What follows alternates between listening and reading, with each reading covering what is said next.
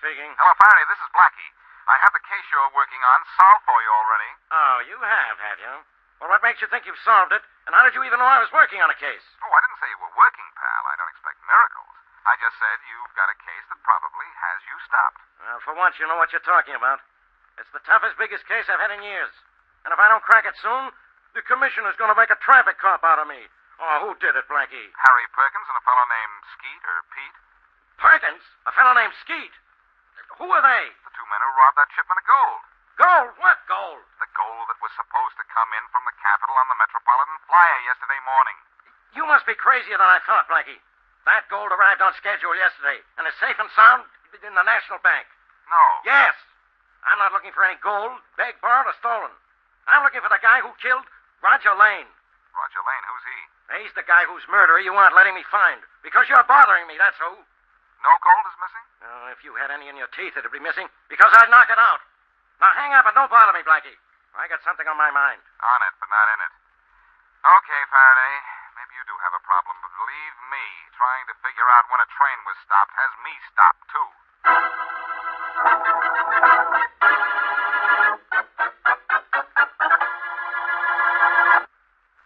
And now, back to Boston Blackie.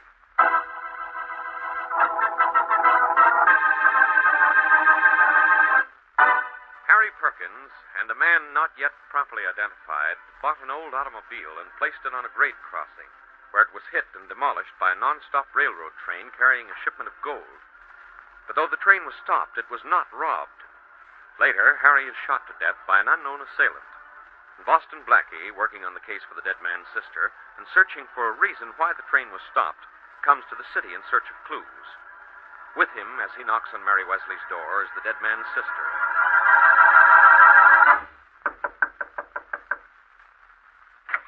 Hello, Mary. Oh, hello. Blackie, come in. I'm so glad. Oh. Oh, it's not what you're thinking, Mary. Miss Perkins, Miss Wesley? Well, I don't have to say it the other way, too, do I? Oh, of course you don't. How do you do, Miss How do Perkins? you do? Miss Perkins is the girl I told you about on the phone just before I left Danville, Mary. Oh. Oh, I see. Oh, Miss Perkins, I'm awfully sorry about your brother. And I know that Blackie will find out who killed him. I hope so. Won't you come in, both of you? We will. And, Mary, I'm going to ask you a favor. Of course, Blackie. I want you to keep Miss Perkins here with you for a day or two until I find out who killed her brother. I'm sure his death had something to do with the stopping of that Metropolitan Flyer. Harry and his killer stopped that train together for a reason I can't understand. Yet. Well, maybe the train was robbed. Well, that's what we both thought, Miss Wesley, until Blackie found out the gold it was carrying wasn't stolen. Yes, I wondered about that. Maybe it was stolen, and Faraday just won't admit it. Well, make Miss Perkins comfortable, will you, Mary? I'm going to make Inspector Faraday uncomfortable.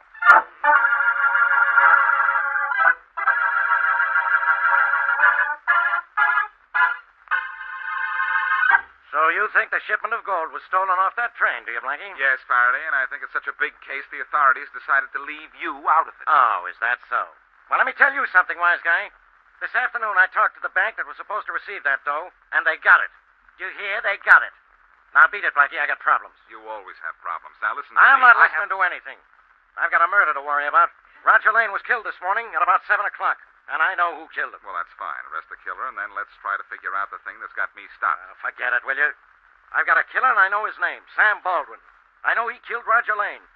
Yet I can't break his alibi. Maybe that's because he isn't your killer. Oh. Look, Faraday, there was the Metropolitan Flyer standing out there in the country with a couple of $1 million in gold in the baggage car. It was stopped on purpose, but it wasn't for the gold. What was it stopped for? I don't know, and I don't care. Maybe it was on the wrong track.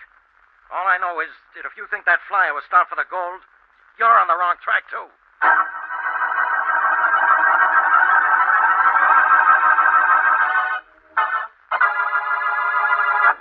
Look, Baldwin, sit there and smirk till your face freezes in a grin if you want to. But I know you killed your partner. You know it, huh, Inspector Faraday? Then why don't you arrest me? Because I don't make arrests until I have proof. Until I can slap a charge on a man and make that charge stick. Then why do you bother me? Can you prove I killed Roger? No, but I can prove you had a motive. No, can you? Yes. Lane embezzled from the company. He stole plenty from you. Mm-hmm, so he did. I can also prove it was your gun that killed him, can't I? Yes, you can, Inspector. I admit it was my gun that killed him. But does that mean that I was the one who fired that gun? I say it does. Oh, but how can that be, Inspector? You forget I was in the Capitol.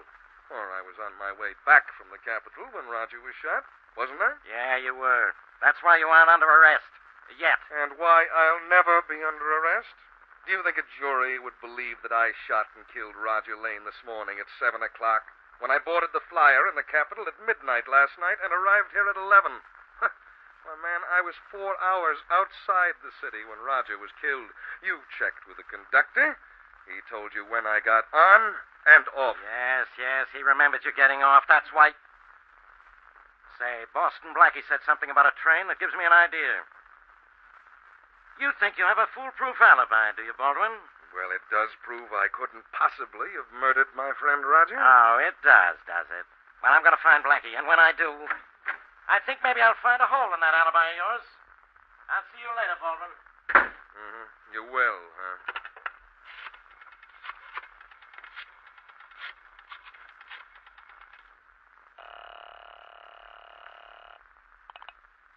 Hello?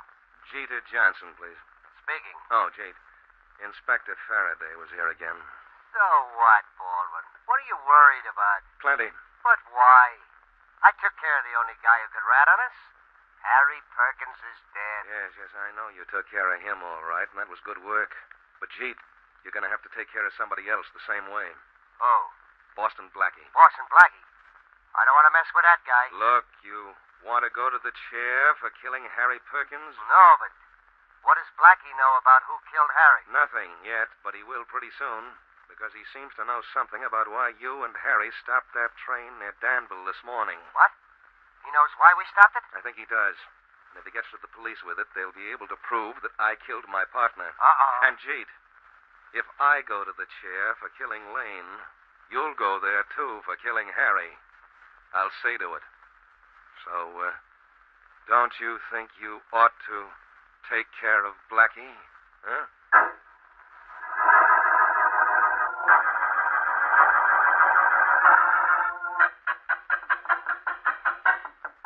I'll get it, Margaret. It's probably Blackie. All right. You don't think he has any news, do you, Mary? He might. Blackie solves very difficult cases awful fast sometimes. Yes, I know. Hello, Blackie. Oh, hello. Hiya. You're Boston Blackie's girl. Is he here? No, he's not, but he's expected any minute. Good. I got a tip if he wasn't home, he'd be here at your apartment. I'll wait for him. Well, all right, come in. Thanks.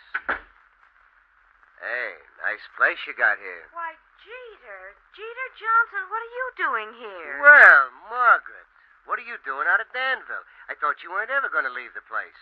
I'm here because of Harry. He was murdered this morning, Jeter. Murdered? Oh, say. I know how you feel, Jeter. You were one of his best friends. Oh, excuse me, Miss Wesley. It's Mr. Johnson. How do you do, Mr. All right. Johnson? Jeter and I are old friends. He lives in Thomasville, just 3 miles from Danville. Oh, I see. And you're an old friend of Blackie's, too. Yeah. Well, this is all very chummy. You don't mind if I wait for him, huh? No, not at all, Mr. Johnson. But do you have to wait for him with a gun? A gun? The outline of a gun is pretty evident in your coat pocket. Okay. So what if I am packing a gun? Just stand right where you are, both of you. Jeter. I'm waiting for Blackie. And what do you want with him? I just want to find out what he knows. My boss thinks it might be too much. That's why I'm waiting for him with, like you say, Miss Wesley, a gun in my pocket. Now, if he doesn't know anything, the gun stays there. Simple, isn't it? Well, what is it that Blackie is supposed to know about? Why the Metropolitan Flyer was stopped. Oh, I'm sure he doesn't know a thing about that. Now, believe me, he doesn't. Sure, I'll believe you right away. There's Blackie now. He'll tell Look, you that Miss Wesley, I'm getting behind that door in the other room. Let Blackie in, but don't say I'm here. I'll let all 3 of you have it. Don't forget.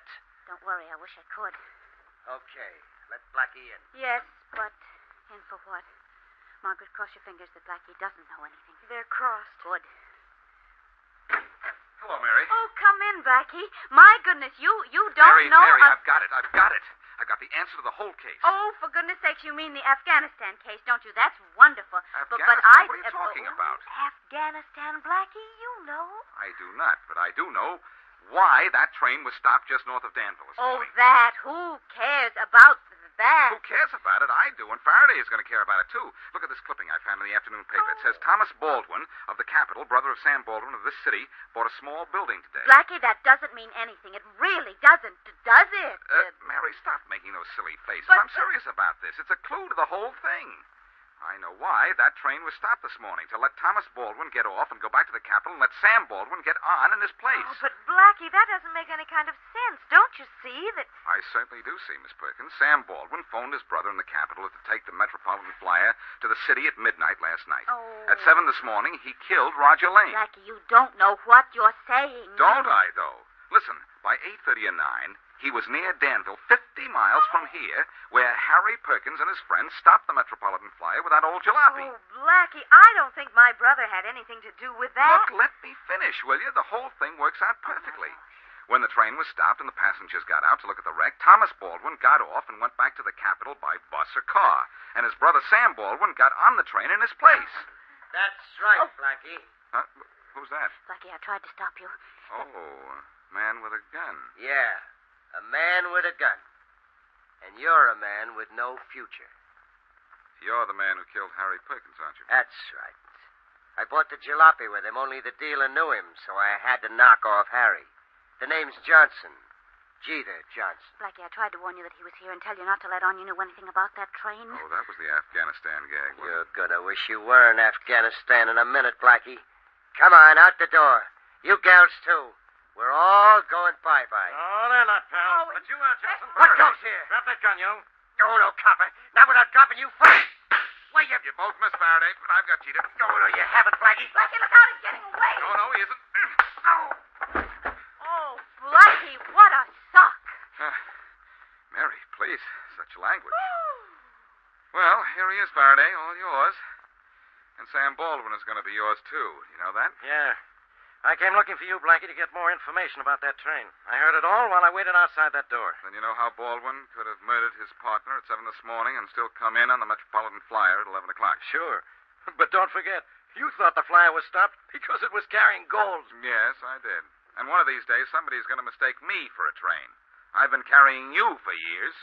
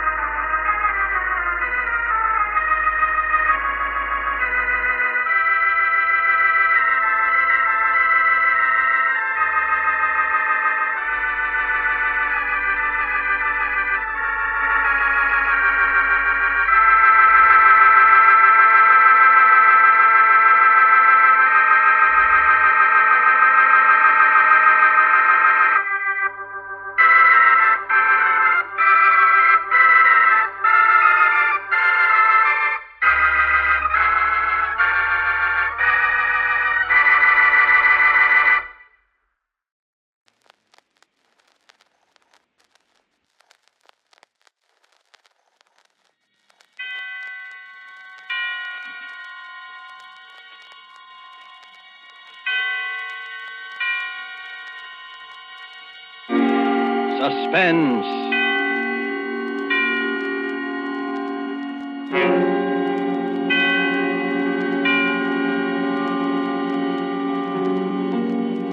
This is the Man in Black, here to introduce Columbia's program, Suspense. In Hollywood this evening, our star is the young American actor who, within a single year, has become one of the most provocative of Hollywood's leading men, Mr. Gene Kelly. Mr. Kelly appears tonight as a gentleman named Art Kramer, a gentleman of most uncertain scruples, engaged with other gentlemen of similar disrespectability in distinctly unlawful practices. Our suspense play by Robert L. Richards is called Thieves Fall Out. And in it, in support of our star, you will hear Hans Conried as a racetrack devotee by name Kennelly, and William Johnstone as Sam Gross. And so, with Thieves Fall Out and with the performance of Gene Kelly as Art Kramer, we again hope to keep you in suspense.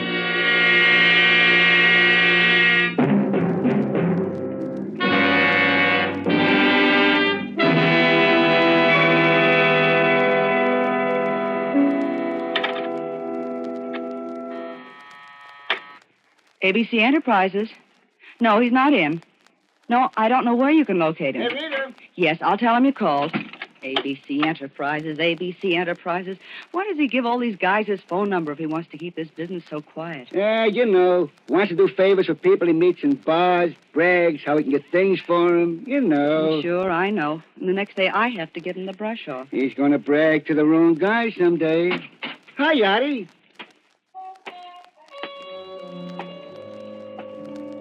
Hello. Hello, Arthur. Hiya, babe. Where you been the last couple of days? Ducking all the guys I owe money to. What time is Sam getting the boys together? In about a half an hour, down at the warehouse. You better start down there pretty soon. What's the difference? I won't get enough out of it to buy a round trip to Coney Island. Any calls? Yeah, Kennelly called a little while ago. That punk. Another guy who wants dough I haven't got. Did you stall him? I tried, but he said he was coming up anyway. Oh, what'd you let him do that for? You know I don't want to see that guy. I couldn't help it. He knows the way here. Okay. Anything else? No. Arthur, if you're not going down right away, can I talk to you for a minute? What about? Oh, something. Joe, watch the switchboard for me, will you, while I talk to Arthur in the next room? What's she got that I haven't got? No cracks out of you. Please, Arthur? All right, but make it snappy. Now what? Oh, Arthur, what's the matter lately? You know what's been the matter. Everything. Me too? Oh, don't start that again. Rita, it's no use. Look, you're a good kid, but it's no use. You didn't used to say that. All right. So now I owe nearly 10 grand around this town. And there's some plenty tough monkeys. If I don't get it up pretty soon, it's going to be too bad. Top of that, I had a loaded truck and a trailer hijacked last week, and there goes my take for the month and more. And you want to know what's the matter. Oh, Arthur, honey, why don't you quit? Why don't you get out while you still can? Why don't I quit? What are you talking about? Oh, you used to have a decent business, Arthur. Sure, and I didn't eat. Well, what about now? It's making a wreck of you. It's dangerous. You know what's going to happen. This whole black market thing's going to crack pretty soon, and when it does, don't be silly. Yeah? Kennelly's outside to see Yachty. That punk. All right, let him come in. What's one more? Okay. Better let me talk to him alone, baby. All right. Think about what I said, will you? Sure.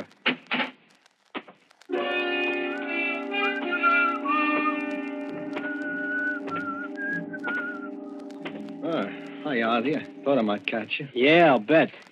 Close the door. Sure. Hey, listen, I need that dough. Well, I haven't got it. I told you that. No, look, I don't want there should be no trouble. There's not going to be any trouble. Take it easy. I didn't mean that. But I took them bets from you on my own. And now my boss is after me. If I don't get that dough by Monday, I'm going to be in trouble. Well, I haven't got it, and I won't have it for another month. Can't you get it from Sam? No, I'm into him as far as I can be now. What do you mean? Sam must have plenty sold it down in some safe deposit vault by now. It isn't in a vault. It's up at his place in Connecticut. Anyway, he won't give me any more. Connecticut, huh? I didn't know he had a place in Connecticut. Yeah, near Riverside. It's a hideout, way away from everything. Oh. MacPhail has one, too, about 5 miles away. When's he go there? He's hardly ever there. Nobody's there. What do you care? You're thinking of the days when you used to climb through second-story windows? Oh, you should know to say that, Art. I don't even know where the joint is. No, I was kidding. Anyway, listen, I'm sorry about the dough, but you'll have to wait. Art, you don't know the spot I'm in. You'll get it from me when I've got it. I'm leaving. Art, listen. You coming? Where you going? Down to the warehouse to watch my share of last month's take go down the drain.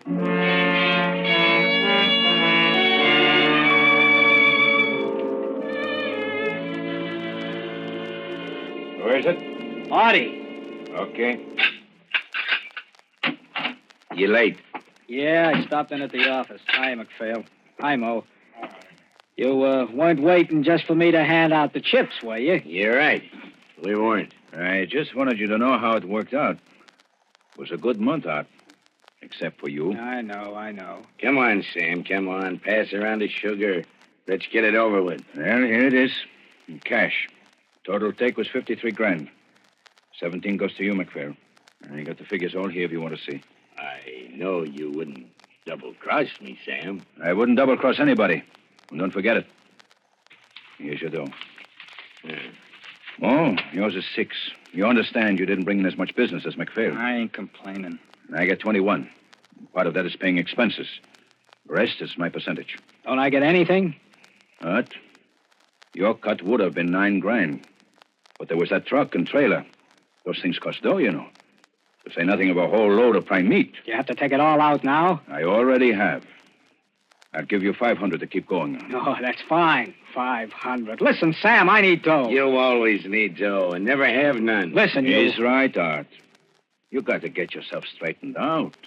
If I give you any more, it'll just go to the bookies and gambling joints like the rest of us. Listen, Sam, I tell you, I gotta have it. There's guys after me. I think he's yellow, Sam. You keep your big mouth out of this. Yeah? I was a respectable businessman when you were running a lousy clip joint on Sands. Yeah, and you're starved. And you're still starving. Because you haven't the guts to keep a couple of mugs from hijacking your stuff. Why, you... Cut it out now. Cut it out. There's not going to be any trouble in this organization. There's plenty for everybody. Now listen, Art. Yeah? Why don't you go up to my place in Connecticut for a few days? Take it easy. And let me talk to these guys who are looking for you. I know who they are. They don't want any more talk. Anyway, I go nuts up there in the country. Go on. Pick up my car at the station. No, thanks. Well, I'm going. I'm going out to the country and tend them a victory garden. Your victory garden? Yeah. I see you about Tuesday. Okay. Hey, Mac. Yeah? Wait a minute. So long, Art. So long. Say, Mac, I'm sorry I made any cracks. Yeah, forget it. Mac, you going up to the country? Yeah, bet your life. Going down and get on the 520 right now. Say, I think I'll take Mac up. Mac, I kind of need a rest. I think... Yeah, you need something. Do you mind if I ride up on the train with you? Why not? Why not? It's a public train. Mac, I was sorry about... Say, Artie. Yeah? Don't mind me. I talk a lot. And I don't mean it. Forget it, Mac. I know. Say, you want to see my victory garden? Are you kidding? No, I got a garden. It's a beaut, too. Want to see it? Sure I would. I always like gardens. Well, in that case, you'll have to stop off at my place on your way to Sam's, huh? It'll be a pleasure.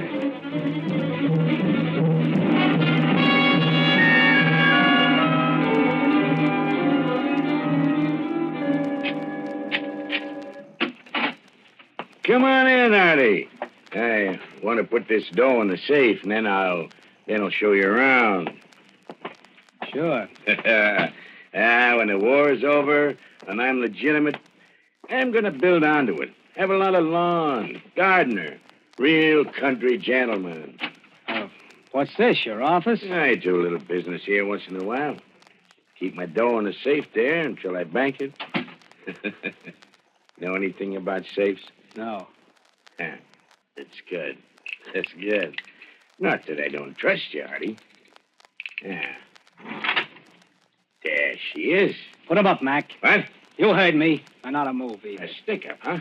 Why, you yellow little rat.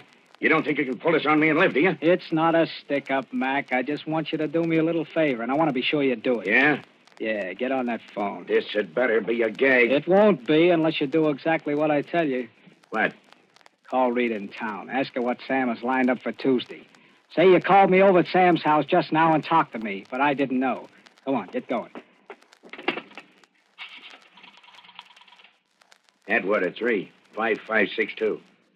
Listen, Art. I'm no guy to kid around with. And I don't like this. Talk. Rita, this is Mac. What's Sam got lined up for Tuesday? I just talked to Artie over at Sam's place. Yeah, up here in the country. He said he didn't know and to call you. Oh, I say. Cut it short. No, never mind. Okay. All right. Now what's the gag? You never were very smart, were you, Mac? That's my alibi. You just told Rita you talked to me at Sam's place. You get it? Why, you...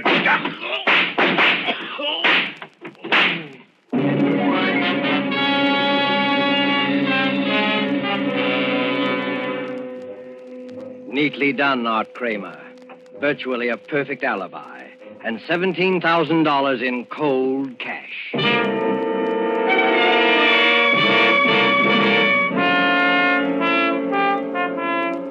But there was someone else who thought he had a perfect setup, too. Kennelly, the little bookie, whose former occupations were even less savory. It wasn't hard for Kennelly to find where Sam's place was in Connecticut, in New York's underground of petty crime, and find out anything. And it wasn't hard to jimmy a window, done that often enough. And then to find the money. There was a wad of money here at Sam's place somewhere. Art Kramer had said so, probably in a safe. That wouldn't be any trouble either. Not in the living room, of course. Yes, maybe this room. An office, a desk and phone, and a safe there in the wall. And just as he'd thought, old-fashioned, easy to crack. First to drill a little hole, then the soup. There'd be a quick, neat little explosion, and the safe would fall apart in his hands. But wait, what's that? A car driving up, stopping. Who? Art Kramer had said nobody ever came up here. But it was leaving now, driving away. Probably just a mistake. No. Steps outside. Somebody coming in. What to do? Escape cut off. Hide. Here in the office, behind the door. Hide the bag of tools, quick. He's coming in here.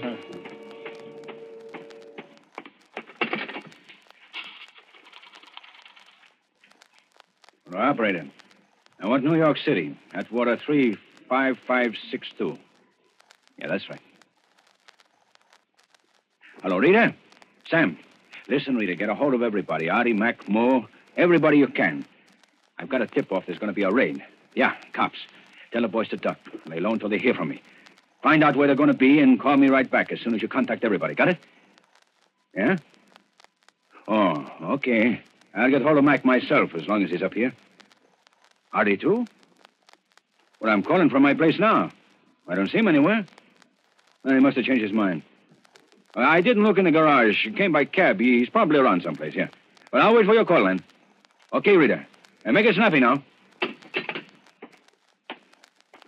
Hey, Connelly, what are you doing? Listen, Sam, I just... The safe. Why are you doing?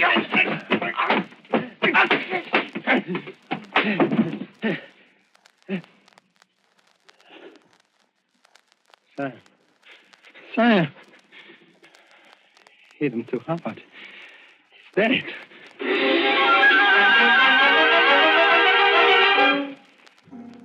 Dead. Yes, hit him too hard. Murder. That's a lot different from housebreaking. Murder. The phone. Somebody calling Sam. Fear, blind, unreasoning fear. Smash it. Rip it out of the wall. As though whoever was on the other end could actually hear, actually see what was in this room. Murder and a murderer. There. Why, oh, why had he done that? Foolish. Just nerves. Don't get hold of yourself. Think. What now? The money. Yes, have to have the money now. Make a getaway. Mexico, South America. Maybe Sam. Yes, the body. He'd even touch him. But turn him over. There, the wallet. Empty. That's funny. Other pockets. No, nothing. The safe, then. Finish the job quick. Then get out. Find the drill again. Hurry. Again, somebody coming. Who? Never mind. Not going to be caught this time. Can't be. A murderer. Close the door. Lock it quick. Pocket the key. Hide. Maybe whoever it is will go away. Then come back and get the money later. Here There he is. Hide, quickly, the kitchen. Get out the back window again if you have to, but wait. He's not following. Wonder who it is. Just have a look through the crack of the door. Careful, there. Art Kramer. The suitcase must be going to stay. But wait, why not? Art wouldn't know anything. Couldn't with the office door locked. Give him a plausible story. Stay overnight and get the money when he's asleep. A chance, but have to take it. Have to have the money now. Why not tell Art he'd come looking for Sam to borrow? Then, looking through the house for him, call him. Yes, make it look natural. He can't answer now. Call him. Sam? Hello, anybody here? Hello? Who is it? Who is it yourself? I'm looking for Mr. Gross, Sam Gross. Well, what are you doing here? Hello, Arthur. I was looking for Sam. I thought you didn't know where this place was. Oh, I found out. Yeah? What made you think Sam was going to be up here? Why, I heard a tip in town there might be some trouble. I figured he might come up here to duck out. What kind of trouble? Cops? Yeah? I didn't hear anything. I don't know, but I'd do something. You know, I'd need dough the worst way. I figured Sam might let me have a little. He paid off today, didn't he? That's right. Art, did you get any? Me? Well, if you did, I don't like to keep asking you, but I need it, Art. Look, Kennelly. Huh? You know, I meant to get in touch with you about that. I wanted to talk to you this afternoon. You mean you got something? Come on inside, I'll tell you. Oh, sure. I got an idea. An idea. It came like a flash to Art Kramer. Frame Kennelly for the murder of MacPhail. Plant some of MacPhail's money on him as evidence. And who would ever believe Kennelly's word, a man with a criminal record against Art's? Why, Rita would swear that MacPhail himself had said Art was at Sam's place. Simply denied that he'd ever seen Kennelly. And Kennelly would be MacPhail's murderer, and Art Kramer would be safe forever. Now, about that money. Yeah. As a matter of fact, I did get some. Not much, understand? Well, even a little would help. How much do I owe you altogether? Nearly 4,000, huh? Well, suppose I gave you 2. I shouldn't give you that much, the way I'm fixed. Well, it ain't what I need, but it'd help. Okay, here's $2,000 on account, then. You know, it doesn't leave me with much. I appreciate it, Art, really. Say, you're really on the spot, huh? Yeah. How much more do you need? Oh, another 4 or 5, anyway. Well, you know, I just thought I know where you can get it if you work it right. You do? Yeah. You know MacPhail? Oh, I know him. Not well. Well, I do. He took in plenty this month. What good does that do me? I tell you, I know the guy. He's the softest touch in the world. He'd give the shirt off his back to anybody if they told him the right story. Yeah? How come you don't put the bite on him? He doesn't like me, but anyone else. You mean, I just ask you? Sure. You get anything you want. I'm not kidding. If you ask for 10, even 20, you'd get it if he had it. No fooling. Sure. He's up here in the country now, too. Right up this same back road, 4.5 miles. Hey, how do I recognize the place? It's a big place on the right. The only house for a mile. You can't miss it.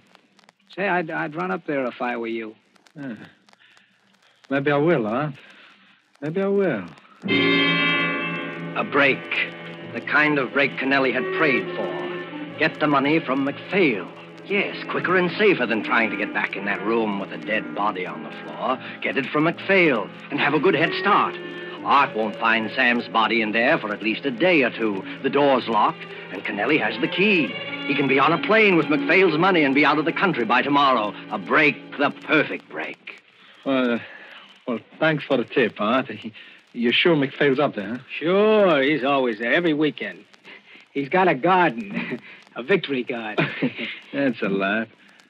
Well, I guess I better get going, huh? Yeah, look around the grounds for him first. If Sure. he isn't outside, just walk right in. The door's always open. He's a simple guy. Trusts anybody. Okay. Thanks, Art. Skip it. Maybe someday you can do the same for me. Yeah. Yeah, maybe someday I can. Well, so long. So long. And now, Art has a job to finish. Phone the cops. From here? No, better not. They might trace it. The gas station at the crossroad, plenty of time. Kennelly will be there 5 or 10 minutes before he finds what he'll find as the cops find him. How easy he fell for it. But never mind that now. The gas station. The phone.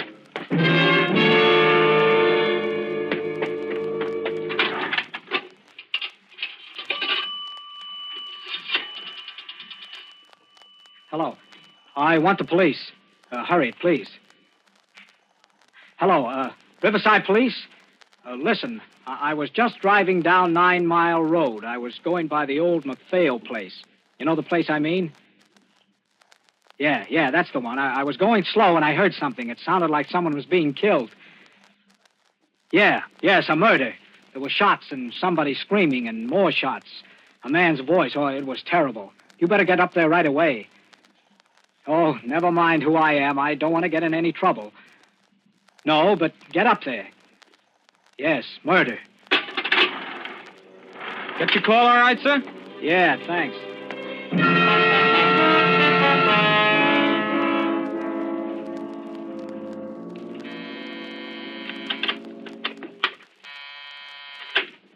ABC Enterprises. Yes, did you locate him yet? Oh, we'll keep trying and call me back.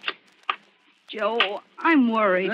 Don't worry about him. If you can't find Mo, neither can the cops. I'm not thinking about him. I'm worried about Sam and Arthur. Maybe they went out. Sam said he'd wait for my call. It isn't that. The phone's dead. I've got to get in touch with them somehow. Can it wait? You know it can't. Not with the cops raiding the warehouse and arresting everyone in sight. Well, how about a telegram? Too slow. I hate to send anyone around to the house, but Sam will understand this time. What are you going to do? Get the telephone company to help. Hello? I want the Riverside, Connecticut traffic operator, please. Yes. You know, it's funny about that phone. It rang 2 or 3 times, and then suddenly it went dead. Hello, traffic operator? Have you a phone listed under the name of Gross? Samuel Gross.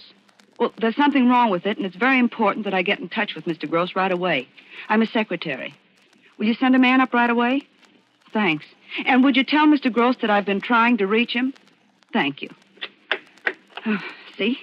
When Sam finds out there's something wrong with his phone, he can phone me from outside. You're a pretty smart girl sometimes, Rita. Yeah? Don't you believe me? I just wish I was smart enough to get some sense across to that guy, Art Kramer, once in a while. You kind of like him, don't you? Cut it out. Don't worry about Artie. He'll be all right. Sure, I suppose. I suppose he'll be all right.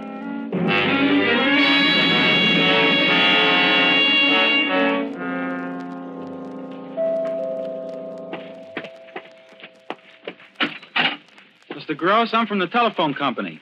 Mr. Gross isn't here. Oh. Well, we just got word from New York that his secretary's been trying to reach him, but his phone is out of order. I was sent up to look at it. Sure, go right ahead. I'm a friend of Mr. Gross. I know he'd want you to fix it. Okay. Where is it? First door to your right. Well, looks like we've got more visitors. Yeah, cops. Well, I better get after this phone here. I'm sorry to trouble you. I wonder if we could use your phone. Well, it's out of order, I'm afraid. There's a man here fixing it now. What's the matter, officer? Trouble? Yeah, a little killing up the road. We didn't want to handle the phone there. Might be fingerprints on it. Murder? That's right. Up at the old McPhail place. Caught the guy red-handed. Murder and robbery. We even found the dough on him. Yeah? Who did it? Says his name is Kennelly from New York. I wouldn't tell you all this except it's an open shut case. Couldn't explain what he was doing there or how he got the money or anything. Well, you'll read about it in the papers tomorrow. You, have him outside now? Yep. Well, we better be going. Hey, mister, that door you got, it's locked. You got a key? Why, no. Oh, what's the matter? You lost a key someplace? Well, I must have. The room with the phone in it. Oh, maybe I can help you out. I got a little gimmick here that might open it. Thanks. Yeah, we got to have things like that in this line of business, you know. This the door? Yeah, that's it. There you are. Oh, thanks. You don't need me in there for anything, do you? No, sir. Well, good night. Good night. Hey, say, officer. Yeah? You better come in here a minute. Wait a second, will you, Jim? Sure. What's the matter? Hey, mister. You been here all day? That's right. Why? Nobody else been here all afternoon? No, sir. Oh, what's this? You find something wrong in there? You said it, mister. Put up your hands. Hey, what's the idea? You don't know, huh? Jim, take a look at what we got here. Yeah. Well. Cover him, Jim. Okay. Oh, what is... Hey, let me see that. Sure. Sam. No. Robbery, too. Been through his wallet and started on the safe. Just like the other guy. Let's frisk him. No, I didn't do this, I tell you. I didn't do it, I tell you. Here's the dough, all right. A roll big enough to choke a horse. Look, you guys. I tell you, I didn't do this. Yeah, kind of interrupted you, didn't we? Come on. Look, I didn't do this, I tell you. I didn't do this. I didn't do this.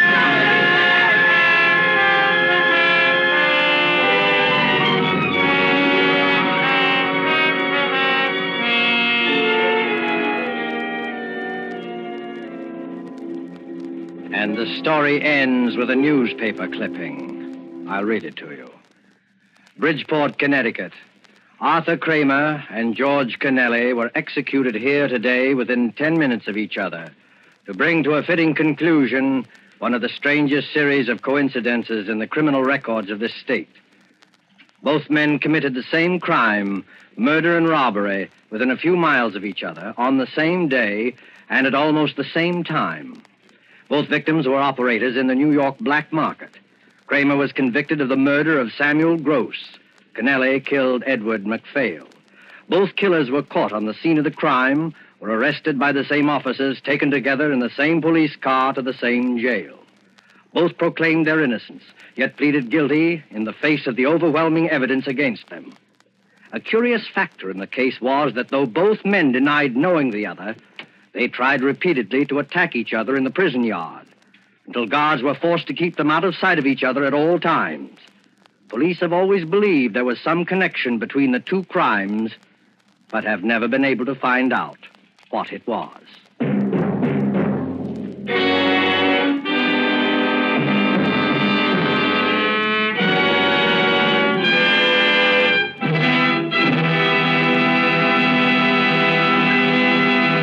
And so closes Thieves Fall Out, starring Gene Kelly. Tonight's tale of Suspense. Appearing with Gene Kelly, who is to be seen currently in Metro-Goldwyn-Mayer's Technicolor musical Thousands Cheer, were Hans Conried as Kennelly and William Johnstone as Sam Gross. This is the Man in Black, who conveys to you Columbia's invitation to spend this half hour in suspense with us again next week, same time, when our star will be Mr. Vincent Price. Mr. Price will be heard in a suspense play by E. Jack Newman, dealing with the Gestapo and called The Strange Death of Charles Umberstein. The producer and director of Suspense is William Spear, who with Lud Gluskin and Lucian Malowick, conductor and composer, and Robert L. Richards, the author, collaborated on tonight's Suspense.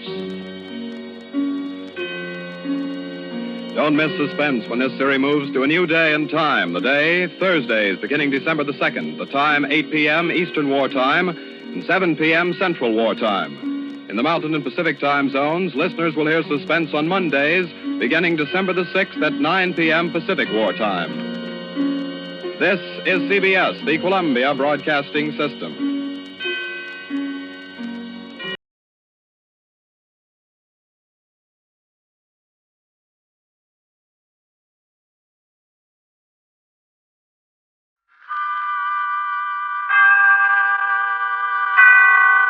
Autolite and its 98,000 dealers bring you Mr. Herbert Marshall in tonight's presentation of Suspense.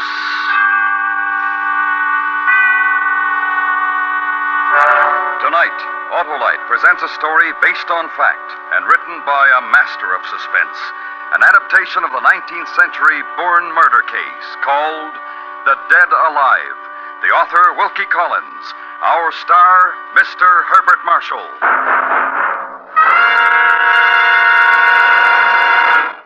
Hey, Wilcox, how you hitting them, kiddo? Hello, Stan. How's our bouncing, bantam, and brainy baseball manager? Feeling like a home run, Harlow. Purring along like a set of those Autolite spark plugs of yours. Yeah, couldn't understand you better, Stan. Those ignition-engineered Autolite spark plugs are designed for the smoothest and most economical performance money can buy. Wouldn't use any other, Harlow. They're real major league. Thank you, Stan. Friends, if your car isn't giving you the performance it should, why not have your spark plugs checked by your nearest Autolite spark plug dealer? He's equipped to give you expert cleaning and adjustment. And if those spark plugs are worn or need replacing, he'll install a set of famous ignition-engineered Autolite spark plugs, either standard or resistor type. To quickly locate your Autolite spark plug dealer, phone Western Union by number and ask for Operator 25. And remember, from bumper to tail light, you're always right with Autolite. And now, Autolite presents The Dead Alive, starring Mr. Herbert Marshall, hoping once again to keep you in suspense.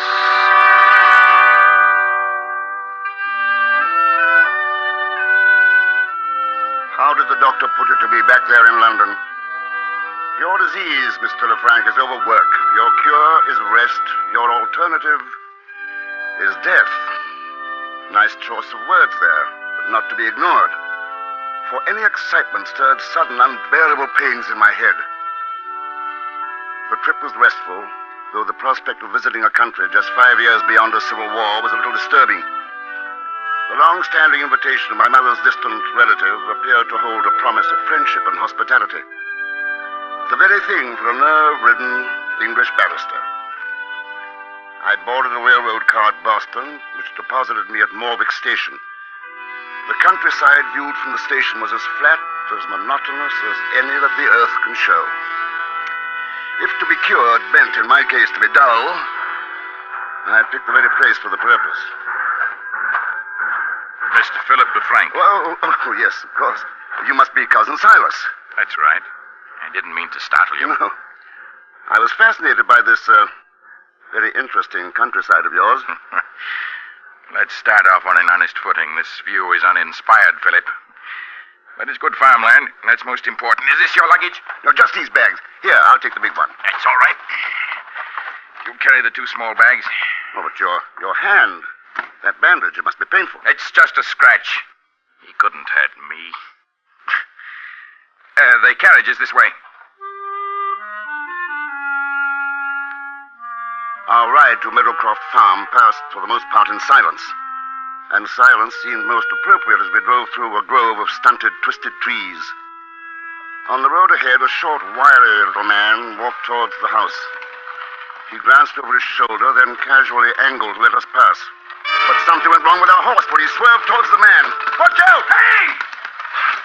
You nearly killed that man. Next time he'll move out of the way faster. But you led the horse directly at him. No matter.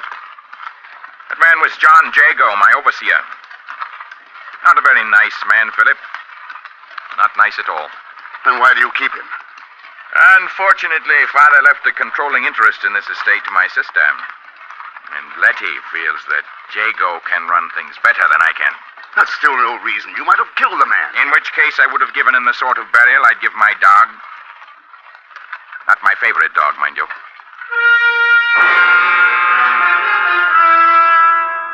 A gray house, like a huge toad, squatted massively at the end of the road. 3 barking hounds chased our carriage up to the front porch. My cousin sent them scampering as we dismounted. A melancholy, middle-aged woman without visible attraction of any sort waited for us in the hallway. Cousin Philip, I trust the Lord sent you an easy voyage. A delightful voyage, Cousin Letty. It's very good of you to have me. Thank my father, rest his soul. We shall do our best to honor the invitation he extended to your branch of the family. Silas, did you pass Mr. Jago on your way up? Yes, I passed him. You might have been good enough to offer him a lift. I did, after a fashion. This way, Philip. I'll show you to your room. Supper is at 8, Cousin Philip. We start exactly on the hour. Silas left me in a clean, almost sterile room. To pass the time, I made a game of searching for some dust. It was depressing not to find any. I paced, I worried, read, and generally tried to keep the gloom of the house from sinking into my bones. It was useless. By 8 o'clock, I was morosely trying to decide whether to go down to dinner or to repack and leave. My stomach made the decision for me. I walked out of my room and into the loveliest creature I'd ever seen. Oh, I'm sorry. Oh, no, my fault. I shouldn't run down hallways. Of course, you're Philip. Of course. But they told me nothing about you. Well, I don't think they're quite sure of how to classify me. I'm Naomi Colebrook. We'd better go downstairs. We'll miss dinner. Are you visiting too, Miss Colebrook? Oh, no, I've been here over 6 months now. I'm a vague sort of relative. Letty and Silas took me in after my parents passed away. Oh, that was very good of them. Yes, it was. But I am glad to have someone else here now. Is anything wrong? Well, there are tensions in this house. You may feel them. I already have. Something most unpleasant about it all. Oh, please don't let it drive you away. I have to talk to somebody. You see, Naomi, where are you? We're coming, Silas. We'll talk later.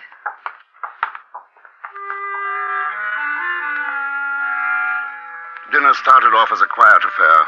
Naomi, Silas, Letty, and myself were there, of course. The fifth person was John Jago, the fellow we'd almost run down. He acknowledged the introduction to me, then lapsed into silence. The only time I saw any animation on his face was when he glanced at Naomi. Silas noticed it, too. You find Miss Naomi's face interesting, Mr. Jago. I beg your pardon. Silas, please, don't start in again. It's offensive for the help to be staring at you like that. Your imagination is being overworked again, Silas. Dear Letty, you're so fond of Mr. Jago. Isn't there one small pang of jealousy at his interest in Naomi? Silas. I'm sorry, Miss Letty. When your brother is in one of these moods, it's best that I retire. Good night. Good riddance. There was no need for that, Silas. You're too even-tempered, Naomi. Let's put it to our guest here. Philip, what did you think of that surly fellow's behavior? Why, I don't know. As to looking at Miss Naomi's face, it constantly attracts my own gaze. Oh. Does it? Yes. Does that make it necessary for me to leave the table? Let's both go for a walk, Philip. I've had enough of this for one evening. But, Naomi... Let her be. Go, Cousin Philip. I wish to talk to my brother alone.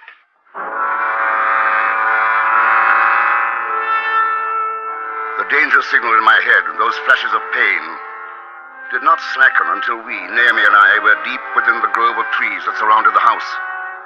The moon was full, its rays filtering through the dense overhead growth of twisted branches. We walked slowly towards a pale green glow that diffused the gray night ahead of us. What's wrong, Philip? Your face is... It's Patsy. Pain. The doctor warned me to avoid excitement. Silas starts up with everyone. And he turns his anger upon poor Mr. Jago. Yes, they had a terrible fight the other day. Mr. Jago had to use a knife to defend himself. He won't bother me. I'm not too sure. He was furious with you at dinner. I refuse to allow anybody to interfere with the pleasure I take from your company. But, what's causing that green mist ahead? Oh, that's a natural lime kiln. They say it's been burning for centuries. There's a hypnotic quality about this green pit. I can't take my eyes from it. It terrifies me. I keep imagining what would happen if someone were to fall in there. Oh, they should put a fence about it. Philip. What? There, by the trees. Someone's watching us. Huh? Who's that? I hope I'm not intruding. What do you want, Mr. Jago? I don't wish to disturb you or this gentleman, but I must speak to you, Miss Naomi, in private. This is hardly the manner to approach, eavesdropping from behind a tree. Oh, no, sir. I've just been walking through this grove and came upon you, but I must talk to this lady. Won't it hold until tomorrow? It would be a great kindness on your part, a very great kindness if you'll let me speak before I rest tonight. Very well. We'll go back to the house. Not the house, miss. Why not? There are eyes and ears in the house, and footsteps so soft that no person can hear them. Then we'll speak here, where we can see all about us. Sir, if you don't mind. I don't want to leave you here, Naomi. Oh, I'll be quite all right, Philip. Mr. Jago will see me back to the house. You know best. Good night, then. Good night, and thank you.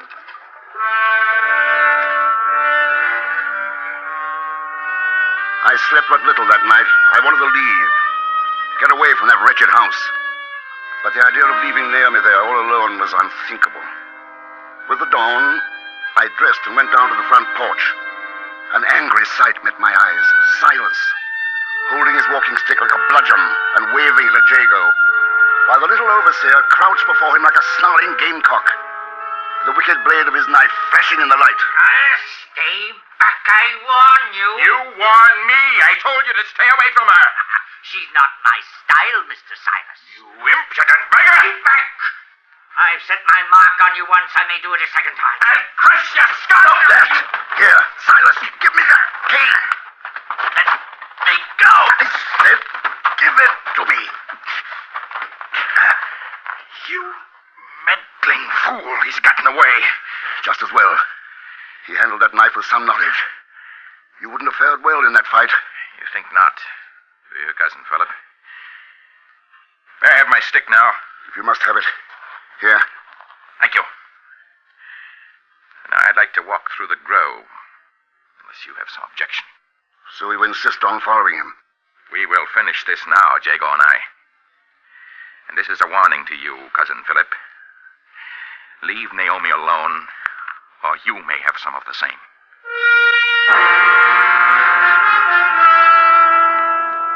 Neither of them had returned to the house by late afternoon.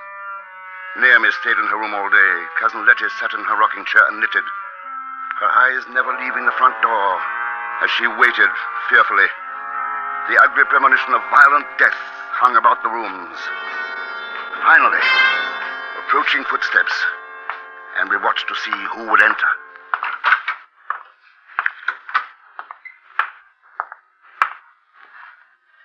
Silas, where is Mr. Jago? I believe we've seen the last of that one. Did you? You haven't brought your walking stick? No. But don't fear, Cousin Philip. I have another. Should you want to take a stroll through the grove?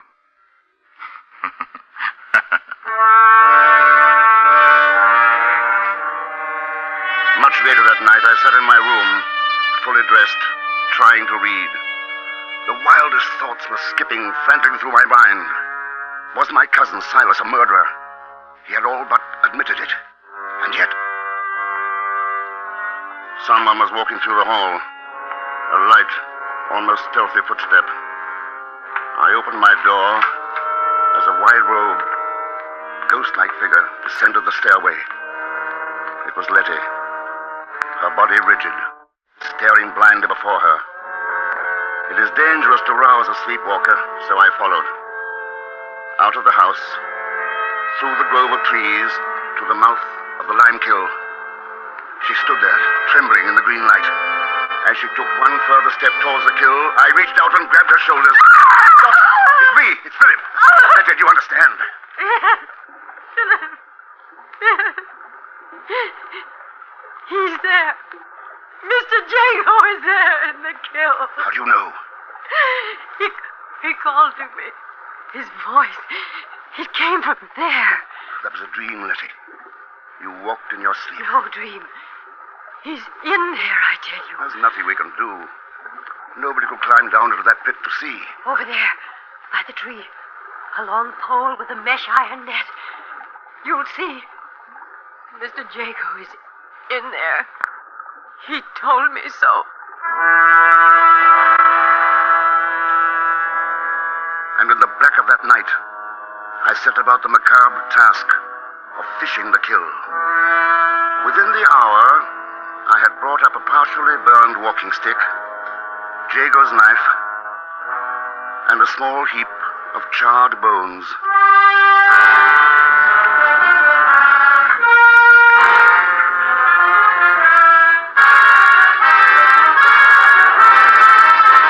Autolite is bringing you Mr. Herbert Marshall in Wilkie Collins' The Dead Alive. Tonight's presentation in radio's outstanding theater of thrills, Suspense.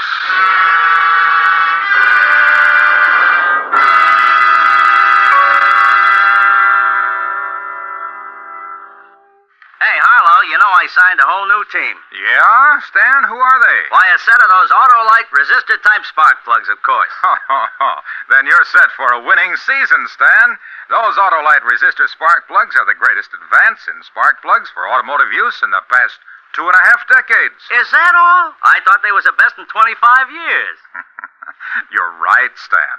And that built-in Autolite resistor makes possible such advantages as double spark plug life, smoother engine performance, and quick starts. And the resistor spark plug is only one of a complete line of world-famous Autolite spark plugs, ignition engineered for every automotive use. That's a straight pitch, folks. So see your nearest Autolite spark plug dealer for a spark plug check soon. He services all makes of cars, and he has ignition-engineered Autolite spark plugs, either standard or resistor type. To quickly learn his location, phone Western Union by number and ask for Operator 25. And remember, from bumper to tail light, you're always right with Autolite. And now, Autolite brings back to our Hollywood soundstage Mr. Herbert Marshall in Elliot Lewis's production of The Dead Alive, a tale well calculated to keep you in suspense.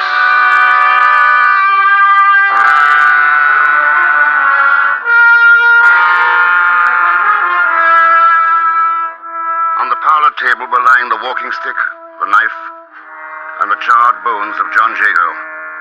I'd roused Naomi and Silas, and now the four of us sat around the room, our eyes studiously avoiding the grisly pile before us. The light from the oil lamps failed to clear shadows from the dark corners of the parlor. And so we sat, and waited for the silence to accuse. I didn't kill him. You have murder on your soul. Mr. Jago told me that, too. Oh, in your dream, I suppose. He never cared for you, Letty. Why do you carry on so about him? He was too shy to tell me. And now he never will. For you killed him. That is your stick, Silas. I stumbled near the kill. It fell in. And the knife and the bones, Silas. You killed him, Silas. And make the most of it. I'm going to bed. There's nothing more to be done tonight. We may as well all get some sleep. I don't think I'll ever sleep again. Or at least try, Naomi. Tomorrow we'll have to call in the magistrate. Aren't you coming, Letty? Oh, I'll stay here. With Mr. Jago. Letty, please. No. Leave her, Naomi. Come. Oh, Philip, why did it happen? You probably know best of all. I know nothing. No? What did Jago say to you the other night in the garden? The police will want to know. We'd been talking. I don't recall about what. Suddenly, he seemed to go mad. Mad? In what way? He fell on his knees. He kissed my gown, my hand. He cried that he was in love with me. Poor fellow. I imagine you told him it was impossible? He wanted me to marry him. Of course it was impossible. Silas must have found it out. That could explain the why of this murder. Well, I can't stay here anymore. Nor can I. Tomorrow we'll move into town until the police clear us. And then... What then, Philip? Oh. Good Lord, what's that? Oh, don't leave me. Well, it's too late to catch whoever that was. Someone overheard us. Yes, someone. Here, get into your room, bolt your door, and don't open it for anyone. You hear? Philip, I'm so afraid. Truthfully, darling, so am I.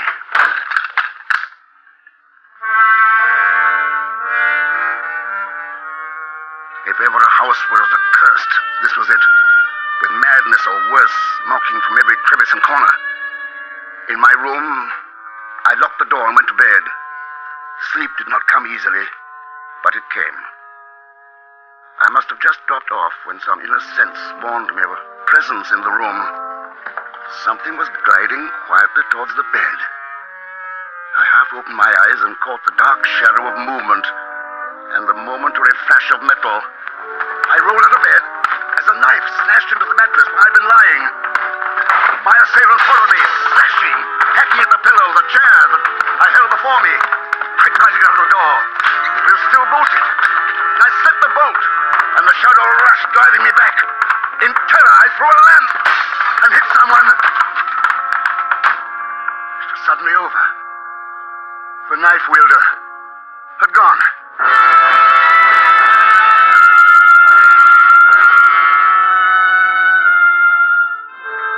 I fired a lamp, then stood floor. My being revolted in fear and anger. I was sick. Sick of this house, of my cousins, sick of waiting to be struck down in the dark. Get up, Silas. Who's there? Stop pretending you are asleep. Philip, the devil's the matter with you? Naomi wouldn't have had you under any circumstances. What did you hope to gain by killing me? Killing you. If I wanted to kill you, cousin, I would face up to you like a man, not strike in the dark. Who else in this house would do a thing like that? What of Letty? Letty. It couldn't have been a woman. Don't underestimate our New England women, Philip. They're strong as oxen. You better come along with me while I question her. You don't trust me? Exactly.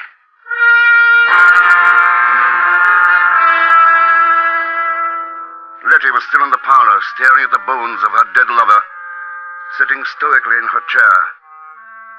Something had changed her, though. There was an ecstatic look about her, and for the moment her face was almost pretty. Letty, someone just tried to kill me. I know. How do you know? Mr. Jago told me you were going to die. She won't grasp the fact that John is dead. Oh, yes, I know he's dead. But now he's closer to me than ever. He comes to see me and talk to me. Did you go upstairs, Letty, to my room with a knife? Mr. Jago told me I was pretty. I asked him if I was, and he told me.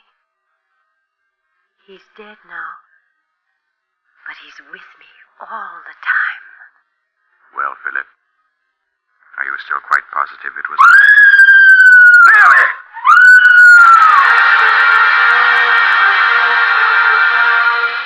I ran up the stairs, Silas at my heels.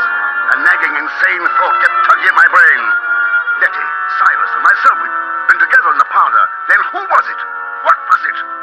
What horror was attacking Naomi in her room? Naomi, open this door! It's me! Naomi! Philip! Naomi, are you all right? Stand back! I'm going to break it open!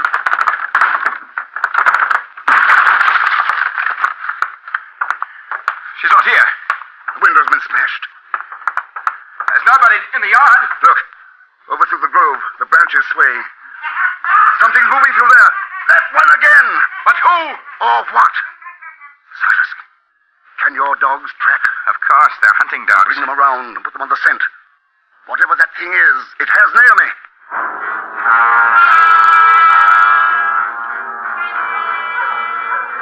The dogs picked up the scent and ran, baying into the tree grove. Silas and I, lanterns spraying yellow light through the darkness, followed. Somewhere ahead, there was something, man or monster, without a mind. Suddenly, at the lime kiln, the dogs stopped howling. We saw Naomi, lying by the edge of the pit. I knelt beside her, feeling the life beat feebly through her pulse. And then, another feeling. The air parting behind me, as something crept towards my back. Something poised to push me into the kiln. I turned sharply, and a shadow flew backwards, crossing to the opposite side of the pit. The green glow stippled around the form of a man. John Jago. Alive. Yes, very much so. Though it would have been nice to have Mr. Silas hanged for my murder.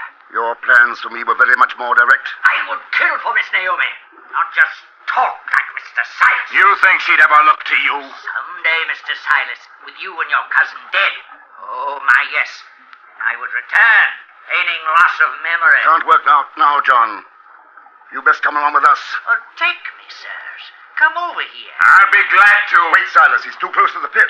A slip and we'd all be in. Try, please. I'm a match for you both. Mr. Jago, I hear you. I'm coming, Mr. Jago. No. Stay back, Letty. I have no use for you anymore. You said I was pretty, Mr. Jago. You said that to me. Letty, don't go near him. Keep away, you stupid, ugly woman. No. You didn't say things like that in the lime kiln. In the kiln. Letty! Keep back. Keep back, Mr. Jago! Letty! They're both gone. Poor devils.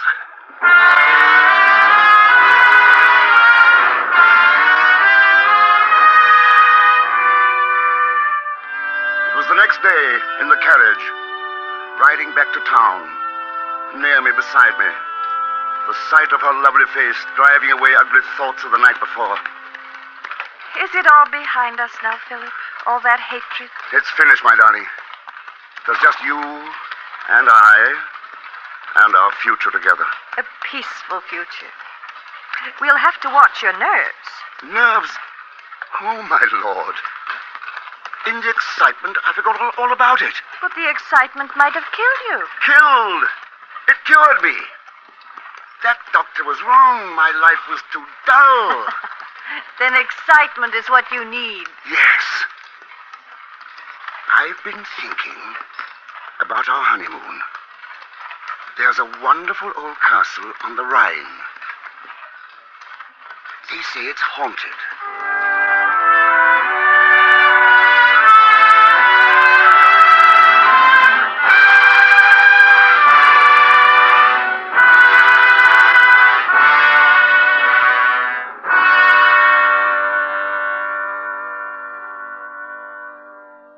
Suspense, presented by Autolite. Tonight's star, Mr. Herbert Marshall. This is Harlow Wilcox again, speaking for Autolite, world's largest independent manufacturer of automotive electrical equipment. Autolite is proud to serve the greatest names in the industry. That's why during these early months of 1953, the Autolite family is again saluting the leading manufacturers who install Autolite products as original equipment. As a climax to this salute series, Autolite will present on both radio and television the Easter Parade of Stars Auto Show from New York's Waldorf Astoria Hotel. Just 4 weeks from tonight, we will bring you the exciting dramatization of the only round-the-world automobile race ever run. The program will star Van Johnson and will originate from the Grand Ballroom of the Waldorf, where the auto show will be in progress. That's Monday, April 6th. And, of course, you're invited to join us next week for our regular Suspense program.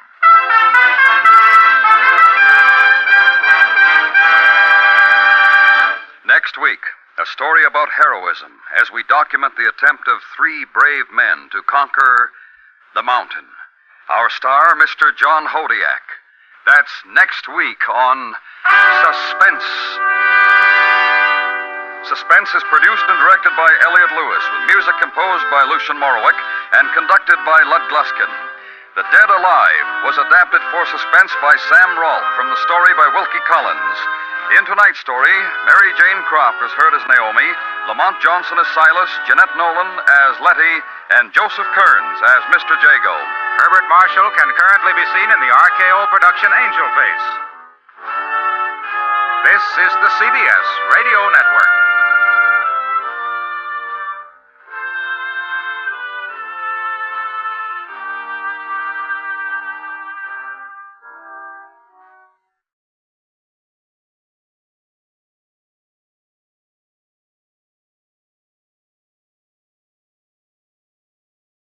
And now, a tale well calculated to keep you in suspense. I only ask the place and time enough to give some small meaning to the meaningless and point to having lived. Listen now to 2462, starring Lawson Zerbe, and written especially for Suspense by George Bamber. I woke up on the floor, shivering. All my clothes were gone. It was like a nightmare I had dreamed many times before and dreaded coming true. At first, I thought I'd awakened in my own room, that somebody had taken all my furniture as well as my clothes. But then I realized it wasn't so much a room as it was a cube. An empty, sterile cube with luminescent walls that hummed with a soft blue-green light. I jumped up then and threw myself against the walls trying to find a way out. And there was none. No door, no window, not even a ventilation tube. I banged on the walls and screamed, but no one answered me. Nothing but the smooth plastic blue-green walls that hummed with the electric current in them, that gave them light and air and death. I slumped back down to the soft foam plastic floor of my cell, afraid to admit to myself where I was, and squeezed my eyes tight against the walls because I was afraid I was going to cry. Just then, the wall in front of me slid back on its tracks, and in the pale light of the corridor, I could see a large, shambling man in prison coveralls with a 9-digit number tattooed on his forehead. What do you want? Follow me. He turned his back on me and stepped on the moving conveyor in the corridor. I stumbled after him because I was afraid to be alone. And I had to know what was happening. Where are you taking me? No talk. Follow me.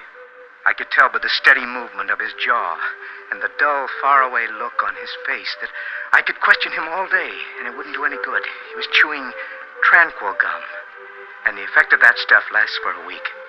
I could scream at him, and it wouldn't bother him. Nothing would bother him, unless I tried to escape.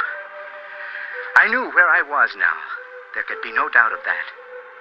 I rode behind my silent guard, up and down what seemed like endless corridors, past row on row of cells just like the one I had left. Some of them had their reverse scanners on. That means you could see in, but the prisoners couldn't see out. Some of them were sitting in the middle of their cube, staring at nothingness. But most of them were slumped on the floor, asleep. Kept that way by somnogas, a gentle gas that kept the inmates unconscious and manageable until their cases came up. I knew one day I would wind up here. And here I was in the most scientific, escape-proof termination center in the world. In here. The guard stepped off the conveyor in front of a heavy chrome door marked courtroom and pushed a button. I moved through the doorway like a schoolboy called upon to recite. The room was not much bigger than the cell I had left, and as empty. A lieutenant sat behind a desk. His plastic bars gleamed at me brightly from his shoulders. I heard my guard close the door behind us, and then I noticed that one wall was completely covered with the sleepy face of a computer. Sit down. Sit down. I did as I was told on the only other piece of furniture in the place, a small three-legged stool in the middle of the room. I wished that they had given me some sort of clothes to cover my nakedness because there was a young girl, a secretary, sitting on an electro-writer, taking down everything that was said, feeding it into the computer. Your identity. Frank Smith.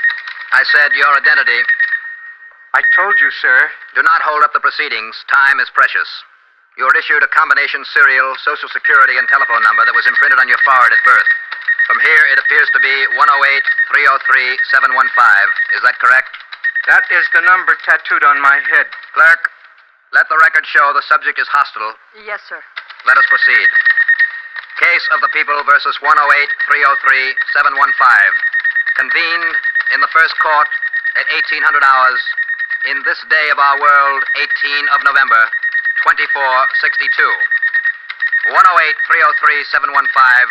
You are charged with 2 counts. 1, writing non-productive literature, and 2, wasting government time. How do you plead, true or false? I don't understand. Have you or have you not written poetry? I'm a clerk in the Space Department. True or false? False. I have here some 100 pieces of doggerel. I shall read a portion of one. See if you recognize it. In my treeless, greenless office, mid the bustling mad despair, I hunger after exile from the chrome and filtered air. Well? It's not a very good poem, is it? Did you or did you not write this poem? True or false? I hardly see Answer, true or false? False. Account, then, for the fact that this poem was written on your electro typewriter. There are millions of electro writers. As you may or may not know, each electro writer has its own characteristics, as individual as fingerprints. An expert has identified this poem as coming from your machine. I can call him in to testify if you like. There are 2 ships. I'm not the only one assigned to that machine. You are not only a poet, but you are a very stupid one. Every electro writer imprints the date and hour of transmission. In every case, the poems were written on your machine, while you were supposed to be sitting at it doing the invaluable work of the Space Department. What have you to say? What can I say? You are charged with 2 very grave counts in this court. Writing non-productive literature and wasting government time. How do you answer? How else can I answer? Guilty. 108-303-715. You insist on imposing on this court concepts of legality as ancient as 1962. In this court, subjects are neither guilty nor not guilty. They are simply productive or non-productive, social or antisocial. I repeat, are these charges against you true or false? Answer one or the other. False. Very well. Clerk, Yes, sir. signal the judicial computer that all facts and considerations of this court are now at hand, and submit the subject's work record, fitness report, sanity estimation, IQ, cooperation quotient. I watched, like a sleepwalker, as the lieutenant handled the thin, punched, and tabulated cards that were the history of my life. I watched with a gambler's fascination as one by one she fitted them into the monster's mouth, and the lights blinked and flitted across its face, digesting my life and worth on Earth, and estimating in hours and minutes how much longer I would be permitted to stay. Suddenly, I realized the computer had stopped. The lights across its face were dark. The machine's mouth spat out a thin red plastic card, and the girl handed it to the lieutenant. Number 108-303-715. It is the decision of this court that you are no longer essential or desirable to life on this earth. What? On the 343rd day of the year 2462, you will be taken from your cell to the Division of Agriculture for processing. No. Your corporal body will be reduced to its basic components. Oh, no. And your existence on Earth will be terminated. No! Oh, no, no, no! No, in God's name, give me another chance. It is a decision of this court. You can't condemn a man to die just for writing a few lines of poetry. Not for writing a few lines of poetry, for being a poet. If you were a scientist or an engineer, we could afford to overlook these recessive characteristics in your personality. Forgive the writing of a few lines of doggerel. But you are not a scientist or engineer or even a mathematician. You're a clerk in the Space Department. And according to your work record, not very good at that. I have no head for figures. At a time when the world is crying out in need of mechanical and technical brains, the best you're suited for is rhyming lists of words on scraps of paper. Can you possibly imagine that in our society we could looking at the young man who was a lieutenant, saw his eyes on me, his lips move, but no sound came out. Everything he said was true. The world was in trouble. 300, 400 years ago, they thought they were having a population explosion. They should see it now. People live as far beneath the ground as they did above. New York was built out 30 miles over the water, and people commuted to work from as far away as Ohio and Michigan. Even the deserts were populated. It took mathematical and technical brains just to keep it all going, not to mention the problem of finding new worlds in space. It must be apparent that even if you had some mechanical ability for the service and repair of computers, machines... I could try to learn. But you have no mechanical ability. Your aptitude tests show that. Well, just give me a chance to learn. There is no time. The world needs these talents now, not a year from now, months from now. Well, all I want is to live. We all want to live. That's the whole problem. The function of this court is to weed out the people who are not necessary to the continuation of life from those who are. Artists, philosophers, theologians, and poets are not necessary. You have been found to be a poet. I appeal to the mercy of the court. There is no mercy in a mathematical equation. Well, give me another chance, just one. Number 108-303-715, you are wasting the court's time. I have many more cases to deal with today. As you stand now, you are a drain on the Earth's natural resources. In exactly 20 days from now, you will contribute to them. Case dismissed. Look, I have one favor to ask. Everyone is granted one last request. What is it? I have the right, do I not, to spend my remaining days conscious? Yes, but you should request semi-gas. Time goes much faster when you're asleep, and then the end is not so painful. I want to spend my last days conscious. Conscious? Why? So I can write. Write? Yes, write. I wouldn't have to have an electro-writer in my cell. Just an asthmatic pen would do. I know how to use a pen and some paper. I know you have no power over the decision of the court, but just this one last request is one man to another. Very well.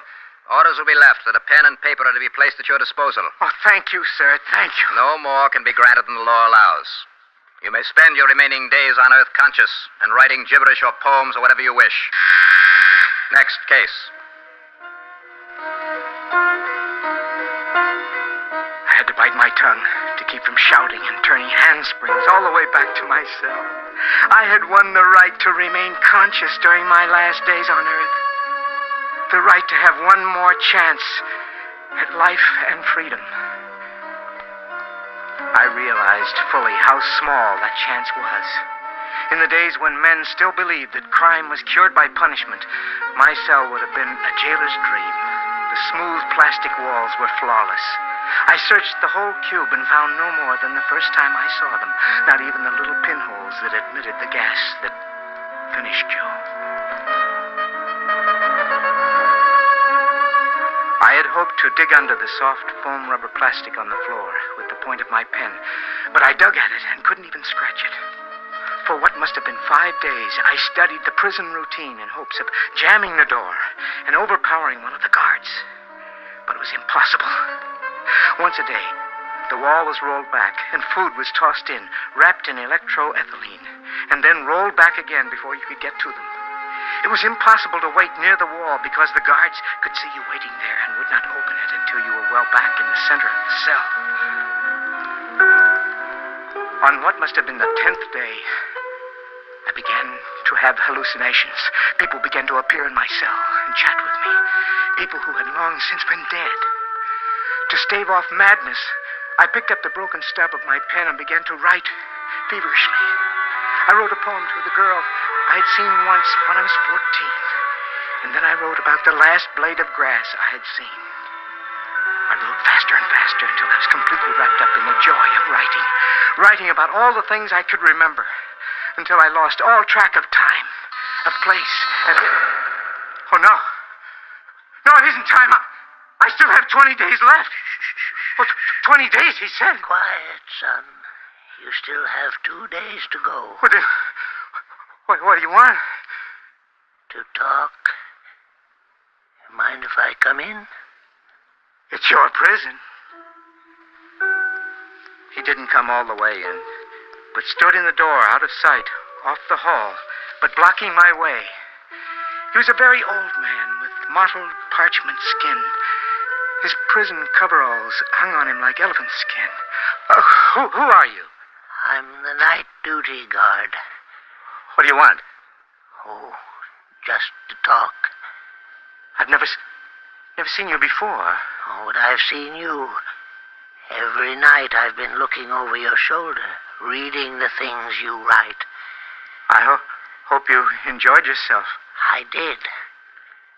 I haven't read any new poetry in 50 years, since the computers came in. You've got away with words. Thank you, sir. That's all right. There's one poem you wrote night before last. I wonder if I could see it again. Which one, sir? The one about a man's going to die and doesn't know why. Oh. You mean this one? Yes. Yes, that's the one. Would you mind reading it for me? My eyes tire easily. Okay. In the monumental silence of a long and pointless strife, I'm pained at my reluctance to let go this last of life. I only asked the place and time enough to give some small meaning to the meaningless, and point to having lived. Yes, I like that. How would you like to get out of here? Are you crazy? No. Nobody leaves here alive. Guards do. But I'm not a guard. You could be.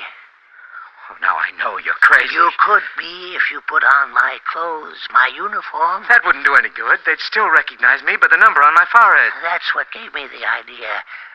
Look at your number, and look at mine. 108, 808, 715. Only the 8s are different. Yes. We could take that pen of yours and make your 3s look like 8s. But you're an old man. I'm young. They'd recognize the difference immediately. No, they wouldn't. The only one who sees me is the guard that relieves me, and he's unhappy, Gum. The only thing he looks at is my number. As long as that's right, he's happy. He couldn't tell you what I looked like if his life depended on it. But why? I don't know why. Maybe I just like poetry. Maybe it's because I'm going to die anyway. Look at me. I'm 110. Yesterday, I read where they're going to start eliminating everybody over 102.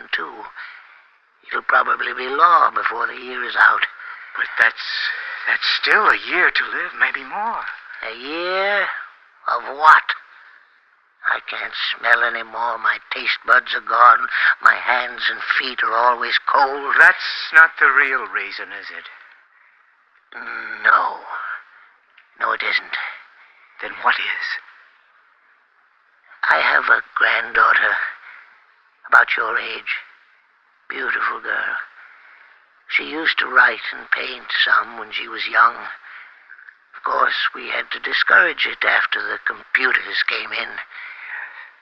Well, it just would make me feel good to know they hadn't stamped out the genes for poetry completely. I hate to live in a world where you don't get anything more than what comes blasting in at you over the telecommunicator. Well, what do you say? Are you willing? I'm willing, if you are. Oh, good. Now, listen carefully. He sat up most of the night, explaining his job to me, cross-questioning me to be sure I remembered it right. His job was simple, mostly just pushing buttons. The difficult part would be finding my way out of the huge prison without looking like I was groping and getting off the overhead rail at the right stop to find his daughter's home.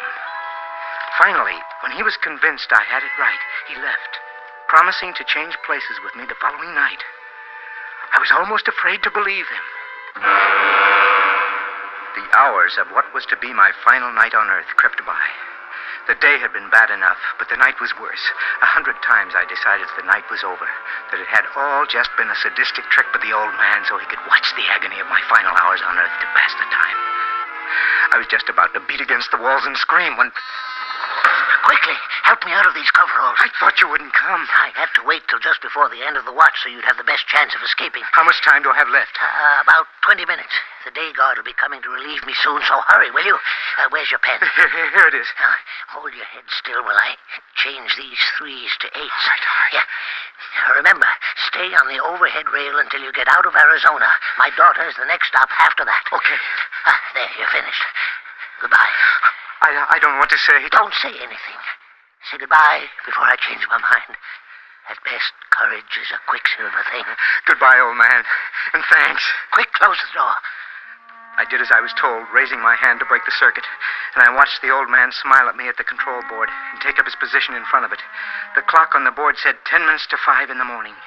10 minutes before I would be released. How's it going?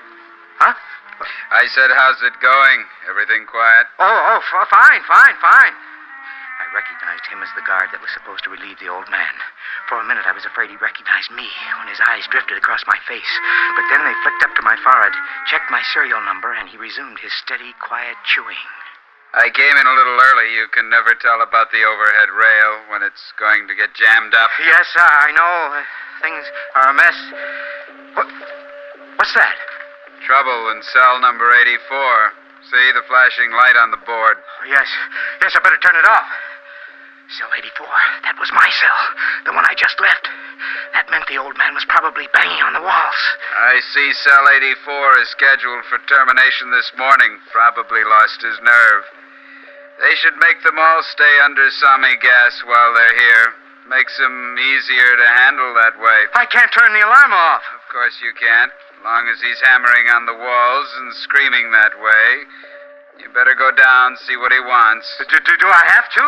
Of course you do. It's the law. He might have something more he wants to say. I walked down the hall, feeling the guard's eyes on my back. I didn't dare argue with him anymore for fear that he would become concerned. It was all over now. I knew it was all over. I could see the old man beating on the walls of his cell beyond the transparent plastic wall, screaming soundlessly. He had changed his mind. He wanted to live. In a minute, he would be running down the hall, shouting for help. And in 2 hours, I would be dead. I raised my hand to break the electric circuit. Oh, there you are. I was afraid you wouldn't come back. You took the poems with you, and I couldn't remember that one. All I can remember is I only ask the place. I can't remember how it ends. I only ask the place and time enough to give some small meaning to the meaningless and point to having lived. Yes. Yes. That's it. And point to having lived.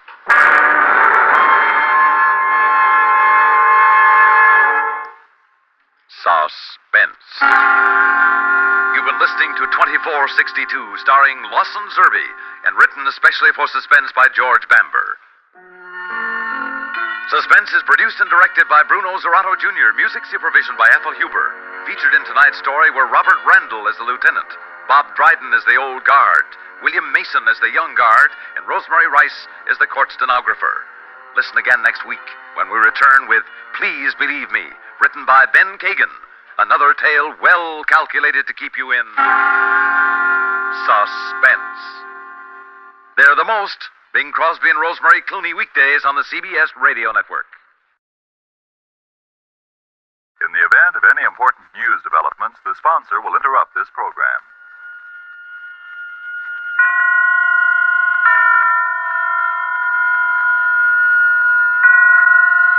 Roma Wines present Suspense.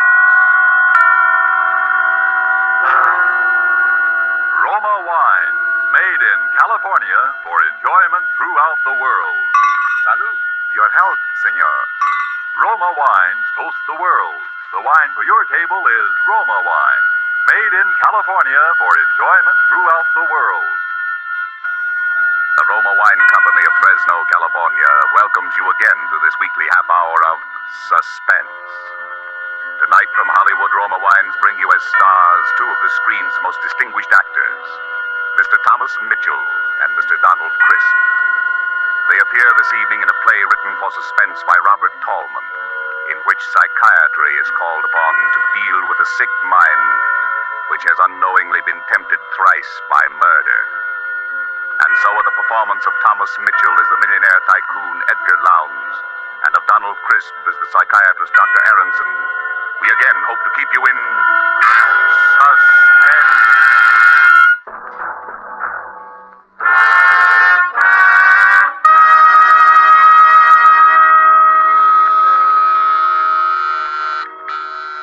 Yes?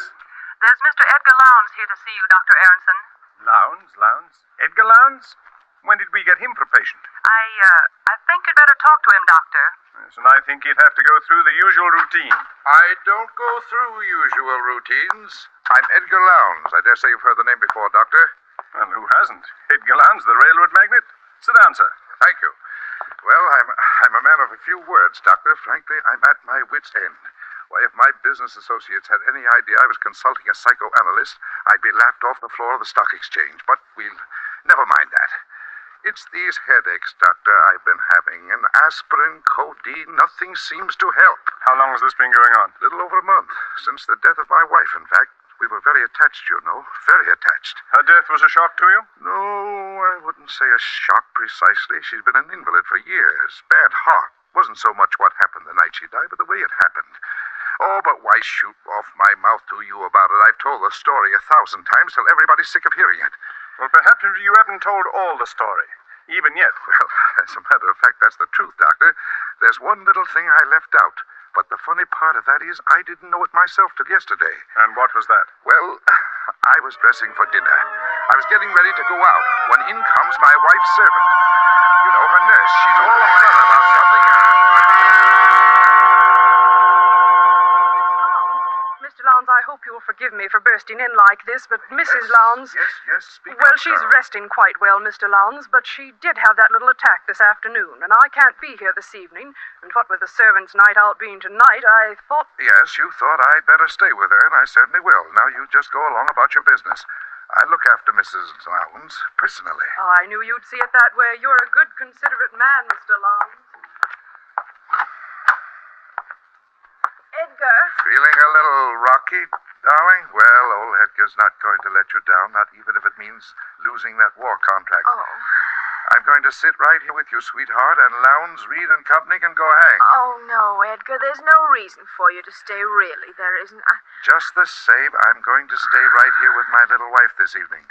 Really, Edgar, it's not necessary. If you'll just get the brown bottle out of the medicine chest, the digitalis, and leave it here by my bed with a glass of water. And leave you here alone in this big house feeling the way you do? Not much, not for 100 war contracts. Now, Edgar, do as I say. Just leave the medicine here by my bed, and everything will be all right. Now, go on, darling, and do as I say. Please, it's the brown bottle.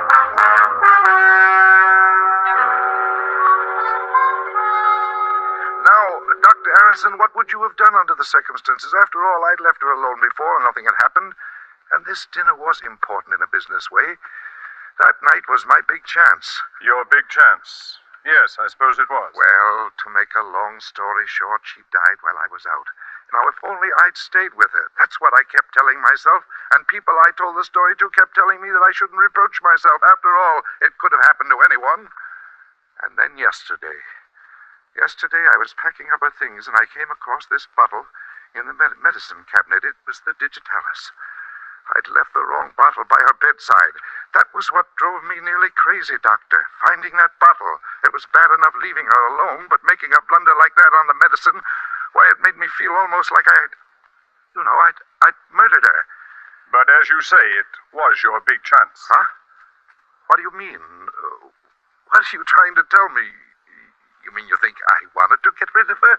You say that, Mr. Lowndes. I didn't. But I see our time is up. I can't talk to you anymore today. Oh, but you've got to. You can't leave me up in the air like this. Why, you practically accuse me of wanting to murder my wife. Perhaps we'll understand your feelings towards your wife better, Mr. Lowndes, when we've discussed the others. What others? Hey, what are you trying to give me? Relief, Mr. Lowndes, for those headaches of yours.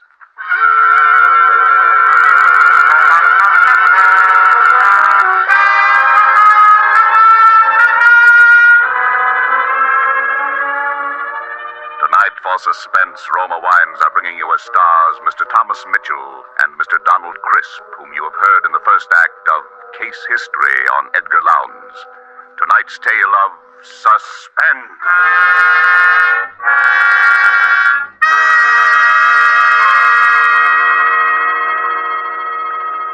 Far from the scene we've just left, far to the south across the equator, is another scene I ask you to visit with me. It's just before the dinner hour on the beautiful roof terrace cafe of the Hotel Metropolitano of Guayaquil, Ecuador. We're finishing our appetizers, an excellent sherry, and lifting your glass, you remark to our host that you envy him such wine. He laughs. You're very kind, he says, but I'm afraid the compliment is misdirected. It is your own California you must praise for this splendid wine. And then he holds the bottle up, and looking at the label, you see Roma California Sherry. This could easily happen in many far countries, where discerning tastes have found Roma wines a luxury imported and treasured.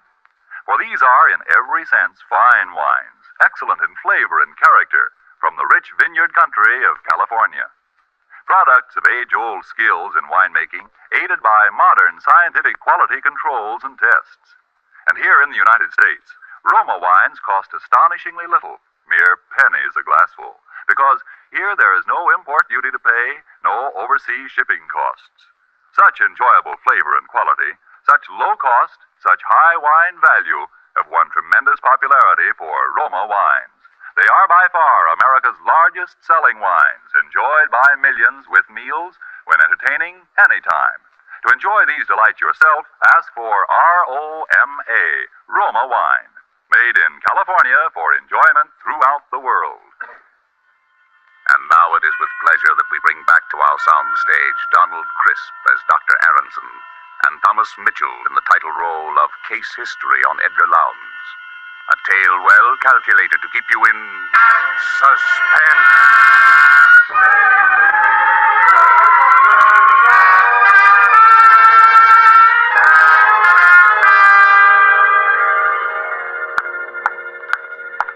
He's outside now, Doctor. Here are your notes on the case. Oh, good. Just leave them here on the desk. And, oh, Miss Finchley. Yes, Doctor? From now on, when Mr. Lowndes is in the consultation room, I want you to keep an eye on my private office. Make sure that the recording equipment is in operation at all times. I want a record of every word he says in his own voice. Is this a criminal case, Dr. Aronson? I don't know yet. But hadn't you ought to... I'm sorry, Doctor. You can let him come now, if you will, Miss Finchley. Yes, Dr. Aronson. The doctor will see you now, Mr. Lowndes. Thank you. Well. Here I am again. Surprised to see me? How are the headaches, Mr. Lowndes? Well, sir, they evaporated just like that. I slept like a top. Don't know how you did it, but you sold me on this psychiatry deal. So I thought while we were at it, Doctor, I might as well straighten out a couple of other little things that have been worrying me. I rather thought there were others. Now, listen, Doctor, don't start talking in riddles again. Maybe you were right. Maybe I did want my wife to die. Unconsciously, of course. Well, why not? She'd been an invalid for years, always complaining, never really getting anything out of life. Yes, sir. After I left your office yesterday, I thought the whole thing over, and I said to myself, Edgar Lowndes, you look at this thing squarely. Maybe you killed her. Maybe leaving the wrong medicine by her bed that night was not so much of an accident as you think it was. So what? You did her a favor. You did yourself a favor. She never really loved you anyway. If Jim Bascom... Who's Jim Bascom? Why, he died in a railroad accident. We were brakemen together on the old Nickel Plate Road. Jim and me were like twins. Roomed together, worked together, liked the same thing, even fell in love with the same girl. Why, I remember the night it happened. We were leaving on the...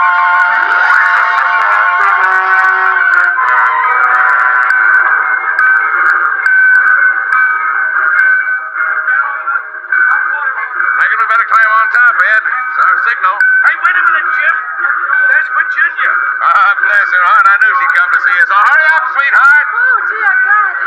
I was afraid I'd be too late. There's not a train in the whole nickel plate line you wouldn't hold up for us, Virginia. Oh, Jim. Baby. Hey, what about a kiss from me, too? Why, Edgar, you're jealous, I do believe. Well, why not? There. How's that? Like my own sister. Ah, come on, Ed. They're getting impatient up there. You've got to tell him this time. You hear me, Jim? Yeah, I'll tell him. I promise, Virginia. Hey, come on, Jim. Coming, Ed. Coming. One more kiss, baby. Oh, darling. My darling, take care of yourself, Jim. I will, baby. Don't forget to send out the invitations.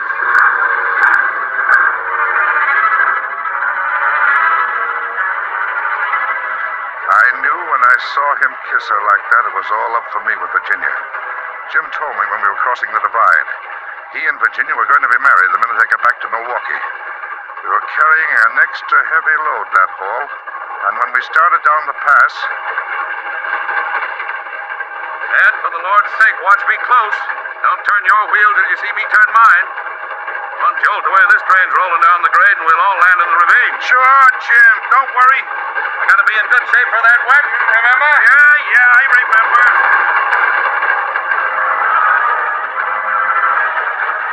I watched him walk back along the cars. It was pretty dark, and I had a cinder in my eyes since we left Salida. I thought I saw him reach the brake wheel on the other car and signal to me. I grabbed the wheel in front of me and braked my car with all the strength of my body.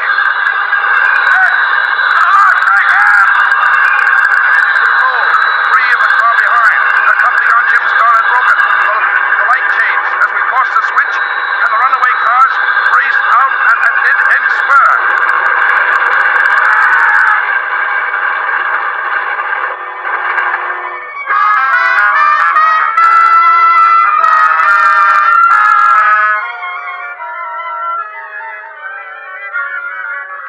I saw Jim's body jolt free of the splintering car and hurtle out over the gorge. Just then we plunged into a tunnel. I never found Jim's body.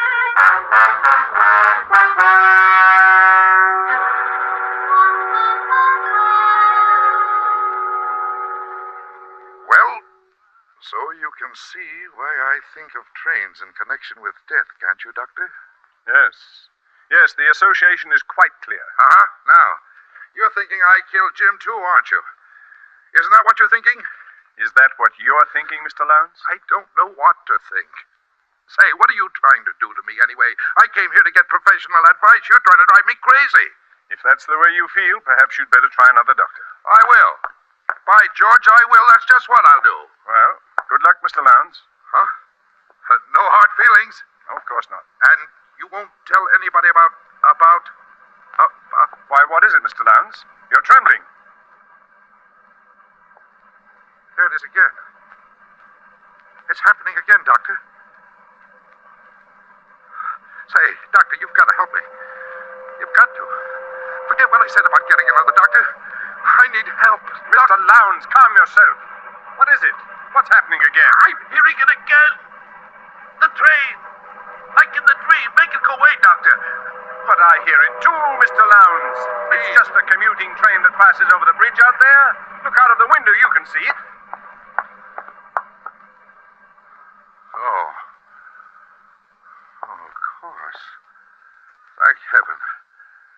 I thought the dream had... You never told me about a dream before. No, and I'm not going to. You know too much already. Yes, Mr. Lowndes, I'm afraid you're right. I know too much already.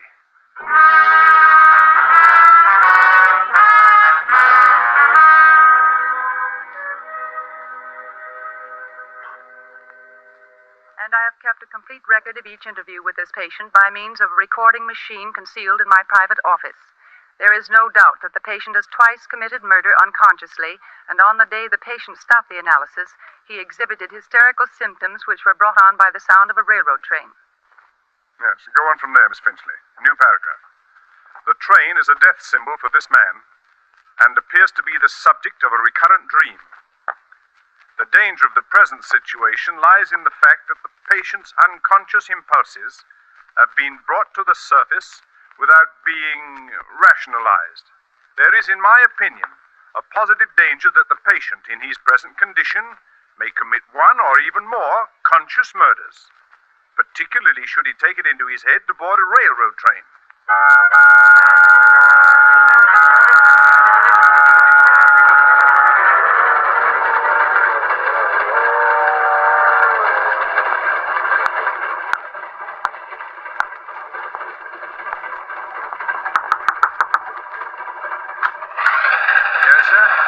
Pardon me, but I noticed you were traveling alone, too, and I wondered if you'd like to join me in a little game of cards. Oh, well, that's a great idea. Come on in. Thank you. Railroads are my line. Edgar Lowndes.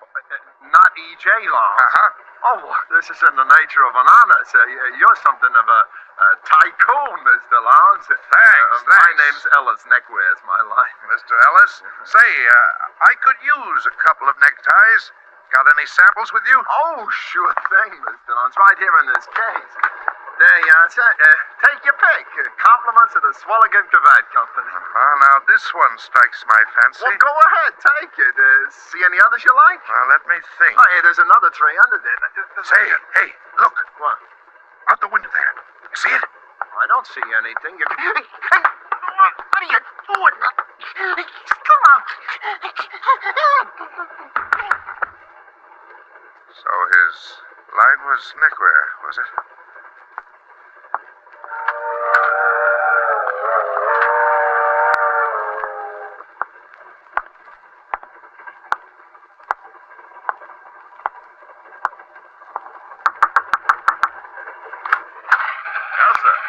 Pardon me, but I noticed you were traveling alone, sir, and I wondered if you'd like to join me in a little game of cards. Oh, that's a good idea. Come in.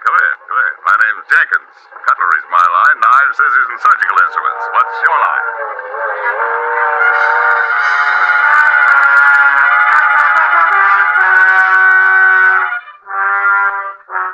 Police of 5 Midwestern states are on the lookout tonight for the homicidal maniac who stalked the corridors of the Lightning Express transcontinental luxury train, claiming the total of 3 victims murdered in cold blood. Edgar J. Lowndes, an executive of the railroad who was aboard the train on the fatal night, has posted a personal reward of $50,000 to anyone giving information leading to the arrest of the murderer. Well, it's happened. There was nothing you could have done to prevent it, Doctor. Even if you'd sent your report to the police, there wasn't enough evidence. And there still isn't enough evidence. Well, you run along. I'm going to stay here and finish these reports in longhand. You can type them in the morning. You're sure you don't need me? Absolutely. I think I'll take your advice. Good night, Doctor. Good night. Oh, Miss Finchley. I almost forgot to tell you... Oh, she's gone. What a nuisance. Talking to yourself, Doctor? Lowndes. How did you get in here? The door was unlocked. Would you rather I come back during office hours? Why, yes. I'd rather you did, Mr. Lowndes. Was it very urgent? It's the headaches, Doctor. They've come back. It started again about a week ago. Well, that's after what happened on the train. Doctor, tell me the truth. Did I commit those murders, or didn't I? You're the only one who knows the answer to that. Something to do with the dream, I think. Oh, yes, the dream. We were getting around to that when you left here the last time. Now, tell me about it. Well, I hear the sound of the train, and I'm sitting there beside someone, a stranger, I think. He's wearing a checked waistcoat, and there's a heavy gold watch chain with an elk's tooth suspended from it, like the one my father used to wear when I was a child in Wisconsin. Tell me something about your father. He died when I was quite young. He'd been an invalid, Doctor, ever since I could remember. He used to sit in an armchair, in a wheelchair it was really, in front of the parlor window. He looked out into the street hour after hour. Sometimes when I came running into the house, he'd put out his cane and trip me, and I hated him for that. At one time, Doctor, I think I was about 8 or 9 years old at the time. Edgar? Edgar, come in here this instant. Your father wants to talk to you. Oh, heck, Mother, I was gonna get up a ball game. Now, the ball game can wait. You come along with me. Can I ever have any fun, Mother? Can I? Hush up. Here he is, Jonathan. Come closer, boy. Want to have a look at you? Yes, Father? Just as I thought. Grass stains all over the new suit I bought for you, huh? Where? There. And there. I won't have him get the idea just because his father's an invalid. He can roll in the dirt like a gutter snipe and get away with it. Stop blubbering. Now go wash your face. I'm driving into town today. Want you to go along, run errands. The car my father drove was an all-electric battery job. His legs were completely paralyzed, and my mother had to practically lift him into it. But the car itself was entirely controlled by hand. Driving it gave him a sense of power he needed. I used to dread those trips into town with him, the horrible spectacle of Mother helping him in and out of the car while the neighbors stared, and then riding along with him alone without anyone, nothing, to intervene for me. That was the worst.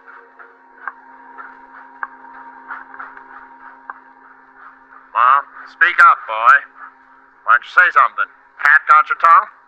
No, sir. I don't know why I had to raise a boy like you. You don't even keep me company on these trips into town. Poor helpless invalid, your own father. I'm sorry, sir. You're sorry. I think I'll give you another caning when we get home, just to make good and sure you're sorry, huh? What do you say to that? Oh, bother. Now look what's happened. Stalled. Battery's run down again. Get out and open the hood in the back, boy. You see a switch there. Turn it to the left where it says reserve battery. Hurry up. We're stopped right on the railroad track. Turn the switch to the left where it says reserve battery. Yeah, yes. Hurry up. There's a train be along here any minute. Oh, yes, Father. Don't just stand there looking stupid. Go and turn the switch, as I told you. What's the matter with you? Have you gone crazy? Don't you hear the train coming, Edgar?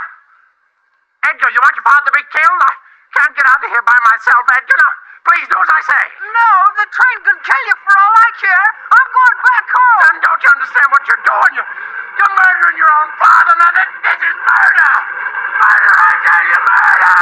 Murder.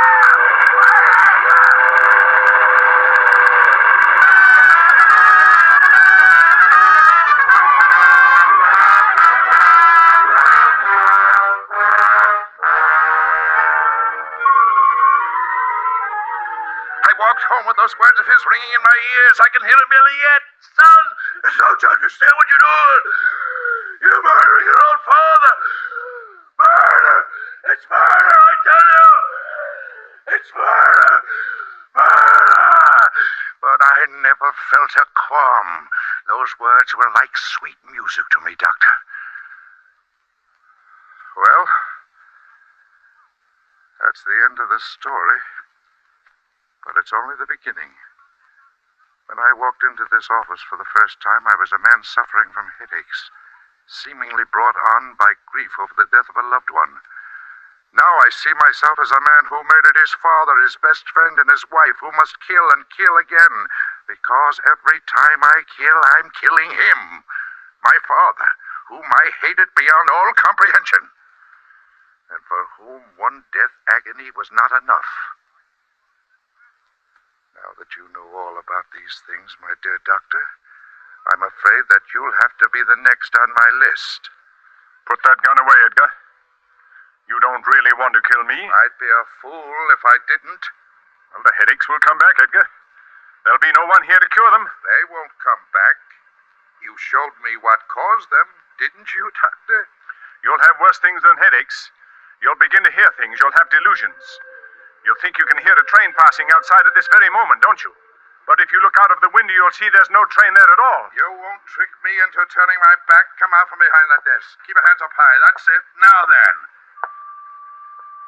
What was that? Don't you understand what you're doing? Where's that voice coming from? You're murdering your own father. There it is again. It's murder, I tell you. Murder! Stop it. Murder! Stop it. Murder! Stop it. Stop murder! I can't stand it. I'll kill myself. Then give me the gun, Edgar. Please, Doctor, make it stop. Take it away. Only here. Make it stop. That's enough, Miss Finchley. Shut it off. Are you all right, Dr. Aronson? Yes, thank you. You almost had me thinking I was hearing voices. Well, I did hear voices, and that's why I came back. And I remembered about you wanting Mr. Lowndes' interviews recorded, so I went in the other room and started the machine. When he became violent, I played back the last part of the record, thinking it might divert his attention. Good girl. We've got all the evidence we need now to put Mr. Lowndes where he can't do any more harm. You may have evidence, but you haven't got me, and you won't get me alive. Dr. Aronson, the window! Stop him! Sorry, Doctor. I can't wait. I've got to catch a train. Hey, Jim! Wait for me!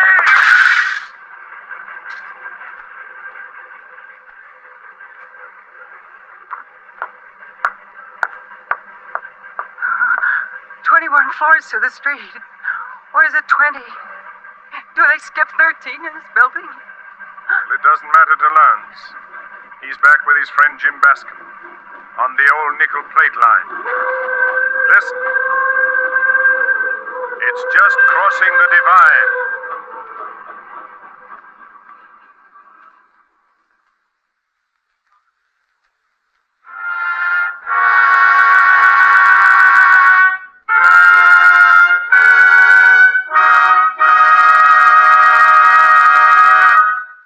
So closes Case History on Edgar Lowndes, starring Thomas Mitchell and Donald Crisp. Tonight's tale of Suspense. Suspense is produced and directed by William Spear. To every woman listening tonight, I want to say a special word about making every dinner or supper you serve taste better. I want to urge you to start serving Roma wine with your meals. It's simple, the cost is very, very little, and it works magic in making food more enjoyable. You can serve Roma wine with any meal or any time in any kind of glass you wish. Serve it chilled. Try different kinds of Roma wine until you find those you enjoy most of all. Try hearty red Roma California Burgundy or the delicately delicious Roma California Sauterne. The cost is mere pennies a glassful, but you'll find even a pickup supper tastes like a banquet. Get Roma wines today, and if your dealer is temporarily out of them, please try again soon. Just ask for R-O-M-A, Roma Wines, America's largest selling wines, made in California for enjoyment throughout the world. This is Donald Crisp. I'm sure I speak for both Mr. Mitchell and myself in saying how much we've enjoyed appearing this evening as the guests of Suspense, which I'm sure must be one of your favorite programs, as it is one of ours. Next week's stars of Suspense will be Geraldine Fitzgerald and Richard Wolff, who appear in one of the most extraordinary stories by that most extraordinary writer, James Thurber. Thomas Mitchell will next be seen in the 20th Century Fox production of Wilson. Donald Crisp will be seen in the coming Metro-Goldwyn-Mayer production, National Velvet. Next Monday, same time, you will hear Geraldine Fitzgerald and Richard Wolff in Suspense. Presented by Roma Wines, R-O-M-A, made in California for enjoyment throughout the world. The following message from our United States Treasury is brought to you by Roma Wines. The invasion is on, the biggest in history. and it needs backing that is equally big. So back the attack. Buy war bonds. Buy more than before.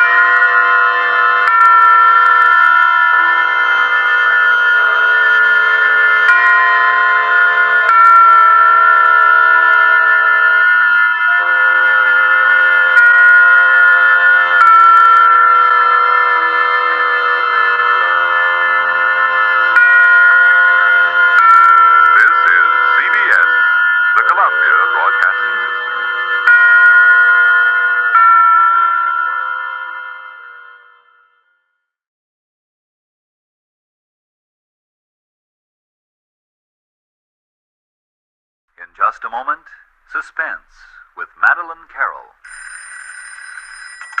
Hello. Oh, hello, Tom. Where are you? Thought you were driving over tonight. Couldn't get your car started. Well, what's wrong with it?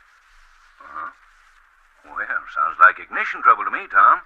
Why don't you call Ed's Auto Electric, best service station in town? He's an Autolite man. Really knows his stuff and believes in preventive service. You know, fixes things before they happen. Carries Autolite parts. You know, Autolite. Spark plugs, batteries, complete ignition systems. Yeah, that's right, the works. Oh, by the way, Tom, Autolite has that swell high-tension show on the air, Suspense. Ever hear of it? Well, why don't you tune in? It's coming on right now.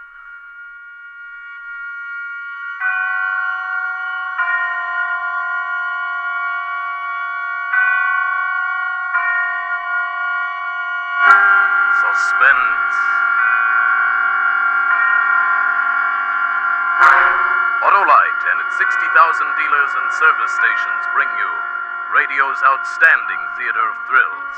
Starring tonight, Miss Madeline Carroll in Anton Leader's production of The Morrison Affair, a tale well calculated to keep you in suspense. Oh, Mr. Ballou, there's a woman outside. She doesn't have an appointment, but she must speak to Mr. Ballou privately. All right, I'll see her. I'll lay you 6 to 5 it's a divorce. She's got that nothing must get in the paper look. Will you come in, please? Thank you. Thank you very much, Mr. Ballou. Please sit down. Dottie, buzz me when it's 1/2 past. Okay, Mr. Ballou. We can't be overheard here, can we? No. Now then, Mrs. I'd rather you didn't take notes. Oh, well, all right. But I do need your name. I'll tell you later. Do lawyers have any kind of code or rule against revealing confidential information? Like priests? Yes. However, you want me to promise before I hear your case? Yes. All right, if it makes you feel better. I've handled hundreds of divorces. Oh. And never lost a patient. It is a divorce. Yes, in a way. But he's dangerous, and there's a child. The courts usually lean toward giving the mother custody. I know, but Mr. Ballou, I'm in desperate trouble. I'm afraid. You can't understand till I tell you. Well, then? You see, I'm English. My husband is American. He grew up here in Boston, a very prominent family. The Morrisons. He's Dr. Paul Morrison. Yes, I know Dr. Morrison. Oh? That is, I've heard of him. Then you know he's a surgeon. I met Paul in London in 1939. We were married very soon after we met. And then England went to war, and Paul decided to stay in England to help out. He was different then. So deeply concerned over human suffering. The war changed him hideously. For those first 2 years in London, we were happy. Almost completely happy. Quite suddenly, America was in the war, and Paul had his orders to return to the American Army Medical Corps. We spent the little time we had left at a cottage in the country. And all the time I was trying to forget the one thing that had been preying on my mind ever since they told me at the hospital that... But I couldn't. And so finally, even though it was our last day together, I went up to London to do what I had always known someday I would have to do. It was late afternoon when I returned. is it? Oh, darling, where on earth have you been? I'm sorry I'm so late, Paul. Never mind about being sorry. Come over here this instant. Give me a kiss. Want to know something? What? You're a heartless hussy going off and leaving me alone all day. Our last day. Do you think I'd have gone if it hadn't been important? Now, look, darling, I'm a doctor, too. I don't know what doctor you went to see this time, but none of us can perform miracles. I don't believe in miracles, Paul, and I didn't go to London to see a doctor. I went to find out if we could adopt a child. Adopt a child? I know you've always been against the idea, Paul. Darling, by this time tomorrow. It's not this time tomorrow I'm thinking about, Paul. It's all my life. If I can't have a child of my own, then I want to adopt one. But, Sheila, I sort of halfway picked out one at the orphanage today. What? His parents were killed in an air raid, and oh, Paul, you've always wanted a boy. I've wanted a son, yes. But adopting a child involves certain risks. There are fundamental laws of heredity. Now you're being plain old-fashioned. You can call it anything you like. It's out of the question. Why? Give me one reason why. You know the reasons as well as I do. All I know is I'm a woman and I want a child. Sheila, come here. Look at me. Maybe I'm old-fashioned or overcautious, but if we got a child that way, picked him out like something on a grocery shelf, you might feel he was your son, but he wouldn't be mine. And the son has to be for both of us. Or not at all. I stayed on in London for more than 6 months after Paul left. It was ghastly there for everyone. As for me, I lived in a fever of loneliness, worse than loneliness. Then my mother asked me down to the country to wait out the war with her. It was a summer evening when I took a crowded train from Paddington, and I sat alone in the compartment, numb with my hunger for Paul. You must understand, that day I wasn't myself. I wasn't accountable. You see, I had a double kind of loneliness. When the conductor opened my compartment door for other passengers, I didn't even look up at first. Here we are, missus. I'll let shoot you. Oh, thank you ever so much. It's the window seat. No, I want the window seat. Now then, you two. I reckon the missus is going to want some of that fresh air for the little nipper. Here, you can have my seat if you like. It doesn't make any difference to me. Oh, it's very kind of you, miss, I'm sure. Mum, I want to see the guards van. Not now, Johnny. But, Mum, you promised. Missus, I'll let you know when we're near Reading Junction. Oh, thank you. No trouble at all, missus. I hope Mary's not taking up too much room on the seat, miss. No, not at all. Well, she's shoving and pushing me, Mum. Now, Mary. I'm not either. I just need more room Oh, here. now, stop, you just stop it. Mary, stop rummaging in my carry-all. There's nothing in it to eat. Oh, dear. Children can be such a trial. Now, hush now, hush. Yes, I know you're hungry. Can I hold him for a minute? What, miss? Pig yourself. You two like to look at pictures. Here's a magazine with all sorts of pictures about America. My husband sent it to me. Oh, that's kind of you, miss, I'm sure. Now, thank the lady, thank her. Thank you, Mum. Yeah, that'll keep them quiet. A mother ought to be two people, that she ought. I'll hold the baby while you fill his bottle. What, if it won't trouble you? Oh, no. I don't mind. I sat there, scarcely breathing, looking down at the baby in my lap. It was as though I'd never felt warmth before. He stopped whimpering and looked up at me with very big brown eyes that seemed to hold recognition. He's taken a real fancy to you, miss, and no mistake. What's his name? Jamie. It was his father's name. He was killed last week in a bomber over Germany. Oh, I'm terribly sorry. But at least you have the children. Oh, yes, miss. But sometimes, I don't know. Sometimes I think it would be better if I didn't have this last one. Oh, no, you can't mean that. It's not easy, miss, with no man to provide. You said you're married, miss. Do you have any children? No, I have no children. You'd know if you had one. Knowing all the things I won't be able to give him. I can't help thinking he'd be better off if I left him on someone's doorstep, so to speak. Someone well-fixed, like you. You'd regret it all your life. But it's his life I'm thinking about when I say it. Of course, I'm not brave enough to do it. But I wish I was. Oh, well. If wishes was horses, as they say. We're just pulling into Redding Junction, missus, if you still want to get that cup of tea. Oh, thank you, Johnny. Mary. Come on, Mary. Mum's going to get us something to eat. I want to see this page first. Well, you can look at the magazine when you come back. Now, run along, Bus. Well, wait till I get my coat. I'll take Jamie now, miss. I'm going to sit right here. Why don't I hold him till you come back? Oh, I wouldn't want to bother you. Oh, it's no bother at all. Well, you won't have any trouble with him. He's always been a good baby. I'm coming. I'll wait. If you're sure, miss. Quite sure? Oh, yes, I'm quite sure.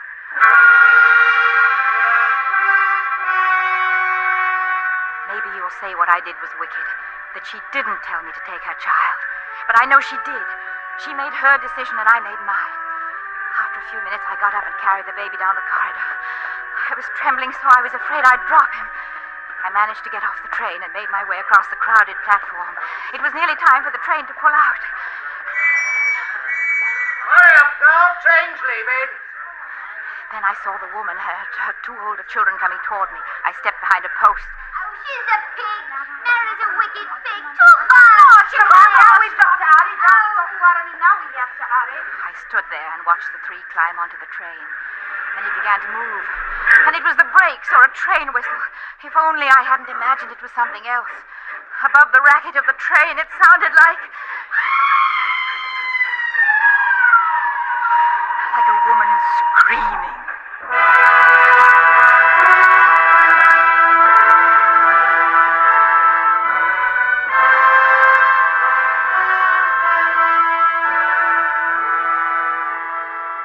Suspense, Autolite is bringing you Miss Madeline Carroll in radio's outstanding theater of thrills, Suspense.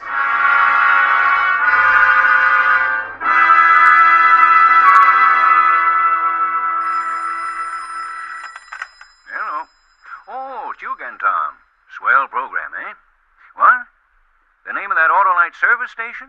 Well, it's Ed's Auto Electric. Just look for the big Autolite sign down on Main Street. But wait, here's more dope on Autolite service. Listen to Frank Martin. For expert ignition checkup and repair, stop at your nearest Autolite service station.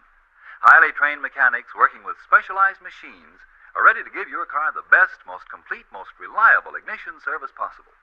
And when it comes to replacement parts, why, money can't buy finer ignition equipment than Autolite. Autolite is the world's largest independent manufacturer of electrical equipment for automobiles. And many of America's finest cars and trucks are equipped with Autolite distributors, coils, generators, starting motors, batteries, and spark plugs right on the assembly line. So, friends, if you want truly reliable ignition, parts, and service, call on your nearest Autolite service station or the car dealer who sells your make of car. Autolite? Autolite service stations are listed in your classified telephone directory under Automotive Electrical Service. And now, Autolite brings back to our Hollywood soundstage Miss Madeline Carroll as Sheila in The Morrison Affair, a tale well calculated to keep you in suspense. I can't file for your divorce, Mrs. Morrison, until you and your husband turn the child over to the British consul. My husband doesn't know. He thinks it's his child. He suspects something's wrong, but... Well, then make a clean breast of it. Tell him. Oh, no, he mustn't ever know. He'll kill me, or Jamie, or both of us. How on earth did you make your husband believe? That was easy. I figured it all out on the way to Mother's. I took a bus at Redding Junction, then another train. It was almost midnight when I got home and let myself in the front door.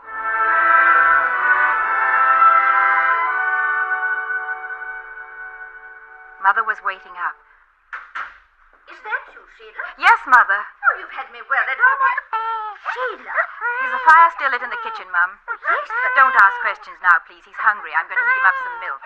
Whose baby is it? He's mine now. What do you mean, Sheila? Whose was it? I don't know. Here, hold him while I get the milk. Oh, shh, baby, shh. You mean you've adopted him? I stole him. Sheila.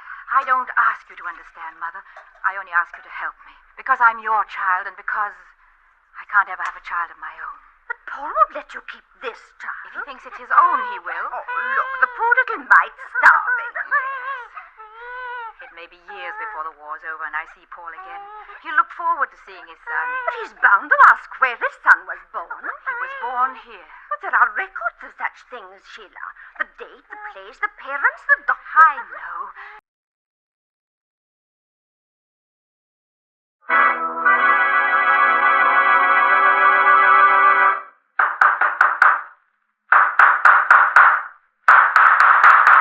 What's the matter? What is it? It's another case for Nick Carter, master detective.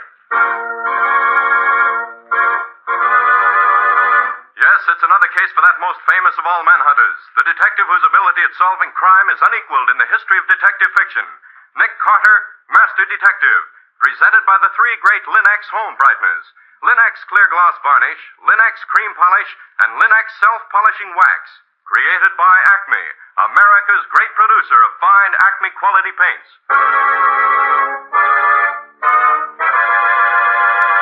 Today's curious adventure: Mind over murder. Or Nick Carter and the mystery of the missing John Doe.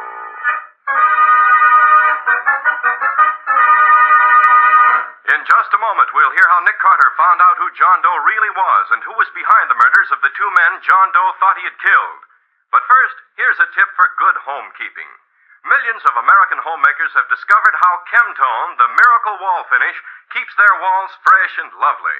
Now they're discovering how the three great Linex home brighteners bring sparkling cleanliness to furniture, woodwork, and walls.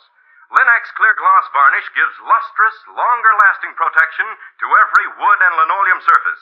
Linex cream polish renews the sleek, gleaming beauty of fine furniture. And Linex self-polishing wax lends rich, satiny loveliness to any floor, wood, linoleum, or tile. Take the modern shortcut to new home beauty with the three great Linex home brighteners. You'll find them all at your hardware, paint, or department store. Your headquarters also for Chemtone, the miracle wall finish.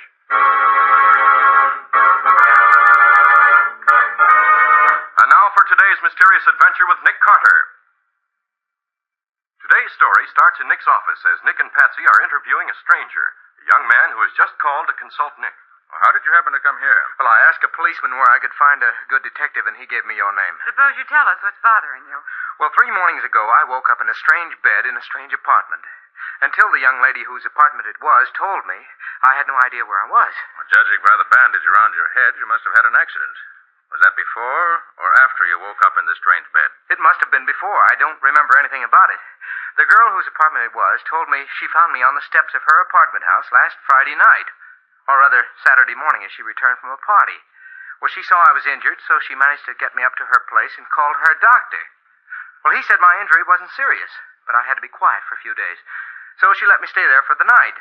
But the next morning, even though I was able to answer her questions, I knew nothing about myself. I had to tell her something, so I invented a name, and I told her some story about being from out of town, having had a bad fall, and so on. What name did you give him? John Powell. That name doesn't mean anything to you? No, I just picked it out of the air. What makes you think you may be a criminal? This. Look. Good grief, Nick. Look at all that money. Yes. There's over $10,000 there. And look at this. Oh. Well, diamond lavalier. One like that, even though it's pretty old-fashioned, must be worth at least $5,000 or $6,000. And those diamond eardrops are pretty special, too. Did you find anything in your pockets that might help you establish your identity? No. The suit I was wearing the night she found me was bloodstained, so I bought this suit and hat this morning at a small store I passed. I left the other suit at the cleaner's, but I went over it thoroughly first. All I found was this. Calling card. Warren McAllister. No address or anything. This mean anything to you? Not a thing. I looked in the telephone book and found there is a Warren McAllister on East 81st Street. I thought maybe I was he, so I called up and asked for him, but whoever answered said Mr. McAllister was just leaving for the country and couldn't come to the phone. What do you want me to do? Find out who I am, if you can, and especially find out whether or not I'm a criminal. Come on, Nick. We've got nothing better to do. Why don't you help him out? All right. First, what's the girl's name and address? Her name is Laura David. She lives at 7684 Windsor Road. And what about the doctor? Well, Miss David called him Dr. Bourne. That's all I know about him. And where'd you leave your other suit to be cleaned? Here's the claim check for it. I'm sure he won't find anything. You never can tell. Where are you going to be? I don't know, but I'll let you know as soon as I get settled. Very well, Mr. Powell. Meanwhile, Patsy and I'll start by calling on Miss Laura David.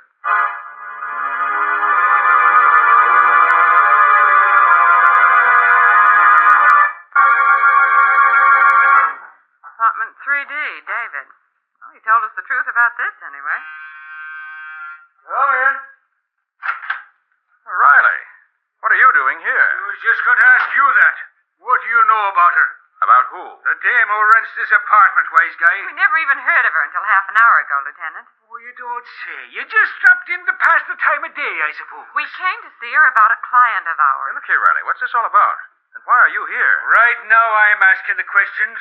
What's the name of this client of yours? He told us his name was John Powell. And what did he want you to do for him?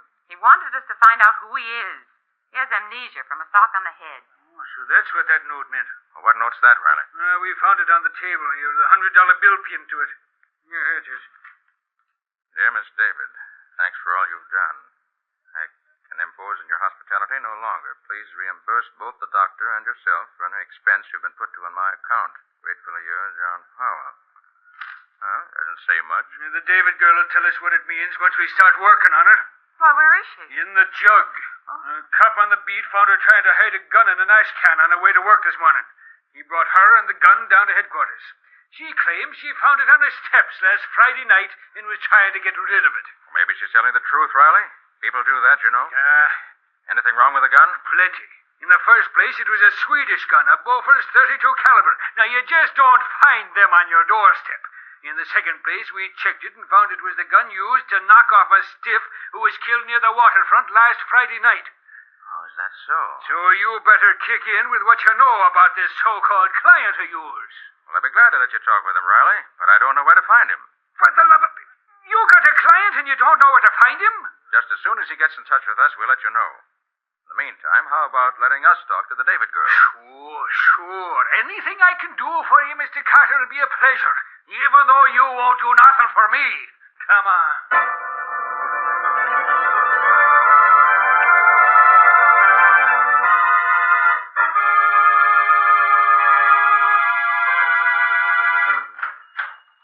Well, Patsy, we certainly didn't get much out of that David girl. No, she just told us the same thing she told Riley. Oh, yes, please. We want to see the suit this check calls for. Oh, yes, sure. Just a minute. I'll get it for you. I ain't sent it out yet. I knew that stuff on it was blood. Said he had an accident, if it is. Thanks.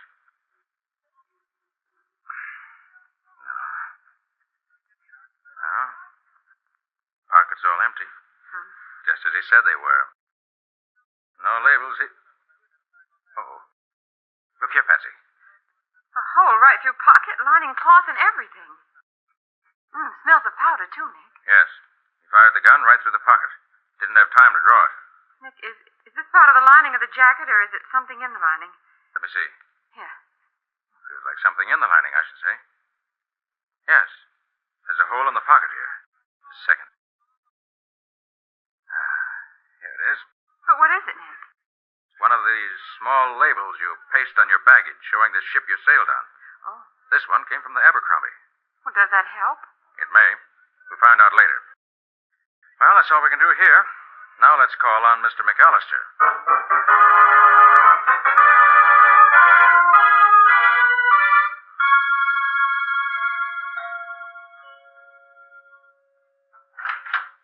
The lieutenant is expecting you in the library. Hey, Nick, what's the... Hold it, Patsy.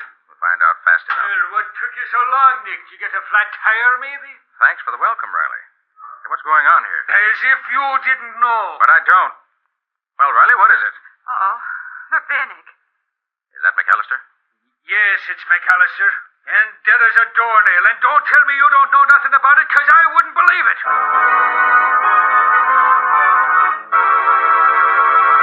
Well, so McAllister is dead, too. How is this going to affect Nick's efforts to learn who John Powell really is? Or does John Powell know more about this than he's told Nick? We'll see in just a moment. Folks have a habit of forgetting to use the doormat, whether they come home through winter snow and spring rain or from summertime swimming pools. And the water they track in certainly spoils the appearance of shining, freshly clean floors. But those floors look spick and span again in a twinkling when you keep them protected with Linex clear gloss varnish, because it keeps both dirt and water right there on the surface where they're easy to whisk away. That same protective finish gives sparkling beauty to woodwork and furniture as well. For Linux clear glass has a gleaming, transparent luster that provides a background of distinction for all your household things. And how Linux clear glass wears. It resists damage by hot grease, boiling water, fruit acids, perfume, even alcohol, which means it's as fine for use on tabletops as for wood floors and linoleum. What's more, Linux clear glass varnish is so easy, so smooth to brush on that it's no job at all. And once applied, it gives your home the handsome, well-kept appearance in which you take such pride. So ask your dealer now for Linux, Lin-X, Linux Clear Gloss Varnish.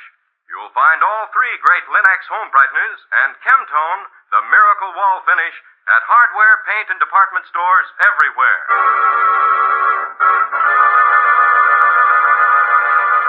And now back to our story. We left Nick and Patsy facing an angry Lieutenant Riley, who was accusing them of knowing more about the murder of Mr. McAllister than they pretended. Yes, it's McAllister, and dead as a doornail. And don't tell me you don't know nothing about it, because I wouldn't believe it. But we don't, Lieutenant, honest. Of course we don't. Now, what happened, Riley? He was just about to learn the details when you drove up, so we waited for you to join us. Well, thank you, Riley. I knew I could count on you to do the right thing. What? Why, Watch your blood pressure, Lieutenant. I ought to throw you both in the clink for 99 years. All right. Now, how about finding out what happened to McAllister? All right. Now, you, chauffeur. Yes, sir. What's your name? Barry, sir. All right, Barry. Tell us what you know about this, and don't leave nothing out. Well, I was driving Mr. McAllister home from the bank, and I stopped in front of the house, same as always. I was just going to get out and open the door for him when a man came up to me with a gun in his hand. He told me to keep my hands on the wheel and to look straight ahead, not to pay any attention to what I heard. Go on. What happened then? Well, I heard the car door open behind me. Mr. McAllister started to say something, and then I heard a shot. Then I heard a man say, "Come on, Mike," and they ran up the street. I turned around, saw Mr. McAllister slumped down in the back seat and two men running toward a car. Where was this other car? In the middle of the block on the other side of the street. The men got in, and it drove off. You got any idea who them men were, what they was after? Oh, no, sir. All right, Barry. That's all for you for now. But don't go away. We may want you again in a few minutes. Oh, sure, Lieutenant. I'll stick around. Now, you. What's your name? What do you know about this? The name is Stover, Lieutenant. I was Mr. McAllister's butler, sir. Well, just a moment. Stover, did a man named John Powell call here today? Yes, sir, he did. Just as Mr. McAllister was leaving, sir.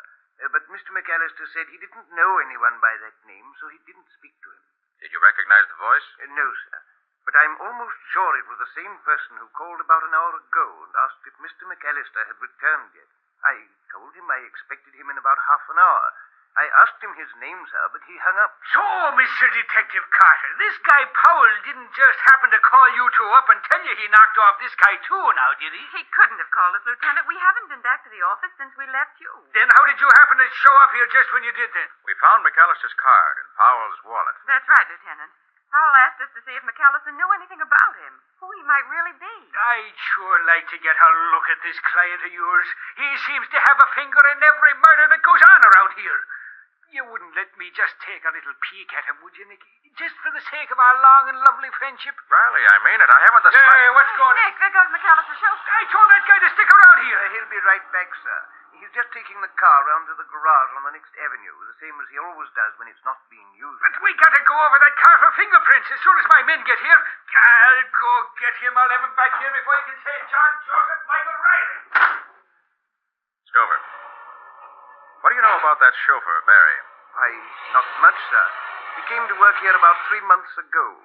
Mr. McAllister hired him himself. Did you see any part of what happened when Mr. McAllister was shot? Just the end, sir. I heard the car drive up, and I went to open the door. Just as I did, I heard a shot and saw the two men start toward the other car. And Barry was sitting in the front seat, the way he said? Yes, sir. He was sitting there with his hands on the wheel. As soon as the men started running, he called me, and I went to see how badly Mr. McAllister was hurt. I see. Oh, by the way, Stover, do you happen to know where the chauffeur Barry lives? I think he has a room over in the next avenue, sir. Number 7612, I believe it is. It's over a bakery. Thank you. Well, Patsy, I think that's all for us here. Where to now, Nick? I think we'll take a trip down to the waterfront. I want to call on the purser of the Abercrombie. Did you say the Abercrombie, sir? Why, yes. Why? It's probably only a coincidence, sir, but Mr. McAllister was very much worried last Friday night because a man he was expecting on the Abercrombie failed to show up. That's so. Who was this chap who didn't show up? I don't know, sir. Mr. McAllister was looking forward to seeing him. He was bringing him something important, I believe. He sent his car down to the pier to meet him, but Barry reported that he wasn't on the boat. Was Mr. McAllister interested in anything besides his bank? Oh, yes, sir. He was the head of several committees which were acting against enemy propaganda in this country. Combating enemy propaganda, huh? Oh, this thing is beginning to make sense, Patsy. Now I'm more anxious than ever to talk to the purser of the Abercrombie.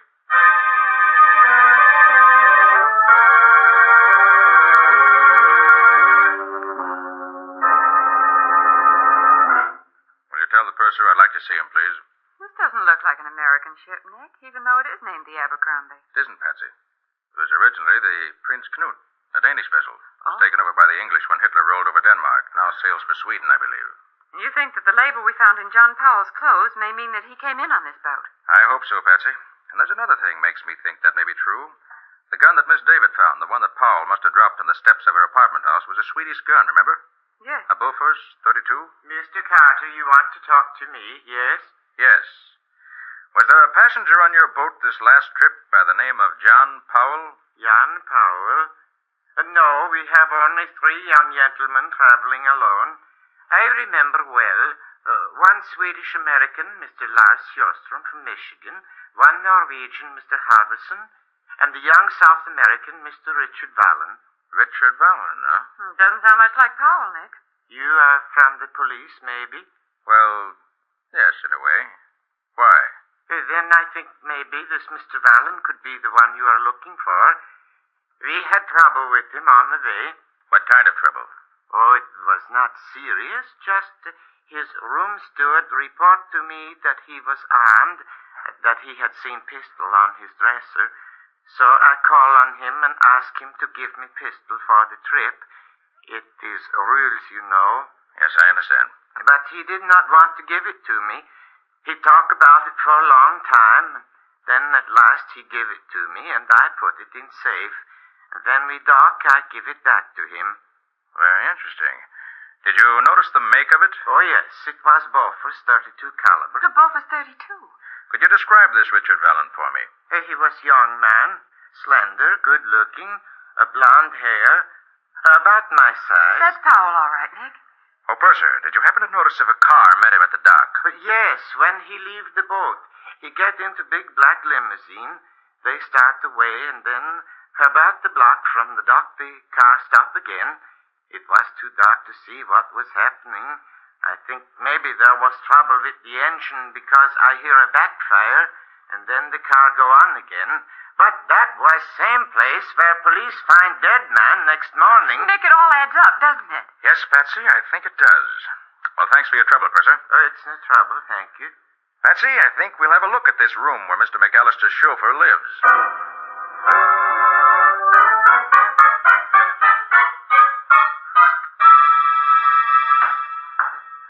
You expect to find Barry here, Nick? I rather hope not. I'd like to get a look at his room without his knowing it. Oh. Are you looking for someone? Yes. We have an appointment with Barry, Mr. McAllister's chauffeur.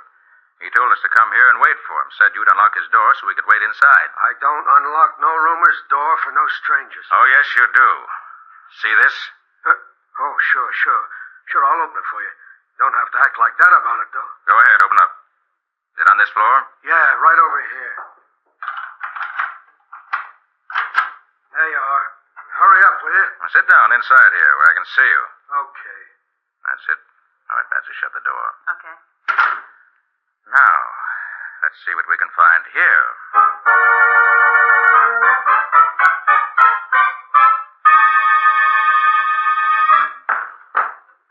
Hey, look. Hurry up, will you? I got work to do. I can't sit here forever. You'll sit there till we finish this search. Nick, what do you suppose is in this little can? I can't open it. Huh? Hey, Patsy, let me have that. Yes. Yes, the cover is on pretty tight. Well, that's movie film, isn't it? Certainly is. Well, let's see. Oh, boy, look at that. Well, what is it, Nick? Looks like pictures of German atrocities and destruction in some of the conquered countries. Oh. you find this, Betsy? In the bottom drawer, wrapped up in some long underwear. There's a briefcase there, too. Briefcase. Let me see it. Here it is. Yes, that's it, all right. Come on, Patsy. No, but Nick... No time to lose. We're going to take this stuff down to Riley to be turned over to the FBI. They'll be very happy to get it. Maybe they would, but they ain't gonna. Barry. Now, Carter, take a look at this gun of mine and then hand over the film and the briefcase. I'll take care of them myself. Barry, I'd like to make a deal with you. Yeah? What kind of a deal? I want... Excuse me, do you mind if I get my handkerchief? Never mind the funny business. Give me the stuff you found here. Very well. Here. May I get my handkerchief? All right, but I'm watching you, so don't try anything. I don't carry any guns in my breast pocket. I just want my handkerchief. There. Hey, what was that? Why, you...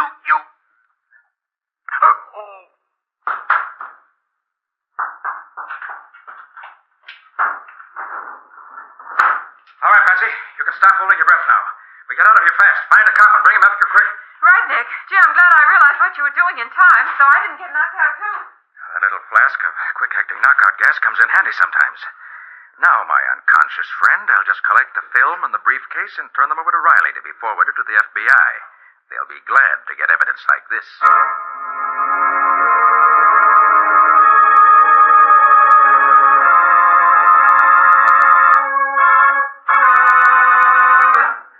Barry was only working for McAllister so he could keep an eye on him, huh? Yes, Riley. McAllister was very active in combating enemy propaganda, and Barry was on the other side. I believe that as soon as he, Barry, found out the names of the men McAllister was working with, he had him killed. Well, with the pictures and other data in that briefcase, the FBI should be able to make short work of the whole crew. Yeah. Oh. Lieutenant Riley, homicide speaking. Oh, sure, send him right in. Something interesting, Riley? Could be. Well, Schultz? I was on my beat tonight when a big car goes around the corner fast and the guy falls out. Lands with his head up against one of the L pillars, out cold. I got an ambulance and took him to the hospital. Well? Well, I found these things on him, Lieutenant. That's why I come direct to you. Nick, Powell's lavalier and eardrops. Yes. And there's McAllister's card and all the money. You mean that guy could be John Powell? Certainly could be, Riley. So he wasn't no crook, eh? Well, this sure looks like it. I'm sure he wasn't, Riley. I'm going to the hospital and have a look at that guy. You want to come? Right you are. Grab your hatchet, Patsy, and let's get going.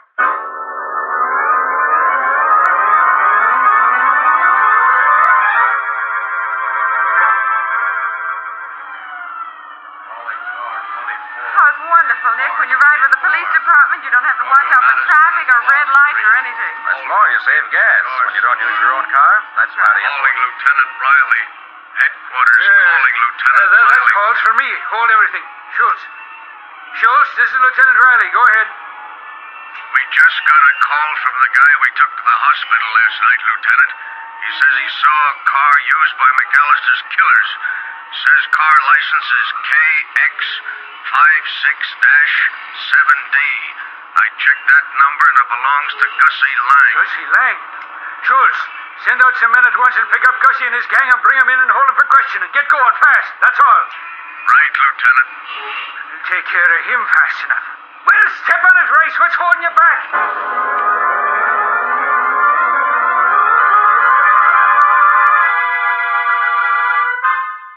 So, Powell, you actually saw McAllister killed last night? Yes, plain as I see you now. I was waiting for him to come home in the hopes that he could identify me. When the killers started off, I jumped on the rear bumper of their car, but when they went around a corner, I got thrown off. Hit something, I guess. You hit your head on an L pillar. Best cure in the world for amnesia. Practically never fails, Mr. Vallon. Vallon? How'd you know my name? I only knew it myself a few minutes ago. We find out things. Now, suppose you tell us what happened when you landed off the Abercrombie last Friday night. That is, if you can remember now. I remember, all right. I got off the boat, and McAllister's chauffeur met me. We drove a block or so from the dock, and he stopped. Two men opened the car door and started to get in. I saw they had guns, so I fired at one of them. Then something hit me on the head, and that's the last I knew. Now, look here, Powell or Vallon or whatever your name is. Where'd you get all that money we found on you? Them sparklers. They don't look honest to me. The jewels belonged to my great-aunt Miriam. I took them across to have them recut in Amsterdam. Then the Germans took Amsterdam, so I had to bring them back. The money belonged to a refugee I met who asked me to deposit to my account until he could get over here. But I still don't see why those men tried to hold me up. Nobody knew I had the jewels with me. It wasn't the jewels they wanted, Valen. It was the roll of film and the envelope of documents you had in your briefcase. Were they important? Where did you get them? Well, a friend of my father's gave them to me, asked me to give them to Mr. McAllister when I got over here. But what were they, Mr. Carter? The film showed Nazi atrocities in conquered countries.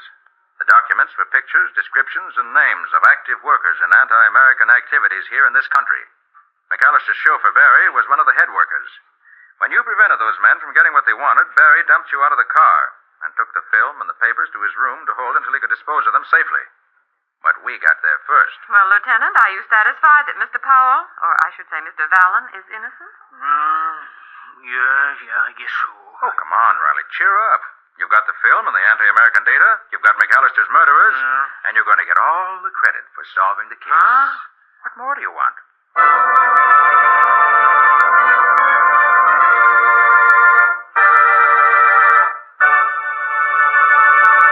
In just a moment, Nick and Patsy will bring you a preview of next week's exciting case. But before they do, think this over. The more home-like the place you live in, the more fun you have inviting folks to share your hospitality. And these days, every home can look its shining best with very little effort when you depend on the three great Linex home brighteners. Take Linex cream polish, for instance. In one quick, easy application, it reveals your fine furniture in all its original gleaming beauty, renews the appearance of the wood, frees it from the dull cloudiness of dust, old polish, and finger marks. You see, Linex cream polish actually cleans as it polishes, cutting your job in half, saving one whole step. And when you're through, you'll find that Linex cream polish has left no oiliness on the surface of your furniture. It dries hard, bright, and dustless. Yes, in every way, Linex cream polish for fine furniture is the modern shortcut to furniture loveliness. Be sure to ask your dealer for it by name. Linex cream polish for fine furniture, which cleans as it polishes. You'll find all three great Linex home brighteners, Linex self-polishing wax, Linex clear gloss varnish, and Linex cream polish at your nearest hardware, paint, or department store.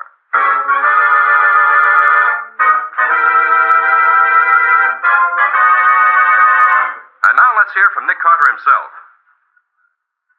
Well, Nick, how about a peek into next week's story? Got a few hints for us? Well, next week's story, Ken, is about one of the wildest and most exciting nights Patsy and I ever spent. I should say it was. What happened, Nick? 4 rich old Tories during the Revolution buried all their valuables in a small rocky island. Their heirs had found a clue to the burial place of the treasure and called me in to solve the clue. It was in code. But they didn't figure on the one man who wanted it all for himself and who was willing to kill to be sure he got it. What do you call the story, Nick? It's called 4 Rings of Death. Or the mystery of the Tory Island murders. I hope you'll be with us next week. So long for now. So long to all of you. See you soon. And so long to both of you, Nick and Patsy. We'll be here waiting for you next week.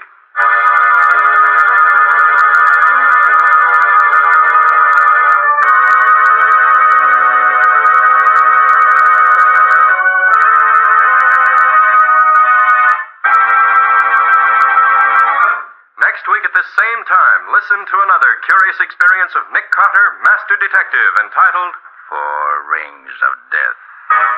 Or Nick Carter and the Mystery of the Tory Island Murders. Nick Carter, Master Detective, is featured in Street and Smith magazines. Lon Clark is starred as Nick, with Helen Choate as Patsy. Original music is played by Lou White, and the programs are written and directed by Jock McGregor. Nick Carter, Master Detective, is presented at this time and over these same stations each week by the 3 great Linex home brighteners: Linex clear gloss varnish, Linex cream polish, and Linex self-polishing wax, created by Acme, America's great producer of Acme fine quality paints. This is Ken Powell speaking for the thousands of Linex dealers all over America and saying so long until next week. This is Mutual.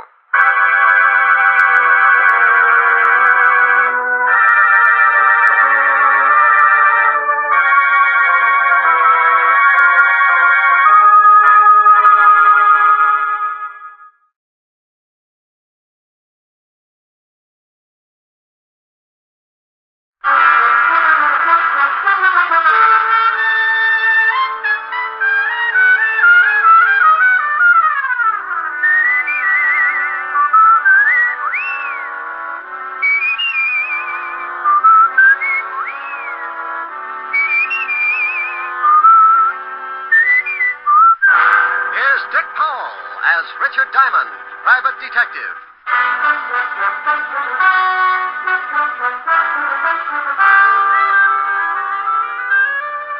Hello there, this is Diamond. I've got a little office near 53rd Street on Broadway, 8th floor. My business? Trouble. What kind of trouble? Well, take your pick. If you come up with something unusual, a new kind of trouble, drop around and see me. Because I'm known along the big street as a shamus, a gumshoe, or to the guy on Park Avenue as a private detective. If you happen to be stuck with your problem, for $100 a day in expenses, I'll chase it around until I can catch up and break its back. I average about 20 fast rounds a week with old man Trouble, and so far the decision's been on my side. But don't misunderstand me. It's my business to beat him, but I respect him. Trouble goes to work with every trick in the book. So I play it the same way, and believe me, when I put him away for the count, I don't clap my little hands in glee. I know he's just taking a rest, and he'll be back again with some new stunts. Want to know how he works? Well, the other day, I was on the way to my office. I stopped at the corner newsstand, 53rd and Broadway, to buy a paper and to say hello to an old friend. Hi, Mr. Diamond. Well, hello, Jeff. How's the newspaper business? Oh, swell. How's the detective racket? Oh, swell. Hey, you don't sound too happy. Jeff, I couldn't be happier if my hair was on fire. Take my advice, son. When you grow up, be sure and get a job that pays off every week in that little white envelope. Don't ever become a private detective. It's like a penny getting lost in a gum machine. Well, I'm going to stick to the newspaper business. Good for you. Say, I was just about to go across the street to Mary Lou's and get some ice cream. How about it? Can I buy you a cone? Now, that is a beautiful idea. Let's go. Aren't you coming to work a little late, Mr. Diamond? Well, you see, Jeff, I was up kind of late. Research, you know. Yeah, I know. I see him going into your office all the time. That blonde last week stopped traffic all the way to 42nd Street. Yeah, she was lovely. Got tired of social standards and shot her husband right through his morning cup of coffee. Was that the one in the headlines? That's the one. Oh, hello, Jeff. Hi, Mary Lou. Take a seat, Mr. Diamond. Well, what did you and your friend have? Well, I'm going to have a double strawberry. How about it, Mr. Diamond? Sounds great. 2 double strawberries. This is Mr. Diamond, Mary Lou. His office is in that building across the street. Oh, how do you do? How are you, Mary? All right, I guess. Business could get better, and I wouldn't mind at all. Here are your cones. This is on me, Mr. Diamond. Oh, no, now put it away. Oh, now, come on. I asked you over, and that makes it my treat. Here's a 5, Mary Lou. Mr. Diamond's money isn't any good today. Tell you what I'll do, Jeff. Give me a 5 a minute. Sure, here. Now, if you can tell me whose picture's on this bill, you can buy the cones. That a deal? That's a deal. Lincoln. Well, what's the matter? That's right, isn't it? Oh, yeah. What's wrong? Where did you get this bill, Jeff? Well, I just made change for it a few minutes. Hey, what's the matter with that dough? You two act like you've never seen a $5 bill before. Well, this Finn's counterfeit. What? That's right. Good job, too. You sure? Yep. One of the best engraving jobs I've ever run across. Paper's not too good. Oh, that's swell. That's real great. I get just out of a whole $5. Who gave it to you? I remember the guy, all right. He came by just before you did. Made change for him, the heel. Yeah, $5 is a lot of papers. I'll say it is. Well, maybe you're wrong. You could be. Not Mr. Diamond. He's a private detective. Used to be a cop. Look, Jeff, mind if I take this bill along with me? Nah. What good's it gonna do me? Oh, it's not so bad. Here, I'll give you a good 5 for it. No, sir. You only learn by mistakes. I made a big one, so I'm out 5. I'll get along. Look, it's worth the 5. I'm just buying it from you. Sure, Jeff. Go ahead and take it. Thanks a lot, Mr. Diamond, but I just can't. Okay, Jeff. Maybe I can find the guy who slipped this to you. Maybe we can get your 5 back. What are you gonna do? Take a run down to the 5th precinct. See how much of this stuff is floating around New York. Now, I want you to do something for me, Jeff. Sure, anything. I want you to keep an eye out for the guy who gave you this phone. I'm way ahead of you. Well, now, that's what I'm afraid of. I want you to promise me, if you do spot him, not to do anything until you get in touch with me. Promise? Yeah, okay. Well, I'll be at the station. Ask for Lieutenant Levinson's office. Right. Here's for the ice cream, Mary Lou. Good ice cream, too. Oh, thanks. I make it here. Right in back. Take a quart home some night. I always do, but it generally has a cork in it. I left Mary Lou's ice cream parlor and headed for the 5th Precinct Police Station. I don't usually start something like that, but when a kid gets fleeced out of a whole day's pay, I get a little hot under the collar. I walked into the squad room and spotted Sergeant Otis putting shine on his big shoes. Oh, it's you, Diamond. Now, what good is that going to do you, Otis? You can lose a whole can of polish in the cracks. What do you mean? My shoes ain't cracked so bad. Well, maybe not, but I've seen bacon that look better. If you want to see the lieutenant, go on in. Thank you, Sergeant. Until we meet again. Why don't you stop trying to be so funny? Sergeant, I'll do it if you'll do something for me. What? Cut off your head. That face could start a Harry Carey epidemic. Hello, Walt. Now, what the devil's the about? What do you mean? That bilious explosion you just popped up with. Sound like you just swallowed a whole pineapple. Why? What do you mean, why? Who's dead? Huh? The body you said you found. The body, I said... No, Walt. You're not built for it. Who? No, Walt. It's my routine. It won't work for you. Oh, I don't know what you're talking about. Well, sure you do. You wanted to know who's dead. Well, I'm not going to tell you. Huh? Don't try to be cute with me. You know what it's all about. I'm not going to be the fall guy. You just hunt for the body. Wait a minute. I don't know anything about a body. You wanted to know who's dead, didn't you? Sure, but that was just a gag. Okay, have your fun, but I'm not going to tell you. Tell me what? Who's dead? You mean somebody really is? What are you talking about? Well, I'm talking about what you just said. Now, who's dead? That's a stupid question. Why is it? Well, if you don't know who's dead, what the devil are you doing in charge of homicide? Go on over to the robbery detail. Now, you wait a minute. You said... Yes, Walt? Oh, get out of here. I did not. I never said, oh, get out of here. When I came in, I said, hello, Walt, and you said, uh-huh. Then I said, what do you mean, uh-huh? You wanted to know where the body was. I did not. I said, who's dead? Why? Oh, no, please. I'm an old man. Oh, Walt, get away from that window and take a look at this. Oh, please. Do I have to? It'll probably explode. Now, be a good boy and open your little eyes. All right, but I just know I'll be sorry. Here. You don't owe me any money. Well, if I did, I'd make sure to pay you off in this stuff. Why, what's wrong with... Where'd you get this? Some guy slipped it to Jeff, the newsboy. He got change for it. Oh, that certainly is a nice stunt. Well, maybe the guy didn't know he was passing counterfeit. I doubt it. You don't give a newsboy $5 for a paper. Okay, tell me about it. The stuff's been flooding the city. You can't get a lead. Picked up a couple of passes, but they won't crack. How did it work? Look, Rick, this isn't my department. The Treasury boys are working on it right now. Why don't you go over and talk to them? Well, if you want to be snooty about it. Now, you wait a minute, Diamond. Yeah? Lieutenant Levinson, homicide. Is Mr. Diamond there? Now, wait a minute. Rick, it's for you. Yeah, wait just a minute. Here, Diamond, and if you're mixed up in something... Walt, be quiet. Hello? Mr. Diamond? Yeah, Jeff? Yeah, I just spotted the guy who slipped me the phony bill. He went into the barn next to the ice cream parlor. You stay where you are. I'll be right over. I'll be at the stand. Rick. Yeah? Please. Walt? Yeah? Bye.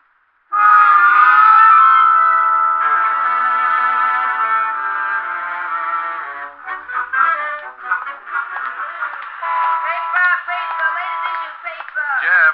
Oh, Mr. Diamond. He hasn't come out yet. He's still in the bar. Come on. Where are we going?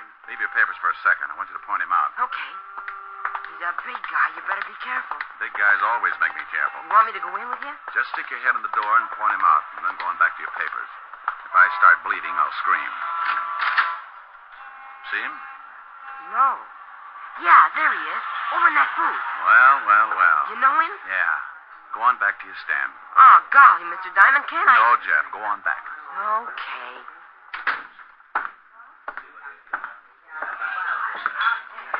Hello, Walker. Huh? Oh. What do you want, Shamus? Well, I'll have a talk. Mind if I sit down? Does it make any difference? Not much. Then sit. You, passed a phony 5-spot this morning. I did? Well, shame on me. How many more you got on you? I don't know what you're talking about. You want me to turn you upside down and shake it out of you? Diamond. Yeah? Boo. Walker. Yeah? Away, you. Let go. Oh, you busted my arm. You want it back? Yeah. Now, let's see your pockets. Okay. Get on your feet. I want to see what you're doing. All right. Okay, dump them. Hey, what's going on here? Just relax, bartender. I'm taking care of some business. Well, there ain't gonna be any rough stuff in my joint, so you better relax, sonny. Yeah, make this guy take his big paws off of me. He's trying to shake me down. Oh, yeah? You want me to call the cops, sonny? Maybe that's not a bad idea. How about it, Walker? You want him to call the law? I don't care who he calls.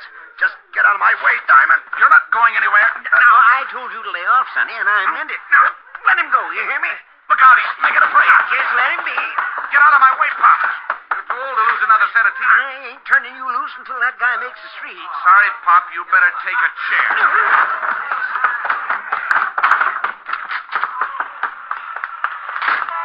Mr. Diamond, what happened? You see which way you went? Yeah, there it goes around that corner. Stay at the ice cream parlor, Jeff, so I can get you if I need you. I took off like a seagull in a hurricane. I turned the corner and spotted my man jumping into a cab, so I did the same. He led me across town to a little dive on 13th Street and got out of his cab. My boy parked up the block, and we watched while Walker looked around for a tail. When he was satisfied he'd given me the shake, he went in. I paid off my cabbie and followed. It was another bar, and Walker wasn't anywhere in the room. I sat down, ordered a beer, and waited. After about 10 minutes, I saw a couple of guys wander out of a door in the back. A couple of minutes later, a couple of more wandered out. So I wandered in. It was a small-time gambling setup. The kind you can throw in the back of your car if the cops come. I started getting that lousy feeling again. You don't just walk into a place like that unless someone wants you to. And if they do, it's usually because they got it fixed so you stay around. Maybe permanently. What are you tailing me for, Diamond? Why? Make you uncomfortable? Yeah. That's cozy setup. Good way to get rid of bad money. Pay the winner off with counterfeit. I think we'd better go back to my office. Oh, I don't know. I might have a little fun here. I'll bet if one of those guys at the table knew he was going to be paid off in counterfeit, he'd just about tear this place apart. And you, too. Diamond, don't be stupid. Oh, something new's been added. Yeah, and it makes so much noise when it goes off. Let's go back to my office, huh? For some reason, I just can't think of a good argument not to. This way.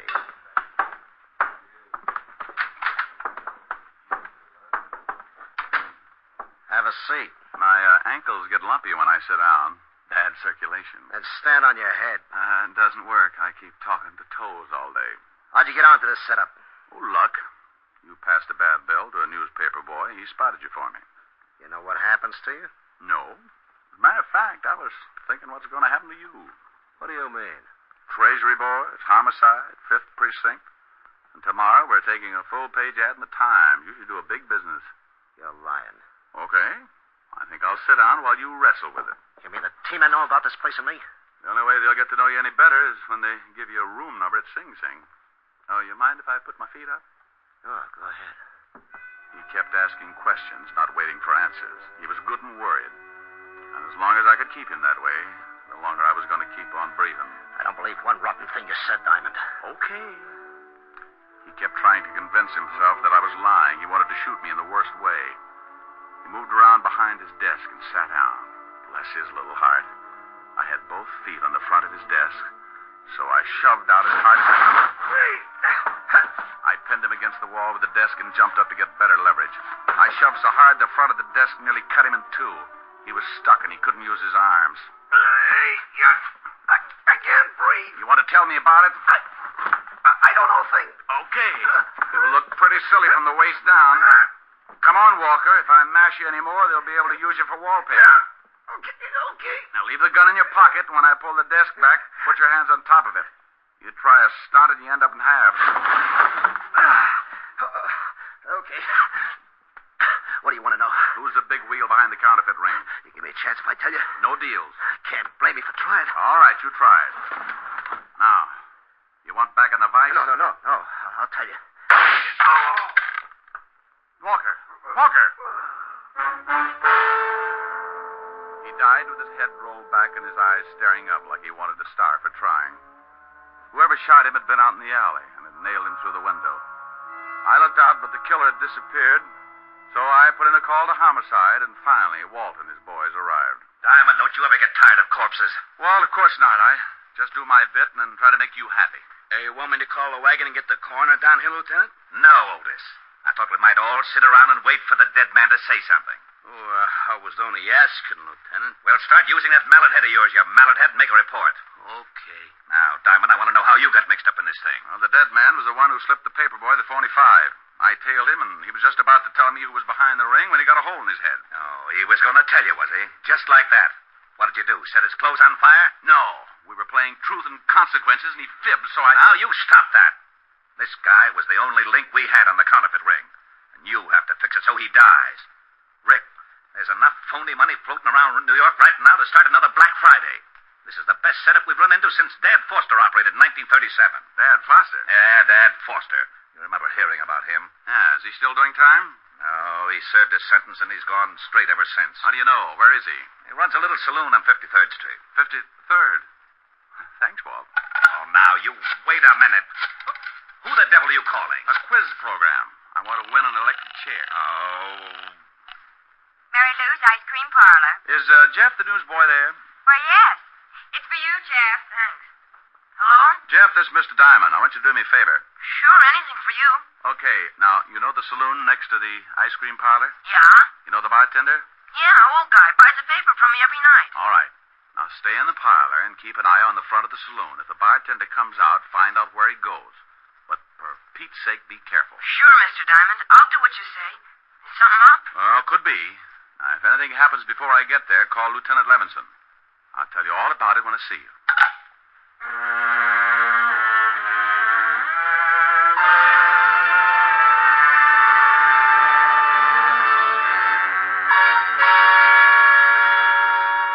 You're getting to be a pretty important fella, Jeff. Phone calls now. Oh, that was Mr. Diamond. He wants me to stay here and keep an eye on the front of the saloon. Okay? Oh, sure, of course. But why does he want you to do that? Oh, it's something big, I think. Something to do with the bartender that works there. The bartender? Yeah. I'll just sit up in front here and keep an eye out. Look, Jeff, watch the store for me, will you? I've got to go in back and pack some ice cream to be sent out. Sure.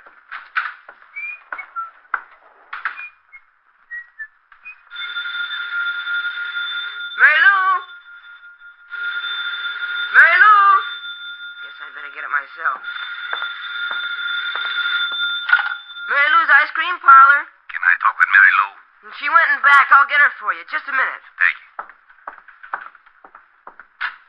I tell you, it's getting too risky. That Diamond's a private detective. Yeah, he came in the bar and started to rough up Walker. Well, that stupid Walker should have been more careful about passing out that money. What if Diamond catches him and makes him talk? He caught up. But he didn't make Walker talk. What do you mean? I took care of Walker. I got a good shot at him from the alley. Well, maybe it's better like that. But look, if we don't... Hello? Yes? Mary Lou isn't here. Get off the line. What? What? Yeah, get off.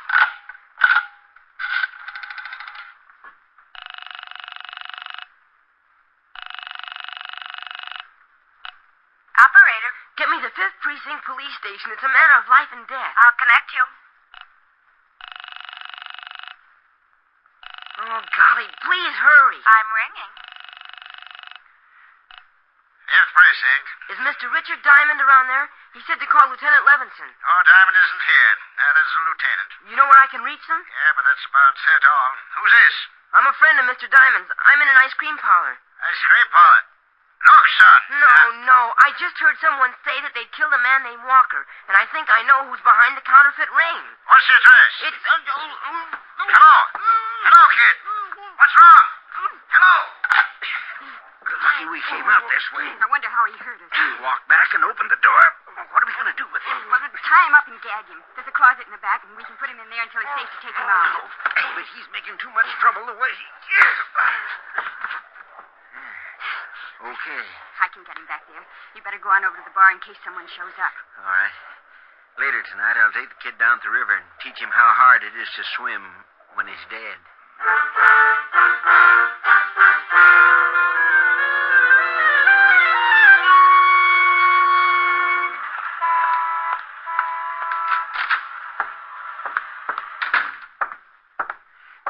Now, you listen here, young fella. If you're back here for trouble... Dad, I'm back for a lot of trouble, and I think you're going to help me out. You'd better leave, Sonny, or I'll call the law. Why don't you? What do you want? I want to know how long you've been back in the counterfeit racket. Now, look, Sonny, I've been going straight for a long time. You know something, Dad? I don't think so. Let's get down to the station and talk about it. You got a warrant, Shamus? I got a nasty disposition. You want me to show you? No. You want a gun, Dad? Why, what difference does it make? I want to look at it. A guy named Walker got dead from a gun. Now, let's see it. Sonny. What is it? I can't show it to you. Yeah, why not? Because I got it under the bar, pointed right at your belly I drag it out, it might scare the customers. Oh, it's like that, huh? It sure is. You see that door there in the back? I know. That's a good boy. You just keep walking along your side of the bar and don't try anything. I just had my floor scrubbed. It'd be a shame to spill you all over it. Okay. Open the door. Go on out. Up the alley. You shoot Walker? I might have. Oh, where you got your printing presses? You're just full of questions, aren't you, Sonny? Okay. Stop here. Behind the ice cream parlor, huh? Well. Mary! Make mine hot fudge with the nuts. Mary! Just a minute. Say, what's the idea? I thought you... Oh. Good afternoon. I'm selling a new brand of Indian nuts, great for banana splits. What's the shamus doing here? He's too smart. I gotta cut off his education. Are you crazy? This guy's got friends. That kid was calling the 5th Precinct, remember? Kid? Yeah, your little news hound. What did you do with him? He's all right until tonight. We got him locked up. Dad, I think I'll make you eat that 38. I don't think so. No difference if I kill you right here. Oh, hold it, Dad. We can't have a gun going off back here. Even if we could hide the shamus, they'd find the presses. Oh, so that's it. Those ice cream machines, the cover-up. Ain't he smart? What do?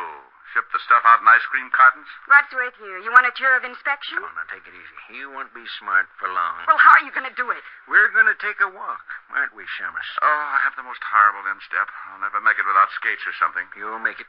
Come on, the car's around front. Hey, what's happening in the street? Oh, Dad. Yeah, it's only some drunk come out of the bar the wrong way. Funny, I didn't see him in Oh, this is very confusing. If this is 53rd Street, somebody's stolen some buildings. Oh, hey, hello. Oh, take it easy, Shamus.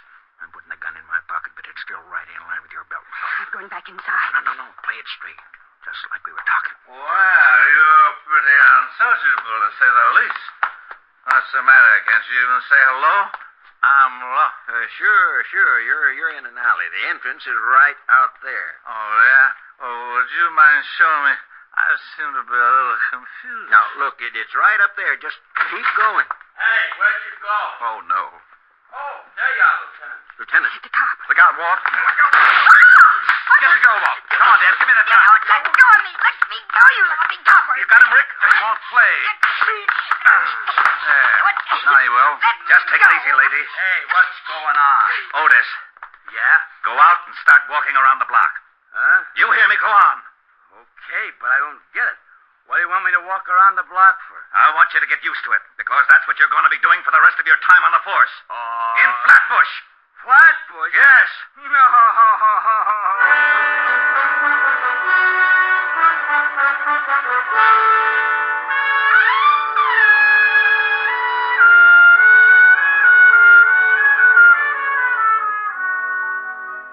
Gee, Mr. Diamond, thanks for the dinner invitation, but where are we going? Well, I'm going to introduce you to Miguel.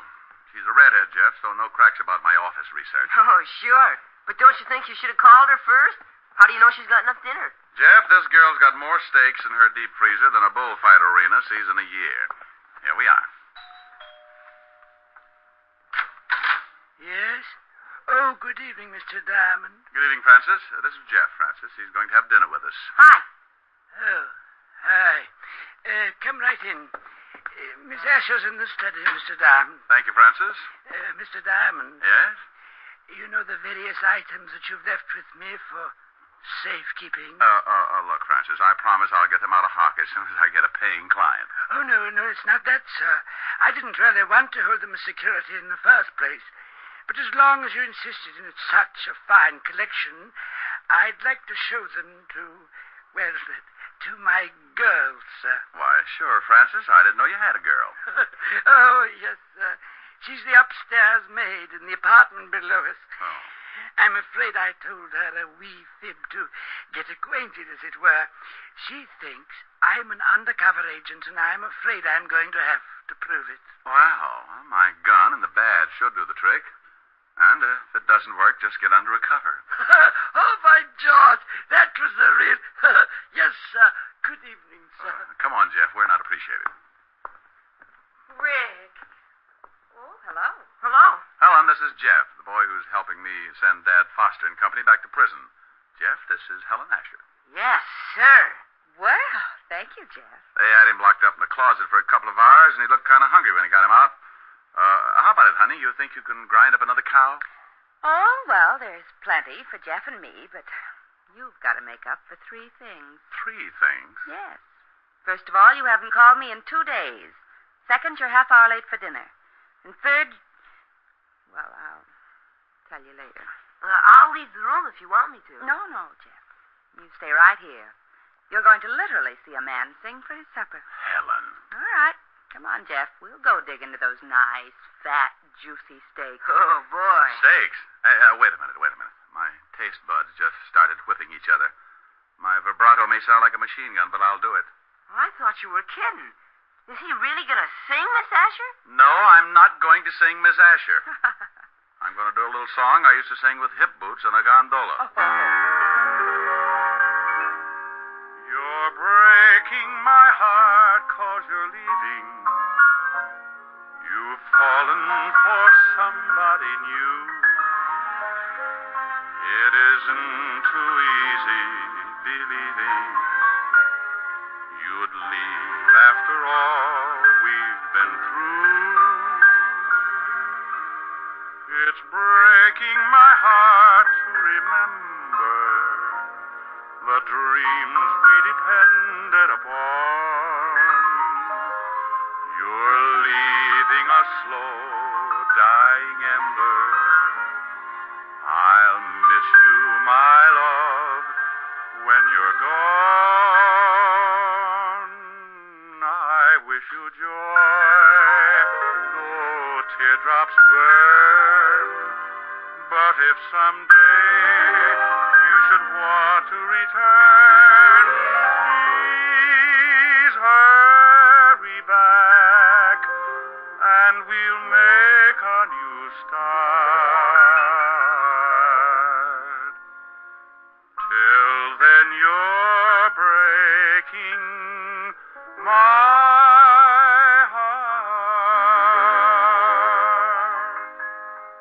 Mr. Diamond, did you really sing a gondola with hip boots on? Yeah, that's right, Jeff. Well, I know you don't need the hip boots anymore. Will you loan them to me? What for? I want to wait out of here. Well, get him. For that, you get 2 desserts.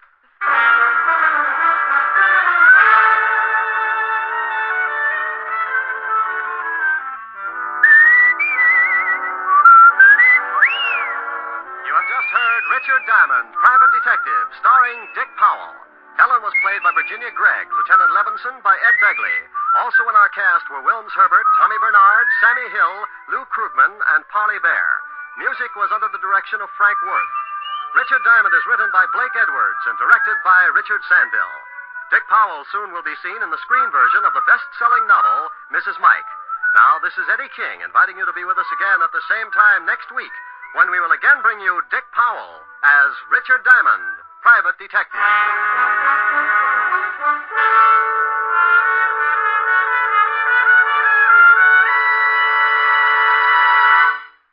Saturday night brings you some of the week's best radio entertainment when you tune for the stars on NBC.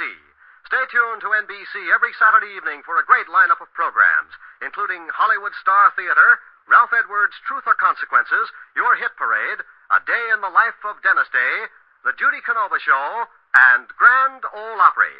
All the best on NBC. Stay tuned now for Victor Mature and Hollywood Star Theater on NBC.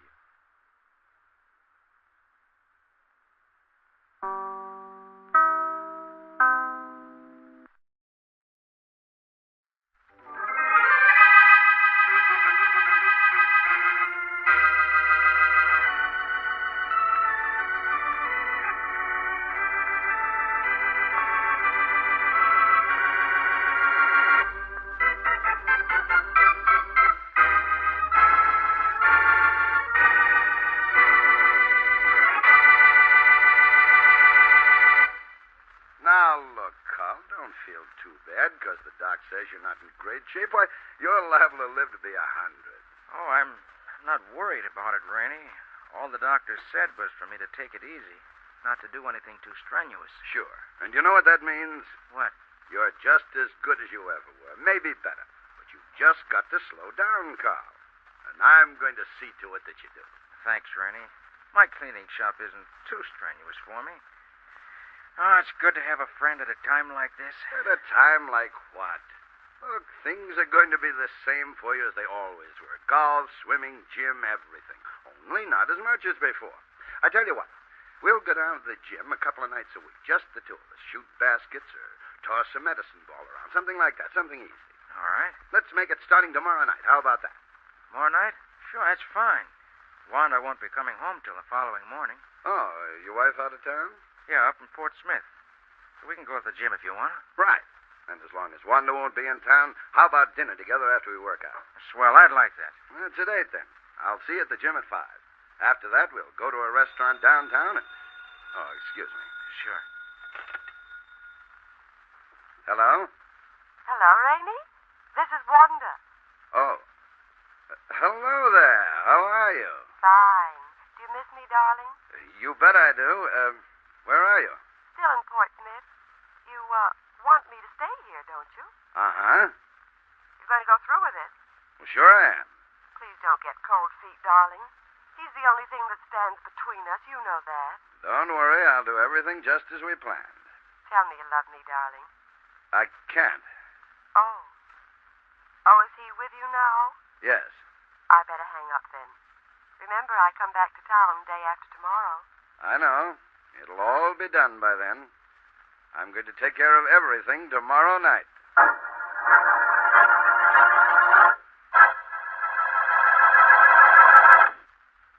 And now, on to Dick Calmer as Boston Blackie. Enemy to those who make him an enemy. Friend to those who have no friend.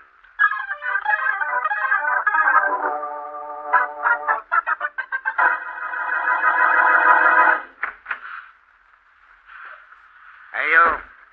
Just a minute. Come on. Press them pants later, bud. I want to talk to you. All right. Well, what can I do for you, sir? Where's the guy who owns this pants-pressing joint? I own this place. Oh, yeah? Your name Carl Brown? Yes. Okay, bud. And you're just the guy I want to see. Nice place you got here. Makes you good living, huh? Well, fair living. I'm satisfied. That's great. Like to know a guy's satisfied. That means he wants the other guy to be satisfied, too. Oh, yes, I like Look, to think... you. It's going to cost you $100 a week to run this place from now on. $100 a week? Well, the place gets mussed up, and you along with it. What is this, anyway? It's just a little business deal, bud. You give me $100 every week, and you can stay in business. And don't think I'm kidding. I'm going to make an example of you. A sort of Exhibit A for the rest of the small shop owners around town. What do you mean? I mean, I'm just starting in business.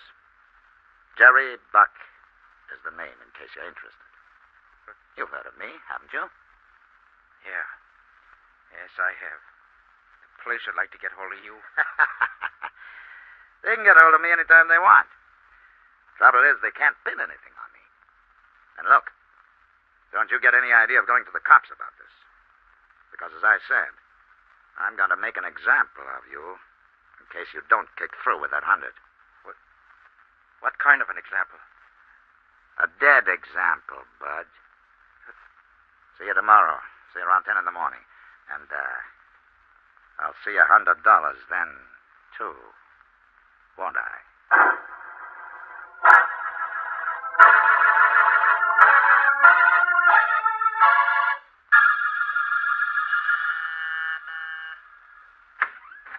Hello, Blackie. Well, hello, Carl. Come on in. What have you done? Promoted yourself to delivery boy? Oh, no, Blackie, but I happen to be passing your way, so I thought I'd deliver your suit to you myself. Oh, thanks. I think I can use it tonight, as a matter of fact. Here, I'll take it. There you are. I'll put it on the bill. Do that, will you, Carl? Say, and by the way, how is everything? Oh, not so good, Blackie. Not so good. Well, what's the matter? You cleaners being taken to the cleaners? Well, I don't know. Had a couple of bad experiences the last 2 days. Oh, what's happened? Well, first of all, my doctor says I'm not in such good shape. Oh, I'm sorry, Carl. And I have to take it easy. Well, I wouldn't worry about that, Carl. Taking it easy will do you good. Yeah, I suppose it will. But it's what happened in my shop this morning that really has me worried. What happened? A A fellow named Jerry Buck came to see me. Wants $100 a week from me, or else. Uh-oh. What'll I do, Blackie? I can't afford to give this guy $100 a week. And if I go to the police, he'll kill me. We'll contact the police, Carl. We have to in a case like this, but not yet. Yeah, but... What this fellow is trying to do to you is one of the crimes I hate most. What time tomorrow is he coming for his 100? 10 in the morning. 10 in the morning, huh? All right. I'll be at your shop at... No, better still. I'll pick you up at your house and go to your shop with you. Well, I go down to work at 8. Will that be too early for you? No, I'll be there. Now, don't worry about a thing, Carl. We won't let this guy get away with this. Thanks, Blackie. I'm not in any danger tonight. No one saw me come here. Later on, I'm going to the gym, and then to dinner with a friend of mine. Well, go ahead and have fun. By tomorrow, your troubles will all be over.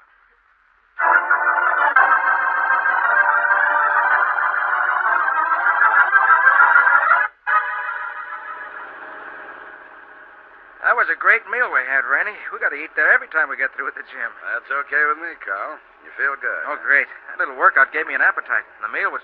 Hey, look, I'm home already. What are you trying to do, Randy? Get rid of me? No, Carl. I just thought you'd like to hit the hay early tonight. Oh, but not this early. It's only 8 o'clock. Well, I'll come on in and shoot the breeze with you a while. How's that? Swell. Oh, it'll be good when Wanda gets back to town tomorrow morning. I guess you miss her, don't you? I sure do. Can't understand why she stayed in Port Smith so long. A boyfriend, maybe?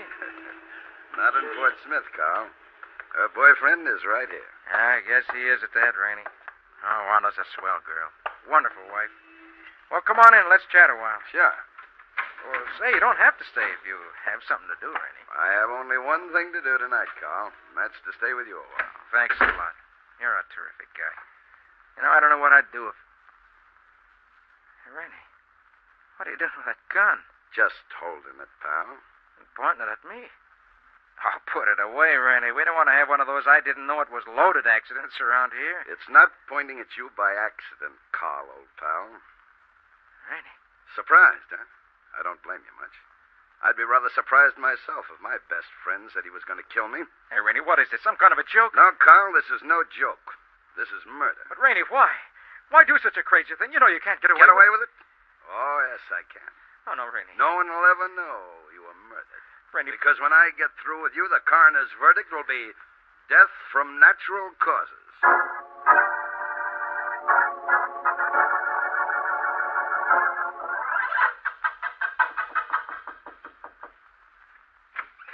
Hello, Mrs. Brown. I'm Boston Blackie. Is your... Mrs. Brown, what is it? Something happened to your husband? He's in the bedroom, in bed, just as I found him this morning. Dead, Mrs. Brown? Yes. I've called the doctor, but he hasn't come yet. When did he die? I don't know. I got home from Port Smith very early this morning and found him. I thought he was just asleep. In other words, he might have died in his sleep? Yes, he might have. He was under doctor's care. Yes, I know. Well, let's have a look at him, huh? If you like. How did you happen to call on him, Blackie? Well, we had an appointment to go down to his shop together this morning to meet a man named Jerry Buck. Jerry Buck? I've never heard him mention anyone by that name. No, I don't imagine you have. This is just the way you found your husband, Mrs. Brown, in bed, just as he is right now? Yes. Just as he is now. Not a mark on him. No sign of disturbance in the room, no bruises on him to show his death wasn't natural. But just the same. Who are you calling? The police, Mrs. Brown. I think your husband was murdered. Murdered? And in an amazing way, too. I don't know how, but he was murdered, I'm sure. Who'd kill him? Probably Jerry Buck. He came to see me yesterday about that shakedown Buck was trying to pull. Shakedown? Yes, but that's not important right now. Faraday speaking. Hello, Inspector. This is Blackie. I'm at alone. Things were too quiet here at headquarters. Goodbye, Blackie. Whatever you want, I'm not interested. Well, I have a murder you might be interested in, Faraday. A murder? Whose? Yours? No, I'm sorry, pal, but the only thing that could possibly kill me is your stupidity. The dead man is Carl Brown, and I think he's been murdered. Maybe poisoned, or maybe killed some new way by a man named Jerry Buck. Jerry Buck? Now, isn't that nice? Why did Jerry Buck kill him? For a $100 shakedown money Brown wouldn't pay. Oh, no, Blackie. I know Jerry Buck and his work. He's a no-good guy, and I'm going to get him one of these days. But it won't be for murder. He's not the murdering kind. That's what you think. Better send somebody up here and have a look at the body. Sure. I'll send up the coroner and a couple of men. What's the address? 909 Evergreen Street, apartment 2. Okay. You think Brown was poisoned, huh? Well, there are no marks on him. He wasn't shot or stabbed or killed by any visible means. Or by Jerry Buck or anybody else. It's murder, huh? Yes. I bet this one turns out to be death by natural causes. Goodbye. Blackie, are the police coming? Yes, Mrs. Brown. They'll be here in a little while. May I Then come in? Huh? Oh, Rainey, please do come in. I got here as soon as I could, Wanda. I'm awfully sorry to hear about this. Well, it must be a shock to you, too. Oh, Rainey, this is Boston Blackie. John Rainey. How do you do, Miss Rainey? I phoned Rainey to come over as soon as I found Carl this morning. No. Rainey's almost like one of the family. You knew Brown well, Miss Rainey? Yes, we've been the best of friends for years. I think I know how he died, too, Blackie. How? Overexertion. I'm afraid that's what it was, too. What makes you think so, Mr. Rainey? Did you see him last night? Yes, I did. We went to the gym for a light workout. Carl was an active guy. I thought it was better to taper off the strenuous stuff rather than drop it cold. Well, that's sometimes wise, yes. But this time, I'm afraid it wasn't. Though he seemed to be in good spirits at dinner. Oh, you had dinner with him last night, too? Yes, about 6:30. Then he left to come home and relax. And he was all right then? Yes, seemed to be. Oh, the poor guy. Guess he died in his sleep. Well, if he had to die, I suppose it's best this way. Yes, if he died, as we think. Did your husband always sleep with his wristwatch on, Mrs. Brown? Oh, yes, he did. Say, this is strange. What's that? His watch. I noticed it when I first came in.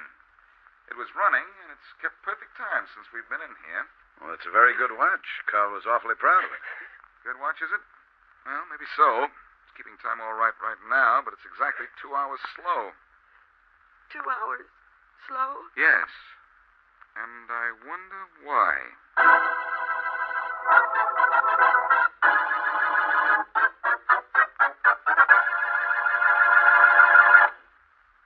And now back to Boston Blackie.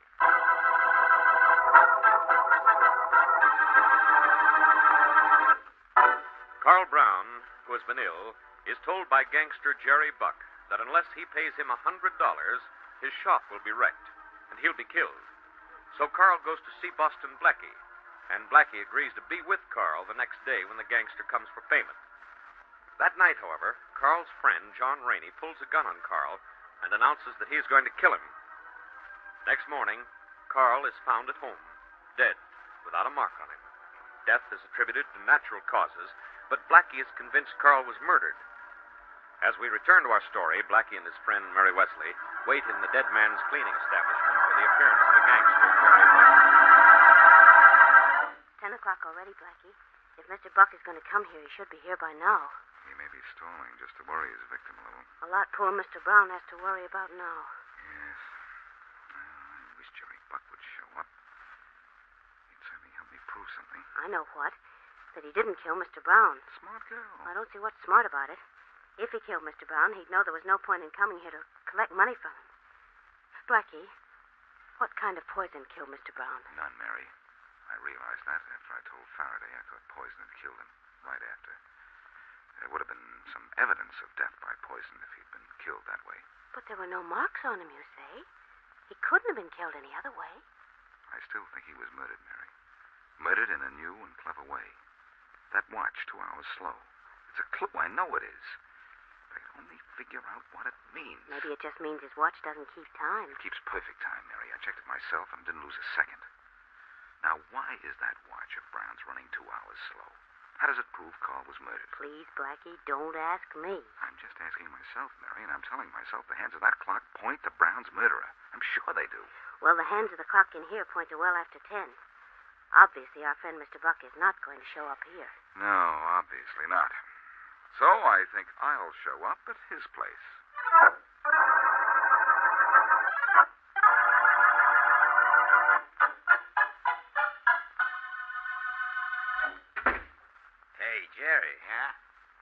over the radio about that guy, Carl Brown, you was going to see this morning? Come in, Maud. Yeah. Just now. Guess you got to pick another sucker to get the business started. But... Oh, somebody's at the door, Maud. Go see who it is. One of the boys, maybe. Yeah, but maybe not. Open the slide panel and see who it is first. Yeah. Yeah? What do you want? I want you to open this door. Get lost, character. Hey, let go of my necktie. Let go, will you? Not till you open this door. Hey, Jerry, make this guy let go of my necktie. Open the door for him, Maud. Let go, you. I think I know who he is. Do what the man says, pal. All right, but let go of me first.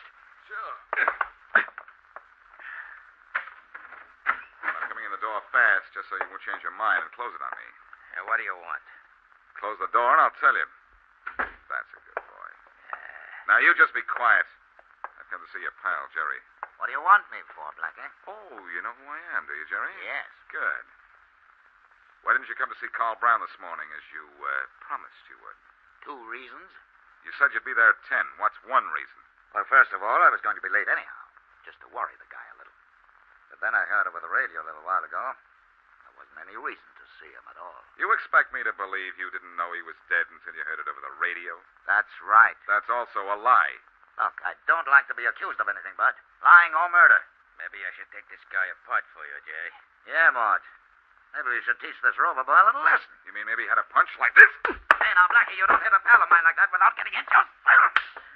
Hold him, Jerry. I'll take care of this guy. Just open the door, Maud. Okay. Conversation's closed. Okay, now, Maud, let's slap him around and toss him. Oh, no, you don't. Here, I'll get him with this chair, Jerry. There. That got him. The door's open, so let's toss him out. Grab him, Mort. Yeah, I got him. Right. Yeah. Now, close the door and let him lie out there a while. Sure, Jerry. Look what I'll be able to tell my grandchildren. That I tossed Boston Blackie out on his ear.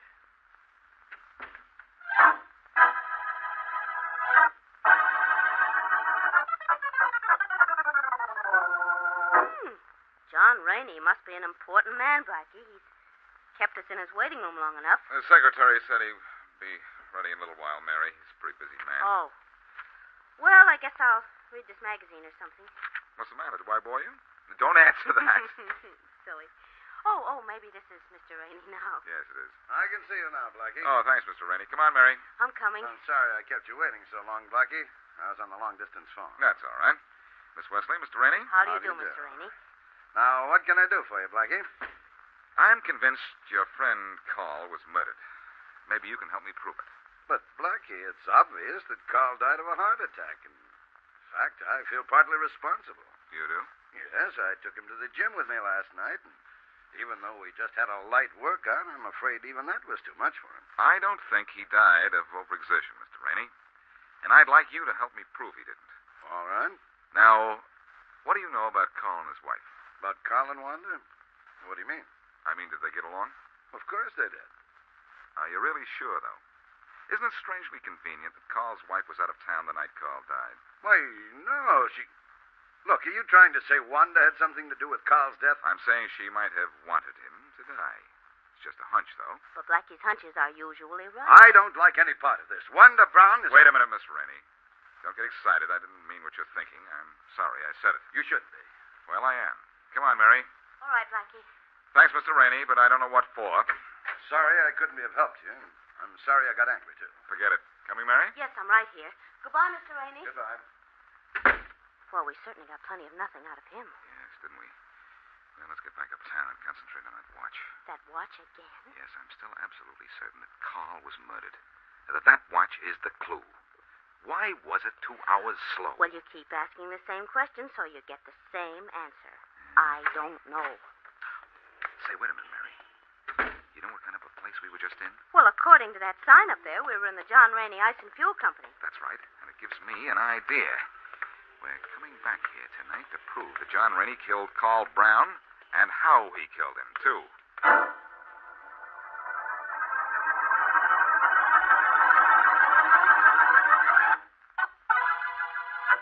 So you want to look around my ice plant this morning, do you, Blackie? Yes, if you don't mind. Miss Wesley here has been pestering me about it ever since we left here yesterday. Well, I'm flattered. We have about the best plant in the city, Miss Wesley. So I've heard. I hope you'll show us through it. Be glad to. Right this way.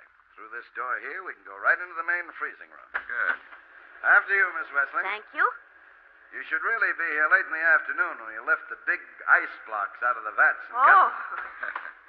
Well, maybe you'll let us come back then. Anytime, Blackie. What's that humming noise? The generators that run the pumping machinery here. That odor you smell is ammonia, of course. Oh, yes, I recognize that. Miss Wesley is a nurse. Oh, a nurse. Well, Miss Wesley, this is where most of your ice packs come from. We supply most of the hospitals in town. Miss Wesley is a private nurse. Most of her cases are in homes. Yes, but people in homes have headaches, too. By the way, Mr. Rainey, what's behind that big, heavy door over there? That's the newest addition to my plant, Blackie, the deep freeze room. Big unit, isn't it? Biggest deep freeze room in the state. Can I see that, too, from the inside? Oh, may I, too? Well, I wouldn't advise it, Miss Wesley. I'll just open the door and give you an idea of how cold it is in there. Okay. Ooh. Oh. It is cold. I give up. I'll wait out here. I thought you would. All right if I go in, Mr. Rainey? Of course, Blackie, for a minute or two. Here, I'll go in with you and show you the mechanics. Fine. We'll be out in a minute, Mary. Then we can hold hands. No, thanks. I'll wait till you thaw out. Say, it is really cold in here. Yes, we'd better not stay in here more than... Blackie, what did you just pick up off the floor? My watch. Your watch? But how did it get in here? I put it in here. I came back after we left you last night. Last night, but the door. It's closed. We can't open it from here. We can't get out. Oh, yes, we can. When I give Inspector Faraday the signal. The signal? Inspector Faraday? A policeman? Yes, in a manner of speaking. But what's he doing here? He's helping me with a little experiment, and it's worked. My watch has stopped, all right, just as I thought it would be, frozen stiff. Why, of course it stopped. It's so far below zero in here that a man would freeze to death in less than half an hour. And his watch would freeze, too, and run again after it was thawed out. Well, sure, everybody knows that. Sure, but not everybody knows that Carl Brown died by freezing, and in here, where you put him... Are you kidding? Don't pretend to be surprised, Rainey. All I needed to prove that Carl was murdered was to find out why his watch was running 2 hours slow. The works were frozen for 2 hours, that's why. Why, you... Put that away. Put away that gun. It's not going to do you any good. It's not going to do you any good either, because I'm going to kill you with it. I don't think so, Rainey. Have you forgotten we're locked in here? What? We've got to get out of here. We'll freeze to death in a few minutes. The way Carl froze to death in here? Blackie, we'll freeze. Open the door! Open the door! No use pounding, Rainey. Faraday won't open the door till I give the signal. Then give the signal. I'm freezing. This is the way you killed Carl, isn't it? You locked him in here. No! Let me out! Let me out! Open the door! Open the door! It won't open till I give the signal, and I'm not giving the signal till you give me that gun and start talking. All right. Here, take the gun. Take it. Now give the signal. You admit you killed Carl by putting him in here? Yes. Now give the signal. I'm freezing. I'm freezing, too, but first, why did you kill Carl? Because Wanda and I wanted to get rid of him. Now, have them open this door. I'm dying. The cold is too much. It's too much. It's too much for Carl, too. Much too much. There's the signal.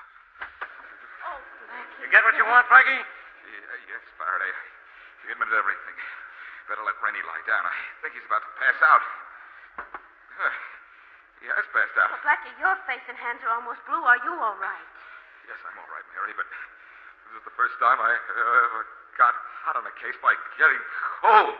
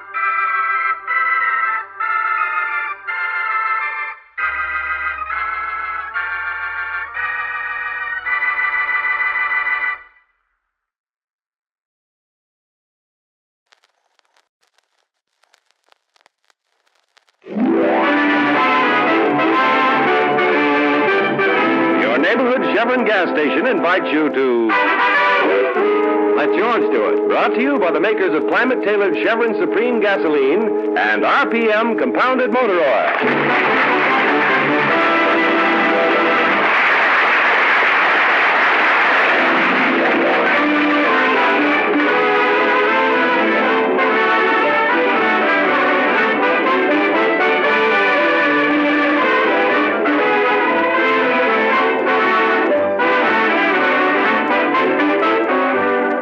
George Valentine would be the last person in the world to take a job that was not exciting, even with a large salary attached. That's why he opened his office and advertised to solve any problem, for a fee, of course. Well, he's had his excitement, all right, sometimes more excitement than he bargained for. Right now, George, his secretary, Claire, and Sonny are driving along in his car. Mr. Valentine, why so much mystery? Where are we going? Just playing hooky from the office, huh, Mr. Valentine? We can't afford to play hooky, Mr. Valentine. You know that. Have you two ever heard of the Harding bookshop? Not I. Never. Why? Should we have? Well, that's where we're going. To buy a book? Of course not, Sonny. Mr. Valentine has a book. Here, bright girl, take a look at this newspaper clipping. What does it say, sis? William Harding, eccentric owner of the Harding bookshop, died in his sleep last night. He leaves his widow Harriet and a nephew Frank. Mr. Harding had been in poor health. Okay, that's enough. Well, what about it? Man dies in his sleep. Where do we come in? Well, his widow phoned. She wants me to meet her at the bookshop at 11. She made it sound urgent. Jeepers, I wonder why she wants to see you. An eccentric book dealer dies in his sleep. His widow is very anxious to see me. Kids, I don't know what it's all about, but it has all the ingredients for some real excitement.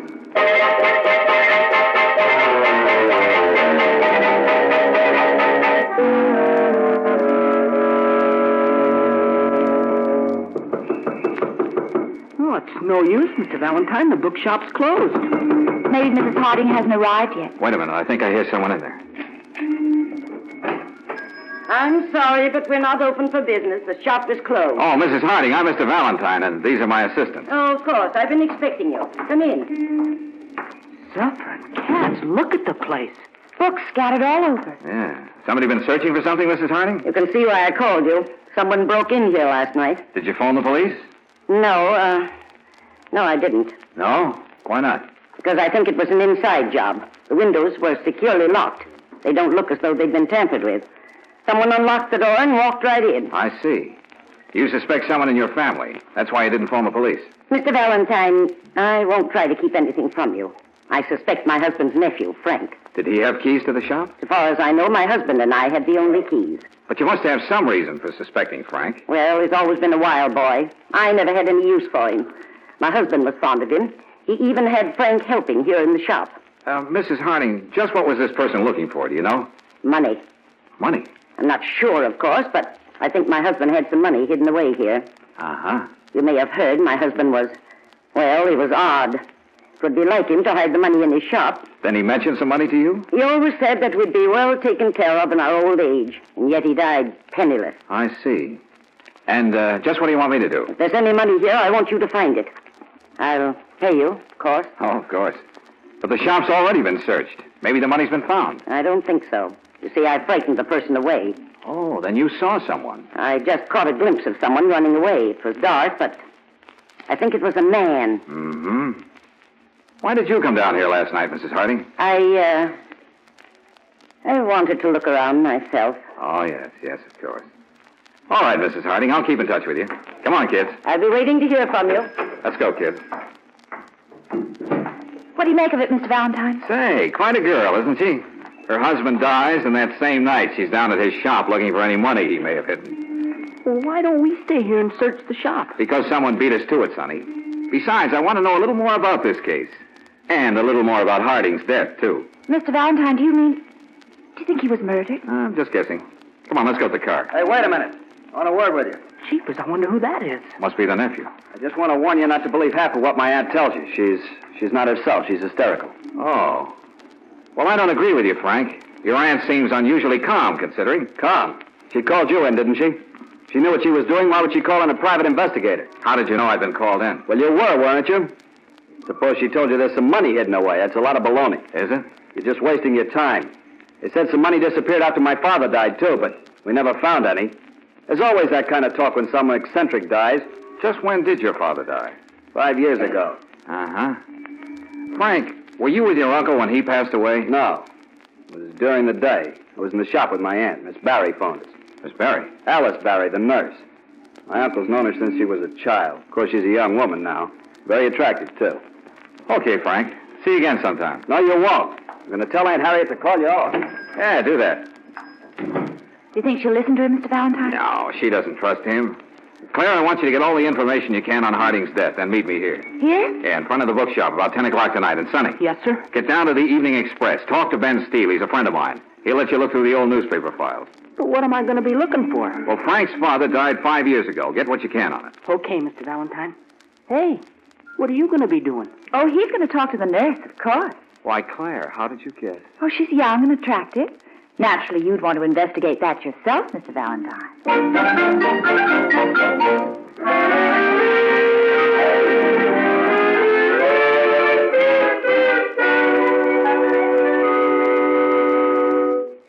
Mr. Harding had been ill for years. There was nothing mysterious about his death.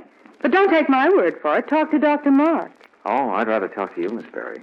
And I know Mr. Harding didn't leave any money. You're wrong about that, too. If you don't mind my saying so. Miss Barry, when a woman is beautiful, she can toss my theories into the ash can, and I don't open my mouth. I'll find that out after I get to know you better. Oh? You're going to know me better?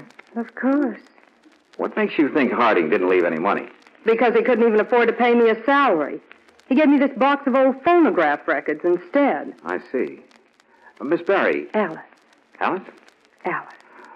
Alice, did Harding die in his sleep? Oh, yes. Then he didn't say anything before he died? Well, he mumbled something. Mumbled something? What, could you tell? I suppose he thought he was a little boy again, listening to Mother Goose. Why? What did he say? Mary had a lamb. Mary had a lamb. Are you sure? Well, the words Mary and lamb were plain enough. Uh-huh. Look, here's my card. If you think of anything else, give me a buzz, will you? I'll give you a buzz. Oh, good. Say, how does that verse go? Do you remember? Mary had a little lamb. Its fleece was white as snow. Oh, yeah. And everywhere that Mary went, the lamb was sure to go.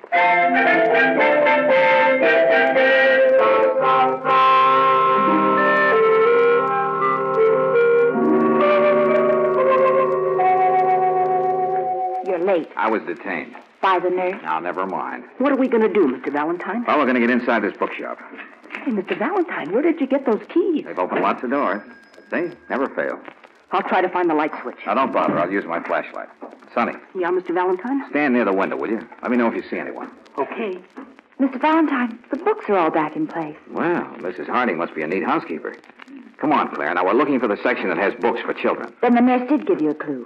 Was she helpful? Oh, yes. And beautiful. Really? Tell me about her. Well, I haven't time. Couldn't do it justice.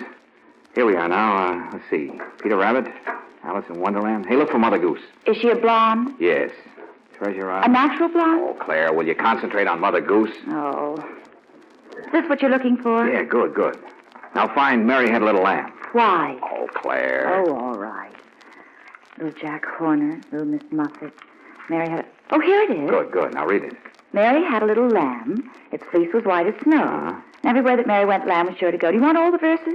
Well, isn't there anything written on that page? No. Well, maybe there's some more Mother Goose books. These are all there seem to be. Okay, hang on to it. Put your hands up. Oh, Mr. Valentine. Suffer and cat. Now, what are you doing here, Frank? Where did you come from? I was in back. I've been waiting for someone to show up. Why? What made you think someone would show up? Well, the place was ransacked last night. And you thought it might happen again tonight, huh? You can't tell. And Harriet says she frightened the person away. He might come back. Uh-huh.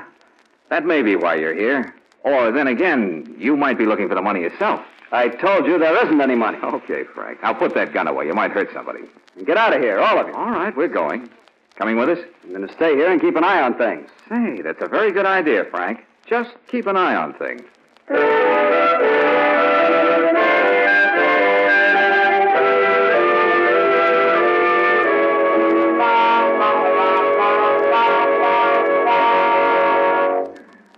Mary had a little lamb. Its fleece was white as snow. Everywhere that Mary went, the lamb was sure to go. I could... Oh, Mr. Valentine, it's a little late to be reading Mother Goose. Well, look, here's what we've got so far, kids. Harding's brother, who's supposed to have money, dies, but he doesn't leave anything. On the other hand, Harding, who's supposed to be poor, tells his wife they'll be provided for in their old age. Oh, I see. You think he had his brother's money. And he hid it in his bookshop. That's what Mrs. Harding thinks, and so does Frank. Well, go on. Well, this Mother Goose rhyme should lead us to the money. Why? Because Harding tried to tell Alice about it before he died. Alice? The nurse.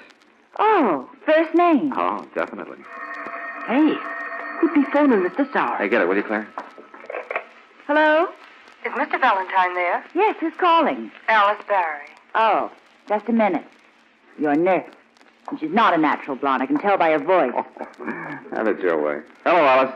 Mr. Valentine, maybe I can help you after all. Yeah, what's up? Well, you remember that Mr. Harding left me a box of records? Yes? Well, I was looking through the box of phonograph records when suddenly I... Oh! Hello. Hello, Alice. Mr. Valentine, what's the matter? Something's happened to her. I've got to get over there quick. Well,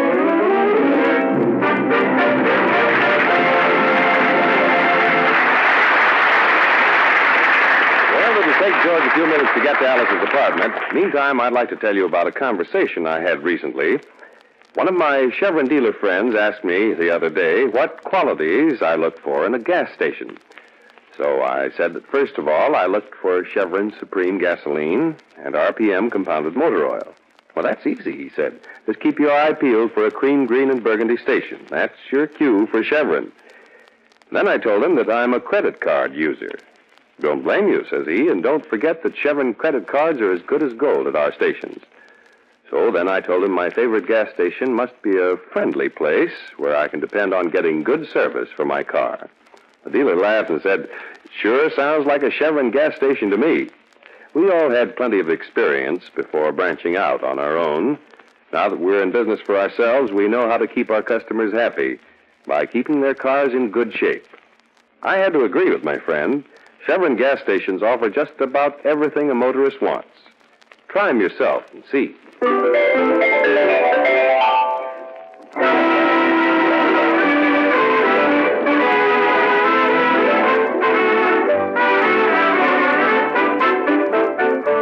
George was about to get some important information. The nurse, Alice Barry, phoned him, but before she could explain, something happened to her. Now, it's a few minutes later. George is opening the door to her apartment. Alice! Alice! Oh, you poor kid.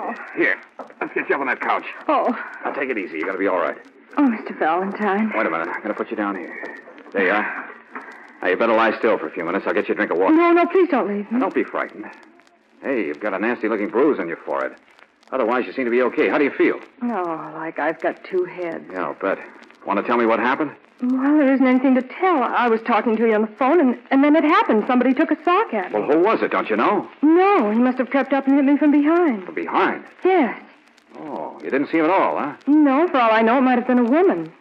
Yeah, it might very well have been a woman. What about the records? No, I guess they're gone. They were on that table over there. That's bad luck. Oh, don't worry about them. It was just an old bunch of records. Believe me, if all those endearing young charms, Who is Sylvia, and a few more like that. But I thought you discovered something about them. I guess the person who stole them thought so, too. No, Mr. Valentine, that's not why I phoned you. Feel like telling me about it? Of course. You see, while I was looking through the records, I got to thinking about Mr. Harding and what he'd said just before he died. Yes? I could almost see the whole thing all over again. He was moaning and tossing around in the bed. I ran to him and felt his pulse. Go on. I told you that he said Mary had a lamb. But now as I think back, Mr. Valentine, I'm almost certain he said Mary Hayden Lamb. Mary Hayden Lamb. Mary Hayden Lamb. A woman's name? That's right. Do you think it means anything? Well, it must mean something. Yeah. It'll probably lead us right to the money. That is, if there is any money. Now, look, I gotta beat it. But I want you to lock the door behind me, understand? Don't worry. After this, I'll always lock my door. Good. Better put some ice on that forehead. It's turning a beautiful purple. I'll be all right. Mr. Valentine. Yeah? If it does mean anything, will you let me in on it? I feel as though I have a stake in this now. Oh, I don't blame you. Okay, Alice. I'll keep in touch with you.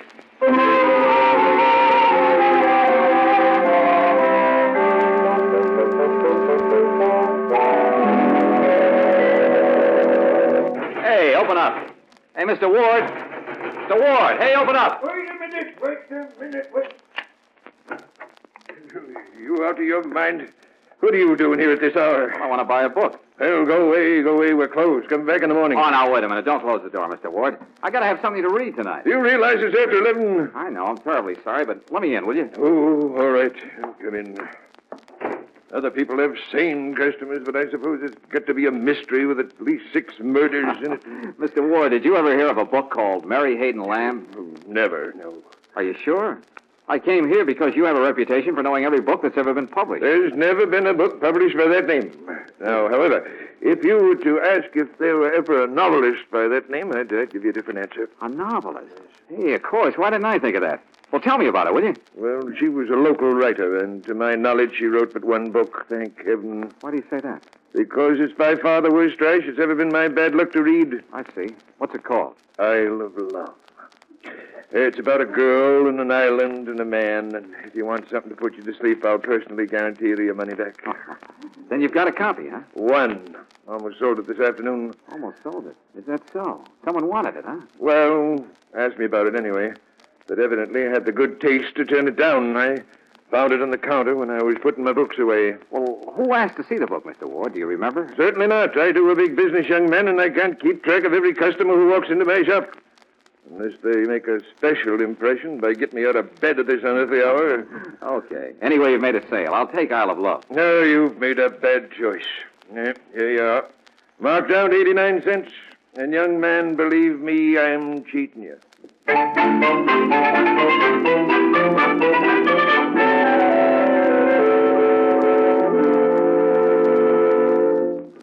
Hey, Claire, Sonny, come on, wake up.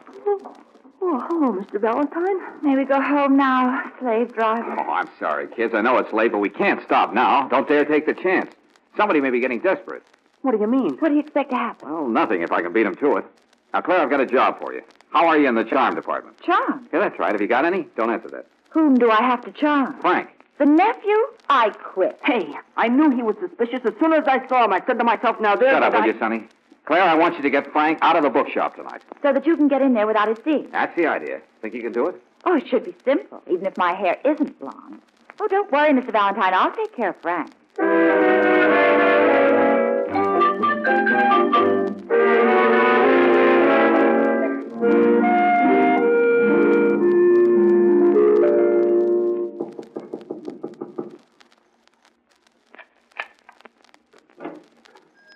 Who is it? Oh, put that gun down, Frank. It's Claire. Oh. You're Mr. Valentine's assistant, aren't you? What do you want? Well, Mr. Valentine's just down the street at your aunt's house. What do you want? Well, I was with them, but then they wanted to talk alone, so, well, they sort of left me stranded. Don't I look stranded? Yeah. Well, your aunt was giving Mr. Valentine an earful. Not very fond of you, is she? You can't forget that I was once a wild kid. I've straightened out since then. Oh, I can see that. What do you want? I want to come in. Use the phone to call a cab. Why didn't you stop at a drugstore? Oh, well, all right if that's the way you feel about it. Good night. Wait a minute. Hmm? Pretty late for you to be wandering around. Oh, I knew you had fine instincts, Frank. Oh, all right. Come on. I'll take you in my car.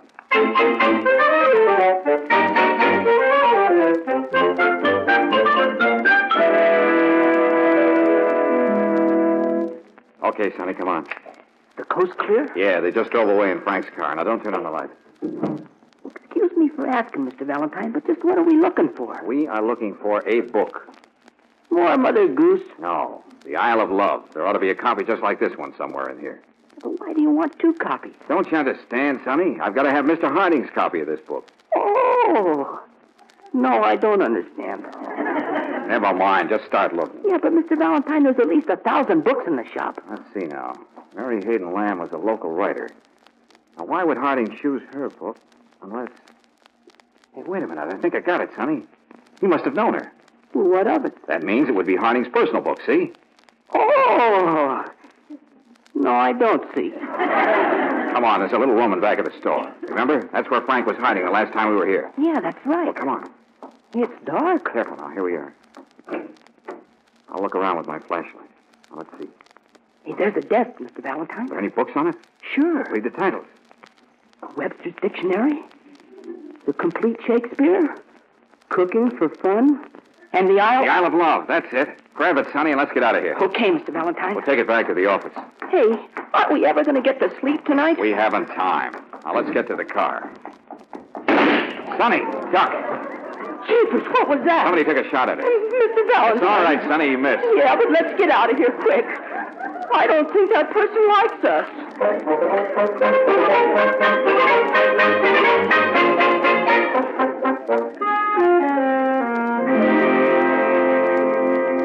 And then somebody started shooting at us. Oh, it was plenty exciting, sis. You're lucky. Frank's a bore. This conversation is brilliant. It's either yes or yes. I guess it was Mrs. Harding shooting at us, huh, Mr. Valentine? Because Frank was with Claire. Not for long. No? No, he just took me to a cab stand. I see. Run out of charm? Oh, jeepers, Mr. Valentine, you've just about taken that book apart. Well, there's nothing in here. No secret compartment, no writing on the pages. I can't find a thing. Well, then let's go home and get some sleep. No, we can't stop now. Okay, kids, make yourselves comfortable. What are you going to do? Well, I'll have to start reading the book. Aloud? Certainly. I might miss something. You're going to read all of it? That's right.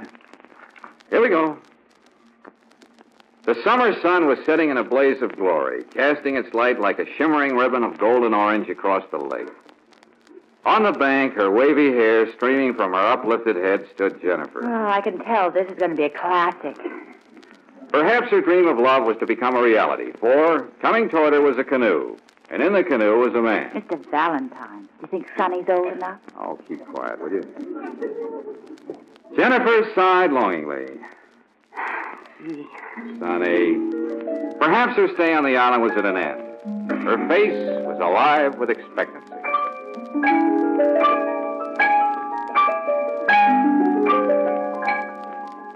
Weeks had gone by. Jennifer knew that this was her man. What choice did she have on a desert island? In spite of his aloofness, in spite of his air of mystery, Jennifer knew that she loved him.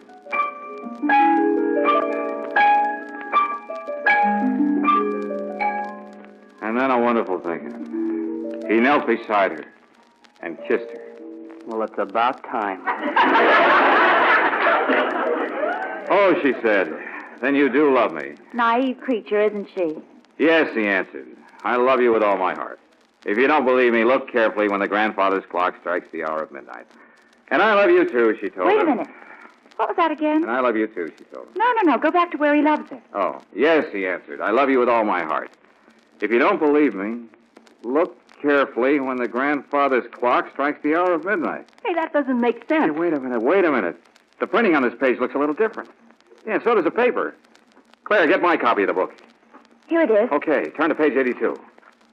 Come on. Okay, now read that part. Yes, he answered. I love you with all my heart. I swear it, Jennifer. That's enough. This is it, kids.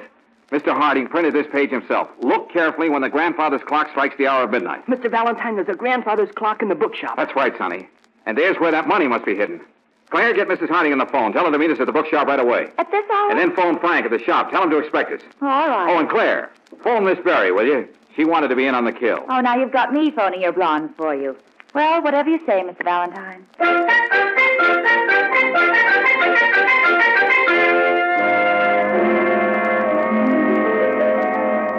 What are you waiting for, Mr. Valentine? Why don't you give me my money? You mean my money, Aunt Harriet? Now, don't fight over the money. We don't even know if there is any. And why did you call us here? And why bring Alice into this? Well, if there is any money, you'll have to thank Alice. She gave me the clue. Then it really was a clue, Mr. Valentine. That's right, Alice. It led me to a book. And in the book, I found some words that Mr. Harding printed. It said, look carefully when the grandfather's clock strikes the hour of midnight. The grandfather's clock. I'm going to see about this. Now, take it easy, Frank. Now, Frank, that's not your property. Get away from that clock. There's nothing in here. The clue didn't say there was something in the clock. It said, look carefully when the grandfather's clock strikes the hour of midnight. Well, it's striking 12 now. Well, what's different about the clock when it strikes 12 than at any other time? When it strikes 12, both hands point up. Smart girl, Claire. Sonny, hand me that chair. Okay. You think there's something on top of the clock? No, above it. On the wall here. Yeah, you see? There's a false panel. Need any help? Oh, thanks, Frank. I think I could do it with the heel of my hand. That does it. What is it? Is there something in there? Yes, a package. What's in it? Just a minute, I'll see. Well. Bills, large denominations, and lots of them. Let me have that. Now, don't rush me. Hey, there's a note here, too. What does it say? Mrs. Harding, is this your husband's handwriting? No. No, it isn't. That's my father's handwriting. You see, the money is mine. Not so fast, Frank. Well, what does the note say? It says, Dear Brother Bill, I'm leaving this money in your care. Frank is too wild to be trusted with it. When he settles down, you can give it to him. Then give it to him. Wait a minute, there's more. There's a condition I attach to this.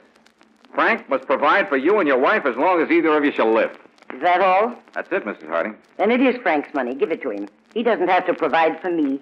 No, this money is for both of us, Aunt Harriet. Well, that's more than I deserve, Frank. You can stop talking right now and hand that money over. Alice! Give it to me, Mr. Valentine, and hurry up about it. I never argue with a beautiful woman, especially when she has a gun in her hand. Mr. Valentine, was she the one who was after the money all along? That's right. When she phoned me and got bumped on the head, I thought it was funny I didn't hear the blow over the telephone.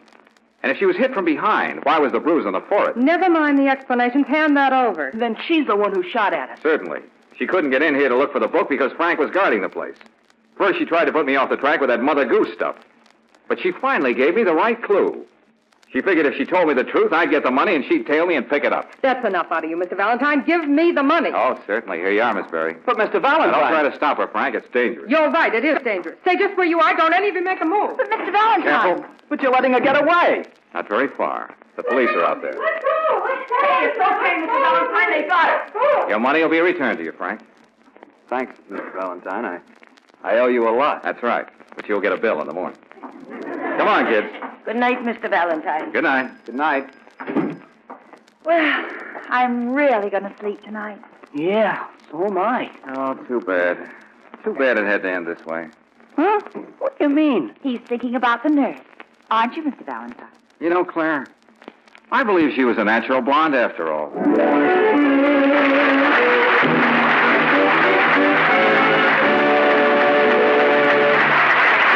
Back in a moment. Meanwhile, it doesn't matter whether you sit in an office or ride a tractor. Life these days seems to be getting more complicated for everybody.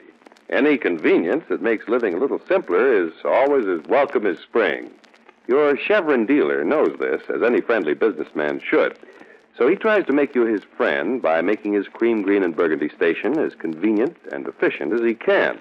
He'll make it a point to know your car and the grade of RPM compounded motor oil you use.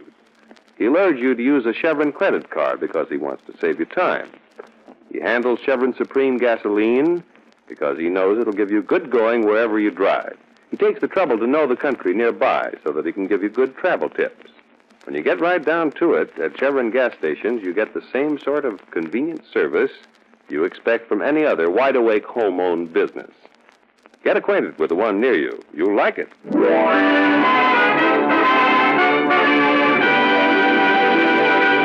Well, next week, George Valentine is confronted with a problem. A big problem. You'll probably hear something like this. Client or no client, Mr. Valentine, you can't keep a dog that big in this apartment. Jeepers, do you realize he eats 6 pounds of food a day? 6 pounds? What kind of food? I'm not sure, but he seemed awfully fond of my head. Okay, Sonny. Go out and buy him a bone.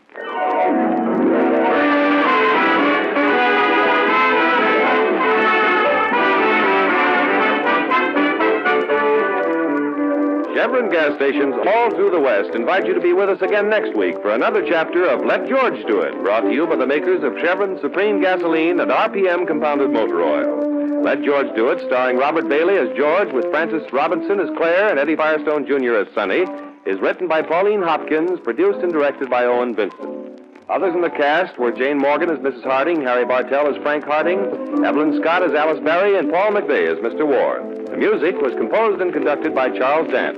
Your announcer, John Heaston. Listen again next week, same time, same station, to Let George Do It. This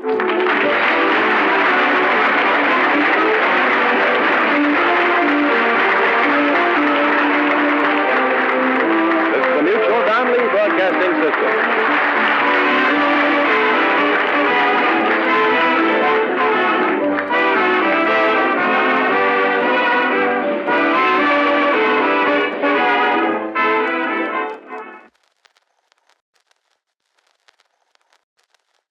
Next, Mr. Chameleon and the Perfect Maid Murder Case.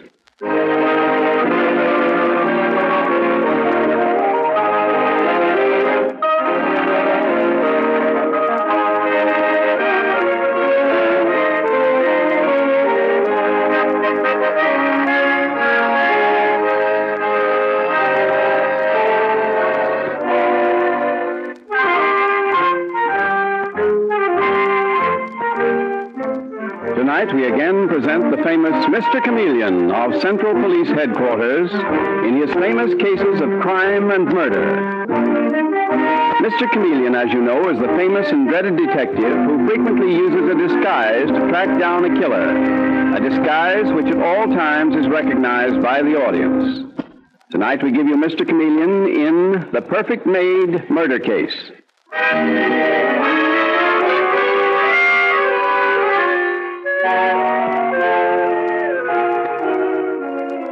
The scene opens in one of New York's most fabulous mansions, the home of Raymond Colby. And we see a young woman about to leave. Her hand is on the knob of the front door when she is interrupted by a maid whom we hear saying the words that lead to a gruesome, fantastic murder. Excuse me, Miss Laura. Can I see you a moment before you go? I haven't any time now, Fanny. But this is important, Miss Laura. Terrible important. Well, what is it then? I want to give my notice, Mum. Your notice? You mean you're leaving? Oh, I thought you were a fixture in this house, Fanny. But that's just it, Mum. I am a fixture here. Then what's this talk about giving notice? What's wrong if it's more wages? Oh, it's not that, Mum. It's that, yes? It's that I'm going to marry your father. Your what? Going to marry your father, that's what. Oh, well, it don't seem to set very well with you. Are you completely and utterly mad? This is the most outrageous thing I've ever heard in my life. Oh, it is it? Well, let me tell you, I'm as good as you are. Pack up your things and get out of this house as fast as you can. I'm not packing, and I'm not leaving. I'm marrying into this house. Just put that in your pipe and smoke it. Get out instantly, I say. I'm not going any further than my own room. You'll find me there if you want to be coming up later and telling me you're sorry. Ta-ta, dearie. John, come here. John! Don't shout, Laura. I heard it all. Great heavens, what a mess. We can't let Father do this. He's gone mad. Oh, that cheap, terrible creature. I tell you, Laura, hysterics won't help. Besides, we don't want to wake the old man up and get him on our necks. We've got to think fast. But what are we going to do? What can we do? Oh, this is too dreadful. Listen, Laura, listen. Yes? You stay right here, Laura, and watch every door. Be as loud as you can if anybody comes. You mean Father or that horrible Fanny? Anybody. I've got the combination to Father's safe. His safe? What are you going to do, John? I know he keeps his will there. That's the first thing to do. He may have changed it in Fanny's favor. If he did, I'll burn it up.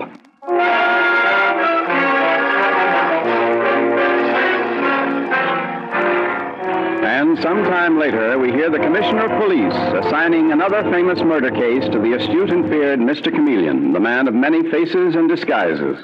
Oh, here you are, Chameleon. A murder in Park Avenue. Oh, top drawer case, eh, Commissioner? Well, that's for you to decide, old man. The murder occurred in the Raymond Colby house. You mean the mysteriously rich Raymond Colby's been killed? No, not Colby himself, Chameleon. A maid in his house. A girl named Fanny Bilkins. Throat slashed open. Better get out there. Right, Commissioner. I'll take Detective Dave Arnold with me. Oh, here you are, Dave. Yes, sir. You come with me, please. Bye, Commissioner. I suppose the case we're on is that parlor-maid murder at Raymond Colby's house. Yes, that's it, Dave. Well, I guess it'll be one of those jobs where the chauffeur killed some poor girl because he was in love with her and caught the butler getting away with her. I have no idea, Dave. Let's get the car and buzz out there. Well, personally, I'd be more interested if old Colby himself was the victim. I hear he's a queer character, the absent-minded professor type. He invented something somewhere that made him fabulously rich.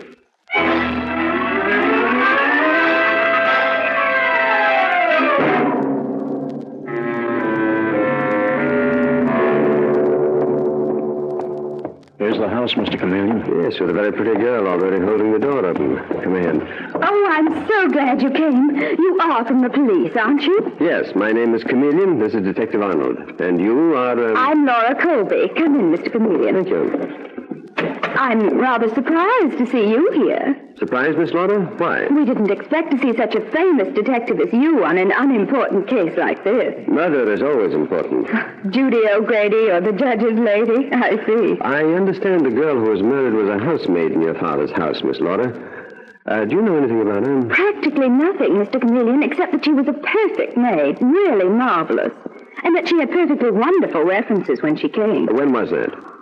Oh, I don't really remember. A couple of years ago. You know how those things are. Who found her body? One of the other help in the house, I suppose. No, as a matter of fact, my father did. He and my brother John, that is. Yes?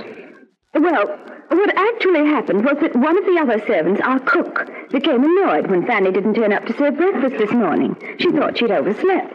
But when she knocked on Fanny's door and she didn't answer, she became alarmed and called my father. So he and your brother went up there? And when they opened the door, they found her dead. Father was very much upset, and so was my brother. Odd that the cook didn't open the door herself when she got no answer to her knock. I hadn't thought of that.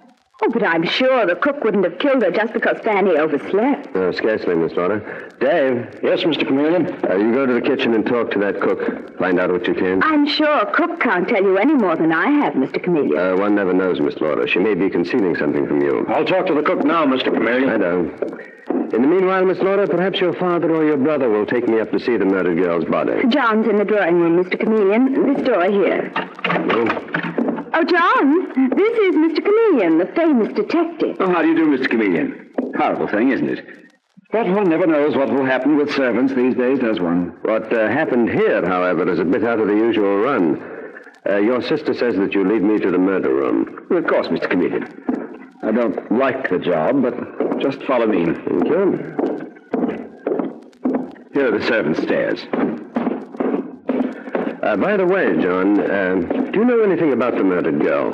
I mean, do you ever notice anything strange about her? Signs of being afraid of something, upset, anything like that? It's a funny thing, Mr. Chameleon. I never notice any servant particularly. To me, they're just faceless people. All I know is that my sister always said Fanny was the perfect maid. That was all in the dinner. Says she'll never find another one like her. Oh, but here's her room. Just about the size of a cell. What? Nothing. Poor girl. A horrible sight. Her head is almost severed. If you're finished with me, Mr. Chameleon, I'd like to get out of here. Oh, yes, I understand, John. I'm sorry. I forgot that we policemen are more accustomed to sights like this than people like you. Yes, you go back to the drawing room. I'll see you there presently. Thank you, Mr. Chameleon. Poor Fanny. Poor child. Well, if the dead can hear, you'll hear me promising to bring your murderer to the execution chamber. Mr. Chameleon? Nothing from the cook except what Laura Colby already told us. But get this. Yes, Dave? Just as I was talking to the cook, the girl's father came in. The murdered girl's father, Dave? Uh-huh. A man named Ed Bilkins. He started accusing everybody of murder. He's pretty wild. I told him to stay put, but you'd talk to him. Oh, poor devil. Where do you get a load of him, Mr. Chameleon? He looks like a bad customer to me. Not so sorry as he acts. But that don't mean I think he killed the girl. Dave, you call the morgue and have this body picked up. And here is the knife that slashed her throat. You send it in for prints. Okay, Mr. Chameleon. And then hold the murdered girl's father down below. I want to talk to John Colby and his father first.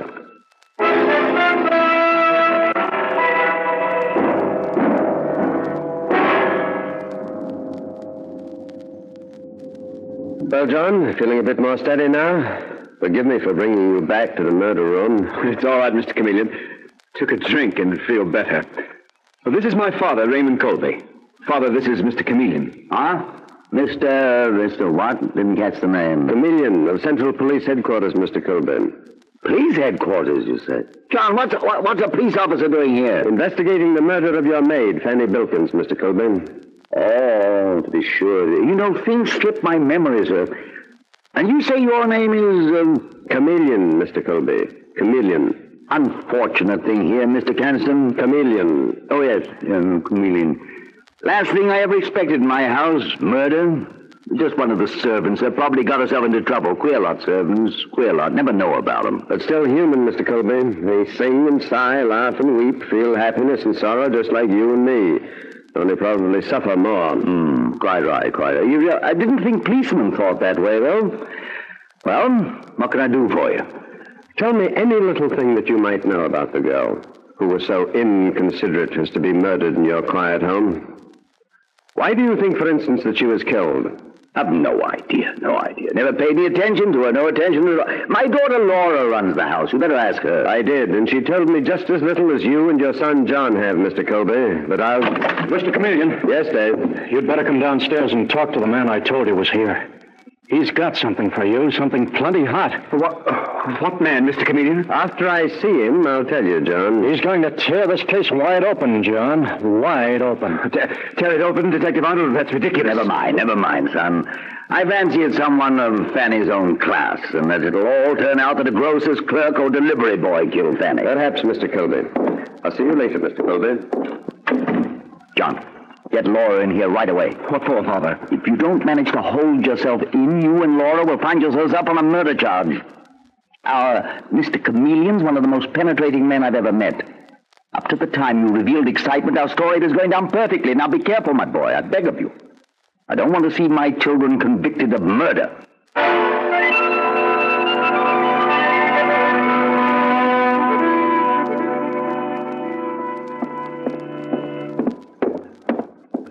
What did the murdered girl's father tell you, Dave, to make you think he'd break this case wide open? You better hear it from his own lips, Mr. Chameleon. Oh? He's here in the butler's pantry. Oh, all right. Mr. Bilkins, here's Mr. Chameleon. Now tell him what you told me. It's bad, terrible I ever brought my innocent daughter to this country, Mr. Chameleon. That's how she was done in. What do you mean, Mr. Bilkins? Brought her to this country? Didn't this here busy tell you, Mr. Chameleon? Detective Arnold wanted me to hear the story direct from you, Bilkins. Now, let's have it, please. Fanny and me come from Australia, where we should have stayed. And then she'd never have gone into service in this old duffer's house. Well, I still don't know what you mean, Bilkins. What I'm trying to drive home, sir, is that Fanny wouldn't have got herself engaged to marry the old man. Do you mean to say that your daughter, Fanny, was going to marry Raymond Colby? I'm not lying when I say it, Mr. Chameleon. I warned her proper about marrying out of her class. But Fanny had got American ideas into her head quick. Wouldn't listen to her father. And it all wound up in her being killed. Butchered like an animal. Are you certain that your daughter was going to marry this fabulously rich man? Look here. Here's a wedding license, Mr. Chameleon. She gave it to me, saying Mr. Colby didn't want it round the house, that his son or daughter might find it. But they must have caught on some other way, sir. And that's why they killed her. Dave, this is astounding. This license is genuine. Fanny Bilkins, age 24, Raymond Colby, 56. It's on the up all right, Mr. Chameleon. I had it checked myself. I'm taking the blame for Fanny's murder on myself, Mr. Chameleon. I'm her father. I should have given her a good thumping and made her leave this house. The likes of her thinking of marrying the likes of him. I always say that everyone stay in his own class. Mr. Bilkins, come with me. Where to, sir? Upstairs to the drawing room, but I think we'll find Mr. Colby and his son, John. Don't make me face him now, Mr. Chameleon. I can't face my daughter's dirty murderers. I can't do it, sir. I can't. I understand, Dawkins. You wait here, then. Detective Arnold and I will go up alone. You're a real gentleman, sir. Thank you. I'll never forget your kindness. Dave, come along. If ever I saw one for the book, Mr. Chameleon, this is it. If it's true, Dave, if it's true. What? Well, don't you believe it? You saw the marriage license, didn't you? Yes, indeed, Dave. And I also saw the shifty look in the bereaved Mr. Bilkins' eyes. If I were looking for a babysitter, it wouldn't be Bilkins. Here's the drawing room now. I expected to find your father and brother here. They're in Father's study, Mr. Chameleon. I just talked to your murdered maid's father. So they have fathers, too. Just as you and I, Laura. But tell me. Yes? When was your father, Raymond Colby, going to marry Fanny Bilkins? Oh, I didn't realize detectives on duty kidded people, Mr. Chameleon. Then you didn't know? Know what? You know what. Answer the question. If you expect me to answer a ridiculous question like that, Mr. Chameleon... Are you serious? Imagine Father marrying a housemaid. It's too silly. At the door to the study, Laura? Why, yes. I'll tell Father you want to see him. Don't trouble, thank you. I'll go in alone. And you stay here. I hope I'm not interrupting, Mr. Colby. Oh. I see you have your safe open. Something lost? Father has an idea he misplaced his will, Mr. Chameleon. I'm on the forgetful side, Mr. Chameleon. I'll find it later. Why not look in the fireplace, Mr. Colby? Wait a second. In the fireplace, Mr. Chameleon? Yes, John? Yes, here is what is left of your father's will. All but the top burned away, though. Do you mind telling me why you tried to destroy it, John? My son didn't, Mr. Chameleon. Probably did it myself. I do such utterly stupid things without thinking. Like arranging to marry your housemaid, Mr. Colby? What is this, Mr. Chameleon? Father planning to marry that murdered girl, John. Murdered. Oh, Mr. Chameleon, what in heaven's name gives you the idea Father was going to marry her? This marriage license, John. Marriage license? John, I told you before that Mr. Chameleon was a very penetrating man. Trying to deceive him would be unfair to him and us. Then you were going to marry her, Mr. Colby? Oh, no, not at all, Mr. Chameleon. I really don't know why I took out that marriage license. But I'm sure it wasn't done simply to keep a perfect maid. Come, Mr. Colby, don't you think it's time to stop trying to protect your children? Why should he try to protect Laura and me, Mr. Chameleon? We didn't kill that girl. In my entire experience, I've never met with a clearer motive for murder. Never. Dave? Right here, Mr. Chameleon. Oh. What do we do, arrest John and Laura? No, not now, Dave. Bring the murdered girl's father in here immediately, and then we'll... That's what I came up here to tell you, Mr. Chameleon. Wilkins slipped out of the house while I went into the kitchen to get a drink of water. What? I sent out a general alarm for him.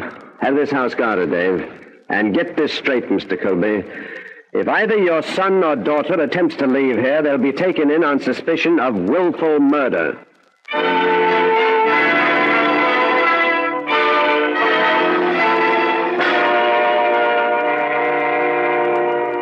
Mr. Chameleon and the Perfect Maid murder case continues in just a moment.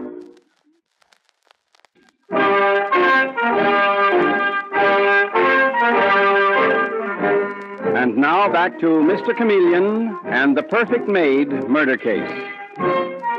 Fanny Bilkins has been viciously murdered in the home of wealthy Raymond Colby, where she worked as a housemaid. Mr. Chameleon has discovered that Colby had planned to marry Fanny in spite of the bitter protest of his son John and his daughter Laura. During the investigation, the murdered girl's father, Edward Bilkins, has disappeared from the Colby home. But an hour later, when Mr. Chameleon impatiently paces his office at headquarters, he suddenly finds that no general alarm is required to bring in Bilkins. For a strange surprise awaits him as Detective Dave Arnold rushes into his office saying, Mr. Chameleon, they just brought in Fanny Bilkins' father in an ambulance. In an ambulance, Dave? He's got a knife cut straight down his left cheek. Didn't miss his throat by half an inch. But the ambulance doc patched him up on the way in, and now he's squawking loud to see you. He says... Get him in here, Dave. Come in, Bilkins. Bilkins, what happened? Who tried to get you? I'll get down to the point without wasting words. Very good, sir. But it was a near one. Not satisfied with cruelly murdering my daughter, Fanny. Who? Raymond Colby. I mean his son, John. But the fact is, I don't know for sure. Where did the attack take place, Bilkins? In the old duffer's study, that's where. What were you doing there? Nothing, sir, nothing. Just nosing around. It won't do, Bilkins. Out with it. Mr. Chameleon, here's a bag the boys took off Bilkins on the way in. Give it to me, Mr. Copper. I never seen it before. Fanny gave it to me. Looks like about $500,000 in jewels, Bilkins. And they look familiar. Very familiar. I don't know anything about them. Dave, put Bilkins on detention. I got the answer to this case. Look here, Chameleon, I got rights. Those jewels were planted on me. Come along, Bilkins. Close your own door, did you? I'll be right back, Mr. Chameleon. Lie down. Hello? Mr. Chameleon, this is John Colby. Yes? Most of my dead mother's jewelry has been stolen. Who discovered the loss, John? Our butler did. Caught the robber in the act, but he got away. Can you come out here right away? Not just now, John. You said only part of your mother's jewelry was stolen? The butler came in the room just in time to save the rest. I have got the stolen jewels, John. And the robber, too. You've got the jewels and the robber both? I'm pretty positive I have, John. But I want to make sure before I definitely charge the man that we're holding. Well, what do you mean, Mr. Chameleon?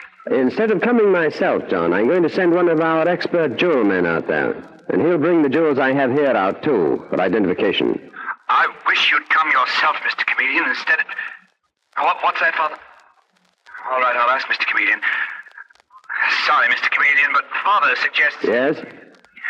Father's worried about anybody coming but you, Mr. Chameleon. So is my sister, Laura. Can't you come yourself? I'm sorry, I'm not a jewel expert. I'm sending our head man, Pierre-Antoine, out right away. And then I'll follow later. Goodbye, John. What's all that about, Mr. Chameleon? Are you going out to Colby's in disguise? Right you are, Dave. Disguised as Pierre-Antoine, the police department's chief man on jewels. Now, you will come with me. And the instant we get there and you introduce me, arrest John and Laura Colby on my orders.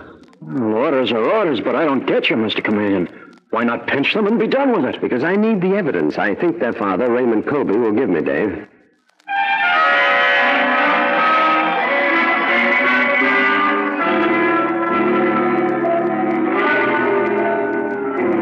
And so, a little later, we find Detective Arnold with Mr. Chameleon in his disguise as Pierre-Antoine at the murder house, as Dave Arnold says. Evening, everybody.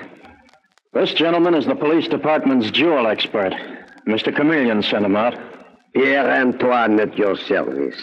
You Mr. Raymond Colby, monsieur? Yes, Mr. Antoine. This is my daughter, Laura. Mademoiselle. How do you do? And my son, John. Monsieur Jean.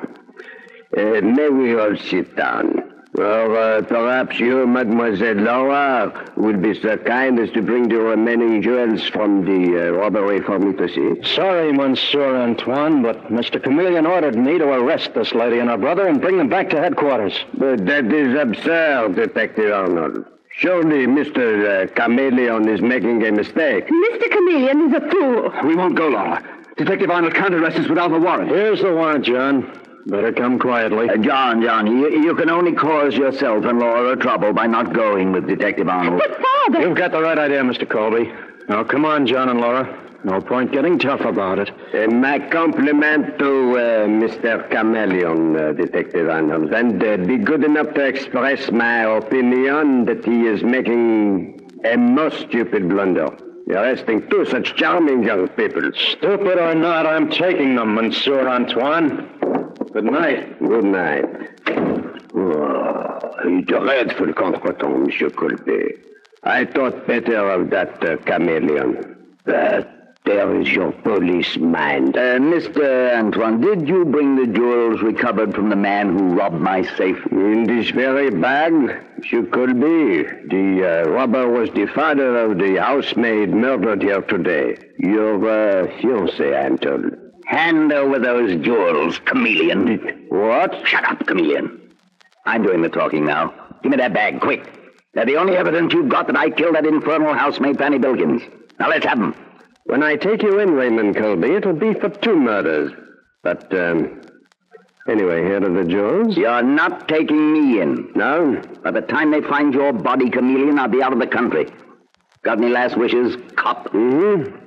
I'd like to tell you how I caught up with you, Raymond Colby. I'm interested, but hold your gab to 3 minutes. Through a careful study of police records extending from New York to Sydney, Australia. You murdered the woman who owned those jewels, Lady Ashton Burl, in Australia 5 years ago. That's past history, Chameleon, but suppose I did. The one living man who knew you did was your murdered housemaid's father, a petty criminal named Ed Bilkins. And he followed you here, forced you to hire his daughter Fanny as a maid in your house, and then blackmailed you into a promise to marry her with your mysteriously and criminally acquired wealth. Anything else, Chameleon? You've got 30 seconds left. Only this, Raymond. Don't move, Colby. You hear me, Colby? I said don't move. It's odd, he doesn't answer. Colby? What? Oh, why did I have to become a policeman?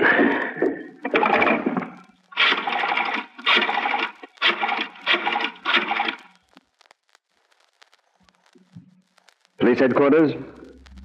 This is Chameleon. Connect me with Detective Arnold, please. Dave? Listen, Dave. Send the dead wagon out, please. Yes, the dead wagon. Well, I'm afraid I killed a man. Yes, the murder of Fanny Bilkins. I hit a fatal spot by mistake. I know, Dave, it's all in the line of duty, but still...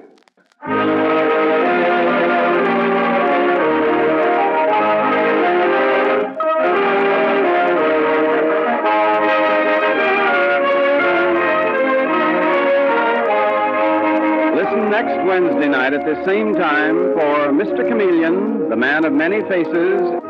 The part of Mr. Chameleon is played by Carl Swenson, with dialogue by Frank Hummert from the original story by Frank and Ann Hummert. Music directed by Victor Arden. The members of our cast join with our sponsors in wishing all their listeners a Merry Christmas. Your announcer is Howard Claney.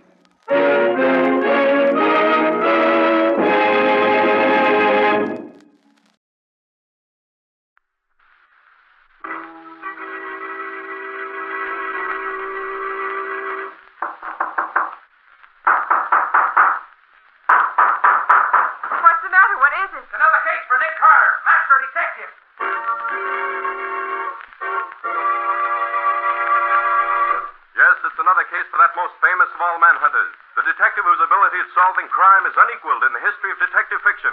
Nick Carter, Master Detective. Presented by the three great Linex home brighteners. Linex Clear Gloss Varnish, Linex Cream Polish, and Linex Self-Polishing Wax. Created by Acme, America's great producer of fine Acme quality paints.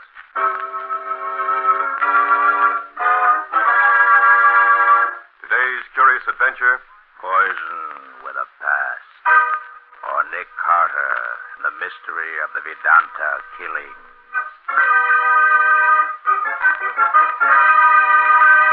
In just a moment, we'll hear how Nick Carter was able to solve the mystery of the Vedanta killings and prevent the strange poison from claiming any more victims. But first, here's a good tip. Millions of American families are happier these days because women who run their homes wisely have learned about Chemtone, the miracle wall finish, which makes every home more bright and inviting. Now those same wise homemakers are learning the modern way to new beauty for woodwork, furniture, and floors. The three great Linex home brighteners. Linex Clear Gloss to give lustrous, longer-lasting protection to every wood and linoleum surface. Linex Cream Polish to renew the sleek, gleaming beauty of fine furniture. And Linex Self-Polishing Wax to lend rich, satiny loveliness to any floor, wood, linoleum, or tile. Take the modern shortcut to new home beauty with the three great Linex home brighteners. You'll find them all at your hardware, paint, or department store. Your headquarters also for Chemtone, the miracle wall finish. And now for today's mysterious adventure with Nick Carter. As we join Nick and Patsy in Nick Carter's office, we find Nick talking to Riley on the phone.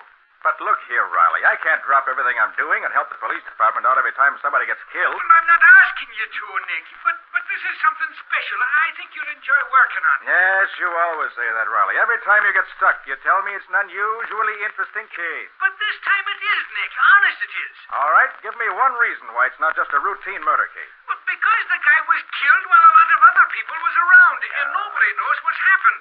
The medical examiner is here, and he swears it's a poison case, but he's stuck completely. It's some queer stuff he never ran into before. Now, you're an expert on poisons, Nick. You ought to look into this. An unknown poison, huh? Was it given him externally or internally? We don't know. There's not a trace of evidence to show how it was done at all. And you know old Doc Buck is no slouch when it comes to poisons. No, Doc Buck knows his stuff, all right. And he can't figure it out? He's tried every trick he knows, Nick, and nothing seems to work. Look, will you take a run over here and see what you can make of it? Okay, Riley, what's the address? The Hamilton Apartments on Riverside Drive, apartment G4. I'll be right here waiting for you. Be there in 20 minutes, but it better be good. Oh, it is, Nick. You won't be sorry. So long now. So long. So he managed to rope you, did he? I don't know whether he's roped me or not, as you so elegantly put it. It's got me interested enough, so I'm going over and have a look at it. Want to come? Do I want to come? You don't think I want to sit around here when there's a murder case to be solved, do you? I suppose not. Okay, get your hat and let's be on our way.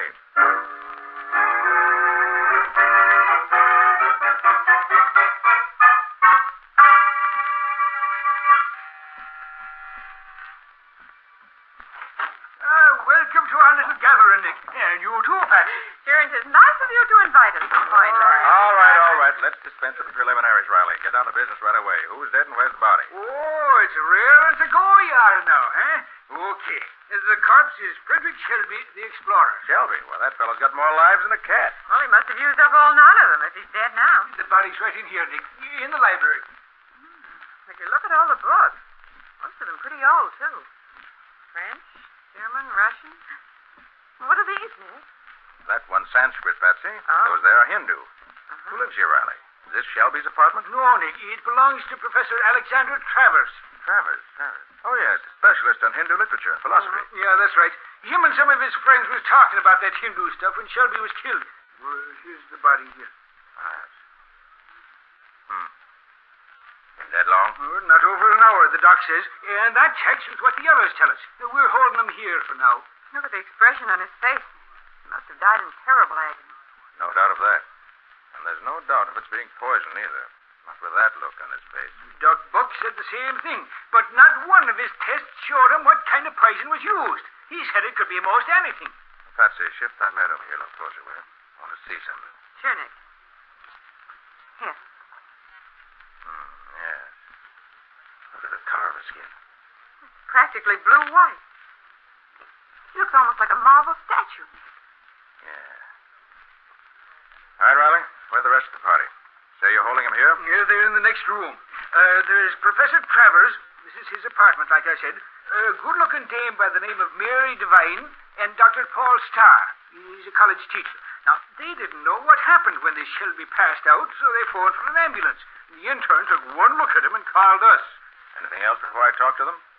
Yeah, they told the doc that none of them had eaten or drunk anything before or after they came here. So the doc figured maybe Shelby was poisoned by the cigarettes he smoked. So we sent all the butts and ashes down to the lab for analysis. Sent down the pack of cigarettes, too. Only one pack? Yep, they was all smoking out of the same pack. Any report yet? No, I told them to call me here as soon as they finished. All right. Have a look at your witnesses. Okay, Nick, right in here. Let's see why they keep us... This here is Nick Carter, folks. Nick, this is Mary Devine here. Devine? Over here is Professor Travers. And that's Dr. Starr. Glad to know you, Mr. Carter. First, let's get straightened out who you all are. Mr. Travers, what do you do? I teach Oriental literature at the university, Mr. Carter, but I don't see what You will. Dr. Starr, what do you do? I'm a botanist, Mr. Carter. I'm connected with the university, too, indirectly. See? You, Miss Devine? I'm just a student at the university. But a very fine student, Mr. Carter. Miss Devine won a fellowship in Oriental literature. She's done some excellent work.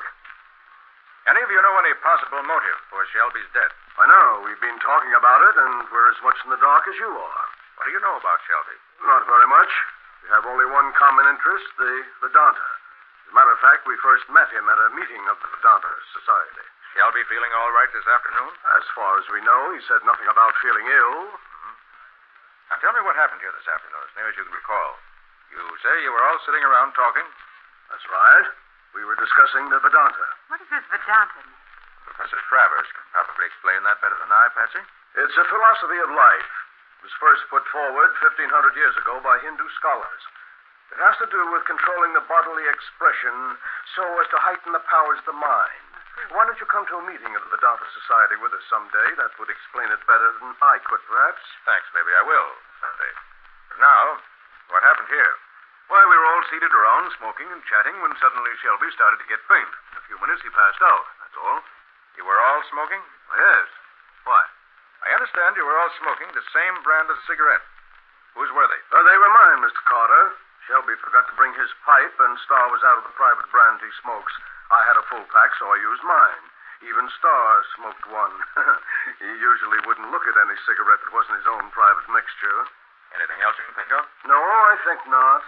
That's all I know. Nothing happened that was really unusual, except that Mr. Shelby died. All right. Give your names and addresses to Lieutenant Riley. And don't leave town until we tell you you can. That's all. Good. All right, Mr. Carter. All right. Well, Nick, what do you make of it? I don't know. No apparent motive, no suspects, unknown poison. Of course, it's too early to know definitely. Couldn't be suicide, could it? No, I don't think so, Patsy. I'm pretty sure it's murder. But I'm also sure the murderer covered his tracks very thoroughly.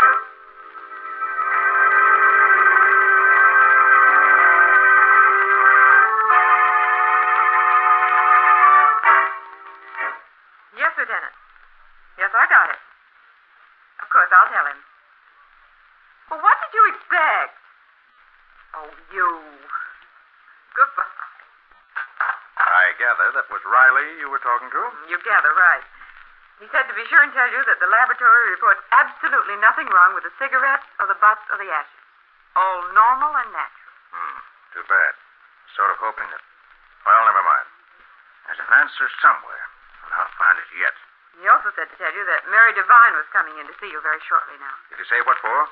No, just said she was coming. Maybe she's remembered something. Oh, I'll get it, Nick. That may be Miss Devine now. Or a bill collector. Oh, come in, Miss Devine. Mr. Carter's expecting you. Thank you. Good morning, Miss Devine. Good morning, Mr. Carter. I don't know that what I have to tell you is of any value, but I'll let you decide that. Fair enough. What is it? Do you know what this is? Oh, what a beautiful flower. What is it? In India, they call it datura. It has other names, too. Datura? That's a poison. Yes. Patsy, get my notes on poison. Oh, they're right here, Nick. Here you are. Thanks. Datura. Yes, here we are.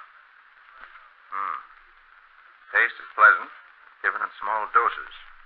It intoxicates strongly. 2 grams will prove fatal at once. Can be mixed with food or drink and will kill without leaving a trace. Cannot be isolated unless the chemist knows what he's looking for. Gosh, that's a nasty poison, isn't it? Yes. In India, mothers feed it to unwanted girl babies. Miss Devine, where did you get this flower? Well, I got it special delivery this morning. Dr. Starr got one, and Professor Travers got one, too, the same way. I see. In other words, the murderer warns you that he's going to kill all 3 of you. Same way he murdered Shelby. It looks that way. Why would he want to kill all of them, Nick? Probably because he's afraid that they noticed something when Shelby was killed yesterday that would give him away if they told anyone about it. But I don't know anything, Mr. Carter.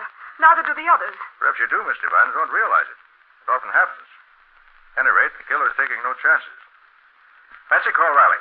Have him tell the lab what to look for. Maybe they can find some traces of it that way. Of course, Nick.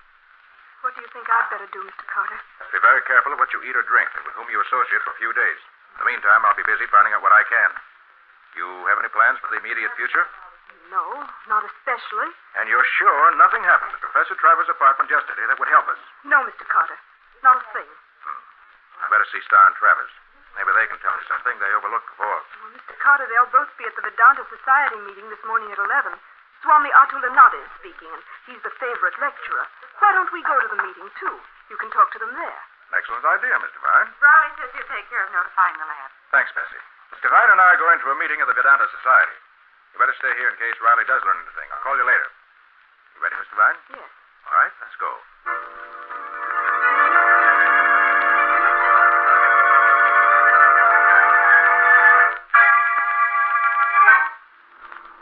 I really don't know much about them, Mr. Carter. I see, but perhaps you could tell me this. How close to Shelby were Travers and Starr? Well, Paul Starr barely knew him. As a matter of fact, he met Shelby for the first time yesterday. And Professor Travers? Oh, he and Shelby were pretty chummy. They had a common interest in the Vedanta, and they each have a collection of rare Sanskrit manuscripts, which they will to each other when they die. You mean whoever dies first bequeaths his manuscripts to the others? Yes, that's it.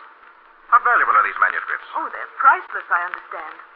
And what about you? Where do you fit into this picture? Well, I met them because of my interest in Oriental languages and literature. I feel that after the war, with the world made so much smaller by the use of airlines all over the globe, I may be glad to know all I can about the Orient. Oh, yes, of course. How much further is this place where the meeting's being held? Oh, just across the next avenue, in that old brownstone house. I'm sure you'll enjoy the meeting with Swami Atulanada being the lecturer. He's wonderful. Perhaps so. But I think I'm going to enjoy talking to Starr and Travers even more.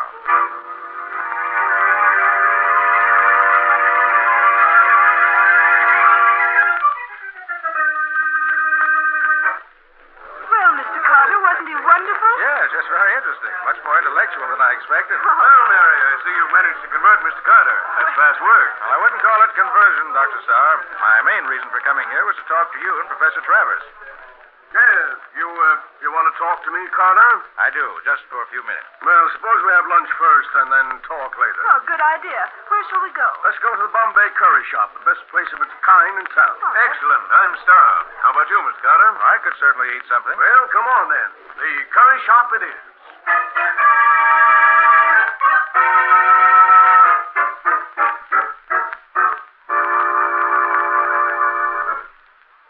You see, Mr. Carter, This is the main dish, this curried rice and vegetables. And then over there in the center of the restaurant, on that long table there, those are the special seasonings, like hors d'oeuvres. You help yourself to those, whatever you want to go with this main dish. Such as what?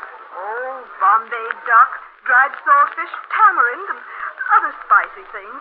See, Dr. Starr is getting his now. Shall we try some? Oh, by all means. Yeah, come on. Some of these things are really delicious. Here, Professor, how about some of this tamarind? Have you learned to like it yet? I ate tamarind before you were born. Give me a good helping of it, will you, Starr? Yeah, you are. What? Certainly, it's delicious. Take anything you like, Mr. Carter. You never know what's good until you try it, you know. Certainly looks appetizing. Now, let's try a little of everything.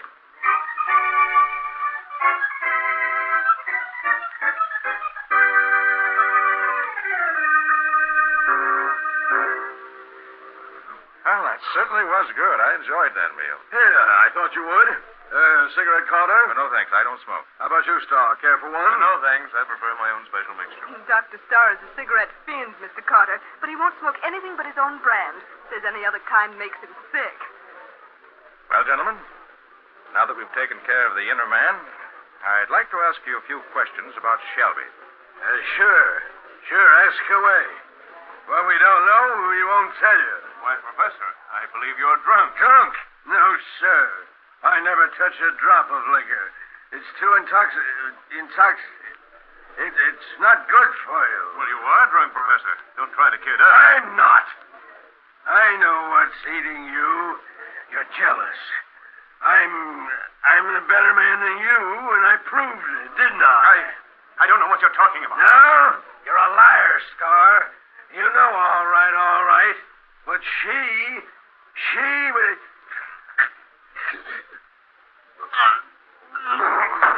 Professor Travers. Travers. Why, he's dead. Mr. Carter, that's just the way Shelby died.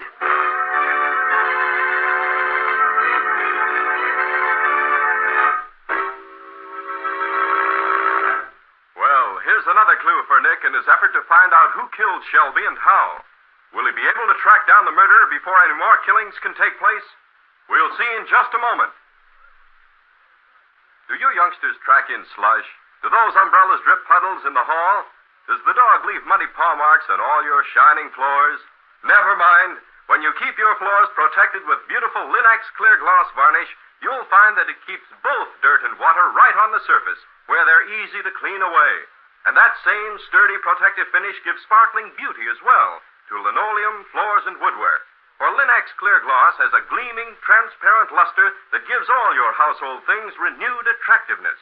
And how well Linex Clear Gloss wears, resisting damage by hot grease, boiling water, fruit acids, perfume, even alcohol. Use it on tabletops, on bathroom tile, on linoleum throughout your home. You'll find it the most satisfactory household finish you've tried, as thousands of other successful American homemakers have. What's more, Linex Clear Gloss Varnish is easy to brush on. So ask your dealer for Linex, Lin-X, Linex Clear Gloss Varnish. You'll find all three great Linex home brighteners and Chemtone, the miracle wall finish, at hardware, paint, and department stores everywhere.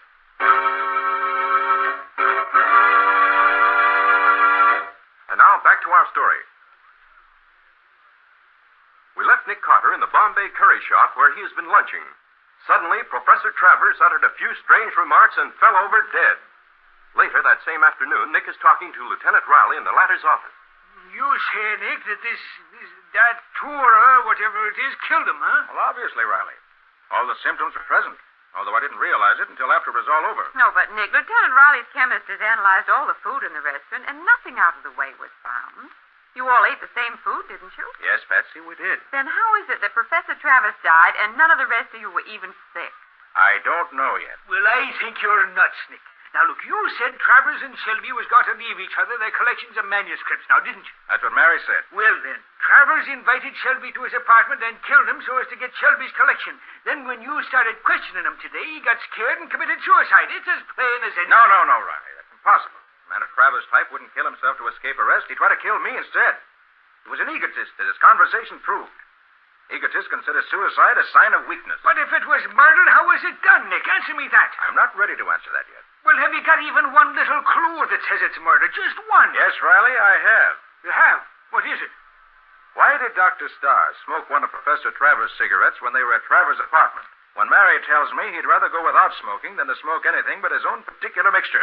But they all smoked the same cigarettes that day, Nick. Only Shelby was killed where the Star come in. And today, Nick, you said the Star did smoke his own mixture. Yes, but facts are facts, Patsy. You can't get away from that. Dr. Starr did something unusual. It probably was done for a reason. The fact that I don't yet understand the reason doesn't make it any less important. Nicholas Carter's office. Is Mr. Carter there, please? This is Mary Devine's mother calling. Oh, surely, just a moment. For you, Nick, Mary's mother. Oh, thank you. Hello, Mrs. Devine. What can I do for you? Well, I just want you to know that Mary will be a little late in meeting you. Meeting me? Yes, she expected to be there by 8 o'clock, but she'll be delayed 15 or 20 minutes. Just a minute, Mrs. Devine. She expected to be where? Why, at Dr. Starr's apartment, as you asked her to. When did I ask her to meet me at Dr. Starr's apartment? Why, you phoned an hour ago. I did Didn't not. you? I did not. Well, whoever phoned said he was you, and said you or he had something important to tell her, and asked her to be at Dr. Starr's apartment by 8 o'clock. I'm glad you called, Mrs. Devine. I'll take care of it right away. Oh, what's wrong, Mr. Carter? Mary isn't in any danger, is she? Not yet. But she might have been if you hadn't called. Oh, Mr. Carter, please don't let anything happen to Now, Mary. don't worry, Mrs. Devine. I'll take care of her. And I'll take care of him, too.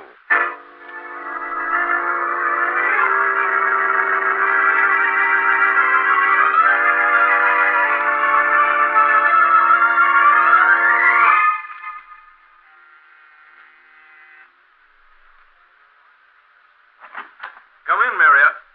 Carter. Yes, Dr. Starr. Carter. You inspected me? Why, no, I thought... You thought I was Mary Devine, didn't you? Why do you say that? Mary's mother told me. You were the one who phoned her, weren't you? Clever, aren't you? Yes, I phoned her. I had something I wanted to show her. Well, suppose you show it to me instead. I don't think you'll be interested. Well, you're wrong. I'd be interested in anything about you. For example, why you smoked one of Professor Travers' cigarettes yesterday at his apartment, when you'd usually prefer to go without rather than smoke anything but your own particular mixture. Why, I Can I answer my question for you? You wanted to kill Travers. It was bad blood between you. Probably over that woman Travers mentioned in the curry shop this afternoon. So you prepared a cigarette full of datura, dry, ground fine. And when you took one of the cigarettes from the pack Travers had, you substituted the one you'd prepared. You knew Mary was safe because she didn't smoke. But you made a mistake in your calculations somewhere, and Shelby got the poisoned cigarette instead of Travers. Isn't that it? You're very clever, aren't you, Mr. Carter? I've changed my mind. I do have something here I want to show you. This. A gun. Was that what you were going to show Mary when she got here? No, but I can't take any chance on you. No, just stay where you are. How do you know it was Datura killed Shelby? I recognized the symptoms as soon as Mary told me what they were. And they were the same symptoms as Travers showed when he died this afternoon. Died from eating tamarind sprinkled with datura powder, right? You seem to be always right, Mr. Carter. Yes, I got to the condiment table first, sprinkled the poison on some of the tamarind. Then I made sure Travers got it. Starr, why did you hate him so? Because he took my girl away from me. Took her away from me just because he wanted to prove he could do it. He didn't want her. In fact, after he got her, he refused to marry her. It broke her heart. She killed us. He's an egotistical beast. And having got rid of Travers, you felt you had to get rid of Mary, too, because she might unconsciously betray you some way, right? Quite right, my omniscient detective. Now that you've cleared up all the mystery, I'm afraid I shall have to get rid of you, too, because I can't have you going around. Mary. Come in. No one gets in here until after I've taken care of you. Well, you're wrong, Starr. I left the outside latch off when I came in earlier. You left the latch off? Come on in, Mary. Why, you... Don't take it.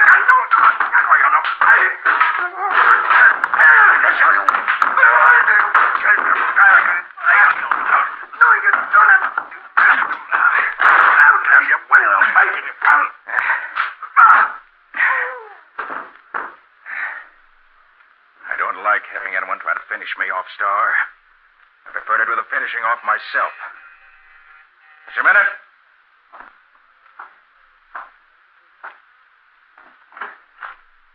Come on. on in, Mary. Are you all right, Nick? What happened? Did you get him? What happened, Mr. Carter? Patsy wouldn't tell me.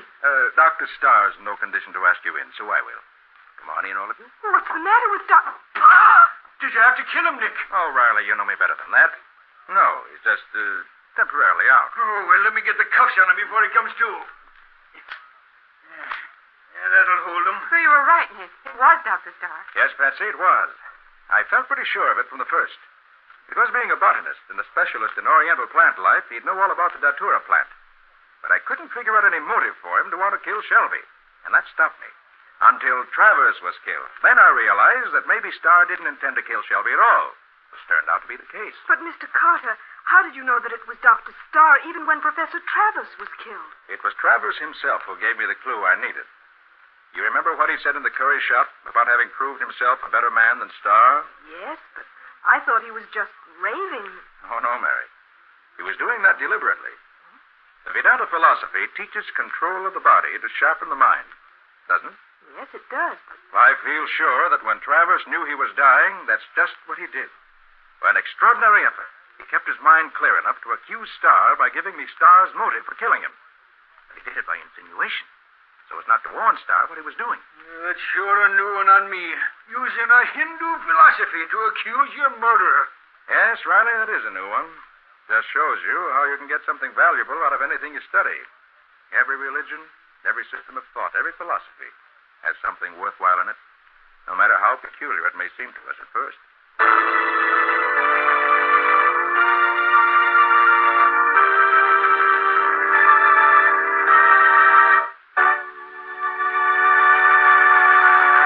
In just a moment, Nick and Patsy will give you a preview of next week's exciting case. Thousands upon thousands of American men are fighting overseas, fighting for home as they remember it. One of the most important things we can do is to keep home as they remember it. And the most satisfactory way to care for your home is with those 3 modern shortcuts to household loveliness. The 3 great Linux home brighteners. Linux cream polish, for instance, renews the original gleaming beauty of your fine furniture, reveals the handsome grain of the wood, frees it from the unsightly cloudiness of fingerprints, dust, and old polish. And it accomplishes this result in one quick, easy application. For Linux cream polish actually cleans as it polishes. It cuts your job in half, saves you one whole step in your cleaning day routine. And when you've finished, you'll see that Linux cream polish has left no oily film on the surface of your furniture, for it dries hard so that no dust clings to it. Linux cream polish is truly the ideal method of caring for fine furniture, so use it regularly. Ask your dealer for it by name, Linux cream polish for fine furniture. You'll find all 3 great Linux home brighteners, Linux self-polishing wax, Linux clear gloss varnish, and Linux cream polish at your nearest hardware, paint, or department store.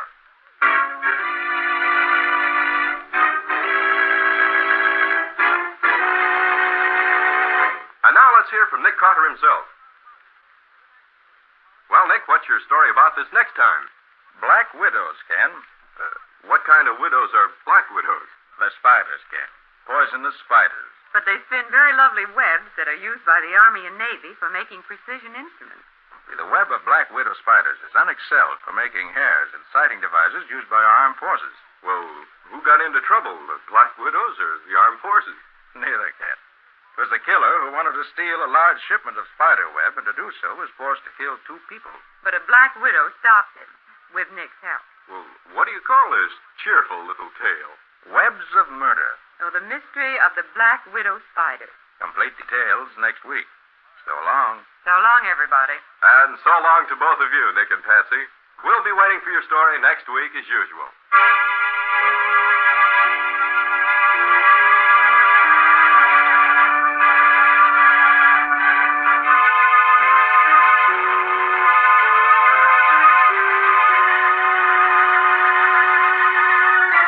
Next week at this same time, listen to another curious experience of Nick Carter, Master Detective, entitled Webs of Murder.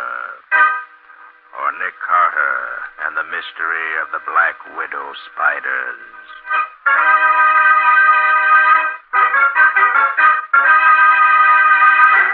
Nick Carter, Master Detective, is featured in Street and Smith magazines.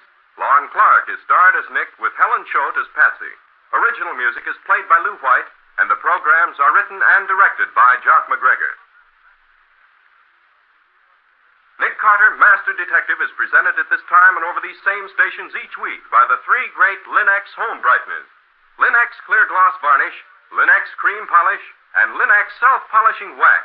Created by Acme, America's great producer of Acme fine quality paints. This is Ken Powell speaking for the thousands of Linex dealers all over America and saying so long until next week. This is Mutual.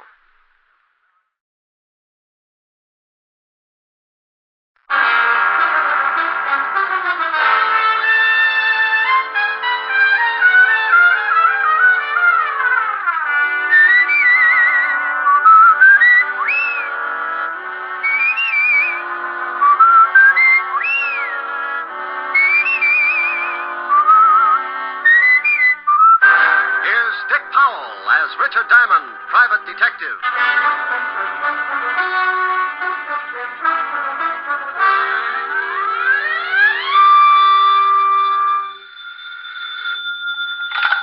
Diamond Detective Agency, surplus homicide, surplus hand grenades, black market embalming. Oh, Rick. Oh, Helen, what's with you? It's what's with you I'm worried about. What do you mean, what's with me? You know what's with you. Now, you stop that. That's my routine. I want that which you pilfered from the living room the other night, and I want it back, and I want it right away. Oh, but Helen, baby. Don't you baby me. Now, you get it down here. But I can't leave the office. I just got in. I haven't even washed out one sock. Rick, it wasn't fair when you stole that picture, and I've been embarrassed about it ever since. Now, I want it back. Oh, but, honey, don't be that way. It looks lovely. Can you see it? Well, sure. Got it right on my desk. Now, Rick, I won't have it. Now, look. If anybody asks about it, I'll say it's me. You never were a baby. You started with a beard and a low whistle. Honey, I had a baby picture just like it once, and believe me, from the way you were facing in the picture, you couldn't tell the difference between us. I'm lying on a rug. You probably had yours taken on spikes. Now, you bring that right over, or I'll tell everybody your middle name. Helen. I'll see you in 20 minutes, or I'll take a full-page ad in the Times. You wouldn't. 20 minutes. With the picture. Bye. Helen. Oh, dandy. Mr. Diamond? Yes, but I'm afraid you'll have to come back. I've got to take care of something that might mean my whole future as a private detective. I'm sorry. I won't keep you, but... Well, could you tell me the name of another good detective? There aren't any. Goodbye. Oh, please. I don't know where to go. Oh, now, well, wait a minute. I'm sorry. Something's really wrong, isn't it? Oh, well, that's all right, Mr. Diamond. You go on. I'll find someone. Look, I really didn't know you were in a tough spot. I've got enough time to listen. Oh, thank you. Who recommended me? My son. Oh, I've heard about you for several years. My name's Kirby. Mrs. Lenore Kirby. How do you do, Mrs. Kirby? Just how did your son know me? Well, he didn't know you well, only by reputation. He was a private detective also. Kirby? Bill Kirby? Yes. Wow. Now, tell me what's worrying you, Mrs. Kirby. Well, I don't know quite where to start. Bill has been acting strangely for the last month or so. What exactly do you mean by strangely? Well, he's changed. He's begun to act nervous and irritable. When his sister or I would try to find out what was wrong, he'd get angry. He got steadily worse. And then one morning, Gloria... Gloria? My daughter, Bill's sister. Oh, go ahead. Well, she went into his room. He was asleep, so she started to hang up his trousers. When she turned them upside down, a lot of money dropped on the floor. Oh? Well, what do you mean, a lot of money? Gloria said there must have been several $1,000s. Mostly $100 bills. Did he have another source of income? I mean, besides the private detective business? Oh, no. At least nothing I know of. We're not wealthy, Mr. Diamond. Bill supports us with what he makes, and Gloria works as a secretary in a law firm, and I try to keep my house in order. Of course, I haven't been terribly well since the children's father died 10 years ago. I see. Then what happened? Well, Gloria started to put the money back in Bill's trousers, and he woke up. They had a terrible argument. Bill accused her of snooping, and she accused him of doing something illegal. The next day, Bill packed his clothes and left the house. He took a small apartment on 110th Street. Uh-huh. Now, what is it you want me to do? Oh, well, there's more to the story. Bill continued to send me money to keep the house going, much more than he'd ever contributed before. I went over to his apartment several times and asked him about the money, and every time there'd be an argument. Did he give you any kind of an excuse? No, he just said he'd run into a good thing, and that as long as it was helping out with the house, I shouldn't ask any questions. Mm-hmm. All right. Then what happened? 3 days ago, Bill came over to the house. I could tell he was terribly worried about something. He gave me a package, told me to hide it until he came for it and not to open it. Then he disappeared. He didn't go to his office or his apartment, and I haven't heard from him since. Did you call the police? Well, I didn't want to. He's mixed up in something. Oh, Mr. Dyke, I'm sure something's happened to my boy. I just know it has. Look, Mrs. Kirby, I admit it sounds a little fishy, but you never can tell. Maybe it's a girl. Could be a lot of things. Where do you live? 984 Amsterdam Avenue. Oh, thank you. Now, you go on home. Take it easy. I'll let you know if anything turns up. All right. I'm sorry I don't usually cry like this. Oh, Mr. Diamond, about your fee. Mrs. Kirby? Yes. Do you cook? Why, yes, I'm considered quite a good cook. Well, if I do anything for your son, I'm a sucker for corned beef and cabbage. Now, go on home, and I'll keep in touch with you. Goodbye, Mr. Diamond. And God bless you. I'm afraid he knows me too well. Goodbye, Mrs. Kirby.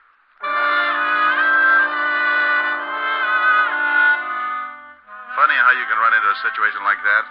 Any other time, it's got to be $100 a day in expenses. But that's because trouble doesn't usually bother me. There's too much of it around, and everybody's a stockholder. Then a little old lady walks in with a bucket full of heartache, and you realize the $100 a day in expenses is only the difference you carry around to make up for that big cold world outside. I put my merit badge away, grabbed Helen's picture off the desk, and headed for 975 Park Avenue. Well, you're late. I was just going to call the papers, but I wasn't quite sure how you spell your middle name. It's, C-H-O... Here's the picture. Thank you. I didn't know you had a mole in your... Rick. Aren't you coming in? No, I'm not. I'm mad. Won't even let me keep your little baby picture. Now, about that mole... Now, you stop that. Why can't you come in? Well, I got a client right after I talk to you. I got to go down to the 5th Precinct and do some checking. Will I see you tonight? If you'll tell me about the mole. Now, Rick. See you at 8. Bye, mole. A Sam. A baby.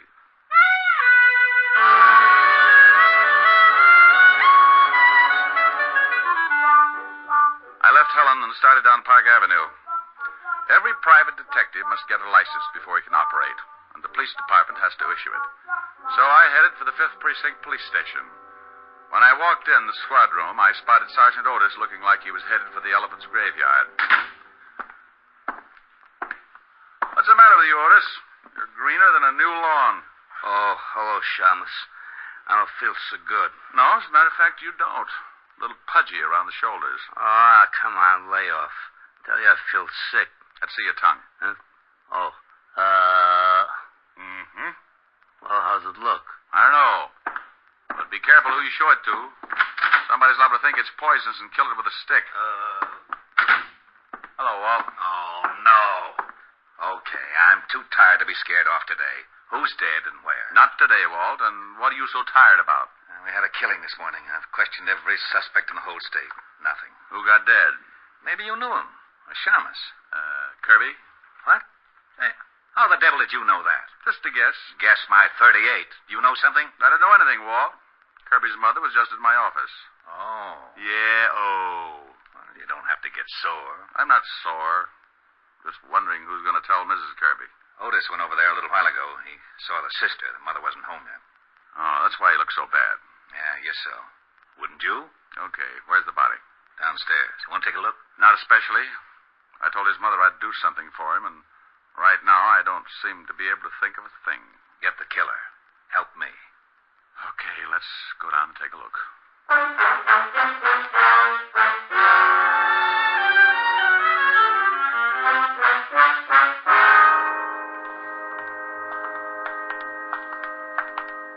right over here.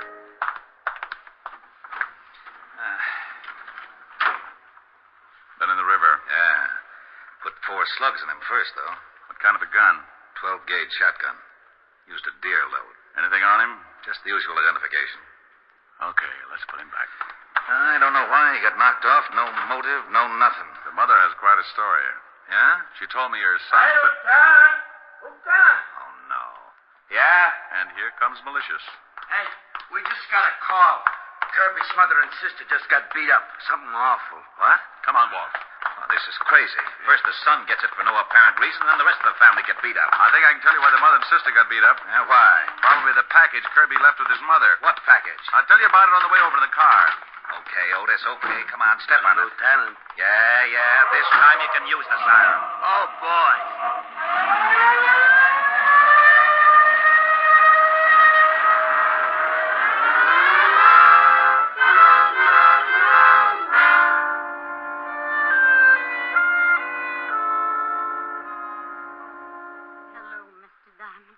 Come in. Hello, Mrs. Kirby. The doctor tells us you won't allow them to take you to the hospital. No, I'm not leaving my house. It'll take more than 2 cheap hoodlums to drive me out of my house. Well, the doctor says you'll be all right, but I think the hospital might be safer for a few days. This is Lieutenant Levinson, Mrs. Kirby. How do you do, How do you Lieutenant? do? I know you don't feel much like talking. Oh, no, that's quite all right. I'll be glad to help in any way that I can. Were they after the package your son left with you? Yes, but I didn't give it to them. I almost did when they started to hit Gloria, but I knew they had something to do with Bill's death. And you knew the package was important, too? Yes. Well, where is the package, Mrs. Kirby? In the bread box, in a bread wrapper. Pretty cute. Otis. Yeah, Lieutenant? Go in the kitchen and bring me the loaf of bread in the bread box. You want some sardines, too? Otis, just the bread. Please? Oh, okay. Mrs. Kirby, the 2 men who came here, do you think you could identify them? Oh, yes.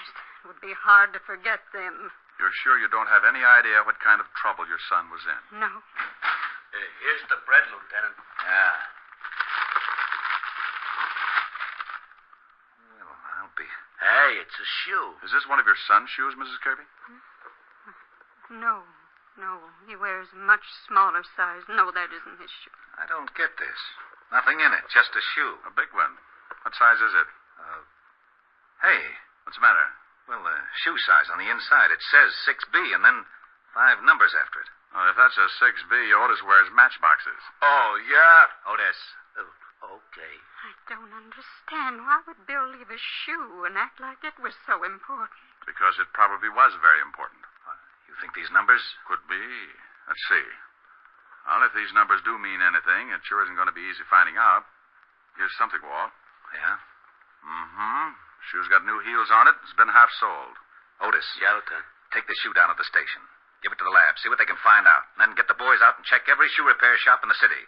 I want to know where the shoe was half sold. Okay. Mrs. Kirby, you're sure you can't think of a thing that might give us a tip about your son? No, nothing, Mr. Diamond. Rick, I'm going down to the station. Find out about that shoe. Then I'll send our rogues gallery over so Mrs. Kirby can try and pick out the 2 guys who worked her over. Oh, check with me if you find out anything, will you? Right, Walt. Mr. Diamond, there's no reason for you to go on with this case. My son's dead. You can't help him now.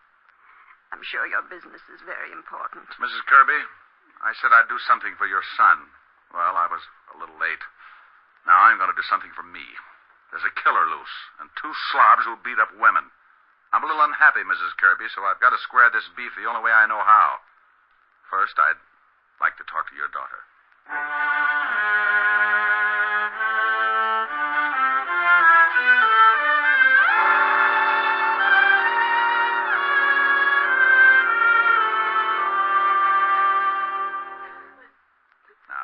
look, Gloria. It's tough, and I don't like to stick my big nose in when it is. But you want something done about it, don't you? Yes. Then think real hard. Can you tell me anything about your brother that might be connected with his death? No, Mr. Diamond. I've thought. I just can't understand it. Well, you may have been looking for the wrong thing, a reason or a motive. That's not what I want. What do you want? Something you might not even realize, something that might not seem important, but is very important. Now try to think. When you first began to suspect that your brother was in trouble, did he mention any names, talk about any places? No.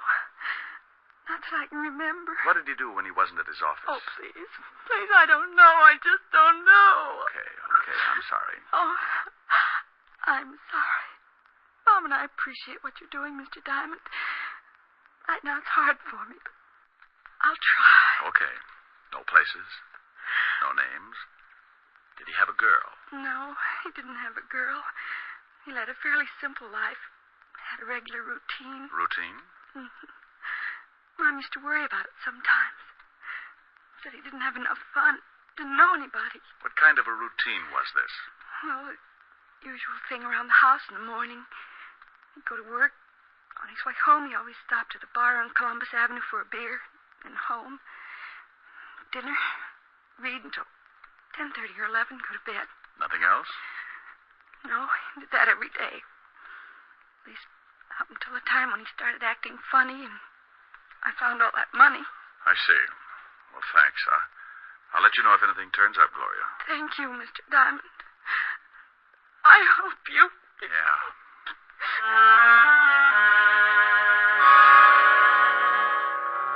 I left the Kirby house and walked out on the street. It was getting near 6 o'clock and a light breeze was blowing the night in. It was turning cold, so I flipped my collar up and started for Columbus Avenue and the bar that Bill Kirby used to stop in for a beer.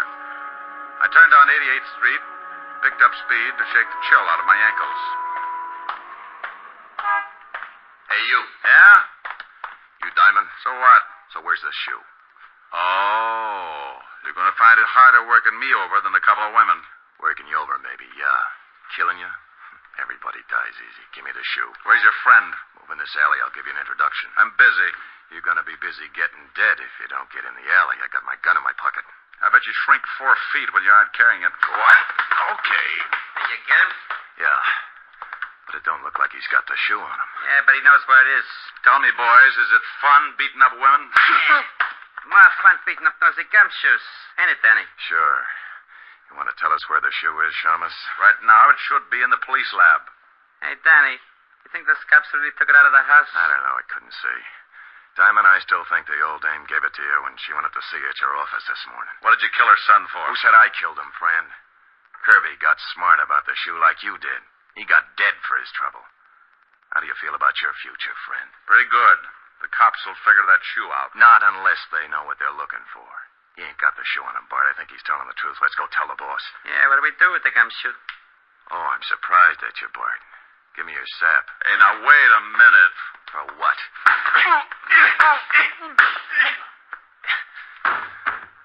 Okay. You gonna knock him off? I get a salary for killing. The boss ain't paying me to knock this guy off. I want to save him in case he thinks I should later on. Let's go. It isn't easy coming out of a fast beating. When the guy works you over slow, you don't go to sleep right away. Not until he wants you to anyway. Then he taps you with a good one, and that's it. When he does it in a hurry, the first one's enough to stun a dragon, but for some reason he decides you need a few more. And, friend, that's when coma sets in. When I finally pulled myself out of it, my watch said 7 o'clock, and my head felt like a balloon with rice in it. I finally came around to a reasonable way of thinking and headed for the bar on Columbus Avenue. Yes, sir? Holy ice. Give me anything with nerves in it and tell me where your phone is. Sure. You're a mess. Yeah, I know. Been advertising a popular cigarette. Been stepping out of thousands of store windows all over the country. Now, where's your phone? Right over there, the end of the bar. Hey, do you want I should put some plasma in this drink? Oh, that was a Jim dandy.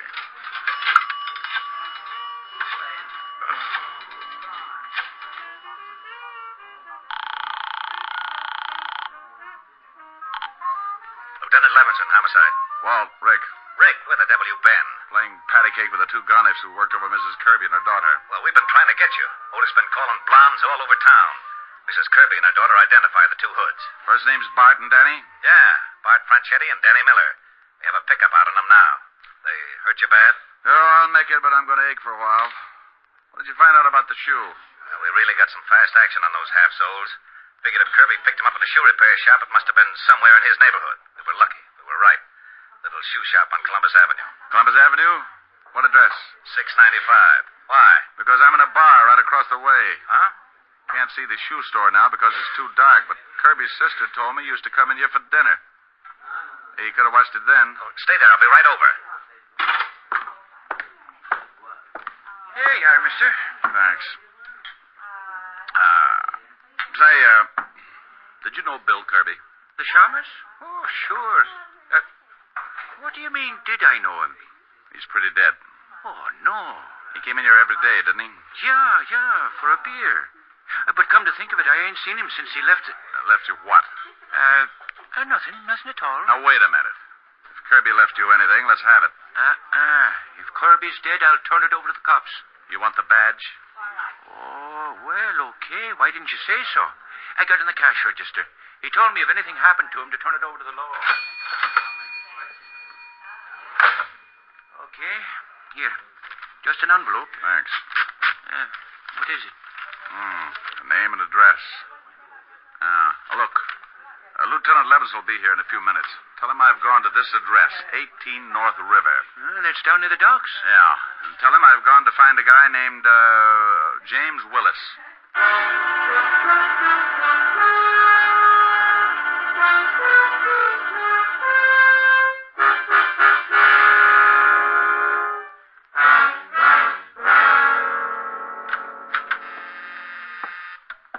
Continental shipping. Mr. Lund, one moment, please. Continental shipping. Mr. Willis, who's calling? One moment, please. Honey, is Mr. Willis in? Yes. The emergency hospital's on the second floor. I always go around this way. It makes people notice me. Which is Mr. Willis's office, dear? Right over there, but I'm afraid you can't... Here's the badge, baby. And don't ring him. Yes, sir.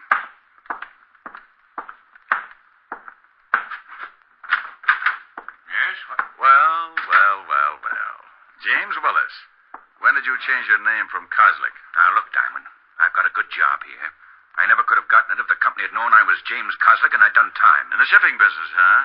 What's an old-time safecracker like you doing in the shipping business? You're not a cop anymore, Diamond. You helped put me away once, but I've quit the rackets, and I'm doing fine in a legit way. Now you can leave. What does your company ship? We're in export and import firm. We ship and receive everything. Now get out. What does your company import that might interest two professional thugs like Bart and Danny? What? I don't know what you mean. Where do you have your shoes fixed? Little place on Columbus Avenue, maybe? I don't know what you're talking about, and I don't intend to sit here and listen to you and your riddles. Miss Williams, will you please have one of the watchmen sent in to show Mr. Diamond out? Yes, sir. But two gentlemen wish to see you. They say it's very important. Well, I can't see anyone. Well, I think maybe you better. They seem very definite. Miss Williams, I don't... What's the matter, Mr. Willis? Diamond, let go of my hair. Tell her to show the gentleman in, or I'll make Sitting Bull look like a piker. Go on. Send the two gentlemen in, Miss Williams. Okay. I'm going over here behind the door. You be a good boy. You nearly pulled all my hair out. Well, what's the difference? The way things look, the state might have to shave your head anyway. Hey, Willis, we want to talk to you. Well, what's the matter? You sore because we came up here? Hey, what's with the guy? He just sits there holding his head. Good evening, boys. Hey, look who's here. Yeah, it's the shamus. And he looked pretty. You fools, you two blundering fools. Now, wait a minute. If you're worried about Diamond, we'll take care of him. I told you I could never be seen with you. You know how we're all watched when the gold shipments come in? Oh, that's it. That's what the shoe was all about. Yeah, you're a smart one. Shut up. I've got to think. You got the confidential shipping report and put it in that shoe in some kind of code so it could be picked up. Then your dear little boys were going to try to hijack the gold. Well. Want me to shut him up? No, are you crazy? That secretary saw him come in. Take him out the same way. I'm going to be stubborn. Yeah? Oh, okay. Isn't it silly what a little 38 can do? Let's go. All right, but look, as long as I'm probably going to end up in the river, would you mind telling me one thing? Yes, I do. No, that's swell. That's really swell. Kirby recognized you going into that shoe store. He remembered you had a record, so he probably tailed you. Found out where you worked and went back to take a look at that shoe. He found the same thing wrong that I did. The numbers weren't his shoe size, and he probably thought it was crazy when you left only one shoe. So he took the shoe. You always were a pretty smart cop, Diamond. Danny. Yeah, boss. Before you kill the smart cop, pull his hair out. Pull his hair out? By the roots. Now take him out of here. Was Kirby blackmailing you, Willis? Yes. Being stupid, he didn't know what the shoe was for, but he knew it was worth something. Now, please, Danny, get Mr. IQ through that door. Move. Okay. I'm looking for Mr. Willis. Yeah, what's funny, Shamus? You boys are in for a big surprise. Oh, Mr. Willis must be free. Here they come now. Just keep walking, Shamus. Nothing's wrong. Oh, are you gentlemen through with Mr. Willis? Yeah, Fatso, go on in. He'll see you. Thank you. Let's go, Shamus. Oh, one more thing. Yeah, now what? Duck, Rick! Thanks, Walt. And you take it easy, Bart. I ain't going from the gun. I ain't doing nothing. Please, don't shoot. Walt, James Willis is really James Koslick. I'm going in after him. Well, here, Cat, you'll need a gun. Is he in there? Out the window. I went over to the window fast and spotted my man just dropping down off the fire escape. The building fronted on a long dock, and Willis had 50 yards to go before he could find cover. Then I said that stupid thing. Willis! In the name of the law, stop! Well, he didn't stop in the name of the law, so I rested my arm on the windowsill and led him about 2 feet. At 50 yards, a running man can be hard to hit with a .38. Sometimes. You get him, Rick? Yeah. See you down at the station. How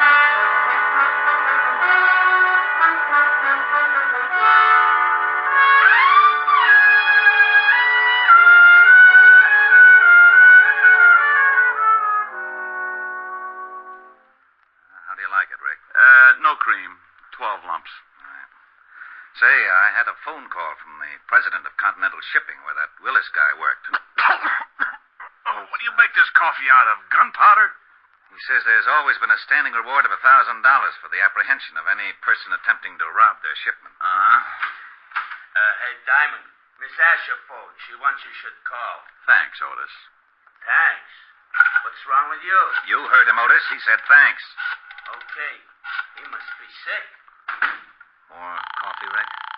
Yeah, I'll have another cup. Hello? Hi, honey. Rick, where are you? I thought you were coming over. Well, baby, I've got to stop by and see a nice old lady named Kirby. Her son got killed. Oh, I'm sorry. Will I see you later? No, I don't think so, honey. I'm a little tired. All right, Rick. Well, don't sound too unhappy. I'll see you tomorrow night. Well, all right.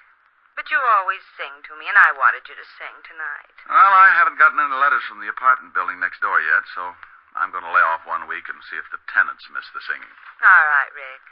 I'll see you tomorrow night. Goodbye, baby. Bye, Rick.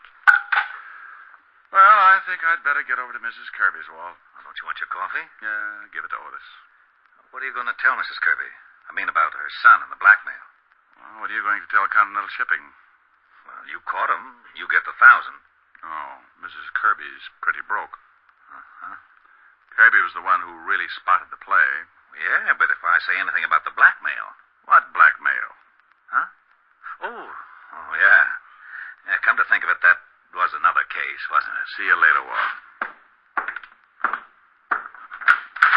Rick. Yeah? Oh, nothing. Be a good boy.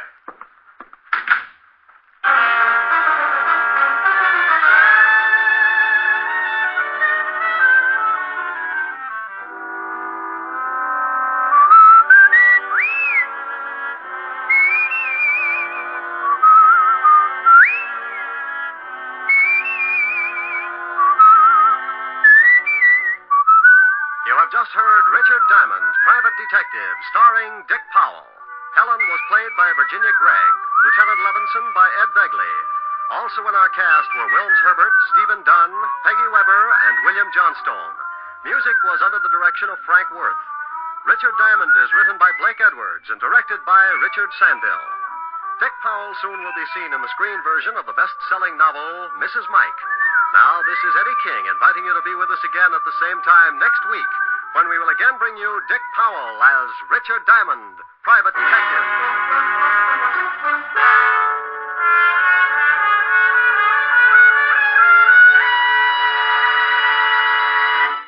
Saturday night brings some of the week's best radio entertainment when you tune for the stars on NBC.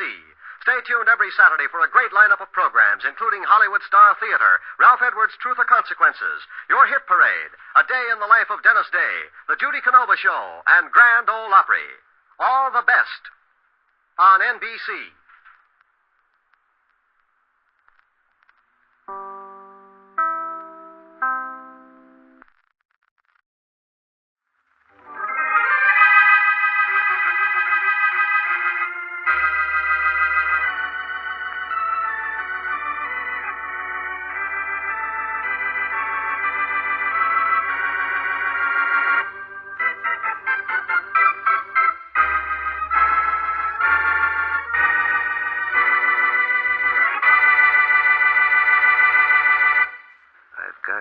A beautiful gal, but she ain't got a brain in her head.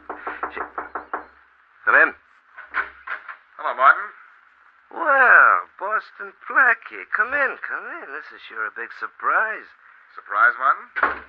Have you lost your memory? You phoned and asked me to come down here. Yeah, I know, Blackie, but frankly, I didn't expect you to show up. Sit down. No, thanks. I move faster when I'm on my feet. Oh, Blackie, there's nothing to be afraid of. All I want is to ask you a favor. I want you to lend me 10 grand. Oh, that's nice of you. Oh, what's the matter? You think I'm a bad risk? No, a bad boy. Is that all you wanted to see me about? That's all.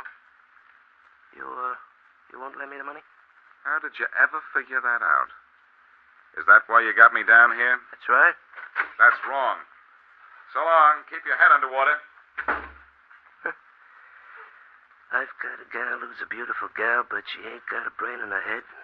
She's the belle of the ball with no trouble at all, but up between the ears, she's dead. Hey, Tom, he's gone.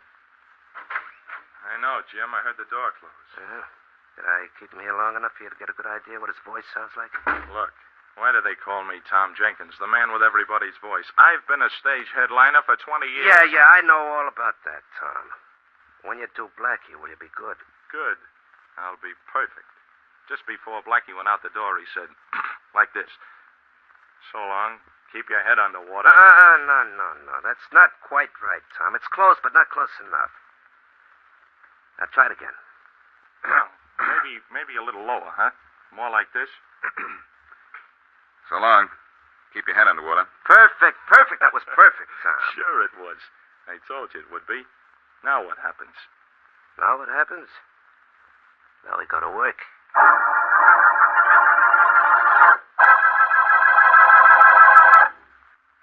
And now back to Dick Calmer as Boston Blackie. Enemy to those who make him an enemy. Friend to those who have no friend.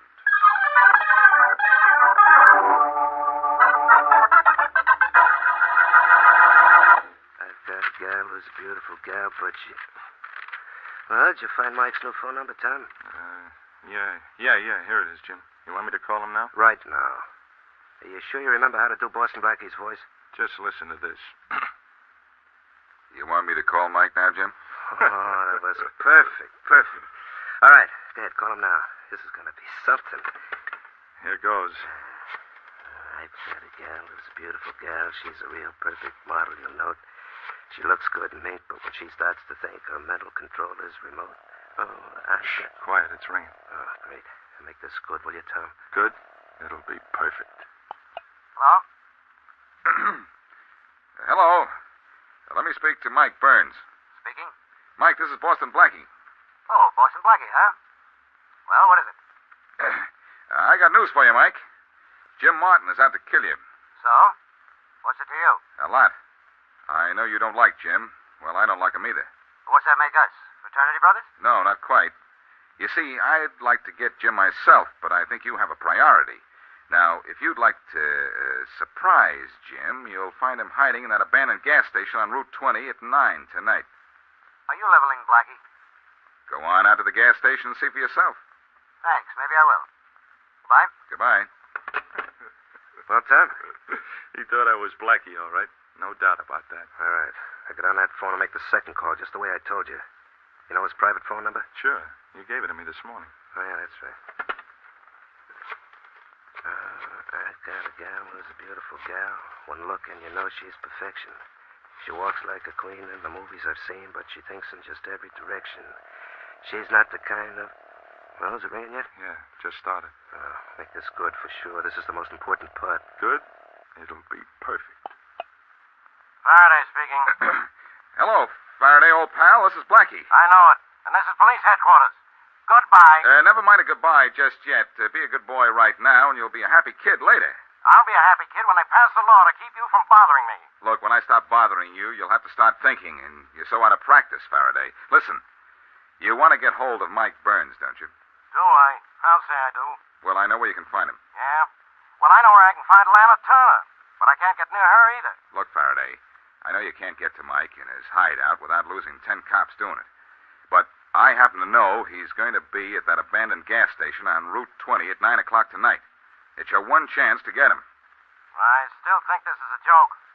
But enough people have died because of Mike Burns. And 2 of those people were policemen.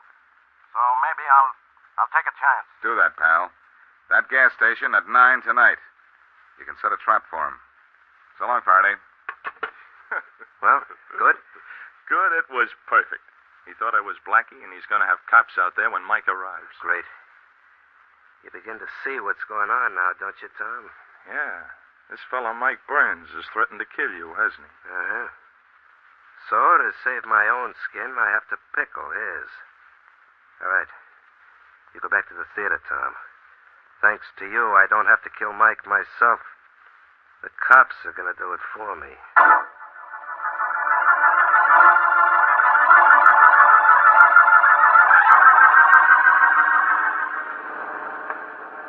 There's the gas station, Mike. The road past those bushes there. Yes, I know, Tony. I know my way around this place. I think I'll leave the car here. I'm getting out and walking the rest of the way alone. You want me to take the wheel now? Yes. Be ready to get going fast. Blackie said Jim would be here alone, but you Mike, never... look in those bushes. Where? I caught the flash of something shiny moving up there. Where? Over there. Hey, over there, too. All right, Mike. But, Cops, get going, Tony. Come on, get going. There we are. Now! Mike, what's the matter? I stopped the slug. Bad? No, just in the arm. Keep this crate rolling. Should be wide open in a second. Are you all right? Yeah, sure. Takes more than a lame wing to bother me. I'll get you to a dock right away. Never mind the dock. Take me to Boston Blackie's place. Blackie's? Why? Why? Because he's the lowest, dirtiest rat that ever lived, that's why. He sent me up here to get Jim. Yeah, I know, but what... You see what he really set me up here for, don't you? To walk me into a police trap. I get the whole thing now. And those cops almost got you, Mike. I'll take you to a dock and you'll Oh, be... no, you don't. I'll let the doc fix my arm after I fix Boston Blackie.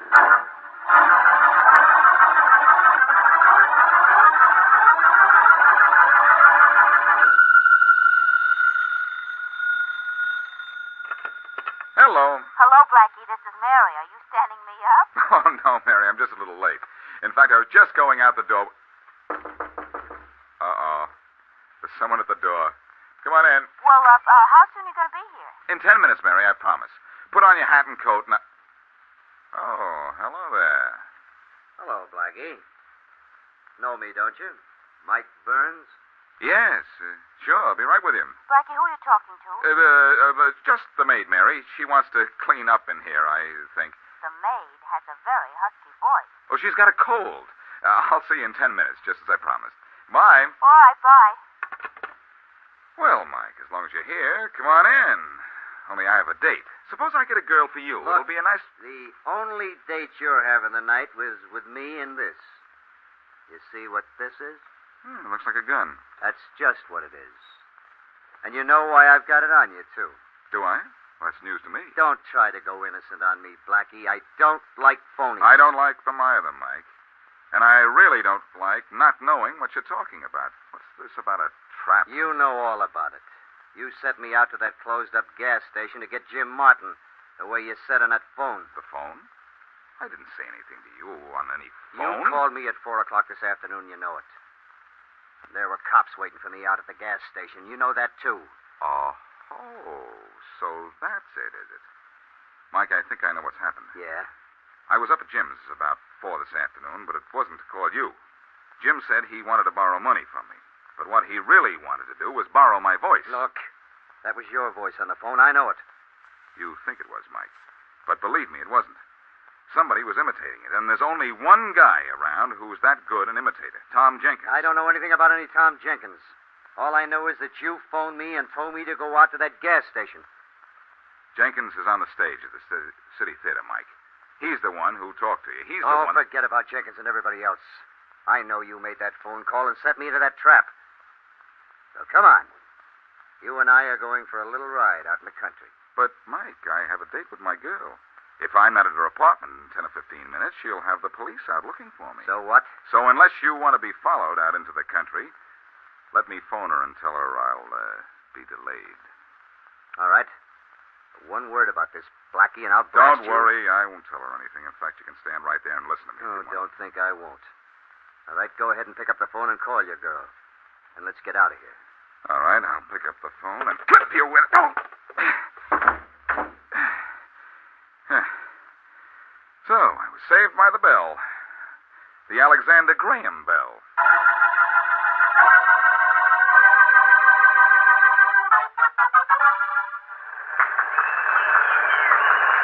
Oh, this Tom Jenkins is a marvelous imitator, isn't he, Blackie? The best, Mary.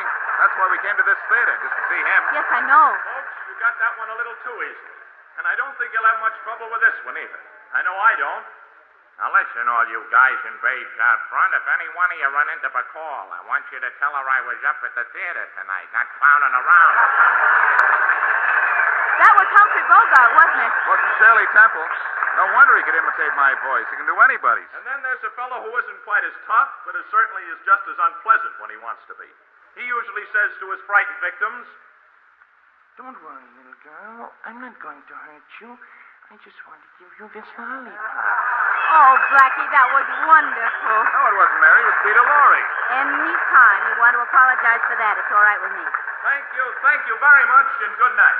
Oh, shucks, it's all over. Well, his act is finished, yes. Let's wait till he gets a chance to take off his makeup, and then we'll go back and have a little chat.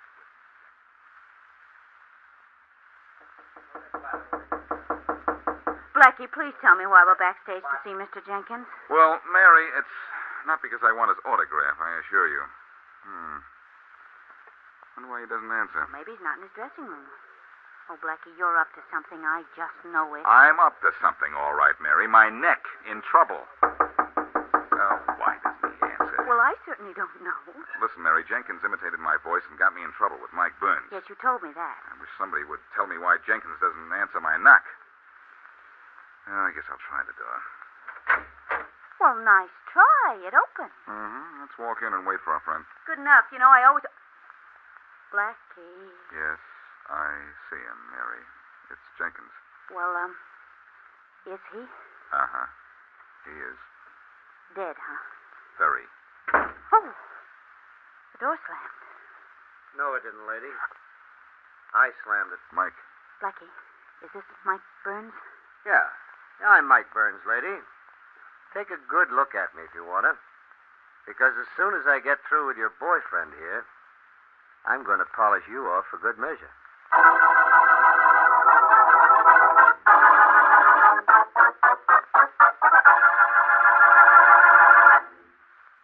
And now, back to Boston Blackie.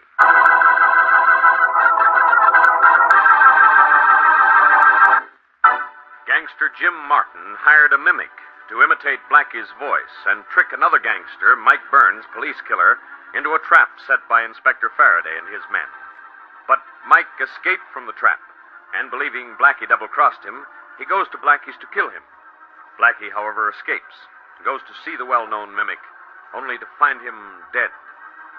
Then Blackie and his friend Murray Wesley are both trapped by Mike. As we return to our story, Blackie tries to reason with the killer. Look, Mike, use your head instead of your gun for a change. Do you know who this dead man was? Yeah, sure I know who he was. Who? Tom Jenkins, headliner on the show. You saw his billing, huh? Good. Now, what did Jenkins do? He imitated voices. Go to the head of the class. Jenkins could have imitated my voice, couldn't he? Yeah, he could have. He not only could have, he did. That's why he's dead. So put your gun away. Not yet, I won't. Oh, look, Mr. Burns, quiet, even lady, will you? This is between Blackie and me. You heard what the man said, Mary. I'll be quiet. Now, Mike, Don't you see it was Jenkins here, hired by Jim Martin, probably, who made that call? Yeah, it could have been at that, only it was you who crowned me with that telephone. I had to do that. You wouldn't listen to me. Look, give me time and I can prove it was Jenkins here who called you and sent you into that trap. Give me some time, will you, Mike? Wait a minute. Sure sounded like you on the phone, Blackie. Sure it did. Jenkins was good, Mike. The best impersonator in the business. Uh-huh. Makes sense, all right. Okay, Blackie, I'll give you a chance to prove what you're saying, but listen. Wherever you go, I'm going too, see? And wherever you go, you're going to go in my car, see? Fair enough. And get this too, Blackie. First place we go is where I want to go. Where's that? Pick up my pal Tony. I think he ought to come along with us. He'll be insurance against you doing anything I don't like. You see, Tony likes to use a gun, and I kind of like to see him use it. Remember that, Blackie.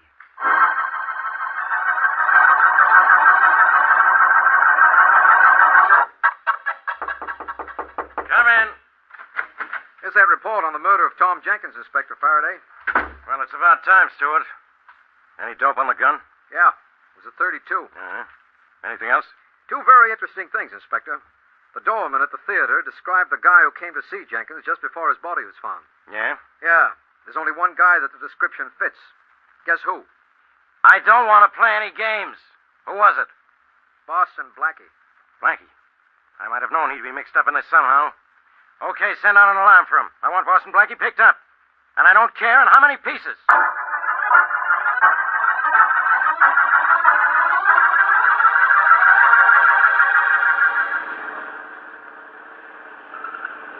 Look, Mike, you'll guarantee Mary will be safe if I leave her here in your car while I go in to see Jim Martin. I'll be all right, Blackie. Don't worry. You'll be safe, Blackie, as long as you play it safe and don't pull anything fancy while you're in with Jim. All right, here's his place. Pull up here. I know where he lives. All right, Blackie, get going. Okay, relax, Mary. I'm so relaxed I'm limp. I'll be right back. You better be. Keep a gun on the lady, Tony. There's a gun on her, okay. I'll be back. Don't let those two mugs scare you, Mary. Okay.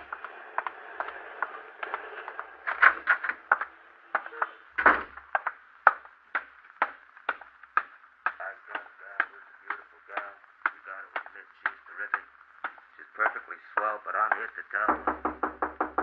Come in. Hello, Jim.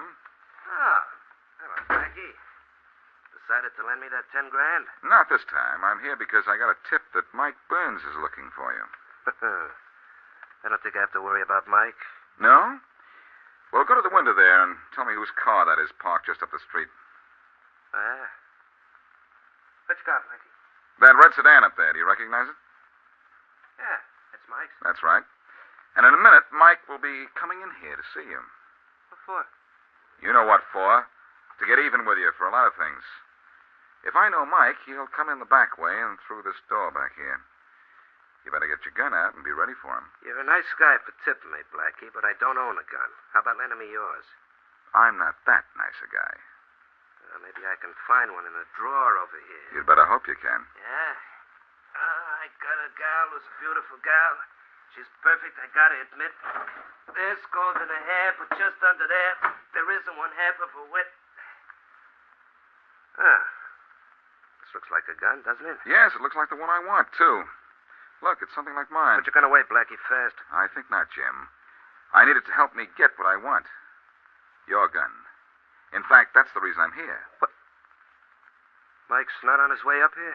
No, he's waiting outside for me. I'm going to prove something to him. Whatever it is, I don't want any. Drop that gun, Jim. Drop it. Sure, I'll drop it, Blackie, as soon as... Oh. Knocked it right out of your hand, didn't I? Don't ever try to outshoot me, pal. Just leave the gun where it fell, Jim.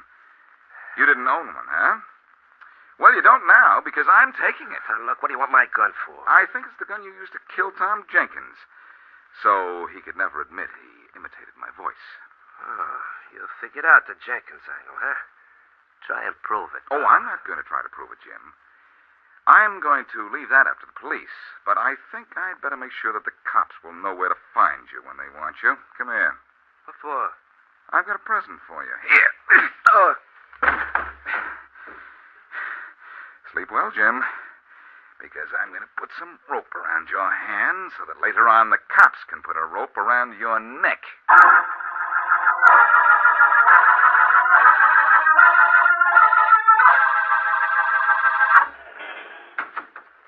Well, Mary, I see your two boyfriends are still in the back seat. Yes, Blackie? Didn't they think you'd be lonely up here? Oh, they reminded me often enough that I wasn't alone. Start the car, Blackie, and start to drive. Slowly. Backseat driver, huh, Mike? Yeah. Well, Blackie, what did you get out of Jim Martin? Enough to prove he killed Tom Jenkins, I hope. And if I can prove Jim killed Jenkins, won't you be convinced Jenkins was imitating my voice on that phone call? Maybe. Well, where do we go from here? You tell me, Blackie. Well, I got Jim Martin's gun. I'm pretty sure it's the gun that killed Tom Jenkins. You got Jim's gun, huh? You hear that, Tony? Blackie took Jim's gun away from him. Yeah, I heard him, Mike. Ain't that too bad? You know, Blackie, your time's running out. You ain't convinced me yet. I will. I have an idea. Hey, what's wrong with his car? I don't know. Mike, we're running out of gas. We've been driving around a couple of hours. What? Wasn't the tank full? I ain't sure. Uh-oh. We're stalled. Sorry, Mike, and right in the middle of a boulevard, too. Cop! Don't worry, Mike. I won't say anything to him except that we're out of gas. Hey, what's the matter with you? Don't you know better than to park in the middle of Put the your gun away, Tony. I got it. I'll get out of the car and talk to the cop. He might recognize you, Mike. Yeah, he might at that. Mary, you better get out, too. We may need a little feminine charm. Well, all right, but it didn't help any with those two. All right, now, what's the matter here? What's the matter? Come over here to the curb, and I'll tell you all about it, officer. Mary, maybe you can explain to the man. Hey, what's the lady doing with the gun? Tony, can you hear what they're talking about? No, I can't, Mike. And I don't... Hey, Mike, look. Blackie left the ignition turned on. Look what the gas gauge says. What? Hey, we still got half a tank. Blackie stalled his car. Yeah. And I bet there's something wrong with what Blackie's telling that cop. We'd better get out of here. And fast, too. Climb up in the front seat. Let's get going. I'm practically in the front seat now. Come on, hurry. Get this buggy going. Hold on. Here we go. Hey, wait a minute, Mike. Push that pedal down and it goes through the floor. And keep it there till we get out of sight.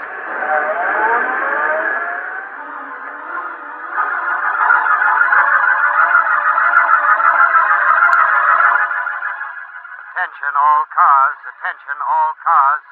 Be on the lookout for a maroon sedan. License plates 7Y602. License number 7Y602. A maroon sedan. Driver is Tony Leeds, and other man in car is Mike Burns, wanted for murder. Approach vehicle with caution. Use extreme care. Burns killer.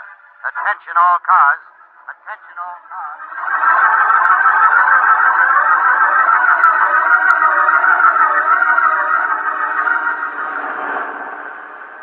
Mike, what do we do now? Just drive around like this? I'm trying to think, Tony.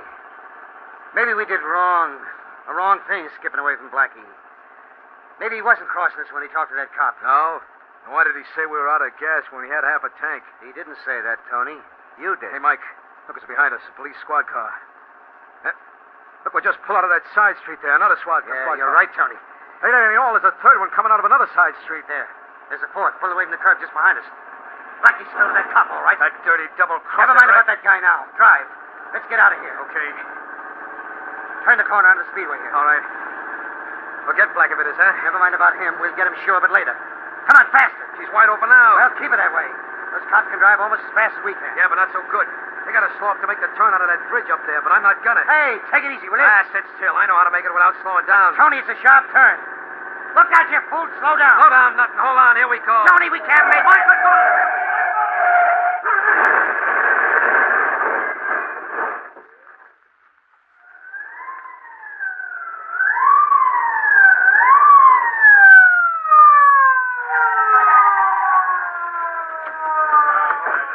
Keep your guns ready, men. They may not be dead. I don't know why they aren't dead, Inspector Faraday. They hit that wall head on. Yeah, I know, Stuart. But we don't want to take any chances. We don't need to worry about chances, Inspector. Tony and Mike took one themselves, and look at them. They're both dead. Too bad. Too bad. Yeah. The end for these guys should have come up the river, not on a bridge crossing it. Yeah, I know it. Hey, look who's here. Hello, Faraday. Beat it, Blackie. I can look at just one bad accident at a time. Oh, now, Faraday, don't tell me that you saw because I solved the Tom Jenkins murder for you, too. You didn't solve anything, Blackie. If Mike Burns killed Jenkins, he also killed himself trying to get away from me. Faraday, you mean you haven't received the gun I sent you? Sure, I got it. I sent it to the lab the minute it was given to me by the cop you gave it to. It's the gun that killed Jenkins, all right. But where did you get it? From the killer, Jim Martin, and I'll tell you where you can find him all tied up and waiting for you. Yeah? Yes. But I've got to leave now because Mary Wesley is at home, all dressed up and waiting for me.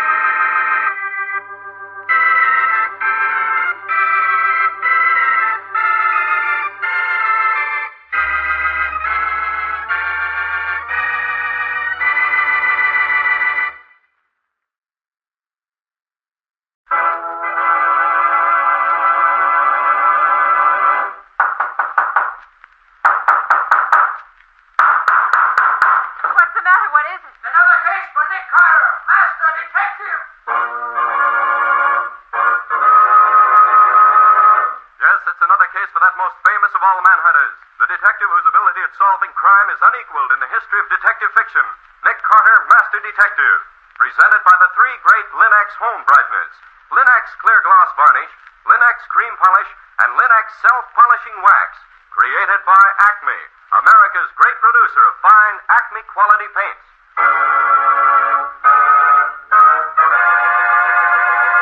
Today's curious adventure, Four Rings of Death, or Nick Carter and the Mystery of the Tory Islands. In just a moment, we'll hear how Nick Carter solved the mystery of the Four Rings.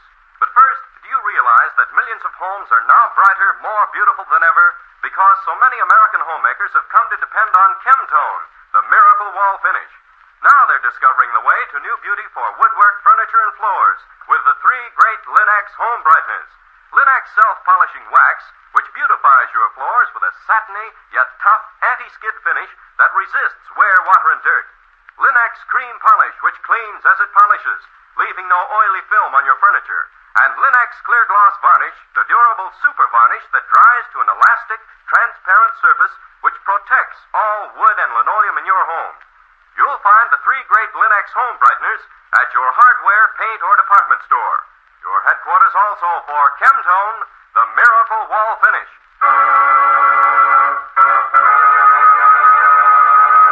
And now for today's mysterious adventure with Nick Carter. As our story opens, we find Nick and Patsy on board a small motorboat headed for Torrey Island, a small island just off the Long Island shore. If I'd known the weather was going to be like this, I never would have accepted this job. Why are you doing it, Nick? Oh, special favor to Colonel Howard. A friend of his, Andrew Jessup, asked him to find the best code expert he knew. And he said I was the man for the job. So when the colonel called me, I agreed to do it. Just what is it you're going to do? Well, it seems that back in 1776, 4 wealthy Tories who were afraid that Washington was going to capture Manhattan Island got all their valuables together and went to this little island where we're going now. Uh-huh. They buried everything somewhere on the island and recorded the burial place in a secret code or cipher. They lived there for a while, and later were all lost in a storm while trying to get back to the mainland. That sounds pretty fantastic, Nick. Is there any real truth in it? His lawyer, Andrew Jessup, recently came across something that convinced him the story's true. So he rounded up the heirs of the 4 original Tories and arranged for them to meet on the island this afternoon. If I can decipher the code, they'll dig up the treasure and divide it. This is some night to dig up anything, I'd say.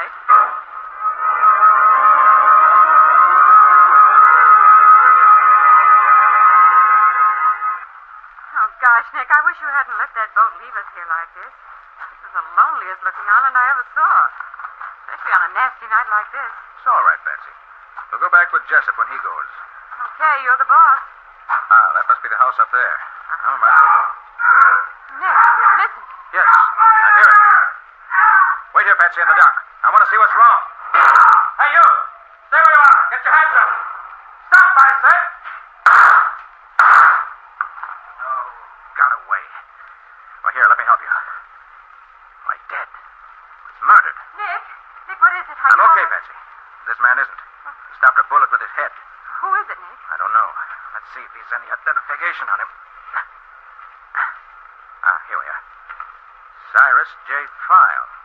Why, that's one of the heirs, Patsy. I remember the name. One of the heirs? Yes. Nick, what's that shining in the mud at your feet? Where? Right there. Oh, yes. Why, it's a napkin ring. A napkin ring? Out here? What in the world? I don't know, Patsy. But let's get this man's body up to the house. They may know what it's all about.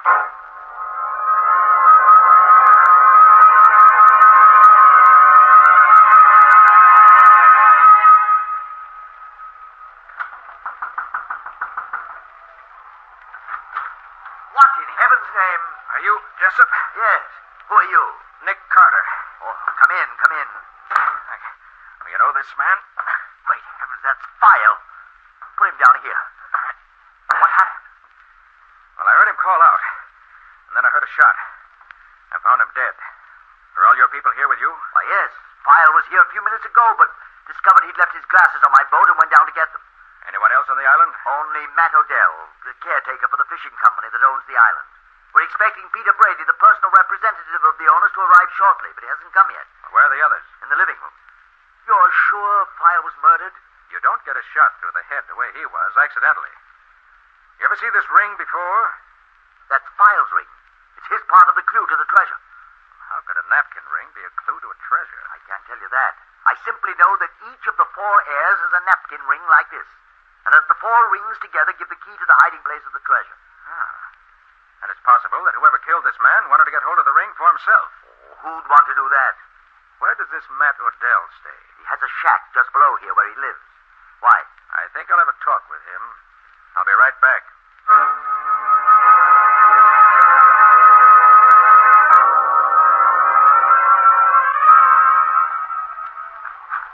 Now, this must be Odell's shack. It's the only one around here.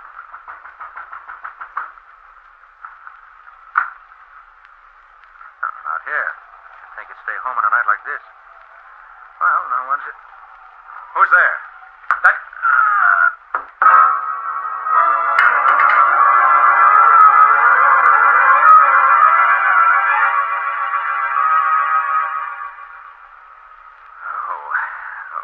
Fine way to start on a case. Who the deuce would want to... Carter! Carter! Over here. What's up? Hey, what happened to you? Don't quite know.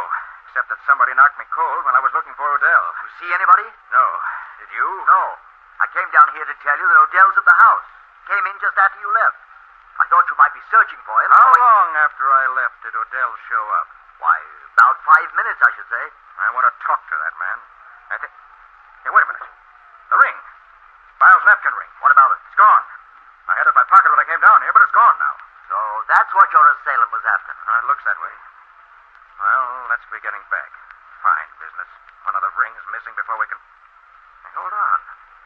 There's a hole in my coat pocket. Maybe I... There it is. I just caught the glitter of it in the flashlight. Oh, you're right. That's it. The murderer has missed again. Hello there. That you, Jessup? Yes, who is it? Peter Brady. Oh, hello, Brady. This is Nick Carter, who's going to solve the cipher for us. You hope. Well, the way things are going now, there may be no cipher left to solve. Well, let's get back to the house. I want to talk to Odell.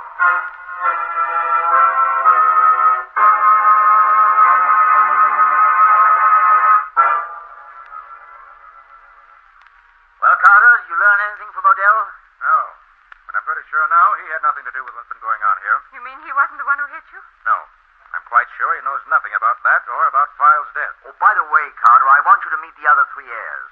This is Cecil Whittemore. How do you do, Mr. Carter? This is George Oldman. How are you, Mr. Carter? And that's Kurt Sturtevant for the fireplace. How do you do, gentlemen?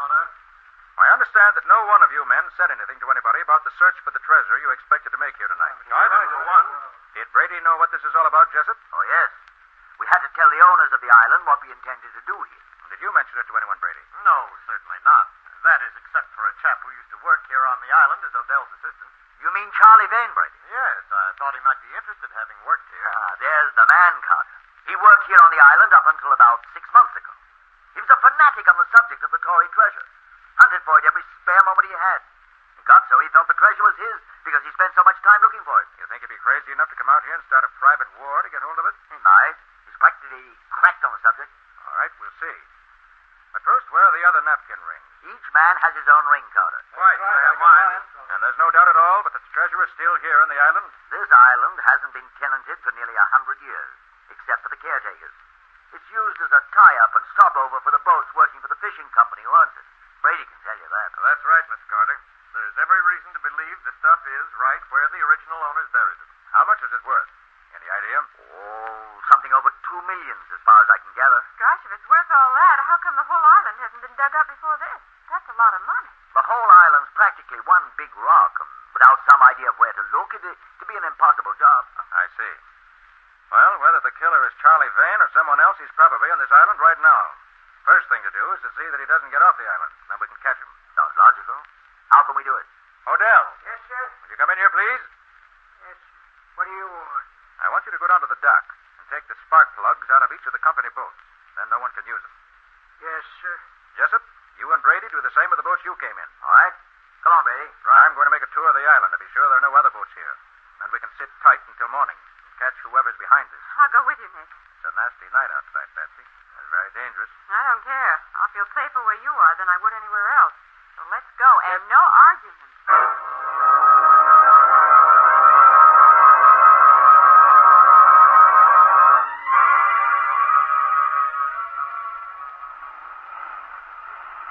I'm glad that rain stopped. It's a little more comfortable out here.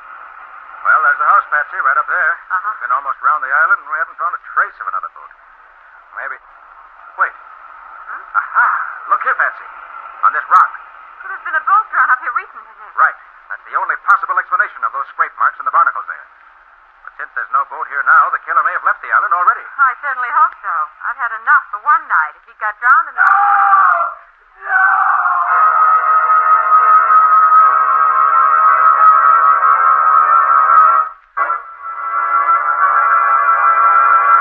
Well, what's happened now? A killer loose on the island on a black stormy night promised more trouble, and that scream sounded as if the promise has been fulfilled. How is Nick going to find the murderer of one and possibly two men before he does any more killing? And what's the riddle of the old Tory's treasure? We'll see in just a moment. Whatever your family's preference may be in home decoration, your home is bound to be more beautiful when its floors are well kept and shining. And with Linex self-polishing wax, floors always look their very best without tiresome rubbing or polishing.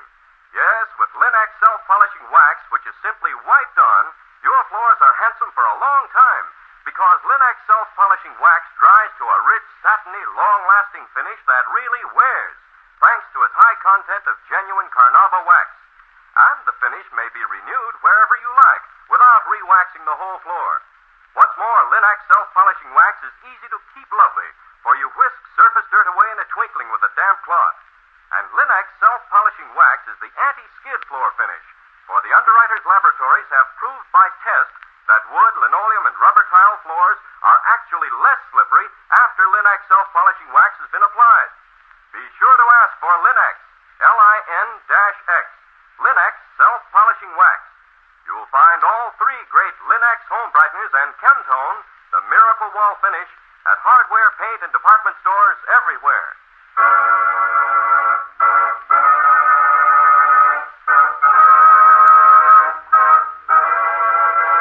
And now back to our story. We left Nick and Patsy on the beach near the house hunting for the mysterious killer. Suddenly... Nick, Come on. That came from the house. That you, Carter? Yes. You hear that scream, Jessup? Yes, I was just leaving my bowl tonight. Here, help. He fell off the roof. Come in, Grady. Yes. He landed on his head. Yes, he's dead, all right. Why, Sturdivant. Sturdivant dead, too. What's going on here? Quiet, everybody. How can we find out what happened when you all try to talk at once? Quiet, please.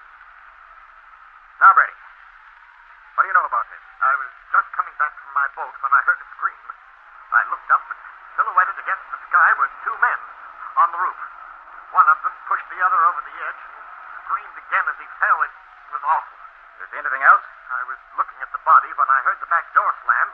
Then it sounded as if somebody ran off through the brush. Why didn't you go after him? I chased after a murderer in the dark, unarmed. Do you think I'm crazy? I don't know. Whittemore, what do you know about Sturdivant's death? Why, Sturdivant, Ullman, and I were waiting in the living room for you and Jessup and Brady to come back. Sturdivant got the bright idea that he'd go up to the roof and see if he could see anything. A little later, we heard him yell, and we started up the stairs to see what was wrong. You hear anything after he was killed? Why, we thought we heard someone dash down the back stairs and out the back door. Well, you better get Sturdivant's body inside. I'm going to have a look at the roof, see what I can find there. Come on, Patsy. Right with you, Nick.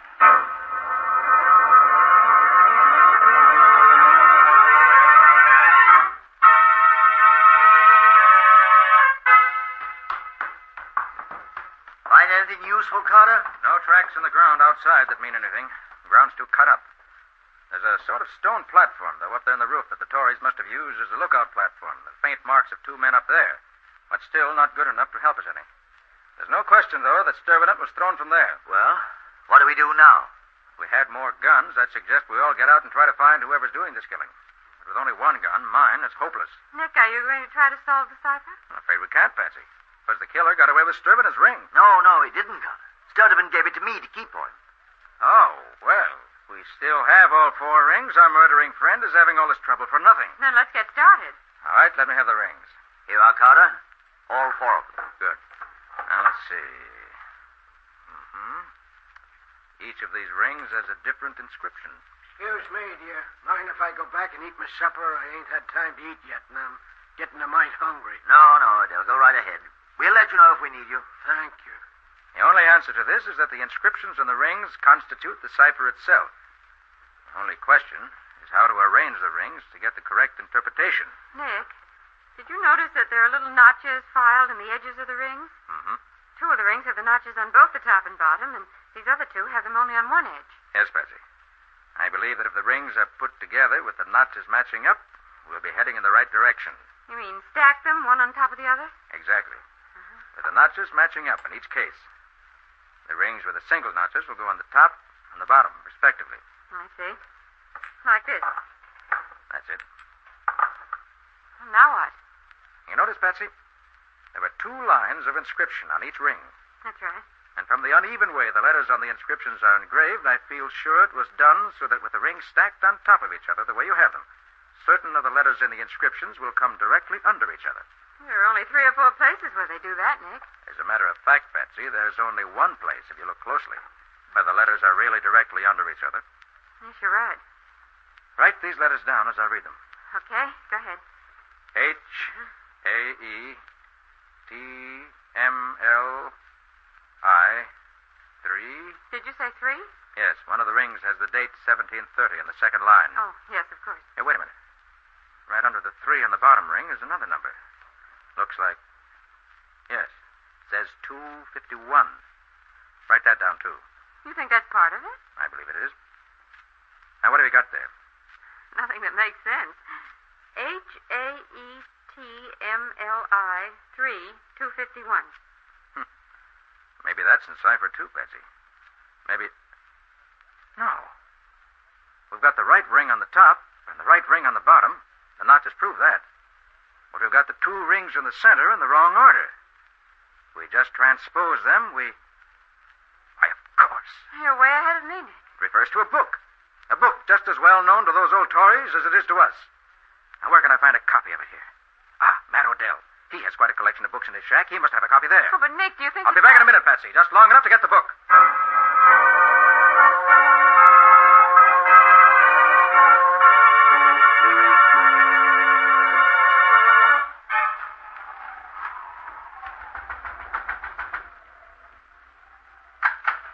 He must be here. His lights... Odell! Odell! Poison. I know those symptoms. Strychnine. Odell! Oh, it's no use. He's too far gone. Yes, Odell, what is it? Who poisoned you? Did you see him, Odell? He's going too fast. Odell, can you tell me who did it? Killed Charlie. Saw him. He did it. Spade. House down in the... Oh, poor fellow. So that's it. I should have known that...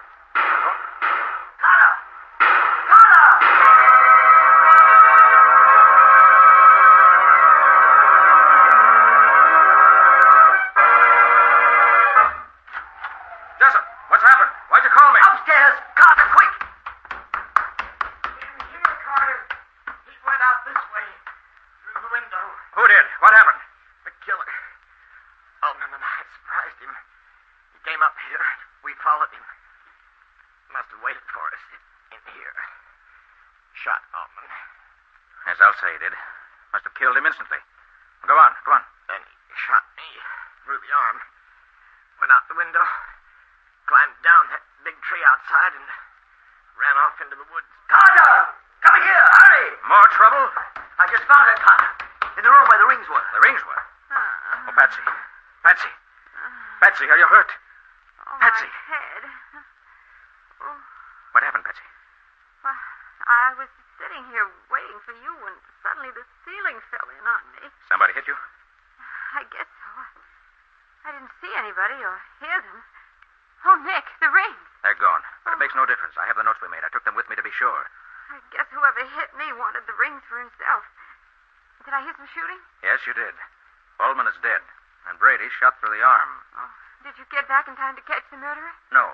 Brady says he went out the window and down a tree. I'm going outside to see if I can find anything that might be a clue.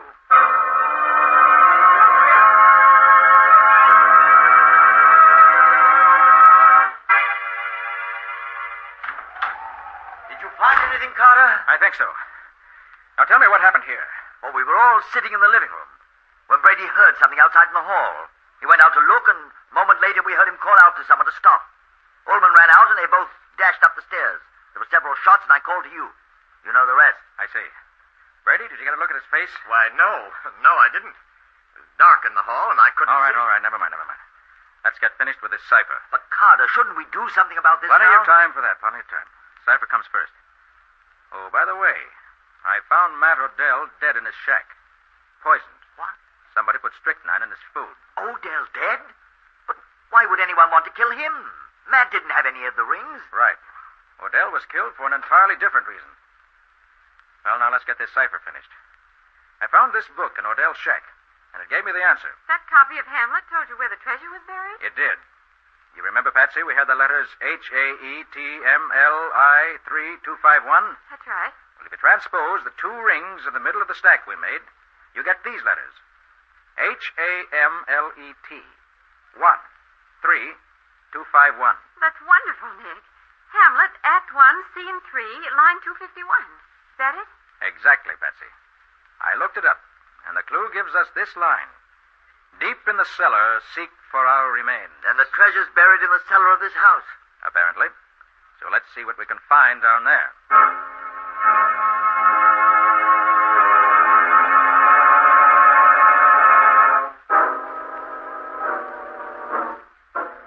We'll probably have some hunting to do around here, but it shouldn't take too long. Hey, don't shine that light in my eyes. I can't see. Oh, sorry, Brady. Now we'll see. Look out, Nick! No, you don't, Brady. Oh! Carlo!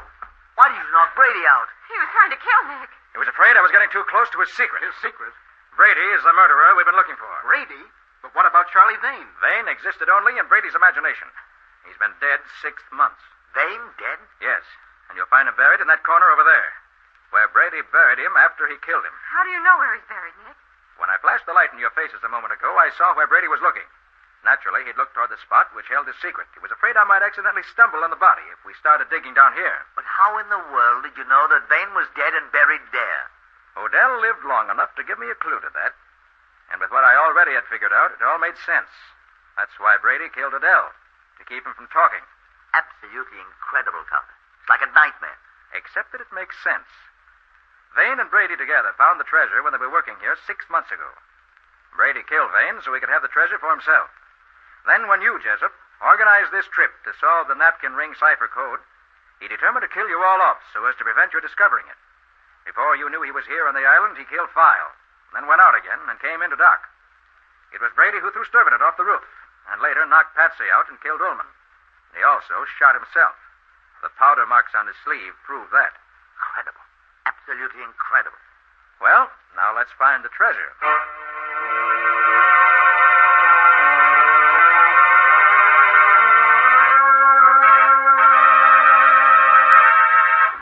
But if the treasure's buried in the cellar, Nick, what are we looking up here on the roof for?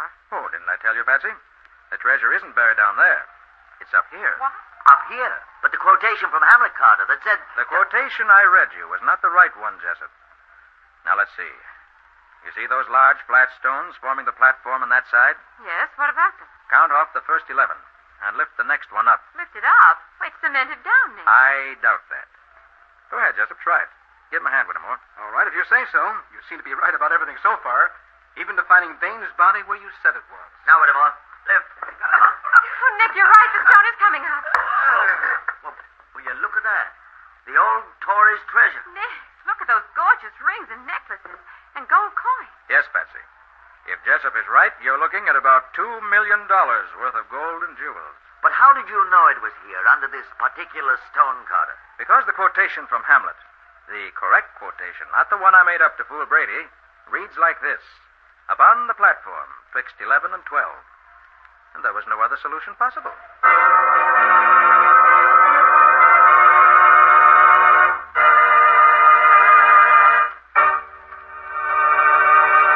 In just a moment, Nick and Patsy will bring you a preview of next week's exciting case. But first, let's face the facts. Everybody's days are busy. We've all filled our daily schedules full to overflowing, doing our home front jobs and helping with the all-out effort toward victory in every way we know how. So we appreciate more than ever before what it means to relax, and how much easier it is to relax when a home is pleasant and inviting. American homemakers are learning how much easier it is to keep a home that way with the 3 great Linux home brighteners.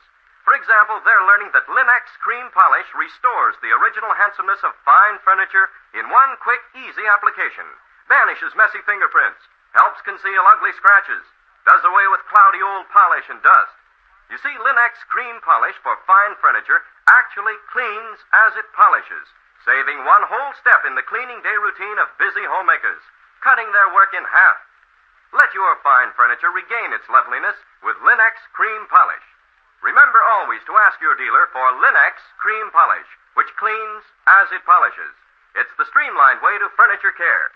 You'll find all 3 great Linux home brighteners at your nearest hardware, paint, or department store.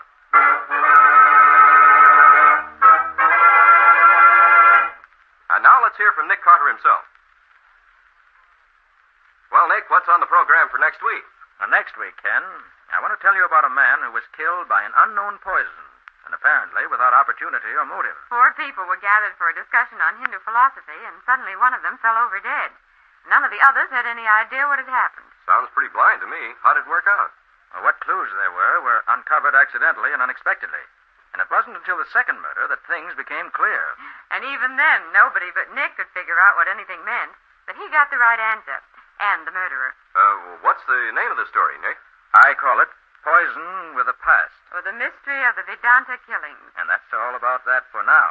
So long. So long, everybody. And so long to you both, Nick and Patsy. We'll be looking forward to seeing you again next week.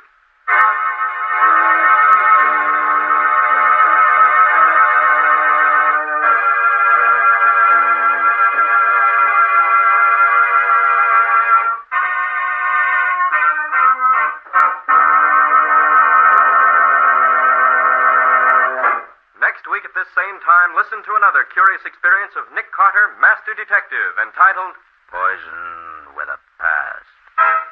Or Nick Carter and the Mystery of the Vedanta Killing.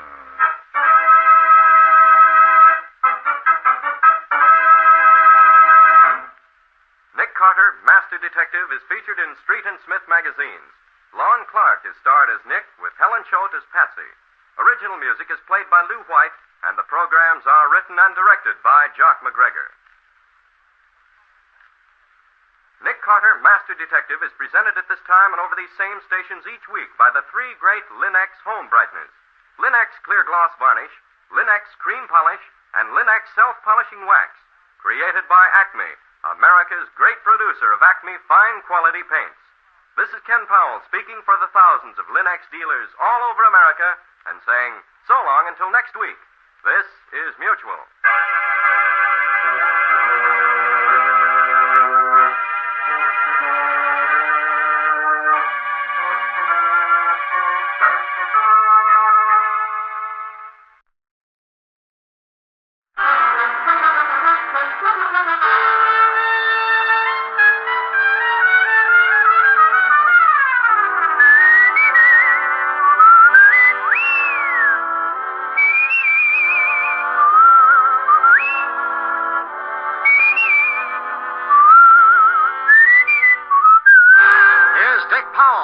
Richard Diamond, Private Detective.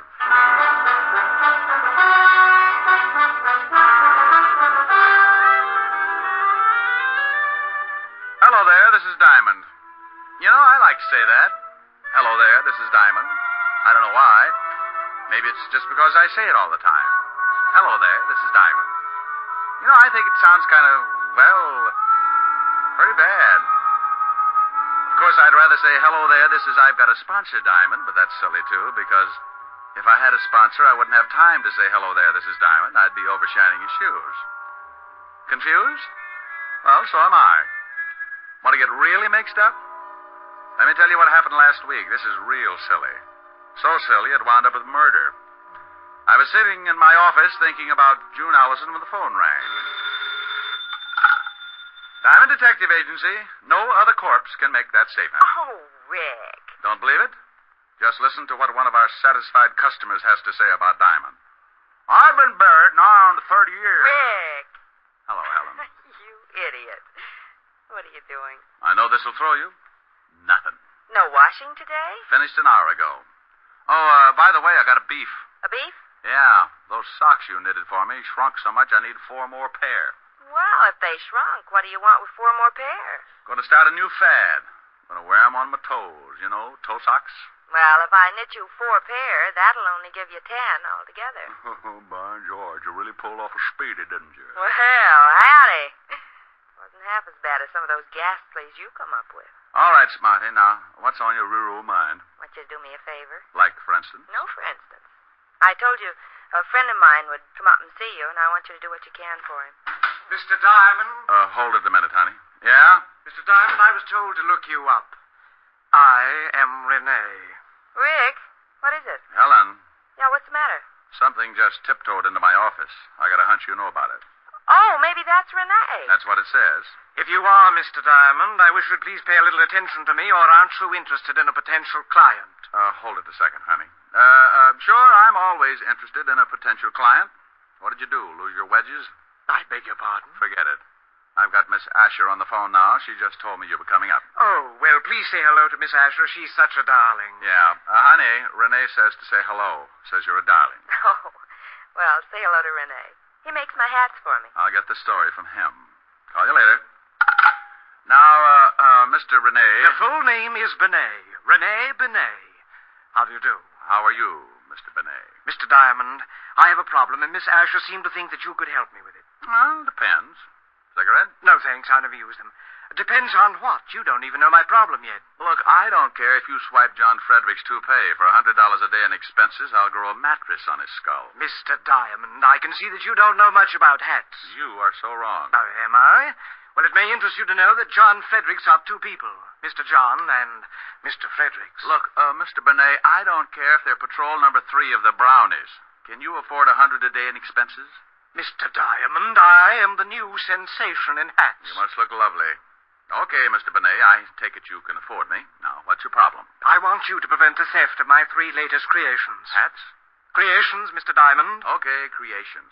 Why do you want them protected? Why, because someone is going to steal them before my fall showing. How do you know that? Because on similar occasions, the same thing has happened. Twice, to be exact. The designs were stolen, and 2 weeks later, that lowlife George Marchand had his showing, and my hats were the high point of his show. What did you do? What could I do? I couldn't prove it. If I attempted to expose him, he would have said that I was lying. Everybody knows how much we hate each other.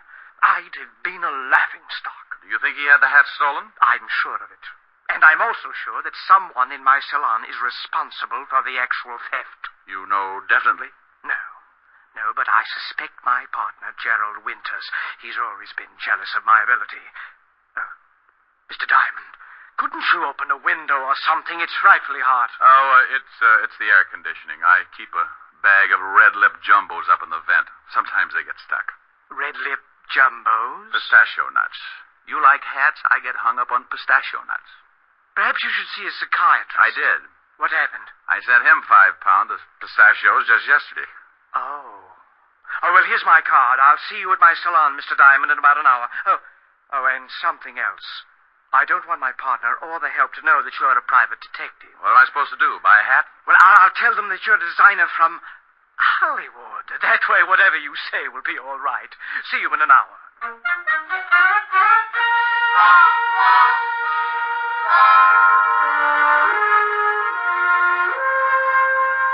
You say this Richard of Hollywood is coming here to look at our new lines? That's correct, Lillian. Never heard of him. Well, that's not so surprising, Gerald.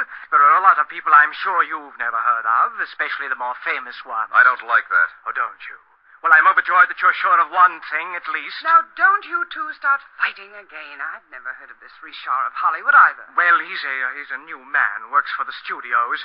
Has made quite a sensation the last year or so. Well, I'm sick and tired of temperamental artists. I'm going back to my office. Well, why don't you do that, Gerald? Keep the books in the black, dear Potter, while I work to pay for your salary. You know, Rennie, someday I'm going to strangle you with one of your own hats. Why don't you buy yourself a barbell instead? Then the next time you get into a bathing suit, there'll be no doubt that you have muscles. Oh, this boy. How can you two continue like this? It's frightful. Lillian, my love, I would rather join forces with a cobra than to keep on with Gerald. But he has an iron-bound contract that assures him of at least $50,000 a year. I'm helpless. Yes, come in. Oh, Richard, come in. Thanks. You better go out and pour some water on your partner. I just ran into him. Gerald, what do you mean? Well, I was looking for you, and he came up and introduced himself. You told him your name? Told him I was a hat designer from Hollywood, so he pointed out your office and said something about my lily white hands. And what happened? I didn't like the remark, so I shoved one of them down his throat. Oh, wonderful. This I'll have to see. I put a feather in his mouth. You can't miss him. Renee, don't you think... Why, I'm sorry. Stupid of me. Lillian, this is Richard of Hollywood. What? Oh, yeah. Is something wrong? Oh, no. How do you do? This is Lillian Richmond, my junior designer and chief model. Now, you two think of something clever to talk about. I want to see Gerald, bloody nose, feather, and all. Cigarette? You look nervous. Oh, thanks. So, Gerald was the victim of a collision? Yes. Do your friends call you Richard? Well, it depends on how friendly they get. Then sometimes they come up with some real hair curlers. What do your friends call you? I prefer Lillian, but sometimes they call me Lil. Well, Lil sounds more interesting. interesting. That's when they call me Lil, when things get interesting. You don't act much like a hat designer, Richard. More like you should be playing football. Oh, well, I started by designing helmets for Notre Dame. I understand you work for the movies. You with any particular studio? Oh, no. I'm with an independent company. Real Square Productions. We make training films. Training films? Oh, that was simply wonderful. I had to pour a vase of water on him. Several customers were so frightened they left, but it was worth it. And how are you two getting along? Richard was just talking about football. He was explaining the merits of a short pass. Oh. Well, if you don't mind, Lillian, Mr. Richard and I have some business to talk over. Not at all. Get him to tell you how he started by making helmets. Maybe you'll get some new ideas, Renee. Helmets? Oh, my goodness. See you later, Richard. I'll wear my muzzle. Isn't she lovely? She has about as much conscience as a tiger in a chicken coop. Okay, now, what about our business? Oh, of course. Now, here's a retainer. I trust that 500 is enough to start on. My landlord will think so. What do I do? Well, I've told everyone that you're going to be with us until the fall showing. You want to see how I work, perhaps take some designs back to Hollywood with you. Now, all you really have to do is to get to know the people that work for me. Now, be here from 9 in the morning to 6 at night and keep those designs from being stolen. Oh, by the way, where are the designs? In my safe here. Tomorrow they go to the designing rooms, and that's when the situation becomes acute. We'll have nothing to worry about until tomorrow, so I'll see you tomorrow in the morning at 9, Mr. Diamond. Okay. Oh, in case you need me, here's my card. I'll write my home number on it. For some reason, when I get a client, they always run into silly little things like murder or something. You just might need me. See you in the morning. I left Renee and headed for my apartment. I had suddenly found myself in the horrible position of a man with a steady job. 9 in the morning until 6 in the evening. Now, I'm a guy who can get along without too much sleep, especially when the situation calls for it. Like the little blonde dancer that works over on 52nd Street. There was a situation. But this time, I figured a good night's rest wouldn't do me any harm, so when I got home, I fixed a bite to eat, took a hot shower, and climbed into my little old shack.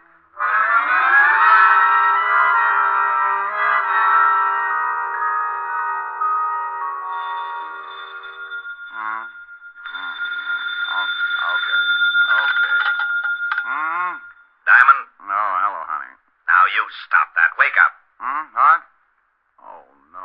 Who is it? It's Lieutenant Levinson. Oh, well, bully for you. What time is it? It's 4:30 in the morning. Goodbye, Walt. Now you wait a minute. I'm just trying to make things easy on you, and what was that hello, honey, for? Oh, I was dreaming. What do you mean, make things easy for me? At 4:30 in the morning, nothing's easy. I wanted to let you get here under your own steam. I know what a shock it'd be if I sent Otis down there to drag you out of bed. Oh, yeah. Horrible. That old lady ate the fire that Dracula was loose again. Hey, what do you want me there for? Well, I know you won't be surprised, but there's been a Ritero killing. Well, so what? So you're mixed up in it. Now get down here. Now, wait a minute. Who's dead? A guy named Benet. Auto accident. Renee Benet? Yeah, I guess that's the way you pronounce it. You see, Otis, you mallet head, you were wrong. It's pronounced Benet, not Benny. That idiot was calling him Rennie Benny. Walt, how did you know I was working for Benet? Your card was found in his pocket. I'm at 125th Street, so come on up as fast as you can. Well, as soon as I get my football helmet off. Football helmet? You sleep in a football helmet? Well, I do. Don't you? Bye.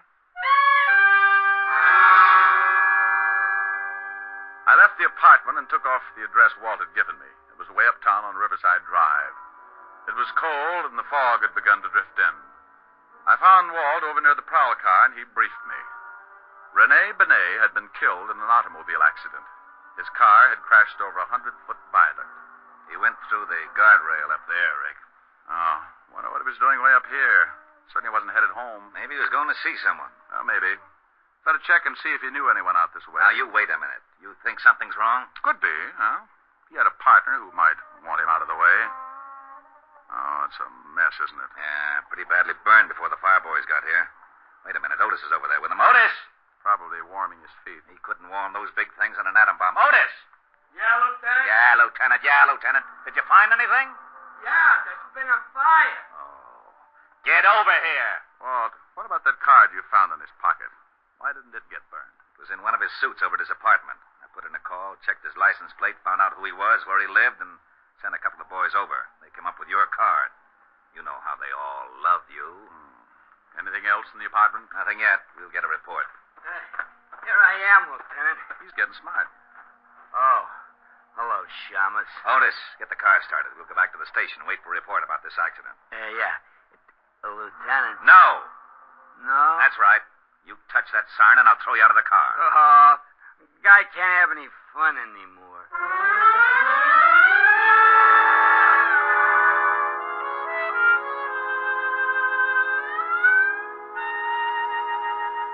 Walt, when are you going to get that report? It's 6:30 in the morning.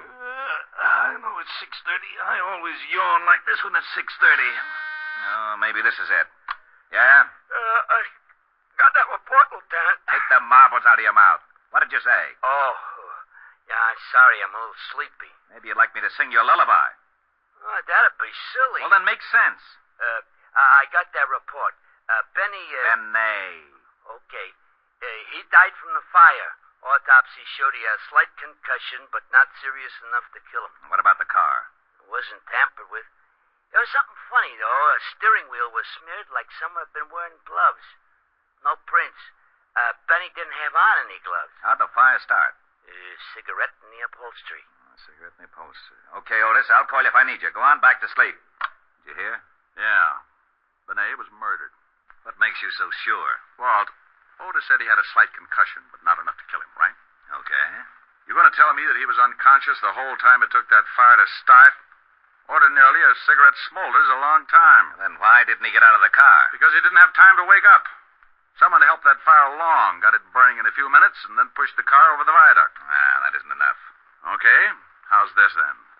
Benet didn't smoke. Now, that I'll buy. But how do you know? He told me. I offered him a cigarette in my office this morning. Well, who do you think did it? Well, I know he had two enemies. His partner, Gerald Winters, and another hat designer, George Marchand. I'll have them picked up. No. Let him alone for a while. Huh? Let's have some breakfast first, and then go down to Renee's salon when it opens.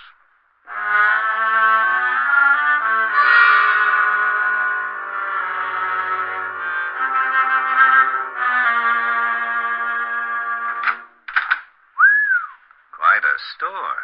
Yes? Oh, good morning. How's Richard from Hollywood? From hunger. Richard from Hollywood. All right, Oh, Walt. I wish Otis was here. He'd love this. Well, whose side are you on? Now, Walt, this is Lillian Richmond, Walt. Lillian, this is Lieutenant Levinson. Lieutenant? Homicide. Oh, well, I hope he's just in to buy a hat for his wife. I'm not married, Miss Richmond. Well, to buy a hat. Lillian, I just called Renee's apartment to... Oh, what do you want? Walt, this is Gerald Winters. Who split his lip? He ran into a fist. Where were you between 3 and 4 o'clock this morning, Mr. Winters? What do you want to know for? Gerald, this is a lieutenant from Homicide. I think maybe something's happened. What could have happened? I was in bed from 11 o'clock till 8. Besides, what's a policeman doing with the great Richard from Hollywood? Did someone see one of his creations and strangle to death? Where were you around for this morning, Lillian? Also in bed, but I can't prove it. Why? Bené's been killed. What? You don't seem too upset, Mr. Winters. No? Well, you're right.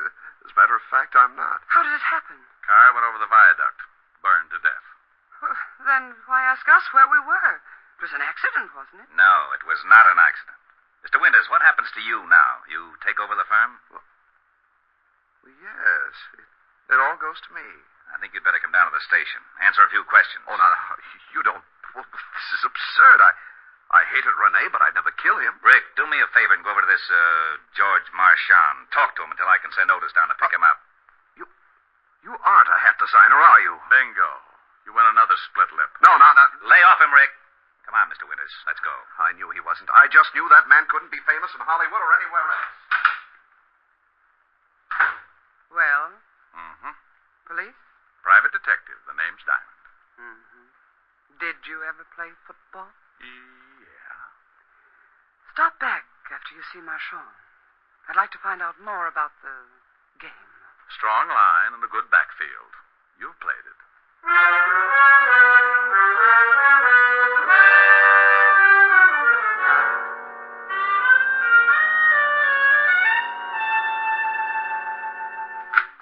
Good night.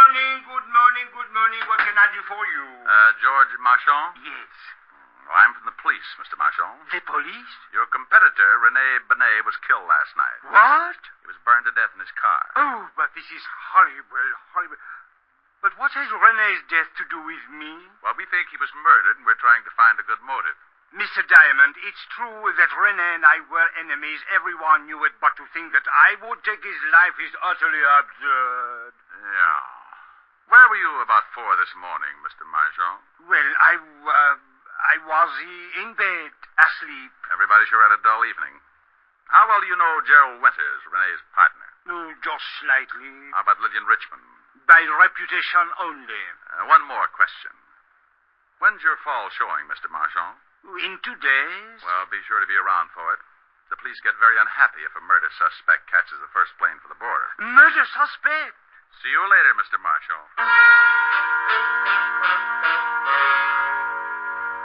I left Marchand counting his pulse and wondering just how much I did know. And if he could have seen what was going on in my little old mind, he might have grown a few white hairs. I grabbed a cab and headed for the 5th Precinct Police Station in Walt Levinson. Needless to say, he was not happy. Oh, now you wait a minute, Diamond. I'm satisfied with Gerald Winters. He's the only one who had a motive. The only one who had a motive that you can see. Too many things point to someone else. Give me a for instance. Oh, you always want a for instance. Well, hang it, you're trying to convince me that Winters isn't the killer, aren't you? Yes, I am, Walt. Then I want a for instance. I want to know your reason. Well, Winters and Rene hated each other. Even as partners, they really wanted each other out of the way. You crazy. You just gave me the best reason for hanging on to Winters. Walt, when Rene was killed, he was 10 miles away from his apartment going in the other direction. So what? Did you find out if he knew anyone who might live out that way? Even if he didn't know anyone out that way, I still say so what? The killer went for a drive with him, got out there, hit him over the head, poured gasoline on the seat, and dropped a cigarette. Pushed him off the viaduct. And Winters smokes. I know. I sent a whole carton down to his cell to make sure. You're right about how the killer did it. But do you think Rene would have taken a drive like that with a man he hated, knowing how much a man hated him? Huh? And another thing. It was pretty warm yesterday, last night, wasn't it? It certainly was. Lousy weather. Okay. The killer wore gloves. Isn't that a little strange on a warm night? So he slipped on some gloves. Didn't want to leave any fingerprints. No. The killer was driving. The report said there were absolutely no fingerprints on the steering wheel. If Rene was in the driver's seat, there would have been a few of his anyway. We couldn't tell whether he was in the driver's seat. He could have been thrown aside when the car crashed. But I don't get this glove angle. You want to catch a killer? Now, what kind of a remark is that? Well, come on. Oh, where are we going? Down to Rene's shop. We can get in through a window I noticed in the alley. There's some designs in his safe, and Walt, the killer has to get them out tonight.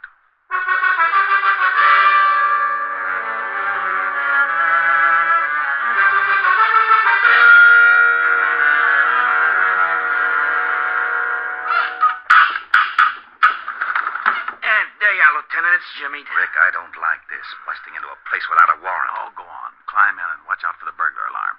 All right. Come on, Otis. Okay. Here, I'll give you a hand, Diamond. Oh, well, that ought to be easy for you, Otis. Yeah, why? Well, you could hold on with the other 4 and still have one left over to grab me. Oh, is that so? You two lay off. Come on, Rick. Show me where to go. Right over here, in Rene's office. What makes you think the killer hasn't already stolen the plans? I wouldn't have done it the night of the murder. That would have shown a motive. Wouldn't have done it today. Too many people in the shop. Go on in. Gee. Spooky. I can't see a thing. Walt, watch this. Off a Pete's sake, Sharp. Now, lay off, Otis Diamond. And where do we hide? Just sit down anywhere and be quiet. The first person through that door is our killer.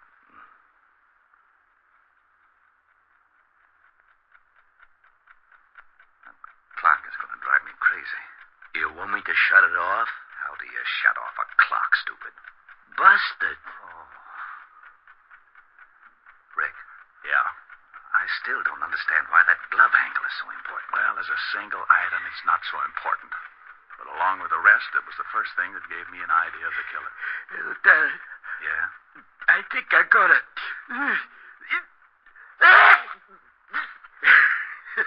I did. Oh.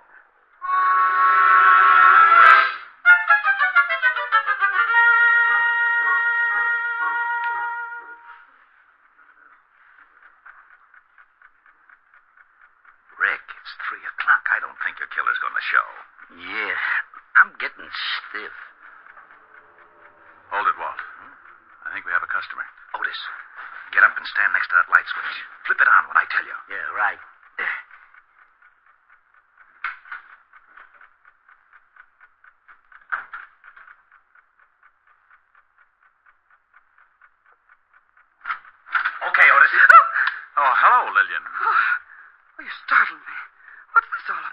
What are you doing here? Waiting for you. For me? I don't understand. I was just coming over to pick up some of my sketches. I forgot them this afternoon. So you waited until 3 in the morning? I had a date. Yeah. Otis, go out and drag in her date. Now, you wait just a minute. I don't know what this is all about, but Go you ahead, know right Otis. to... You're right. Mr. Diamond, would you mind telling me what this is all about? Sure, Lover.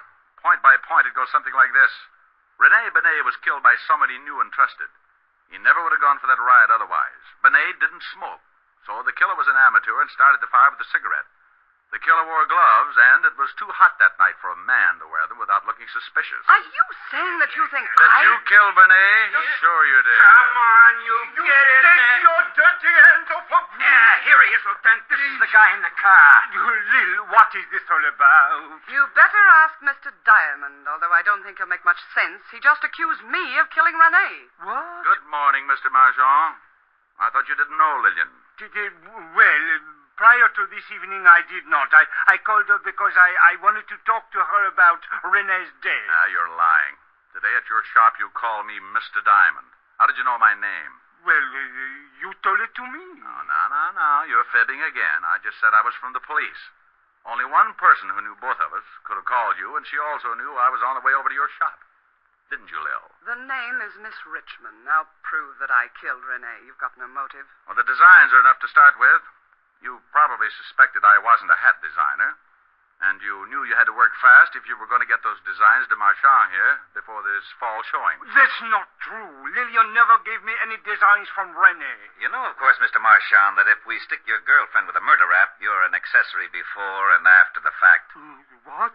Sure, maybe you'll get to sit in a nice electric glove seat and hold hands. Oh, but I had nothing to do with the murder. Well, you knew about it, and you knew who did it.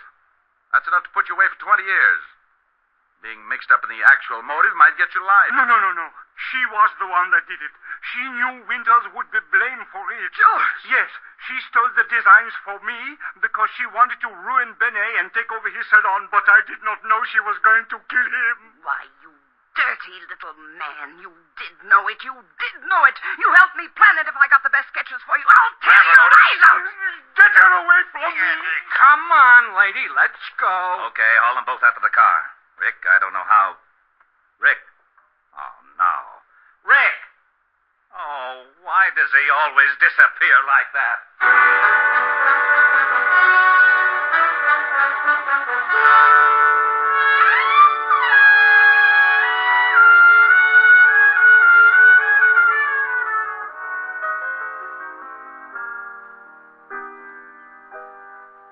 Rick, what's that you're playing? That's a new thing. Kind of pretty. Don't Cry Joe. Well, sing it. All right, but you know that gripey neighbor in the other apartment building? Oh, don't pay any attention to him. You don't hear any of the other tenants yelling for you to shut up. Well, maybe they're not as forceful as the Grouch. You see, honey, I got a couple of letters. Letters? Mm-hmm, from the people in that building. Most of them like the singing, but a couple feel the same way the Grouch does. Well, there's only one way to find out what all the people in the building think. How's that? Open the window and sing so they can all hear you. Okay, I'll buy it. You open the window. Don't you think maybe this is silly? Rick, I like you to sing when you come over here, but I don't want you to do it if no one else does. Now, go ahead. Okay. Don't cry, Joe. Let her go. Let her go. Let her go. Don't cry, Joe. Let her go. Let her go. Let her go. You've got to realize this is the wind-up. You'll feel much better once you make your mind up. Don't cry, Joe. Let her go. Let her go. Let her go.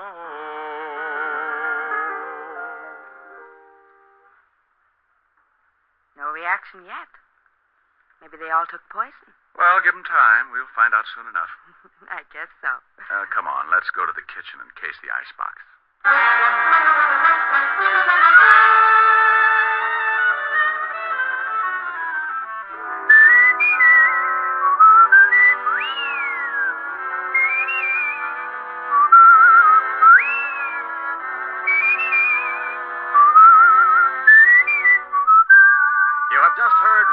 Diamond, Private Detective, starring Dick Powell. Helen was played by Virginia Gregg, Lieutenant Levinson by Ed Begley.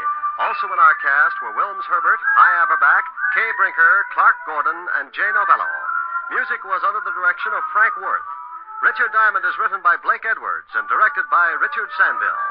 Dick Powell soon will be seen in the screen version of the best-selling novel, Mrs. Mike. Now, this is Eddie King inviting you to be with us again at the same time next week when we will again bring you Dick Powell as Richard Diamond, Private Detective.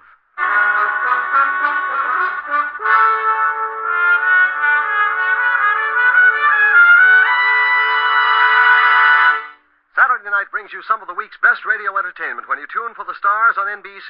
Stay tuned to NBC every Saturday evening for a great lineup of programs, including Hollywood Star Theater, Ralph Edwards' Truth or Consequences, Your Hit Parade, A Day in the Life of Dennis Day, The Judy Canova Show, and Grand Ole Opry.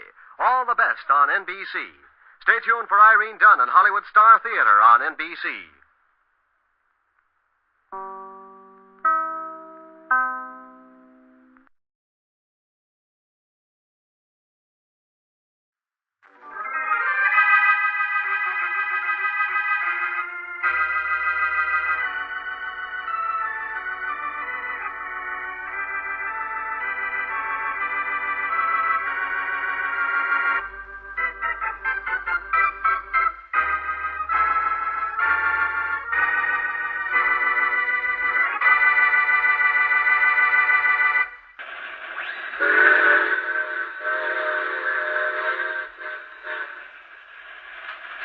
That you, Tom? Yeah, Bob.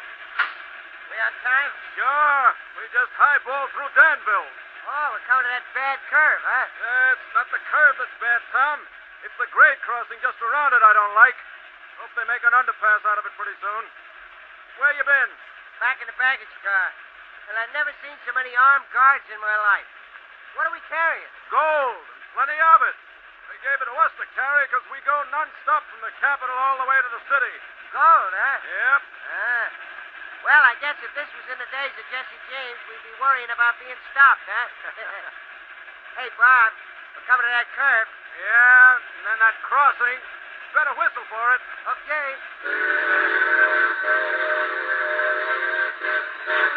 Carrying a load of gold, huh? That's right. Boy, it must be some load. All the guys they got guarding it. Wish I had some of it. Hey, Bob, look. Yeah? There's a car still on the grade crossing. I know, I see it. Well, the whistle, quick, quick. Bob, do we stop in time? No, we couldn't see it till we rounded that curve. We're going to hit that curve. We're going to hit it hard. Hold on, Tom. Hold on.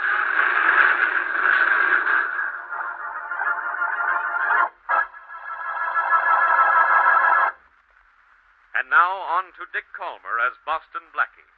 Enemy to those who make him an enemy. Friend to those who have no friend.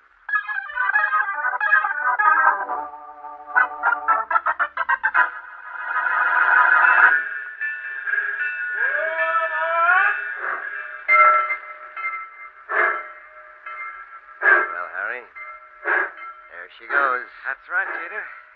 And here he comes, walking towards us just as if he knew we were hiding here. Then again, why shouldn't he know? He had his instructions, same as we had ours. He knew we'd be in these bushes. Yeah, I know. This is going to give 100 people a headache. Wait till they try and find out what this is all about. I got news for you. Yeah? I don't know either. You don't have to know. All you got to know is you're going to get paid. You can't figure this out. Nobody's going to figure this out. But somebody is going to be very happy. Believe me, somebody's going to be very happy.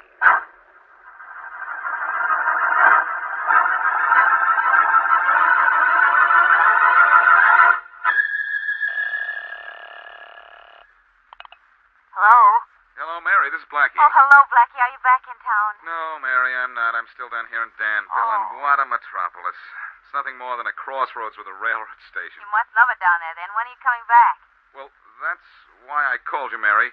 I've just finished my business here, but there's not another train out of here for 6 hours, so I won't see you until late tonight. Come in. What did you say just then, Blackie? I said come in. There's someone just knocking the door.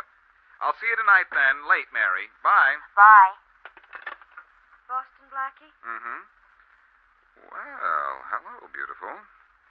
Are you Miss Danville or Mrs. Danville? I'm Margaret Perkins, Blackie. I've heard about you, and I need your help. That's what I like, the subtle approach. But I'm sorry, I'm a little out of my territory in this town of yours. You've got to help me, Blackie. I'm afraid my brother is in some kind of trouble. Sounds to me like he's the one who needs the help then. Sorry, Miss Perkins, I couldn't. Blackie, please. And that's the kind of logic I like. You think your brother is in trouble? This note he left me when he disappeared yesterday morning. What does it say? Please read it. Okay. Says, goodbye, Margaret. I'm leaving this town for good and with enough money to keep me going for a long time. Don't try to find me. You never will. Signed, Harry. Well, you noticed what this note was written on, I suppose. Yes, the back of a railroad timetable. And there's a ring drawn around a special train, the Metropolitan Flyer. Well, yes, I noticed that. Well, it's obvious, Miss Perkins. Your brother is going to the city. There's no point in looking for him around here. Well, that's what I thought. Danville's too small for him to be here without my knowing about it. I'll tell you what I'll do, Miss Perkins. I can't get a train out of here for another 6 hours. But I'm going down to the railroad station to pick up my ticket.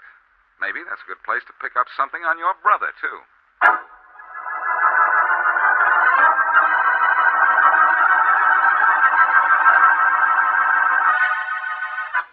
One-way ticket to the city, please. Yeah, to the city, young fella. And the train out of Danville today again for another 5.5 hours. Yes, I know that, but I'll get my ticket now. That is, if you don't mind. Yeah, the only thing I mind is my rheumatism. One way, you say. That'll be $1.50. $1.50. Okay, here you are. Thank you. And here's your ticket, young fella. Thank you. Say, by the way, you didn't see this young lady's brother in here yesterday, did you? Hello, Mr. Washburn. Oh, howdy there, Margaret. Didn't see you. Looking for Harry, are you? Yes. Nope, I ain't seen him. We think he took the Metropolitan Flyer out of here yesterday. Flyer? You mean the non-stop from the capital? Yes, I have an idea. The idea's bad, Sonny. Flyer don't stop here. Never has in 50 years. Nearest it ever came was yesterday when it hit an auto up at the crossing, mile and a quarter past here. Oh, how terrible. Was anyone in the car hurt? Anybody hurt? Nope. And you know that was the funny thing about it. There weren't nobody in the car. There weren't nobody around even. This auto was just sitting on the tracks all by itself. And no one ever claimed the wreck? Nope. Guess whoever owned the thing just walked off and left it. Mighty funny place to leave it, though, on the main line tracks with the Metropolitan Flyer coming through. Apparently it stopped the Flyer, though, didn't it? Oh, sure did. Flyer was standing out there in the middle of nowhere for 20 minutes. But that don't have nothing to do with your brother, Margaret. I ain't seen him, not in a couple of days. Well, thanks, Mr. Washburn. Thanks a lot. Yes, thanks, old timer. It's all right, young fella. And say, Miss Perkins, is there a place in town where we can borrow a car? Why, yes, we can use my uncle's. Good. Let's get your uncle's car and go have a look at that wreck that stopped the Flyer yesterday. Well, if you want to, but I don't Miss Perkins, your brother put a ring around the Metropolitan Flyer on the timetable for a reason. I'd like to take a flyer at looking at that wreck for a reason, too.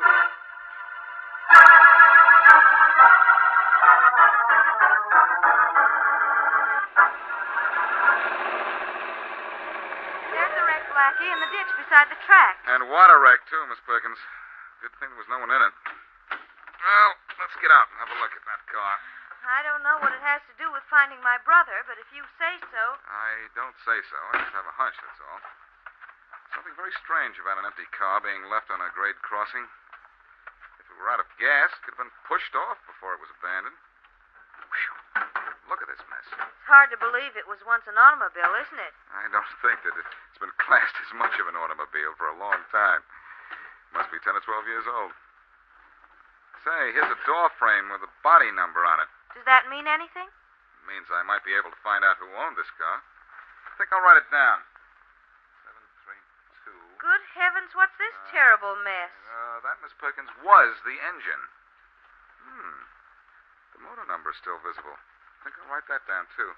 Why, I thought license plates were the best means of a car identification. They're fairly good, but not much help in this case. This car doesn't have plates. Oh, so it doesn't. That convinces me more than ever that... Say, look at this. Look at what? See this round hole in the motor block here? Yes. Well, that's where the carburetor belongs. And this engine had no carburetor. Is that bad? Well, it isn't good. If you expect to do any driving, an engine can't run without one. Oh. Well, maybe it was knocked off in the accident. Oh, no, this motor hasn't had a carburetor for years. The place it should be attached to is all rusted over here. This car was pushed or towed here and purposely left on the tracks. Well, that means someone wanted it to be hit by the train. But why? Why? To stop the train, of course. But why did someone want to stop that flyer? Well, I'm sure I don't know. Well, I don't either. This might have nothing to do with your brother, but it has me puzzled. The first thing I want to find out is who owned this car. There's an automobile dealer in Danville, isn't there? Yes, Mr. Boswell. Well, Mr. Boswell knows a lot about cars, I'm sure. Let's go see how much he knows about people who buy them.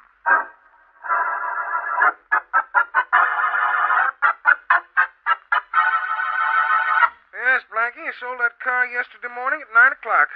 At 9 o'clock yesterday morning, Mr. Boswell. And the Metropolitan Flyer comes through Danville at 10. Yes, sir, like clockwork. That means the car was bought just 1 hour before the flyer hit it and wrecked it. This is getting more interesting every minute. Well, that means the car was bought to stop the train, doesn't it? It wasn't bought for any cross-country tour. Wasn't even in running condition, was it, Mr. Boswell? No, it wasn't, Blackie. The two men who bought it had to tow it away. 2 men bought the car, huh? Did you know them? I knew one of them. It was your brother Harry, Miss Perkins. My brother? Yes, he came in with a fella I've seen before, but don't know by name. I think your brother called him Skeet, though, or Pete, or something like that. Well, so Harry and his friend bought that car to stop the Metropolitan Flyer. Okay, here's where I start finding out why that train was stopped.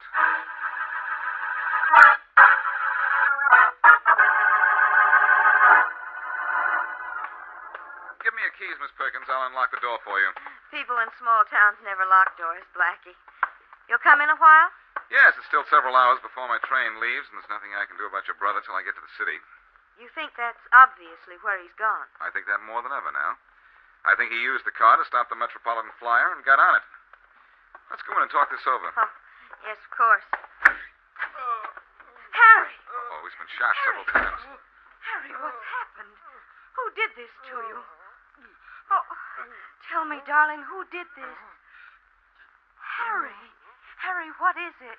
I got to tell why we stopped the train. I got to... Oh. Harry! It's no use, Miss Perkins. I'm awfully sorry, but he's dead. Yes, I know he is, Blackie. Go ahead. Cry if you want to. It'll do you good. What's this in his shirt pocket here? Looks like a newspaper clipping. This is what Harry was trying to tell us. This newspaper clipping says the Metropolitan Flyer was carrying gold. $1 million in gold. I thought it was something like that. Number, please. Operator, get me Inspector Faraday at police headquarters in the city right away.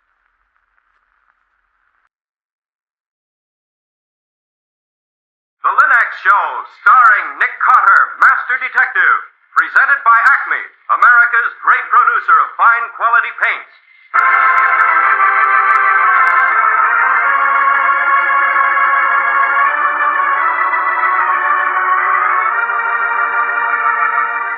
This is the story of a man known the world over as one of the most daring and resourceful characters in the history of detective fiction. A man whose name has become a symbol of the triumph of right and justice over the sinister forces of crime and lawlessness. A man recognized as one of the great masters of deduction. Nick Carter, Master Detective.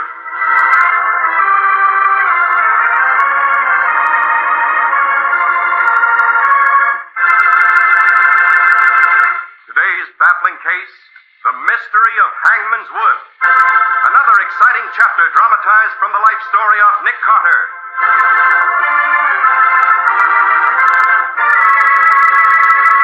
In just a moment, we'll hear how Nick Carter discovered what caused the ghostly shadow of a long-dead pirate to appear at full moon upon the side of a deserted barn and why, and what he did about it after he found out. You know, Mom is a person who's entitled to real consideration, not only on Mother's Day, but the whole year round. She deserves the most attractive home, the greatest convenience, the utmost leisure modern living can provide. And now American science has given her the modern shortcuts to happy homemaking. For example, the 3 great Linux home brighteners. Linux self-polishing wax, Linux cream polish, and Linux clear gloss, which work such magic in the care of furniture, woodwork, and floors. Linux self-polishing wax, the amazing new wax product, beautifies floors with a satiny yet tough anti-skid finish. Linux cream polish for fine furniture cleans as it polishes, leaving no surface oil to attract dust. And Linux clear gloss, which is brushed on, dries to an elastic, transparent surface that protects all wood and linoleum in your home. Give your home a new, easy beauty treatment now with the 3 great Linux home brighteners. You'll find them all at your hardware, paint, or department store. Your headquarters also for Chemtone, the Miracle Wall Finish.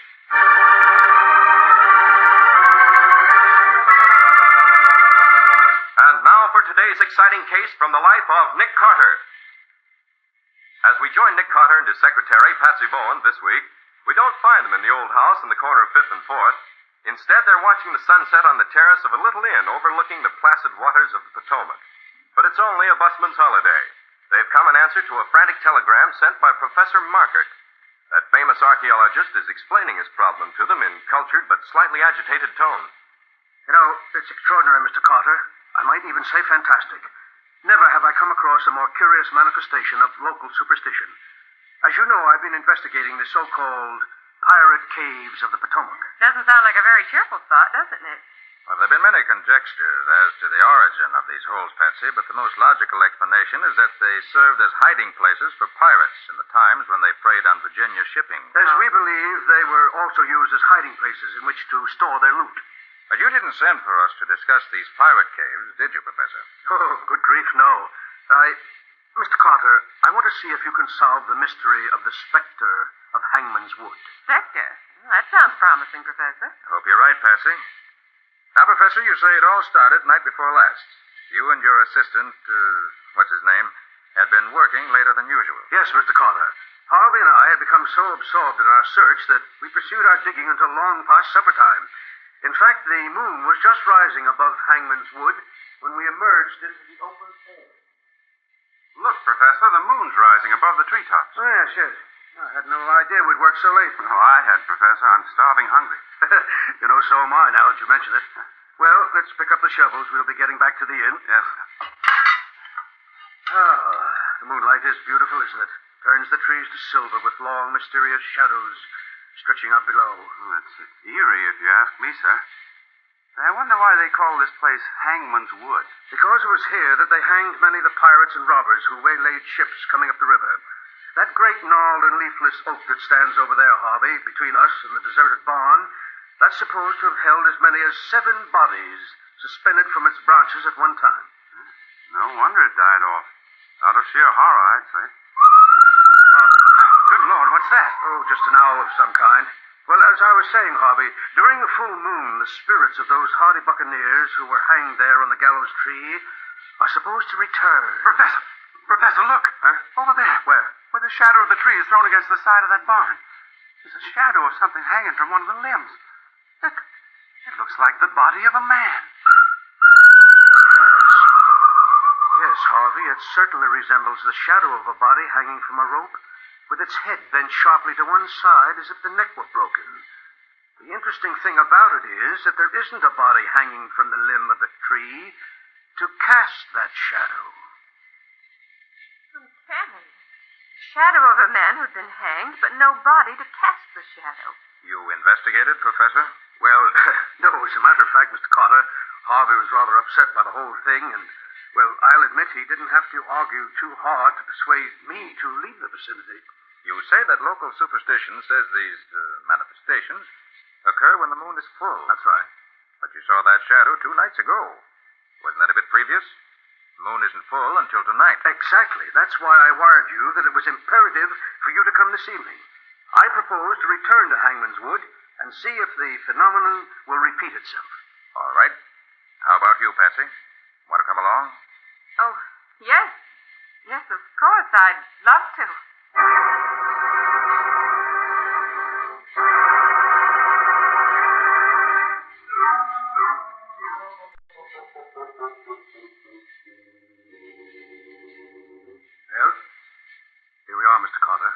Now, this is the gallows tree, and there is the old barn on which the shadow appeared. Everything is just as it was the other night. I don't see a blessed thing, do you, Nick? Wait till the moon rises above the treetops. That should be any moment now. Yes. Yes, here it comes. The shadow of the tree begins to form on the side of the barn. I don't see any hanging body, Nick. There's a breeze rising. Yes, it often comes up with the moon, they tell me, Mr. Carter. Ah, yes. The full moon rides clear of the top branches of the old oak tree. The wind freshens, the branches murmur. Goodness, Nick, did you hear that? Yes, Patsy. The screech owl. And a screech owl in this vicinity, Mr. Carter, is supposed to be a harbinger of ill fortune. I rather suspect that particular screech owl, Professor, is even more ominous than that. What? There. Look at that shadowy shape slowly materializing in the moonlight on the barn door. Oh, Nick, it's just as the professor said. The shadow of a man hanging by his neck. Yes. And as you can see, there's nothing hanging from the tree which would cause that shadow. Nothing at all. That's not too significant, Professor. The interesting feature of that shadow is that it doesn't sway in the breeze. What's that? Yes, this breeze is strong enough to move any object hanging from the limbs of that tree, provided it were hanging. I do wish that bird would go away. He's probably got a nest somewhere in that old barn. I think we better investigate that barn, Professor. Particularly that door that frames the hanging shadow. Oh, Patsy, while we investigate the barn it rests on, you wouldn't care to climb the gallows tree and see if you can discover the origin of the shadow? I would not. Not that I think there isn't a perfectly normal explanation of some sort for that apparition, mind you. Well, then. But nobody in his right mind has any business to go climbing trees in the dark. Okay, Patsy, we'll come back tomorrow in the daylight for the tree. But the barn door, I think we'd better investigate that right now. Very well, Mr. Carter, if you think it best. Let's see. This barn door is interesting. Very interesting. This old lock is rusted with age, and unbroken cobwebs cover all the hinges and lintels. Well, that means no one's been inside the old relic for a dog's age. On the contrary, Patsy. Someone has been inside, and very recently. What? He was driving a horse and wagon. Look here, the ruts in the soft earth. Oh. The ones going into the barn are rather light. But here, look at these that are superimposed on the first ones. Yes? Notice how much deeper they cut? How the horse coming away from the barn dug his hoofs in as though pulling a heavy load? Oh, good heavens, Mr. Carter. You don't mean there's another mystery besides the shadow of the hanging man? Oh, dear. Now we have a horse and wagon that can drive through a barn door that's been locked for years. Maybe the driver just said open sesame and the door disappeared into thin air. No, the trick is slightly more obvious, Patsy. I'd like to have a look a little higher up. Professor. Yes? Bend over so I can climb up your back. I want to stand on your shoulders. Like this? Yes, that's it. All right, now steady. All right, I've got you. All right. Yes. Yes, I was right. There's a long crack running parallel with the ground. That means the hinges are on the inside. The whole wall swings inward. All right, steady, Professor. I'm coming down. Right you are. Now, let's see what happens if we push the bottom of the wall right about here. All right, all together now. Oh, Nick, it's swinging up. It's opening. Say, that's neat. They must work on a system of pulleys and counterweights. Gosh, Nick, it's dark in there. Well, it's not too dark when you get used to it. I've got an idea there may be something interesting hidden in here. Something that someone has gone to great pains to keep secret. The hidden door, the bodiless shadow are all part of a plot to keep interlopers from... Oh, Nick, something swooshed at me. Calm yourself, Patsy. It's only a bat. Old barns are usually full of them. Yes, there's another. I definitely don't like bats. They get in your hair. Oh, nothing here. Nothing but a bit of old hay in this corner. No, there's nothing in it. Nothing. Here, wait a minute. Hold on. Huh? What is it, Nick? There's a hole under the hay. A hole leading down. Give me the flashlight, Patsy. Here. Thanks. Great Scott, look there. It's the entrance to another pirate hole, with a ladder leading down into it. That looks like one of the deeper ones. Oh, Nick, you don't expect us to crawl down there. No, Patsy. Whatever was hidden down there was removed in the heavily laden cart whose tracks we saw outside the barn. See? Here's the imprint of kegs that have been rolled across the soft ground. And here one was stood on end. Yes. And look, Here, one of them sprung a leak. There's a small trail of blackish powder. What do you make of that, Patsy? No sort of acid, Nick, like gunpowder. Right. Oh, good grief, Professor, put out your pipe. What for? Oh, it's dangerous to smoke a pipe in a place that's bulging with gunpowder. But it's not bulging with it, Patsy. There isn't enough left here to fill a firecracker. Someone's got wind of the fact that Professor Mackert called us in, and the whole lot's been removed. Yes, but where, Mr. Carter? For what purpose? I wish to heaven I knew. The amount of explosive that was carried away in that heavily laden cart can do a great deal of rather serious damage. Nick, what do you suppose they're planning to blow up? I don't know yet, but I hope to find out shortly. First, we send off 2 telegrams. Okay. One to the FBI asking for any information they may have regarding Dynamite Joe Porter and his gang. Dynamite Joe. Yes, I've heard of him. He's the notorious English criminal who specializes in blowing up banks. And also wrecks railroad trains. If he thinks they're carrying anything that might interest him, Where's the second telegram going? to Annapolis. Well, why Annapolis? Because Annapolis, which is a bare 5 miles up the river, is the site of a government powder magazine. I want to know if they've missed any of their stores lately. Yes, and I think I may even send another telegram to the Port Authority at Norfolk. Come on. We better hurry back to the telegraph office before it closes. There are a great many things to do, and too little time to do them.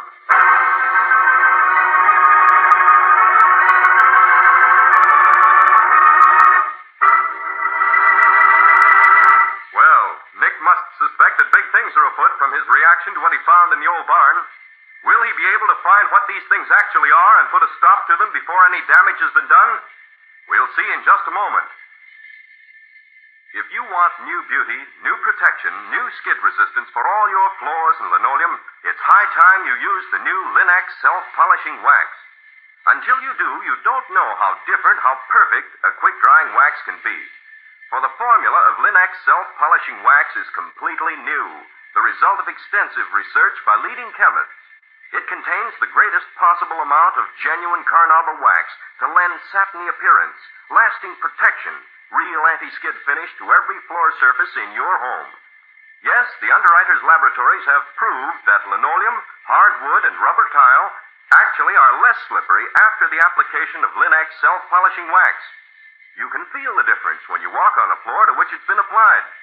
And Linex self-polishing wax takes only a jiffy to wipe on, drying quickly to a handsome luster without tiresome rubbing. So choose genuine Linex self-polishing wax, the finest product of its kind. And when you want the modern finish that's brushed on for even longer lasting protection, get Linex Clear Gloss, which dries overnight to a beautiful gloss finish that protects your floors and linoleum for months. Whether you choose Linex self-polishing wax or Linex Clear Gloss, ask for it by name, Linex, and get the finest. You'll find all 3 great Linex home brighteners and Chemtone, the miracle wall finish that dries in 1 hour, at hardware, paint, and department stores everywhere.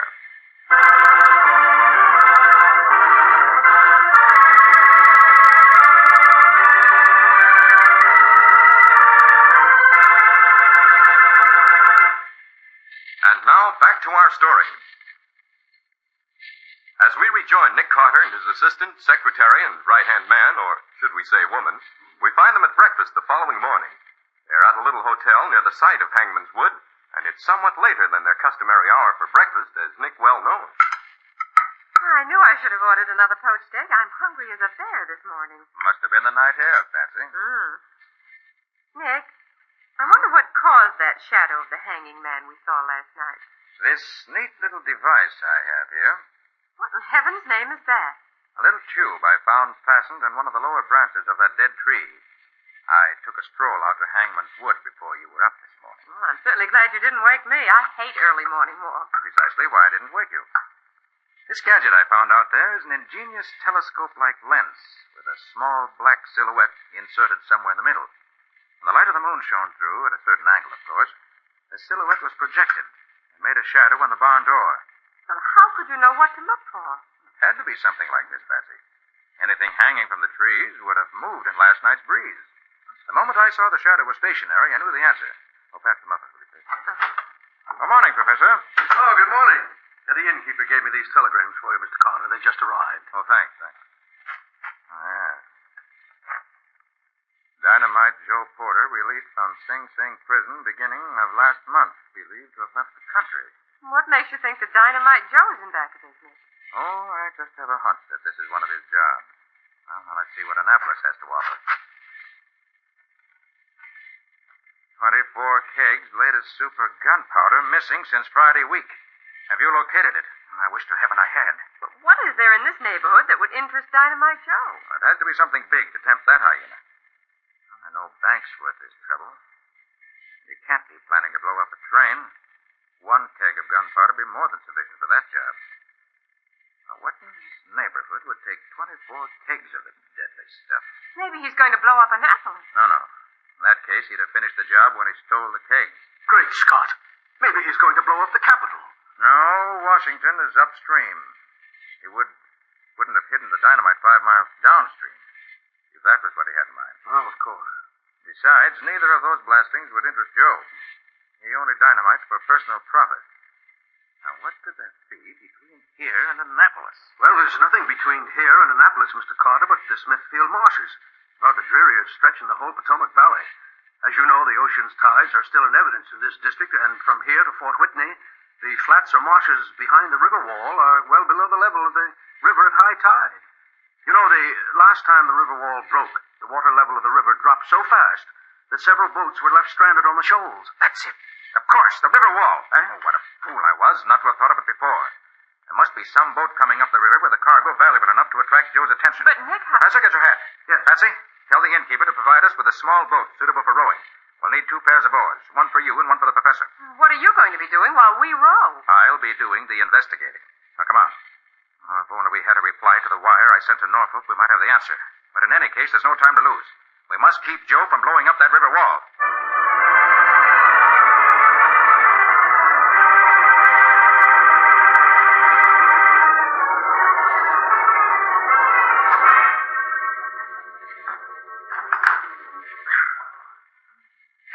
Faster, you two. Faster. I'm pulling as fast as I can. If you wouldn't insist on tugging this river wall, there's a nice breeze out in the middle of the stream. No signs of the dynamite yet. Got to find it. Sent for the river patrol to help us, but it'll probably take hours before their speedboat can get here.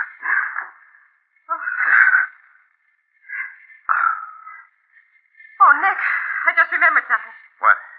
Another telegram. Came for you while you were seeing about the boat. Must be from Norfolk. Oh, let me have it, please. Oh, I'm sorry, Nick, but you rushed us off in such a flurry, it went right out of my mind. Here you are. Thanks. The Nancy Conliff, carrying cargo of captured German gold found in salt mines due to reach Judith Point at 10:30 this a.m. What? So that's what Dynamite Joe is after. Quickly, both of you. Back to your oars. Right. Now, wait a minute. Here's something. Something in a cylindrical tin container, tucked into the side of the wall just above the waterline. And here's a wire connecting it to another. And another. Yeah. Professor, this whole section of the wall is mine. You want to set it off by an electrical charge running along this wire. What time is it now? 10:21. If that boat is due at 10:30, the explosion is due any minute. Then let's get out of here. No, Patsy, we've got to go on. Now, slowly. There's something I've got to do. Got to find out where this wire leads. Where he's hidden the machinery with which to set off this explosive. Yeah, seems to lead to that little shack half overhanging the water, doesn't it? The one over here at the end of the river wall. Yes, this is the place. All right, stop, Betsy. Okay. Tie us fast so we won't drift away. No granny knots, please. You can depend on me, Nick. I used to be a Girl Scout. Let's see. Now, there's a little trapdoor in the floor of the shack where it hangs over the river. I hope it's not locked. Open. I'm going to take a look inside. If I stand up, I should just about be able to see. Yes, this is the place. Oh, Nick, you're rocking the boat. I'm going to pull myself up. You two can follow suit. Steady. You next, Professor. You'll just give me a hand, Mr. Carter. I'm not as agile as you are. Thanks. All right, come on, Patsy. I think we can pull you through between us. I can make it myself, thanks. Maybe, but I'll give you a hand anyway. Now, up you come. There. Well, you didn't have to be so rough about it. I'd have made it. Right, now. Now, you know, here. Get your hands up in the air. Nick, look. Yes. This, unless I'm mistaken, would be Dynamite Joe Porter. Stick him up, as you say on your side of the ocean. Seems to be determined. All right, Joe. They're up. That's better. What kept you blokes? I've been waiting for you all morning. I hoped you wasn't going to be late for the big event. I wanted to show this Mr. Nick Carter how it's done on our side of the big pond. Well, now, that's right neighborly, Joe. But aren't you going to search us first to see if we're armed? Not me. In the first place, I ain't giving nobody a chance to do me dirt whilst I'm busy with another chap. Besides, weapons will do you no good, but don't take your hands down, because one false move and you're a goner. What are you going to do with us, Mr. Dynamite Joe? I got that all planned out, sister. There's a little steamer coming up the river in a few minutes, the Nancy Cunliffe. Not much to look at, but she's got a cargo of gold bars in her hold that'll make me as rich as Mr. Rockefeller. Delightful. You and me and Mr. Carter here are going to wait right here until this here Nancy Cunliffe runs round the bend. You keep your hands in plain sight all the time and we don't have no trouble, see? When the boat shows up, I blows up the river wall, the water rushes out across the lowlands, and the boat finds she ain't got water enough to sail in and runs aground. Then my lads have a launch all ready and waiting. They knows what to do. They takes over while I finishes off you nosy snoopers so you won't never bother no one again. Understand what I'm getting at? I'm afraid I do, but I don't quite like it. Or maybe something will happen to prevent him from carrying out his unpleasant little scheme. Don't get discouraged yet, Patsy. Spoken like a man, Carter. You don't disappoint me, you don't. I've heard you was a gameman. Thank you. How much longer do we have to wait for the Nancy Cunliffe to appear? Only a few minutes more, matey. Just make yourself comfortable while you're waiting.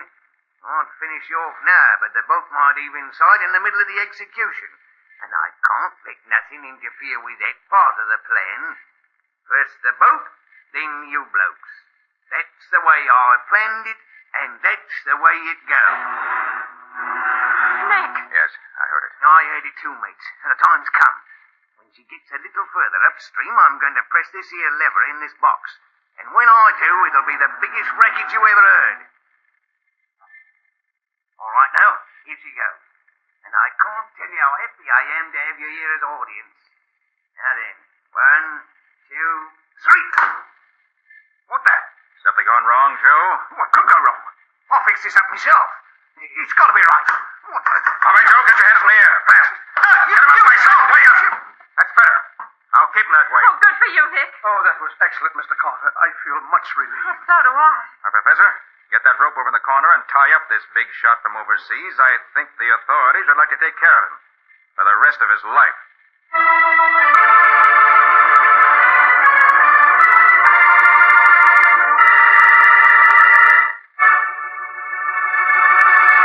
In just a moment, Nick will return to tell us about the clues which enabled him to solve the mystery of the Hangman's Wood. A lovely home adds to the joy of living, and the 3 great Linux home brighteners add to the ease of keeping your home lovely. Linux Cream Polish, for example, renews the original gleaming beauty of your fine furniture, the handsome appearance of the wood grain itself, in one quick, easy application. For Linux Cream Polish actually cleans as it polishes, to save you one whole step in your cleaning day routine. Yes, that cloudy look left by dust and previous polish is erased in one quick process that also removes blurry fingerprints and helps conceal scratches. And what's more, Linux Cream Polish leaves no surface oil for dust to cling to. So do as many wise modern homemakers do. Take the streamlined way to furniture care. Linux Cream Polish, which cleans as it polishes. Ask for all 3 great Linux home brighteners, Linux Cream Polish, Linux Self-Polishing Wax, and Linux Clear Gloss at your nearest hardware, paint, or department store. Your headquarters also for Chemtone, the modern wall finish that beautifully decorates the average room for only $2.98. Tomorrow marks the beginning of the mighty 7th War Loan Drive. And the most important thing you can do to support our fighting forces is to invest in war bonds. An investment in final victory, an investment in peace, an investment in America's future, and yours. 85 million Americans hold war bonds, and 85 million Americans can't be wrong. Get your extra bond now.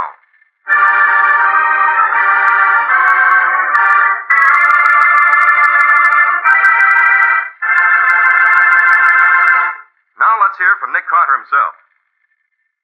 Well, Nick, that was a pretty close call you and and Patsy had?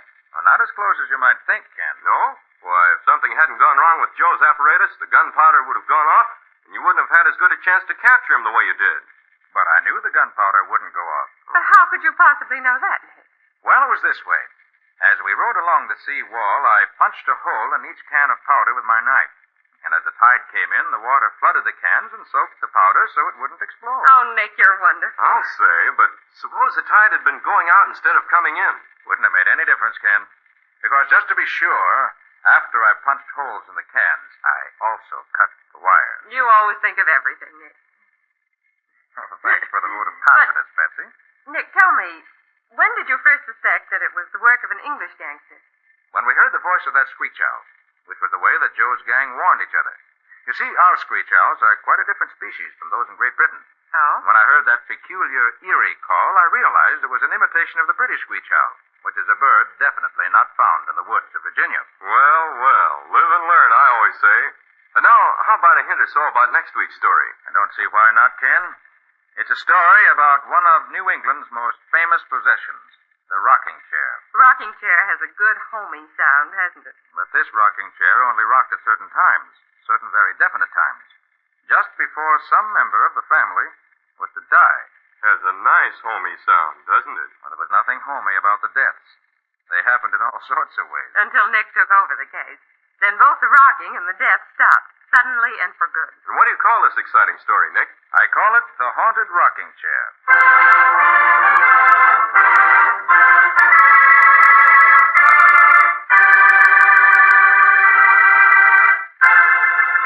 Nick Carter, Master Detective, is copyrighted by Street and Smith Publications, Incorporated. Lon Clark is starred as Nick, with Helen Choate as Patsy. Original music is played by Lou White. The programs are written by Edith Miser, and any resemblance therein to actual persons, living or dead, is purely coincidental.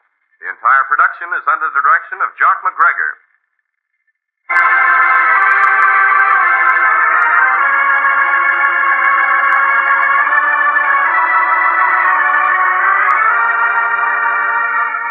Nick Carter, Master Detective, is presented at this time and over these same stations each week by the three great Linux home brighteners: Linux Clear Gloss, Linux Cream Polish, and Linux Self-Polishing Wax.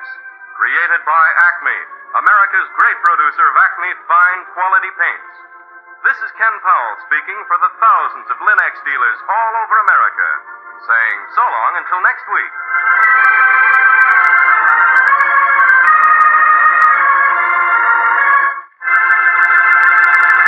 This is the Mutual Broadcasting System.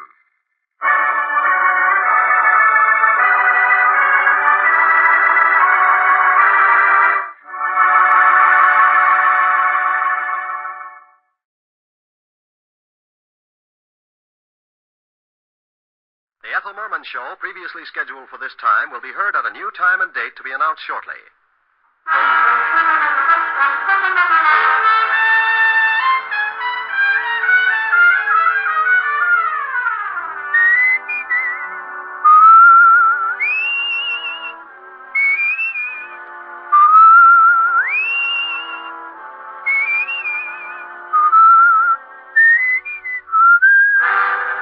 Transcribed is Dick Powell as Richard Diamond, private detective.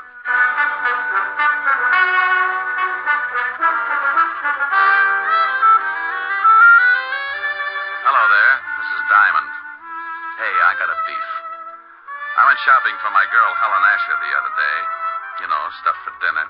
This town's gotten hotter than a blast furnace in Death Valley, so you gotta pick out things that make for a cool meal. Like salads, cold cuts, beer. Real picnic style. Well, I figured I could whip up a fancy tossed salad or something. Until I got around to the tomato counter. Have you glommed onto the price of tomatoes lately? Now, what's with that? So the cost of living is inflated. So a T-bone makes like it just arrived direct from the Sultan's classiest cow. Okay, a T-bone I can understand. But what's with a tomato? When it costs so much, it should be hanging from a charm bracelet instead of lying in a salad bowl. Who needs it? So I bowed from the waist and figured you could still do a lot of things with a plain head of lettuce. I got another beef, too. Why can't people start their killings in December when it's cool? Now, about a week ago, I got mixed up in the case, and before it was over, I took so many salt tablets. I am now the best seasoned private detective in New York. It started last Tuesday morning about 11 o'clock in an apartment on the Upper East Side. Ginny? Yeah, genius. No cracks. No cracks. We're both waiting for old Gibson to turn us into the cops, and you say no cracks. This whole rotten mess is your fault. Well, how did I know the old goat wouldn't fall for it? Well, he didn't, so we better start packing. What for? Because I don't want to play hostess to a lot of little men in blue. I'm allergic to handcuffs. Relax, will you? They won't find us. They can trace me from the other apartment. How? Gibson don't know your real name. Did you leave anything in the other place that will lead him here? No. Cleaned out everything except the clothes. I didn't have time to move them. I noticed you got away with the mink. What do you want me to do? Leave it behind? No, we can hack it. Hock it? Yeah. You want to blow town? Takes cash. Cash I ain't got. You're telling me. Look, baby, if Gibson does go to the police, I'll have to hack the code so we can blow this joint, see? All right. You go get rid of it, and I'll start throwing some things into the suitcase. Who's that? How would I know? Maybe it's the landlady. Oh, I forgot. They're painting this floor today. Yeah, I saw the painters in 206. They'll probably start on this room in a couple of hours. Okay. Duck that coat. I don't want the landlady to spot it. Yeah. Yeah, what? Gibson. So you really are married, huh? Who is it, Harv? Hello, Virginia. Mr. Gibson? Yes, I waited around in front of the other apartment and followed you here. I wanted to be sure to send the police to the right place. Look, Mr. Gibson, look. You look, whatever your real name is. I don't like being blackmailed or threatened. But please... No, Virginia, my mind's made up. In a way, I'm sorry for you, but you didn't think about me. I'm past 60, and I'm tired of being made a fool. Look, why don't you give her a break, Mr. Gibson? Now, I'm not asking for That's very noble of you. You should have thought about that a few hours ago when you accused me of making love to your wife. You're not really married. There is no need of displaying your indignation. There'll be plenty of time for that when the police arrive. Harv? Yeah. Come in. Hey, how dare you? Take your hands off me. Look, you ain't calling nobody. You gonna listen to me? You take your hands off me. What are you gonna do, Harv? I'm gonna change this old goat's mind about calling the cops. You can't threaten me. No. Oh, you struck me. How'd you guess? Harv, take it easy. He's an old man. Your concern is misplaced, my dear. I can take care of myself. What? Why, you... Give me that can. I'll be glad to give it to you across your shoulders. Give me that. Harv, be careful. Hit me with a can, will you? No, young. I'll shut you up for good. Harvey! Harvey! You idiot. Huh? You big, stupid idiot. Look what you've done. All right, so what? No better next time. Throw some water on him. Well, did you hear me? Throw some water on him. What's wrong? Come on, Gibson. Come on. Holy cow. Listen. Yeah. Shut up. Gotta get him out of here. Why'd you have to hit him with that cane? Now you're in trouble. I'm in trouble. We're in trouble, baby. We. Stop that crying all over the place. Help me get him out of here. How are we going to do it? It's broad daylight. Yeah. Can't get him out of the building like this. We'll have to wait till the night. We can't leave him in here. Why not? The painters. What do you mean? What? They'll be here in a little while. Yeah. Oh, yeah. Now what, genius? Shut up, will you? I gotta think.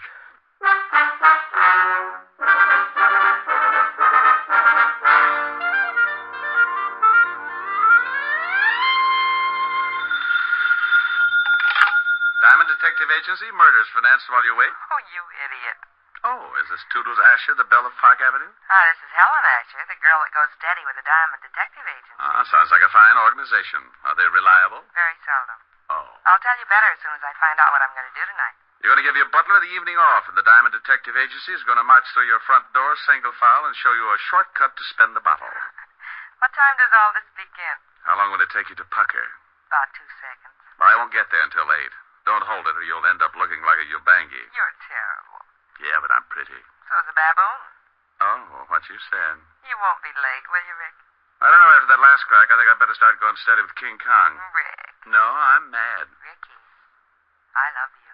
Only because I can hang by my tail and my fangs have that toothpaste smile. I think you're the most wonderful man in the world. Well? I think you're the handsomest, the strongest, the smartest? Well, all right. Now tell me something I don't already know. Rick. Bye, baby. See you at 8. Bye.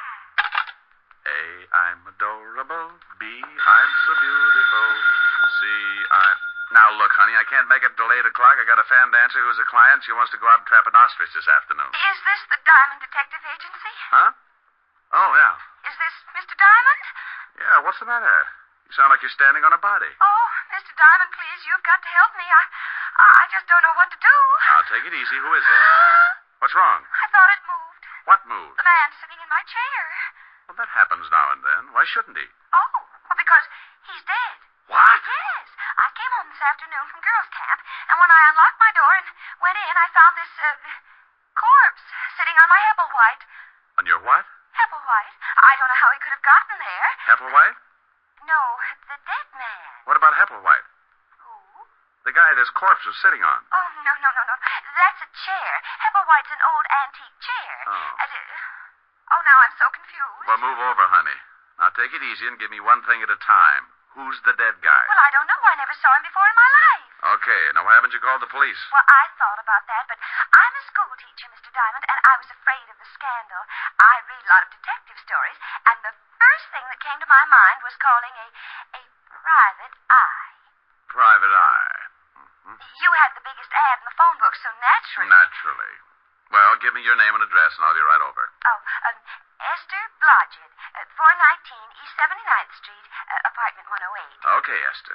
Now, don't let anyone in and don't touch anything. Oh, I know that, silly. After the initial shock wore off, I found myself in complete control. What's the matter? I'm so nervous. I just lit a cigarette. It tasted so good I offered one to the dead man. Well, if he takes it, remember how you did it. I'll be right over. Hepplewhite. Oh, is Walt going to have fun with this? Homicide, Sergeant Otis. Hello, Otis. Let me talk to the lieutenant. Diamond? No, this is Black Beauty. I just did a mile in 112, and I want to report that I've been doped. Very funny. I thought so. I didn't win the race, but I was the happiest horse on the track.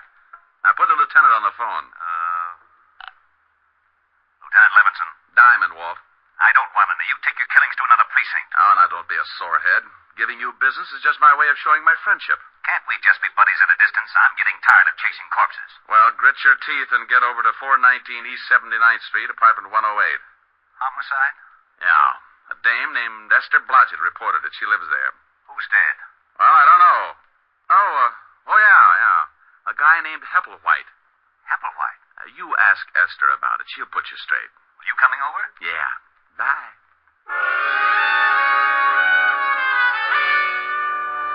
As I went out of my office, I thought about Esther Blodgett and wondered how mad she would be when the police turned up. I had to call them whether she wanted the scandal or not, because homicide comes first in my book. I'm an ex-cop, and I still follow the rules.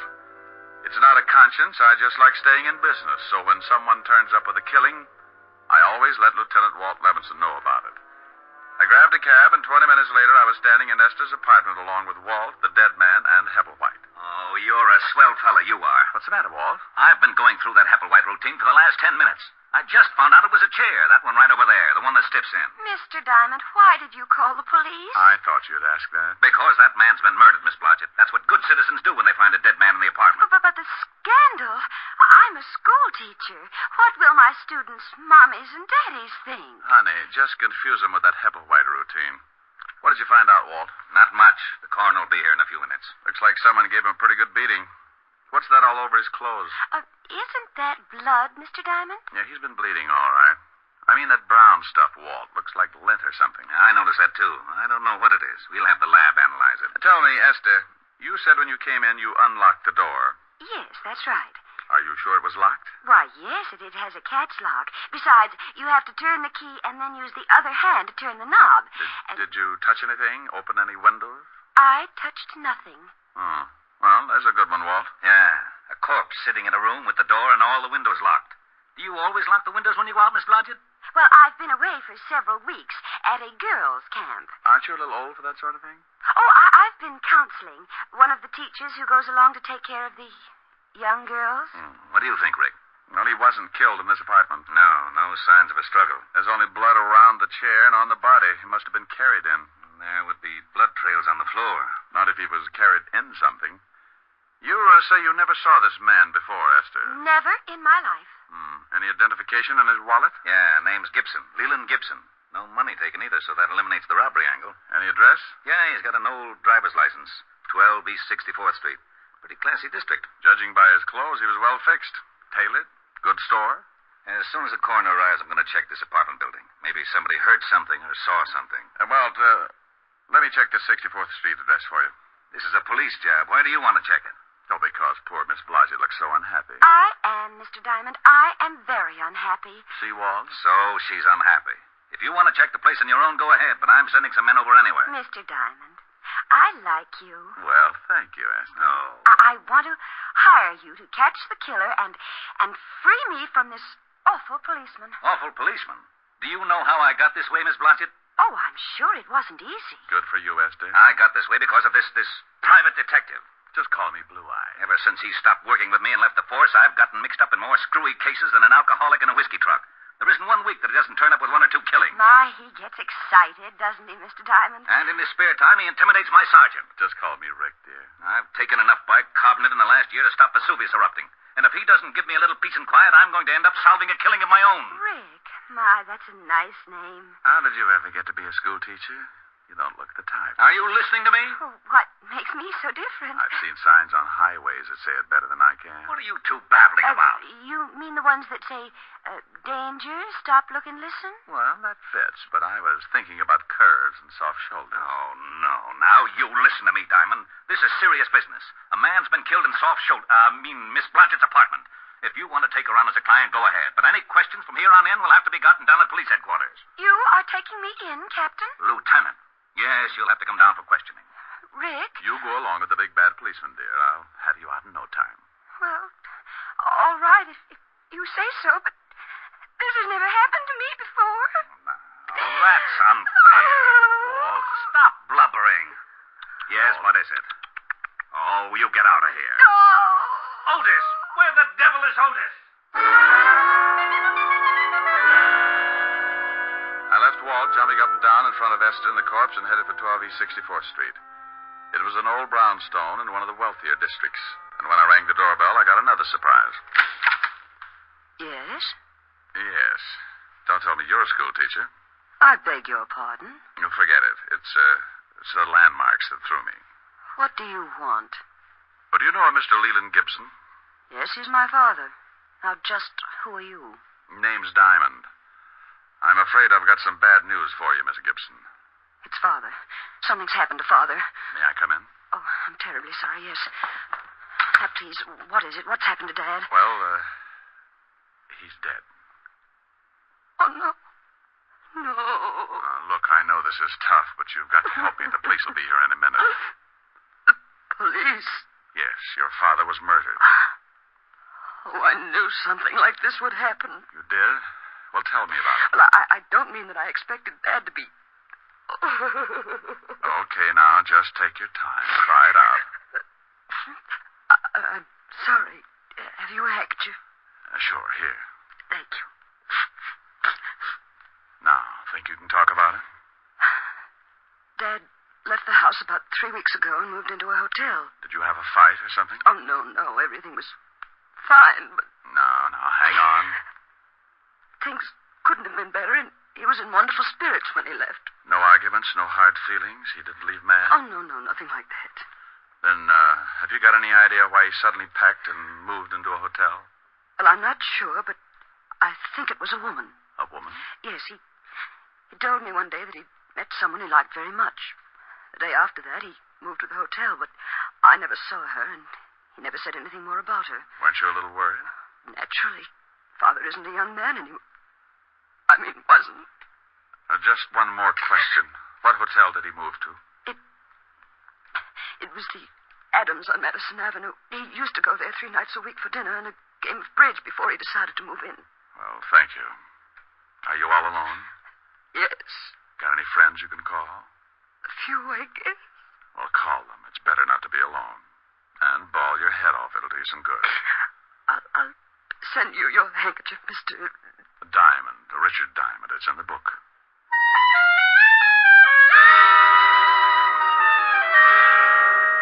For some reason, I've got a talent for leaving people emotionally disturbed. Walt hops around like a rabbit in a cabbage patch, and Otis always tears his hair out by the handsful. Miss Gibson was less active about it. She just tried to smile and shed enough grief to fill the tub. I grabbed another cab and headed for the Adams Hotel. Yes, sir. Do you wish to register? No, but I want to find out about someone who did 3 weeks ago. Oh? Yeah, Mr. Leland Gibson. Why, yes. He's staying at the hotel. From now on, that's past tense. I don't understand. He hasn't notified us that he's leaving. Well, that might be a little difficult. If you'll run down to the morgue, I think you'll find out you're stuck with an empty room. The morgue? Yeah. Mr. Gibson has taken over one of the slabs, rent-free. Oh, my goodness. What happened? He's kind of dead. When did you last see him? Early this morning.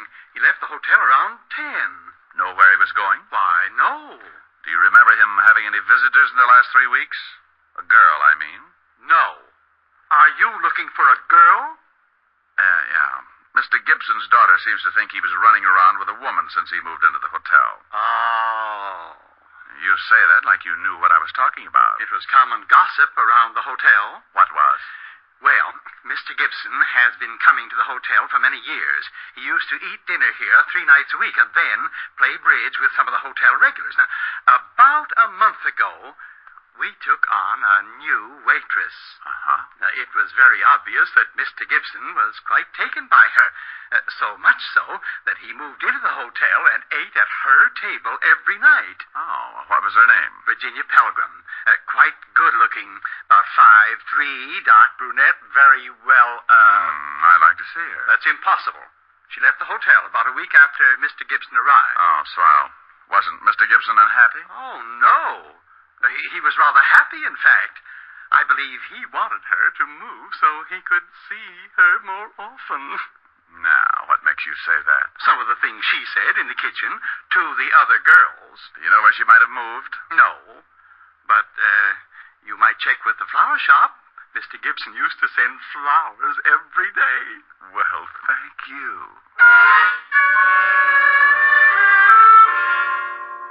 Well, I wasn't sure just where I was going, but Virginia Pelgrim was my best lead, and maybe she could tie the Gibson murder up with a silk ribbon. I talked to the flower clerk, and he gave me the address that the flowers had been sent to every day. It was a nice apartment in the village, and the landlady stuck her nose out like she was trying to smell me instead of see who was calling. Yes? I hope that door doesn't slam shut sometime. You'll have a bloody nose for weeks. What do you want? Roll out an eye with that nose, and I'll show you my badge. Aren't you cops ever polite to anyone? Well, there's a face that goes with it. I'm looking for a girl, about 5'3", dark brunette. Don't land in the wrong place. Her name's Pelgrim. Oh, hush. Lives upstairs. She does, huh? Is she in now? No. Went out this morning. Hasn't come back. And she probably won't. She have many visitors? Only a couple. Men.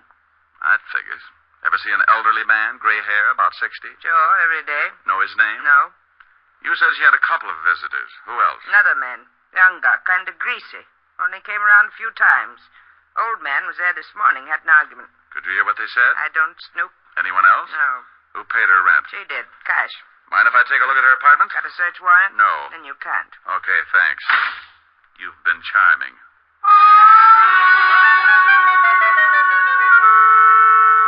I left the old bat and headed back to the schoolteacher's apartment. If I was right, I'd seen setups like this before. But there was still the problem of finding out how Gibson was killed and how he got into a locked room. When I pulled up, I saw the wagon, complete with corpse and coroner, pulling away for the morgue. And when I went in and knocked on the door, I was certain that they'd forgotten one of the bodies. Oh, it's you, Shamus. Why, Otis. They're leaving without you. Who is? The hearse. Shouldn't you be lying down or something? Now you stop that Rick and get in here. Hello, Walt. What's new? Well, Rick. Well, Esther, has Otis been using his rubber hose on you? Oh, no, but I was getting lonesome. I'm glad you got back so soon. You are? As soon as you two stop rolling your eyes, maybe you can tell me what you found out, Mr. Diamond. Yeah. Walt, send Otis down to the station for a search warrant. Then tell him to get over to 9 West 12th Street and see what he can find in the Miss Virginia Pelgrim's apartment. Who's Virginia Pelgrim? The only person who was mixed up with the murdered man. There was another man who used to see her, but I can't find out who he was. All right. Otis, go get the warrant. Yeah, Lieutenant. Thanks, Diamond. A pleasure, Sergeant. What did did you find out, Walt? There were 11 people in the building at the time of the killing. None of them ever saw the guy before. Here's a list of the names. 3 people on this floor, 5 on the second, and 3 more on the third. Have you talked to the landlady? Certainly. She doesn't know any more about it than the rest. What about that funny brown lint on the dead man's clothes? We're checking on that right now. The lab said they'd call me. Did the landlady say she had a key to this apartment? Sure, but she hasn't used it but once since Miss Blodgett was away at girls' camp. When did she use it? 3 days ago, when she had let the painters in. And she says that the windows and door were definitely locked, because after she aired the paint smell out, she locked them herself. Painter, huh? Yes, and I've been looking. You know, I think they did a terrible job. Why, the kitchen alone... yes, Rick? Later, dear. Yes, Rick. Walt, did they paint the whole building? They finished the second floor today. Oh, I'll get it, Miss Blodgett. Probably the lab. Rick, do you know who did it? I got a hunch. I see. You're wonderful. Yeah. Okay, thanks. Lab, Walt? Yeah. That lint you spotted on the dead man's clothes is from the mat that they put under rugs. Mm-hmm.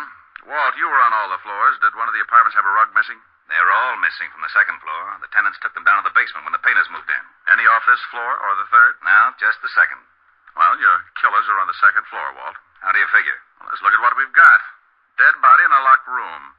Blood on body and floor around body, but nowhere else in the room. Carried in a rug. Bullseye. Oh, this is so exciting. Esther. Sorry. Yeah, but how does a dame called Pelgrim figure into it? There's no Pelgrim listed in this building. Well, there shouldn't be if I'm right. The dead man met Virginia Pelgrim while she was working as a waitress in his hotel. She gave him a pitch and he fell. He put her up in an apartment so he could see her more often. So what? I think she was working with another man. A man who was seen around her apartment by the landlady. Then how did the body get over here? The guy the dame was working with probably lives here. What about the motive? Well, my guess is that Gibson was being blackmailed, and he followed the girl here. He was probably going to yell cops, so they killed him. Okay, now what about the locked room? Explain that. I'll let the landlady of this building explain it, Walt. Go ask her one question. Who had this apartment before Miss Blodgett? Esther. Oh, I'm sorry, Esther. Well, I can tell you that. A Mr. and Mrs. Austin, they moved to a smaller apartment and let me have this one. It's more rent, and they couldn't afford it, I expect. This is a better apartment, though. It has very... Esther, what apartment did they take? Oh, it's on the next floor. Apartment 209. According to this list of people who were on the second floor at the time of the killing, the Austins are the only couple.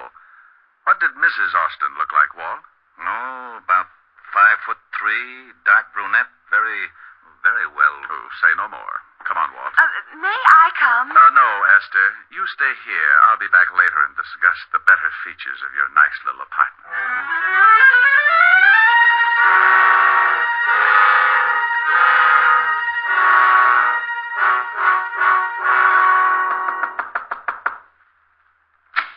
Yeah? I want to talk to you again, Mr. Austin. Why? Told you everything I know. Where's your wife? In the back. We're coming in. Okay, you don't have to shove. Who is it, Har? Them cops again. Well, hello, Virginia.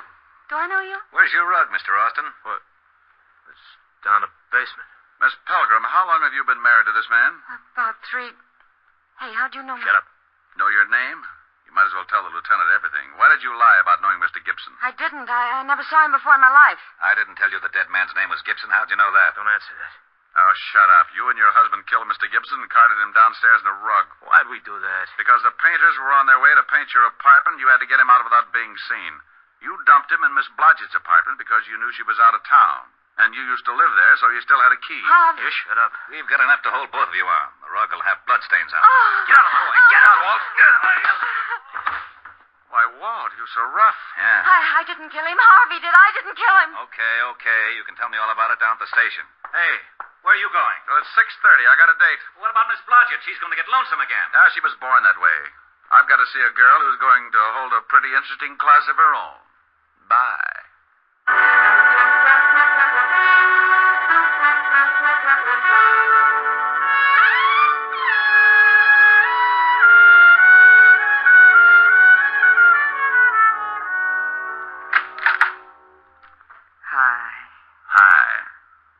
You look comfortable.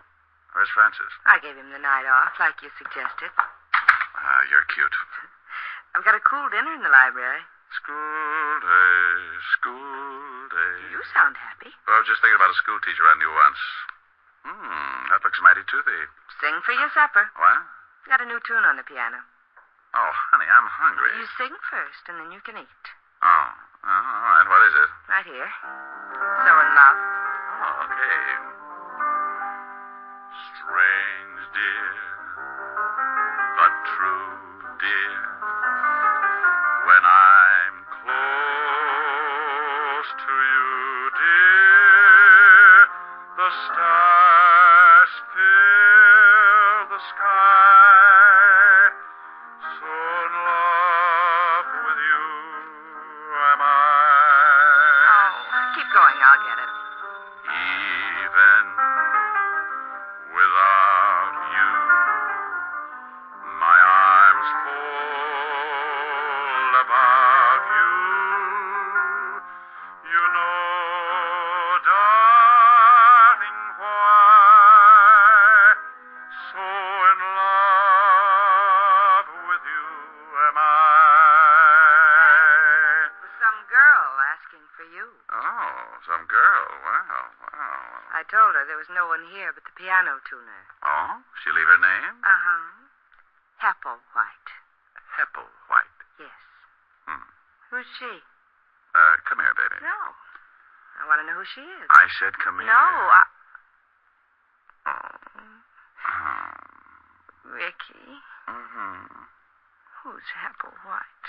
Oh, just a chair, baby. The cute blonde chair.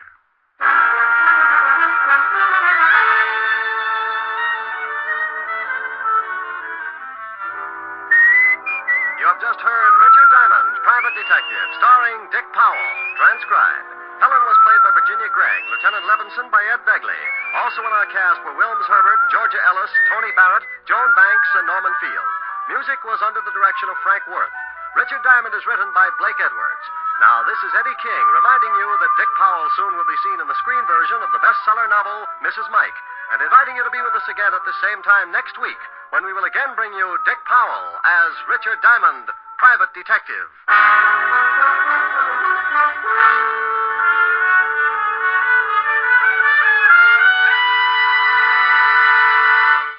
Saturday night brings some of the week's best radio entertainment when you tune for the stars on NBC. Stay tuned every Saturday for a great lineup of programs, including Hollywood Star Theater, Ralph Edwards' Truth or Consequences, Your Hit Parade, A Day in the Life of Dennis Day, The Judy Canova Show, and Grand Ole Opry. All the best on NBC.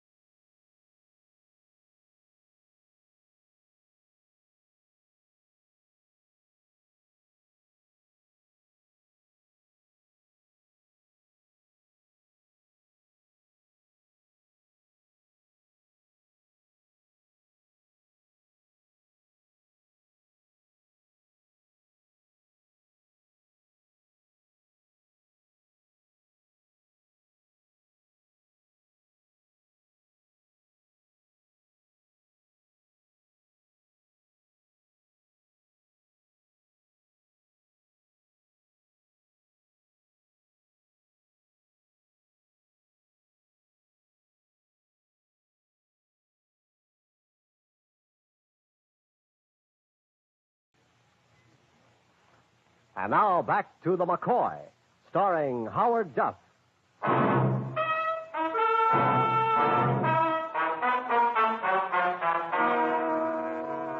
I didn't know whether I'd been out for a few minutes or a few days. I decided on the minutes because the girl's body was still warm and Death hadn't taken charge long enough to wipe the prettiness out of her face. I'd seen her a couple of times long ago. In the jungle picture spliced between the main feature and the newsreel, the girl in the puttees who gets chased by the lion, Stella Martin. I stopped trying to convince myself it wasn't real. It was real, all right, and I didn't need the pounding on the door to knock it into my head. I didn't need Koska either, but I had him. What is this, Mike? You on a rampage? You want to know what happened, or you want to be a big man? Now, just be gentle with me. That's all I want you to do, Mike. 15 minutes ago, I was in a warm bed. Just be gentle. I got slugged. A man 7 feet tall in a black leather jacket. Look, Mike, I spent 5 hours questioning Roy Fulton about the murder of his girlfriend, Toby. Nothing. He quoted poetry. Then I climbed into this warm bed and I was sleeping fine. Then Sergeant Hurd called. It seems someone phoned in this address to Sergeant Hurd. You were saying what, Mike? She's in the hallway, propped up against the wall. Show me. Here she is. She's young and she's strangled, and her name's Stella Martin. You want to clear it up for me? You want to listen about a guy in a black leather jacket? 7 feet tall, eh? Yeah, 7 feet tall. Find him. That shouldn't be tough for a sharp fella like you. Now, don't be sour on me, Mike. You took some lumps and you... You see this, kid? What? This. Holding something in her hand. Well, now. Well. Read it, Mike. Read what it says on the paper. There'll be another one tomorrow, McCoy. Another one tomorrow, McCoy. Well, now. What makes me so popular, Koska? Why doesn't it say your name? Why doesn't it say Sergeant Hurd? Because it says McCoy. Because it says the name of a guy I stumble over when I get out of a warm bed. Because you know things you're not telling me and you're not going to tell me because you think it's clever to obstruct justice. What am I going to do with you, Mike? Take you downtown and sweat you? Watch you be a hero because you won't tell me what you know? Get out of here, Mike. Get out.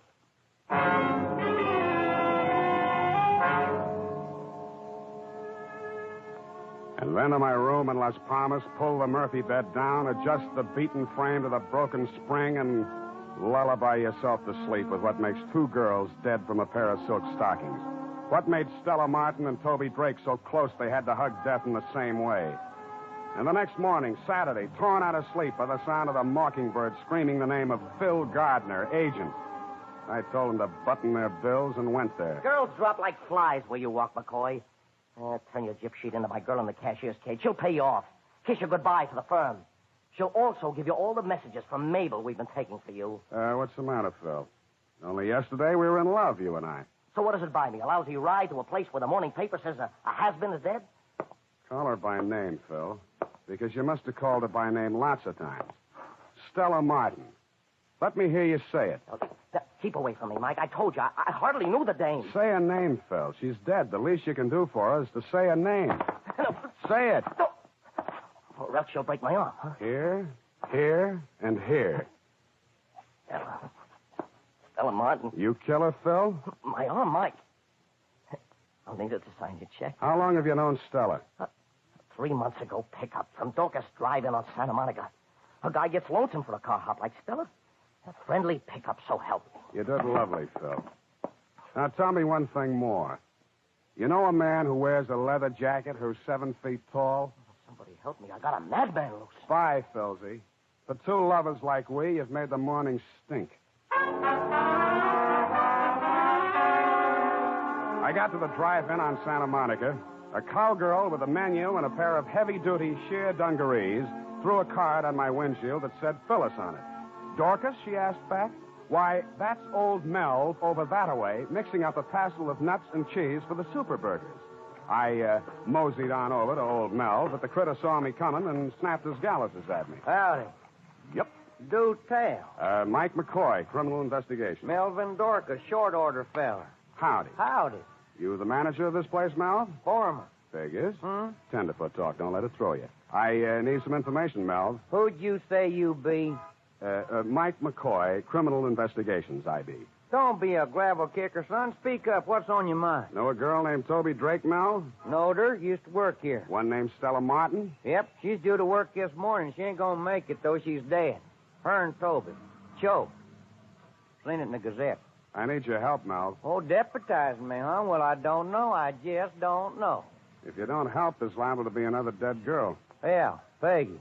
Who? What's the matter with you, son? You got monkeys in your ears. I said Peggy. Peggy Bryan. On account of them 3 girls was thicker than a bobcat's tail. Do tell. Thicker than that, even. Peggy used to work here, too. Drove to work in Toby's auto. You know where I can find Peggy? North Hollywood she lives in. You wait a little bit. I'll dig up her address. You want to wait, son, or do you got to be riding on? You'll wait, won't you? I'll wait, Melv. I'll wait. I'll wait.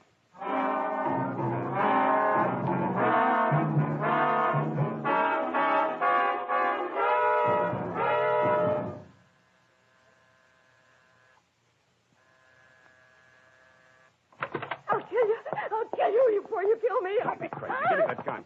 Come on. That's better. Kill. That's what you've got to kill me. No, let's scream inside. We don't want to make talk to the neighbors. Inside, Peggy. Come on. Hush, baby girl. Hush. See? I'll let you go. Nothing to be scared of. Don't do that. Scream, but don't do that. Kill me. Get it over with so I can rest. Kill me. Try to understand. I'm an investigator. I'm hired out. Sometimes I keep people from dying. Sometimes I don't make it. Now help me, baby, so I can help you. That way we'll save us both a lot of pain. So frightened. Just because I'm so frightened. Sure. Now, whoever killed Toby and Stella, why would they want to kill you? Tell me, Peggy. A woman was killed. We killed her. What woman? I don't know. I can't even remember her name. It was 3 years ago. Toby, Stella, and I, we had a little car, a jalopy. And one day. One day what? This woman crashed into it. It was her fault. Honest, it was her fault. And she was killed. A married woman. The police said it wasn't our fault. It's the only reason. Why else would anyone want us dead? It's Saturday, Peggy. What do you do with yourself on Saturday? I shop for groceries. For a new house dress sometimes. I need a new one. We'll go buy you one. And tonight? What'll we do tonight? You mean you're asking me for a date? Mm-hmm. What'll we do tonight, Peggy? Saturday nights I usually go to Ocean Park. It's fun. Rides and people, the fellas. It's fun. Sure it is. Saturday night, Ocean Park. We'll have fun. Then I made a lot of phone calls to my call service to tell them I was going to Ocean Park with a girl named Peggy Bryan. They told me that Mabel was keeping her line open for me. I told them to tell Mabel to keep it open. Then I called Agent Phil Gardner and let him know where I was going. Next, I got Koska on the phone. I didn't tell him anything. I asked him something. But no tall man in a black leather jacket was newly arrived in the pokey. Finally, I called Roy Fulton, Toby's boyfriend, the man who quoted poetry, and let him know all about my plans for the evening. And then, nothing daunted, I took Peggy Bryan by the arm, opened the door for her, and bowed her into my car with a flourish.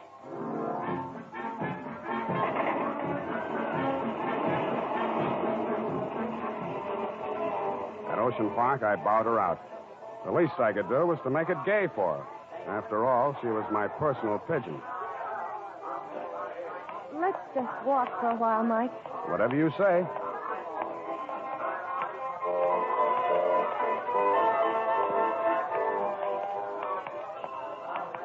You hungry, Peggy? Let's go on the roller coaster. Sure. Peggy. What? Just stand still for a moment. Look around you.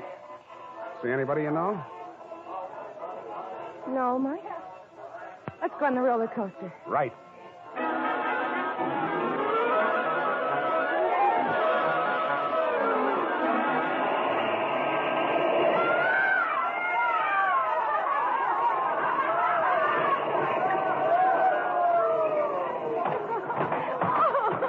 Like it, huh? It scares me, Mike. It's fun. Sure it is, sure.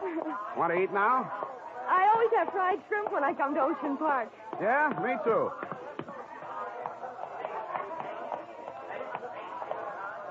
I know what you're doing, Mike. Sure you do. I'm on a Saturday night date with a nice girl. You think you'll find me here, Mike? You want me to level, don't you? Is he going to kill me? Not while I'm here. Come on, let's eat.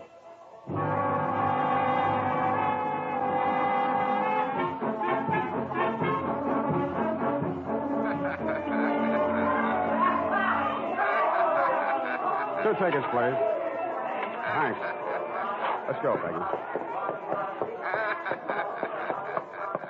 Stay close to me, Mike. A girl can get lost in the funhouse. A girl can get lost, period. Mike. Oh, Mike. What's the matter, honey? Nothing. I'm having such a good time. You ever been through that spinning barrel? I always fall down. I'll hold your hand. Mike, What? that man. Huh? That man over there. He watched us buy our tickets. Which man? The tall one. The one wearing that black leather jacket. Yeah, I see him. Peggy, walk through that spinning barrel. Fall down if you have to, but get right up and get out on the other side. Either way. Go on, I'm right in back of you. He's following us. Get out of this thing fast. I'm staying. I've been telling you, son. I've been waiting.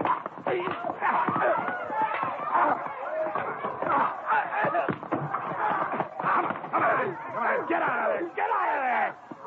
All right, now talk. Talk or say help me. You crazy, son. Talk. You think I killed her? I didn't kill Stella. She was dead when I got there. I swear she was dead. Yeah, sure she was. And you come in, I went crazy. I wanted to kill something to get even. Why are you following me? Because you're a shaman. If you get to the killer, I want a piece of him.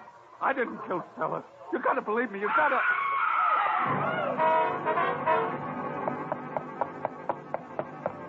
Peggy, what's the matter? The mirror! Look! The mirror! He was in the mirror, all right, his reflection in the crazy, rippled mirror of the funhouse. Roy Fulton's reflection. Long and thin, as if he'd been squeezed together. This time there was no poetry, just a gun. I pulled Peggy down on the floor with me. The crowd scattered, and there was nothing in Fulton's way. Mike! It's her I want, Mike! It's her!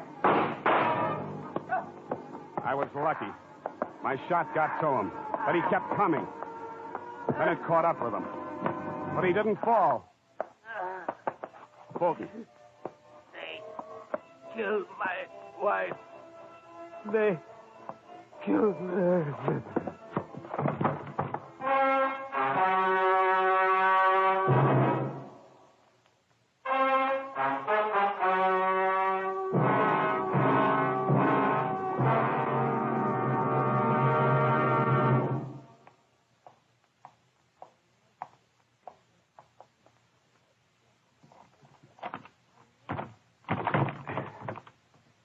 Sesame.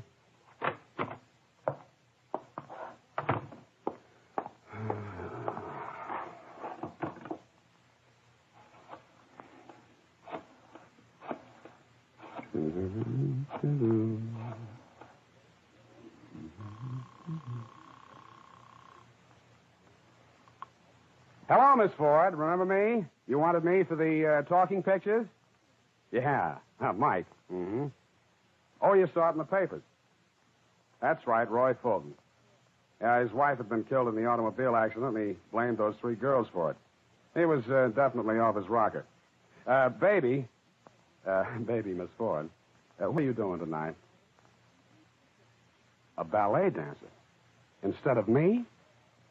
But a ballet dancer. Miss Ford, Miss...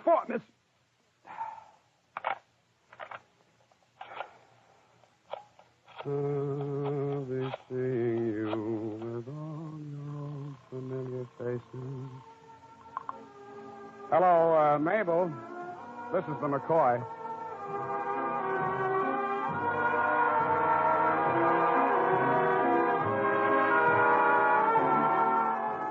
The McCoy, starring Howard Duff, is written, directed, and produced by David Friedkin and Morton Fine, with music composed and conducted by Walter Schumann.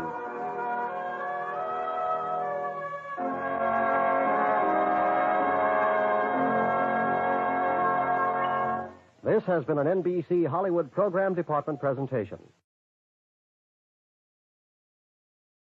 Portions of the following program are transcribed.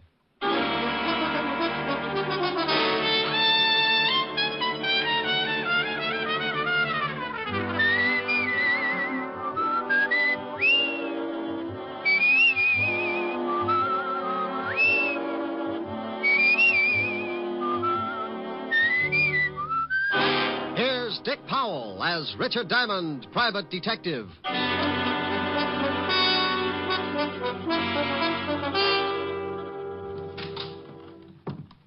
Is this the Diamond Detective Agency? Well, what does the sign on the door say? Diamond Detective Agency. And take a guess. Are you Mr. Richard Diamond? It depends. How much does he owe you? Nothing. You just want to speak to him? I do. You come as a client? Yes, I do. You have 100 a day in expenses? Yeah, I do. Then I now pronounce this man and client. Your name, please? My name's Thomas Jason. The stockbroker? You better pay cash. Oh, I'm retired now, Mr. Diamond. And to end this nonsense, here's your $100. Oh, thank you. Now, what's your trouble? It's Carol, my adopted daughter. We adopted her when she was 12, but my wife died shortly after. Frankly, Carol has been trouble ever since. And now? Now, I'm afraid it is no longer a matter of delinquency. Well, there have been several incidents that make me suspect that she's trying to do away with me. Oh, sweet girl. What's her reason? My money. In my will, she is my only heir. Why not change the will? I said I suspected her, but I'm not certain, Mr. Diamond. And you understand, it would be terrible to disinherit her if I am wrong about my suspicions.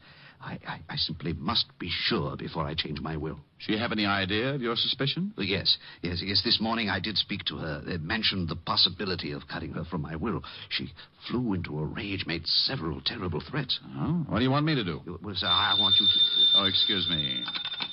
Diamond Detective Agency, we have the only corpse with the lie-down design. Oh, Rick.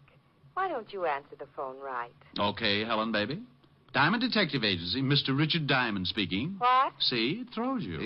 Mr. Diamond. Honey, I'll see you tonight. I got a client. She? He. Good. Bye. You were saying, Mr. Jason, before I was so nicely interrupted. Yes, I want you to either prove my fears to be true or groundless. If I am right, I will change my will, of course. Where do I start? Come to my house at 3 this afternoon. Here's the address. I'll introduce you to my stepdaughter, Carol, as a business acquaintance. After you've met and talked with her, I'll give you what details I have about her threats and actions. Okay, Mr. Jason, I'll be at your place at 3 this afternoon. Good day, Mr. Diamond.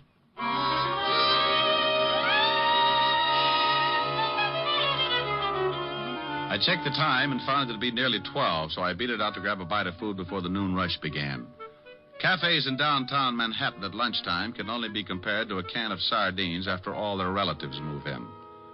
When I had downed my daily bread, I went back to the office, did a little washing, and found myself with still time to kill. So being interested in my new client's problems and always liking a clear view of a new case, I dropped in at the 5th Precinct to see what Lieutenant Levinson had on the Jason family. When I walked into the squad room, I found Sergeant Otis tilted back in his chair with his number 14s crossed on the desk in front of him. From the sounds he was making, he was either sleeping or gargling with molasses.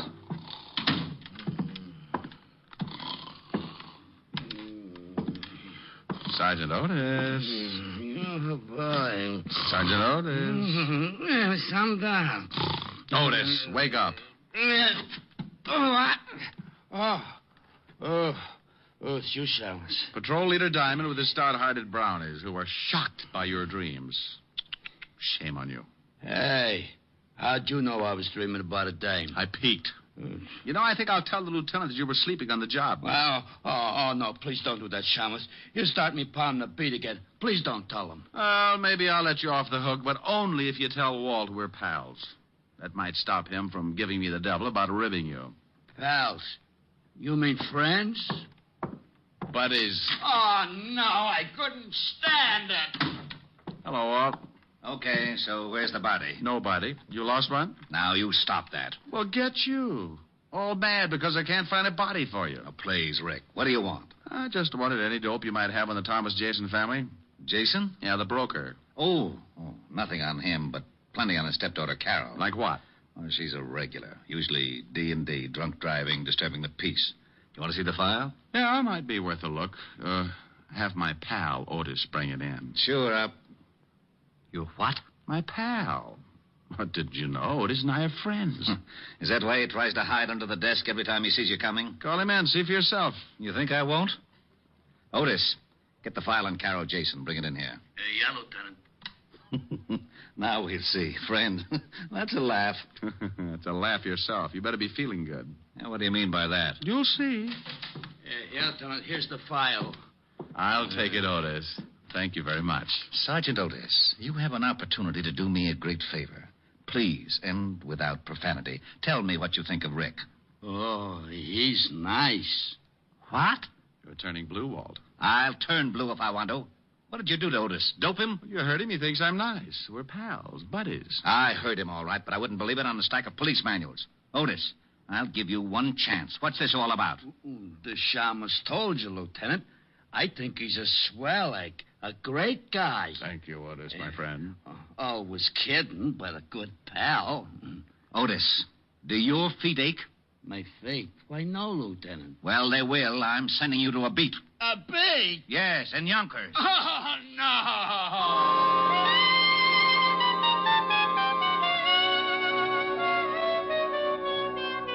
I went through the file on Carol Jason and found out Walt hadn't been kidding.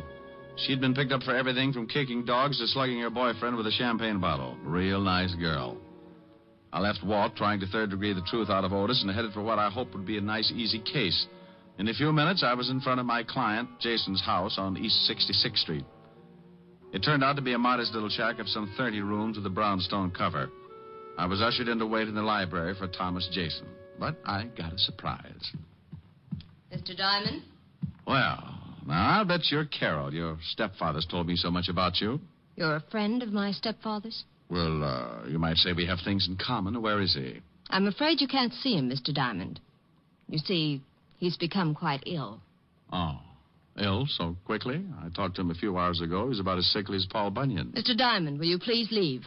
Not until you tell me what happened to Jason, where he is, and why I can't see him. Get out. Do you hear me? Get out. Oh, put a cork in it, honey. Your father suspected trouble. Apparently it came quicker than he thought. Me, I want to know all your little secrets. Just who are you? Policeman? Private policeman, dear. Your father hired me this morning. Well, I'm firing you this afternoon. Father's ill, and I will not allow him to be disturbed. He paid me for a day's work. Tomorrow you can fire me. Is he here? No. Now will you get out, or do I call the real police? No, maybe you'd better, dear. There's a smell around here that isn't a room full of roses. All right. If it's going to save trouble, I will tell you this much. Father had a serious mental condition.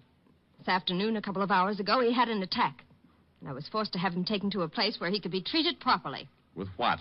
Embalming fluid? Why, you insulting. Where was he taken? Who's the doctor? I think I've answered all the questions I need to, Mr. Diamond. My actions are entirely legal. If you persist in your insinuations, I shall see that your license is revoked and that you are charged with defamation of character. Oh, get you. You've been reading up on the law, and I'll bet I know why. All right, dear. I'll leave now. Go on, and don't come back. Temper, temper, temper. I'm going, but we'll see each other again.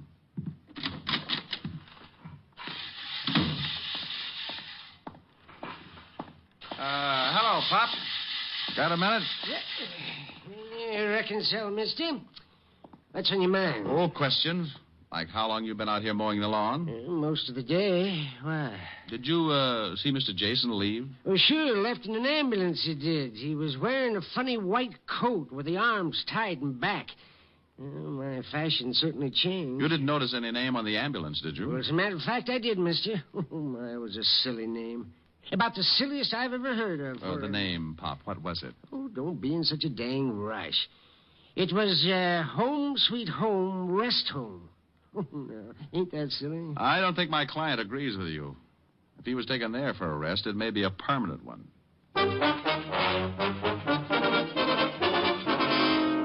Next stop, a drugstore with a phone book. Said book gave me the address, and I was soon in Baychester, looking at something pretty swank in the way of nut houses. Home Sweet Home was 2 acres of lawn, trees, and a square white blockhouse, and all surrounded by 15 feet of spiked steel fencing. By this time, the setup was really beginning to smell, and I decided that maybe a shamus might not be welcome. So for a moment, I stood by the big gate debating how I could get in. The answer was fairly simple. I rang the bell. It caused a huge character wearing a white jacket and with arms like hairy telephone poles to appear. Yeah? What can I do for you, mister? Now, let me in. Why? This is a rest home, isn't it? Yeah. Well, I want to rest. Oh, funny. Beat it. I want to speak to the doctor, King Kong. Is he in? Maybe, maybe not. Who wants him? I do. Who are you? Let's just say I'm a patient. You going to keep me out here dying of schizophrenia? Dr. Thorne is busy now. Come back later. Look, in 1 minute I start throwing fits. Think how that'll ruin your trade. Yeah, the doc wouldn't like that. Maybe you had better come in. Now, that's right neighborly of you, friend.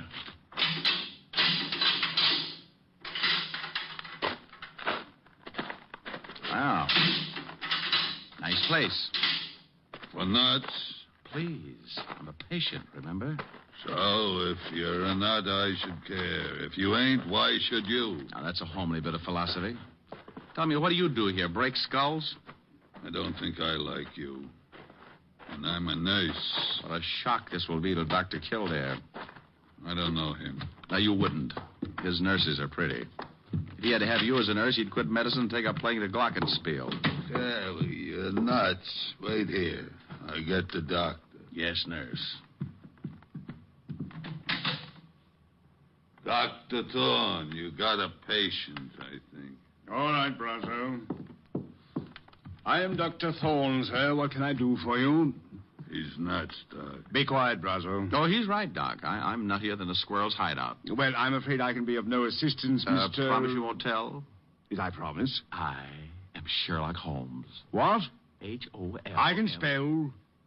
I'm afraid you've come to the wrong place, Mr. Holmes. This is a private sanitarium, and certain procedures must be followed. I have money, I can pay, and I want to stay here. But, Mr. Holmes, you must be examined by a doctor and committed by a relative. You're a doctor. Examine me. But your relative, you can't commit yourself. Why not? I demand my rights. Oh, this is preposterous. This is not a hotel. You can't just come in and register. Tell me, who's your doctor? Where is your home? Well, look. Tell you what. You let me stay here for the day, and I'll tell you who my doctor is. And if you don't let me stay, I'll tell everyone what a bad place you have. You said something about having money. Just how much money? I've got a mattress full. Can I stay? Perhaps it can be arranged. Though, of course, I must examine you. Of course. And there will be a certain fee, you understand? I'm beginning to. Tell me, Mr. H-O-L. Stop! You certainly are most annoying. Tell me, why do you want to stay here anyway? Well, I've got to stop the plot. The plot? You know about that? Sure. You plan to rub out Fearless Fosdick, but I'm not going to let you. Oh, I see. Tell me, do you have any dreams? Well, of course. I have dreams about eating ice cream cones, and oh, what a mess they are. What's so messy about eating an ice cream cone? My mouth is always filled with BBs. BBs? For my air rifle, stupid. How else could I stand off the Indians? Well, what Indians? Well, the Indians who want to steal my ice cream cones. Now, why would Indians want your ice cream cones? Oh, they're mad about pistachio. You are crazy, aren't you? Brazo, take Mr. H-O-L. Oh, never mind. Take him to observation room B, Brazo. I don't have time for the examination now. Wait, can't I be with the other patients? I get lonely. Later. Come on, Sherlock. This way.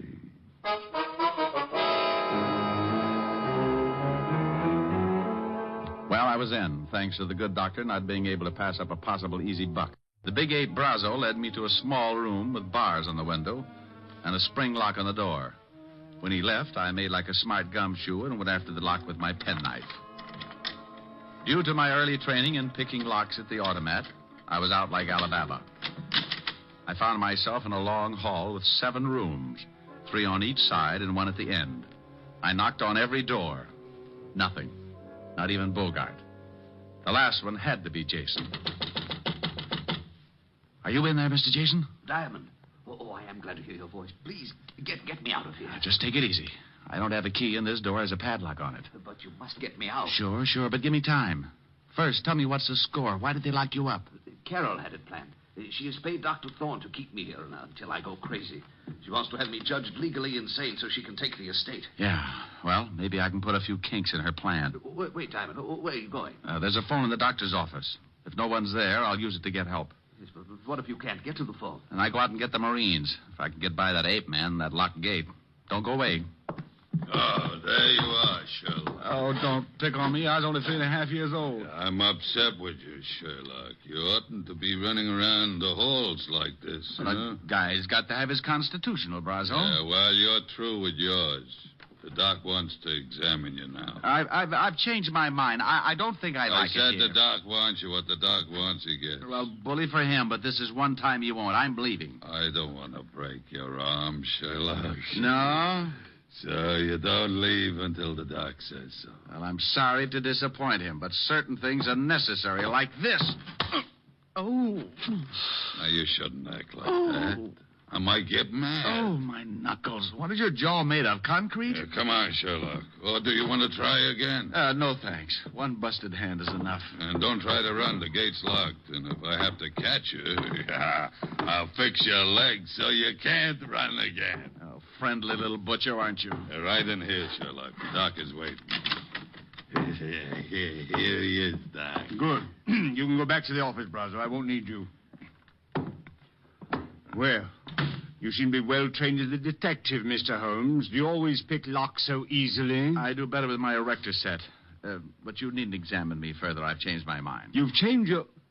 This is odd. First you demand in, now you want out. I just remembered I forgot to pick up my station wagon. But the Indians, you want me to help you keep them from stealing your ice cream cones, don't you? They already got them, and all my money, too. They're both gone. Your money? And you don't have any money? Not a bolivar. Now, may I go, Doctor? You're going to stay right here, Mr. Holmes. There's something peculiar about the way you've recovered from your illusions. Doc, Miss Jason to see you. She's in your office. Very well, Brazo. Stay here and guard this man, whoever he is. Holmes, H-O... Will you shut up? And make sure he stays put this time, Brazo. I have some questions I want to ask him. He won't go no place, Doc. You go ahead to the office.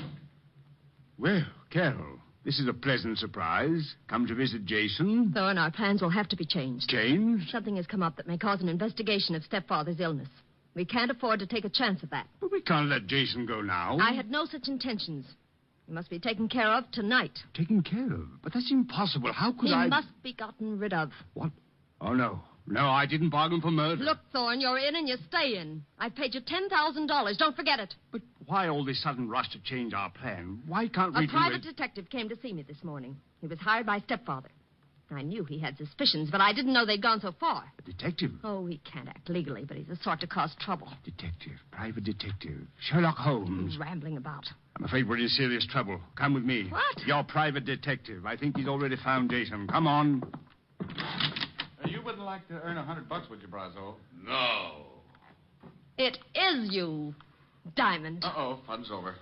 Thorne, you fool. How'd you get in here? He said he was a patient, Carol, and I swear he seemed crazy enough. He probably said he had money. You seem to understand each other, honey, but do you mind? I'd like to take Mr. Jason home For now. a couple of extra dollars, you let him walk right in. Oh, Thorne, you're an idiot. I suppose he's found Jason and talked to him. Well, he did get out of his room and wander about. Well, that's great. So now he knows the whole works. Too bad, baby. Your plan is kaput. Not quite, Diamond. You've just talked yourself into real trouble. This gun says for you not to get any bright ideas. My IQ just dropped 30 points. Shut him up, Brazo. Sure. Hey, now, wait a minute. Oh! Now, stay with him while Thorne and I make arrangements. We won't be long. Do I get the... Yes, Brazo, when we're ready. Come on, Thorne. I want to talk to stepfather.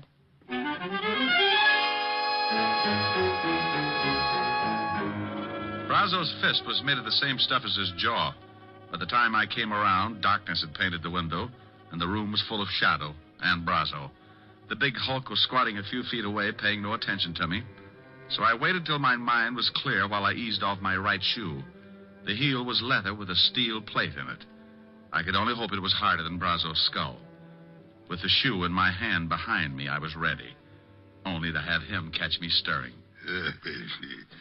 Coming to, Shamus? Yeah, oh, yeah. Hand me my cigarettes, will you, Brazo? You need a smoke, huh? Sure. Where are they? Fell out of my pocket, over there behind you. Oh, where? I don't see you. Say, that's not... Need another? Stop that. Oh, come on, Buster, fall. Well, is little old Brazo finally getting sleepy? Happy New Year, Buster.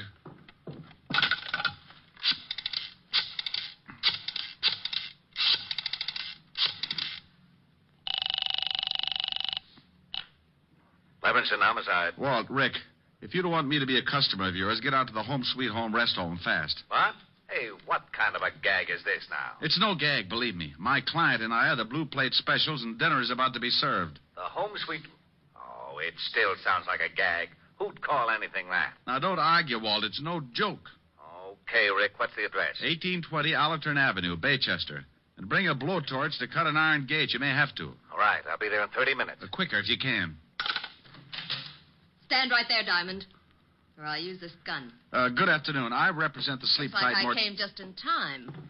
Only now that you've fixed Roszo, you have to dig your own grave. Dig my own grave? Oh, honey, is this trip really necessary? Keep moving, or I'll kill you right here. I move.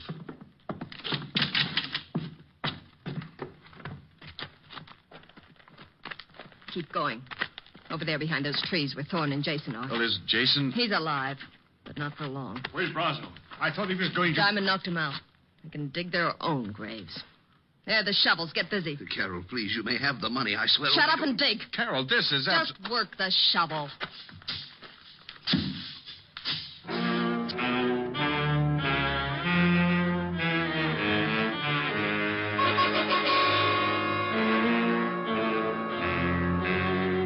Can you imagine Richard Diamond, private detective, letting a sawed-off female make him dig his own grave?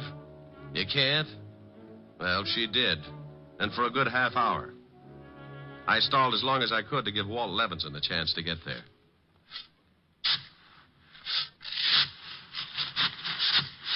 That's enough. I said that's deep enough. Oh, please, I'm just started. You're finished. Jason, get into that hole with him. Very well. I guess this is it, Diamond. Sorry to have dragged you in. Well, that's a horrible way to say it. Don't we get time for a last cigarette? No. Thorne, take this gun. What? Oh, no, I'm not going to kill them. Shut up and take this gun. Oh, don't do it, Thorne. Be a man about it. Here, Thorne. Don't be such a weakling. 2 shots and it's over. No, it was your idea. I'm no murderer. Atta boy. Stick up for your rights. You shut up. Thorne, do you do the job or do I make you number 3 in that grave? You wouldn't dare. You need me. Atta boy, Thorne. Tell her. Go on, Thorne. Take the gun. No, I can't. I just can't. Not like this. You weakling. I'll do it myself. Now, turn around, Diamond. Oh, now, look, baby, this thing's getting out of hand. You shoot me and the law will be all over the place. Not until I've filled that grave in over you. I called them, baby. Oh, you're lying. Am I? Well, just turn around and take a look at that lovely big fat policeman standing over there by that tree. You really don't expect me to fall for an old stunt like that. Well, if you don't, you'll fall for something. It's your funeral. No, it isn't. It's yours. All right, lady, drop it. What? Why, you... Smarty. I'll kill you anyway. Carol.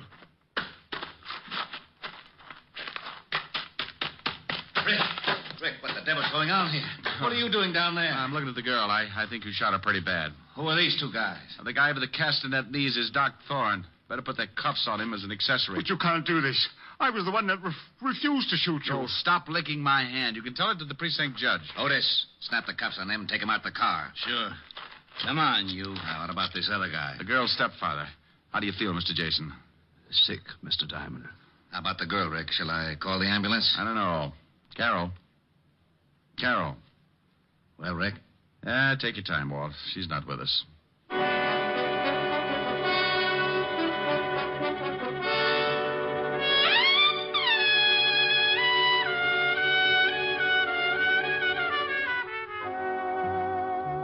I gave Walt the story, then took Jason to his house. Stayed there long enough to brush the dirt off my clothes, wash my hands, and then I headed for a delayed date.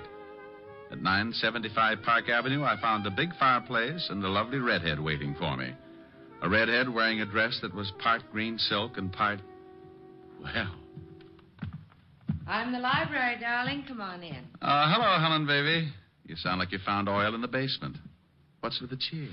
Me? Isn't it always? I like you. I like the way you say that. Looking up at me with those big green eyes. They're not green. They're hazel. Oh, are they? Let me look closer. Not until you sing for me. Sing? Oh, honey, I'm tired. I want to rest. No, you don't. No, over to the piano. Rick, not here. But, Helen, all I wanted to do was... I know, Rick. Oh, you've been using that Ouija board again. I don't want to sing. Now look in my eyes. Close range? Contact. I'll sing. That's better. Like, you must have been a beautiful baby. Oh, love it. You must have been a beautiful baby. You must have been a wonderful child when you were only starting to go to kindergarten. I bet you drove the little boys wild. And when it came to winning blue ribbons, you must have shown the other kids how. I can see the judge's eyes as they handed you the prize. I bet you made the cutest bow. Oh, you must have been a beautiful baby. 'Cause, baby, look at you now. Like that? That was wonderful, Rick. Come here. About time. Oh, Rick. Do you think you can do that and sing, too? Honey, when you look at me like that, I could kiss you, sing, and knit a whole sweater at the same time. Rick, could you? Want to try? The sweater will take years. I'll buy that. Come here, we'll start with the neck. Rick. You know something? What? I may even knit you a whole suit.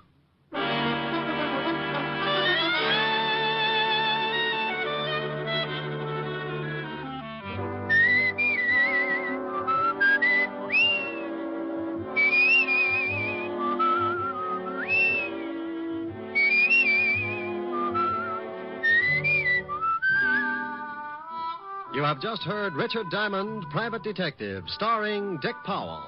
Helen was played by Virginia Gregg, Lieutenant Levinson by Ed Begley. Also in our cast were Wilms Herbert, Hy Averback, Betty Moran, Howard McNear, Edwin Max, and Jay Novello. Music was under the direction of Frank Worth. Tonight's story was written by Herb Purdom and edited and directed by Blake Edwards. Portions were transcribed. Dick Powell soon will be seen in the screen version of the best-selling novel, Mrs. Mike. Now, this is Eddie King inviting you to be with us again at the same time next week when we will again bring you Dick Powell as Richard Diamond, Private Detective.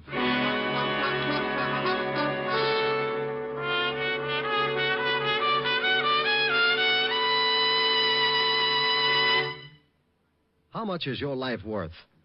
Think about that for a minute. Is it worth a little care? Well, that's all that's needed to protect it on America's streets and highways. Only your careful driving and your acceptance of personal responsibility for your own life can guard you from the dangers of the road. The price that you may pay for carelessness is a high one, and it's a price that thousands upon thousands of accident victims have already paid. Their gamble with death behind the wheel is a stark warning. A warning that an accident can happen to you. Last year alone, some 32,000 persons were killed in traffic accidents, and well over 1 million others were injured. Smash-ups have averaged more than 1 a minute, every minute of the day and night. These are the facts of traffic dangers. As for the facts of traffic safety, well, they all boil down to just 2 facts. Careful driving by automobile owners, careful walking by pedestrians. So drive carefully, walk carefully. The care you take may save a life, and that life may be your own. Saturday night is packed with entertainment when you stay tuned to NBC's star lineup of shows. Each Saturday, make it a point to listen to NBC. You'll hear Hollywood Star Theater, Ralph Edwards' Truth or Consequences, Your Hit Parade, A Day in the Life of Dennis Day, The Judy Canova Show, Grand Ole Opry, and songs by Morton Downey. Now, stay tuned for Lionel Barrymore and Hollywood Star Theater on NBC.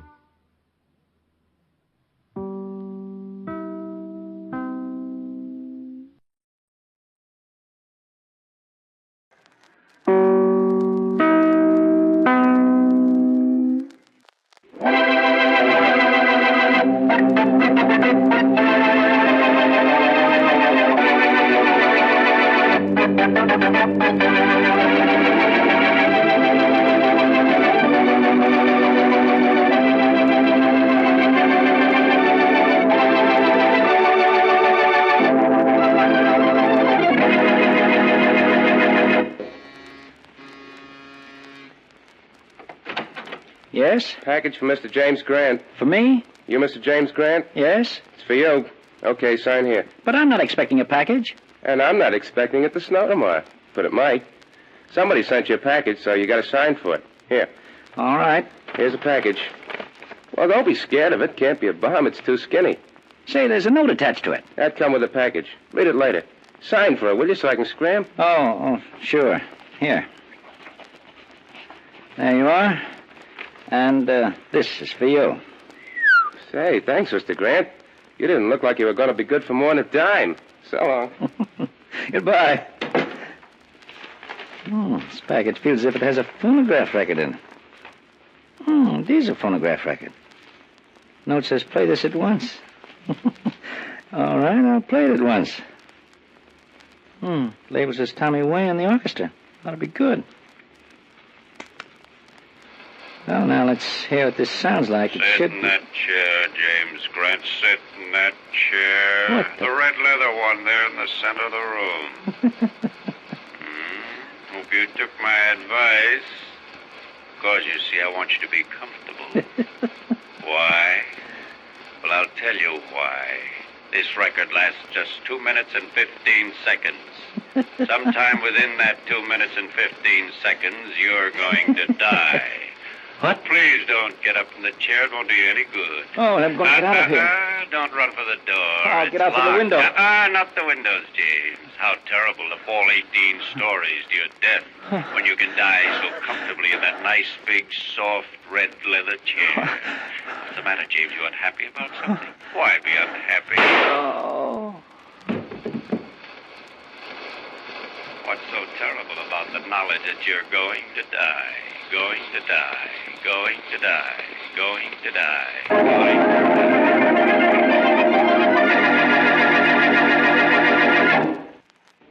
And now meet Dick Calmer as Boston Blackie. Enemy to those who make him an enemy. Friend to those who have no friend.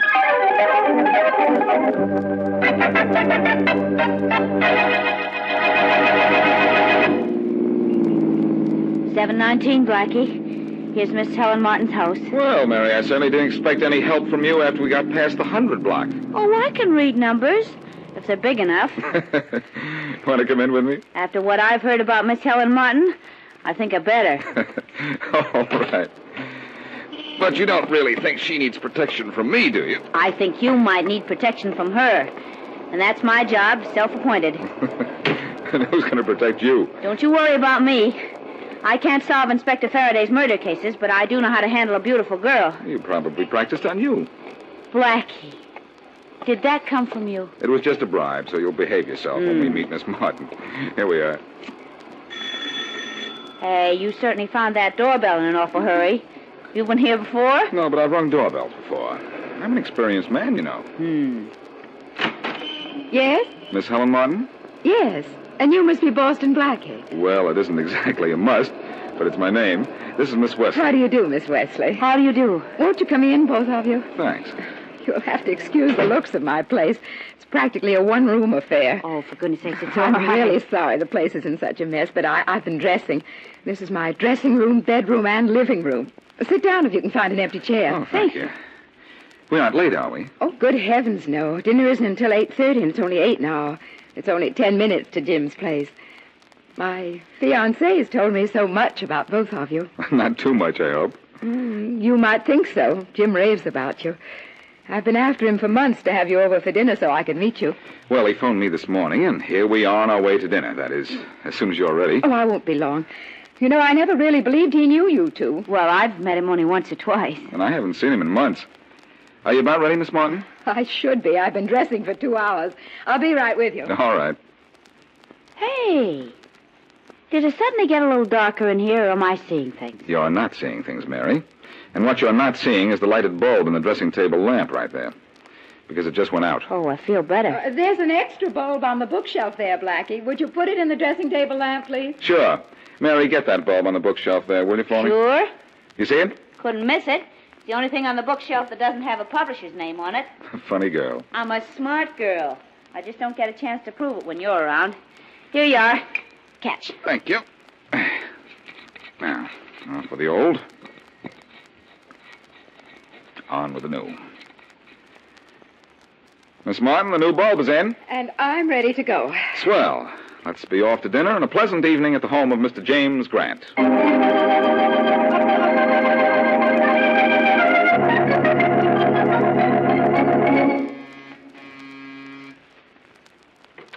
Well, Jim, here we're...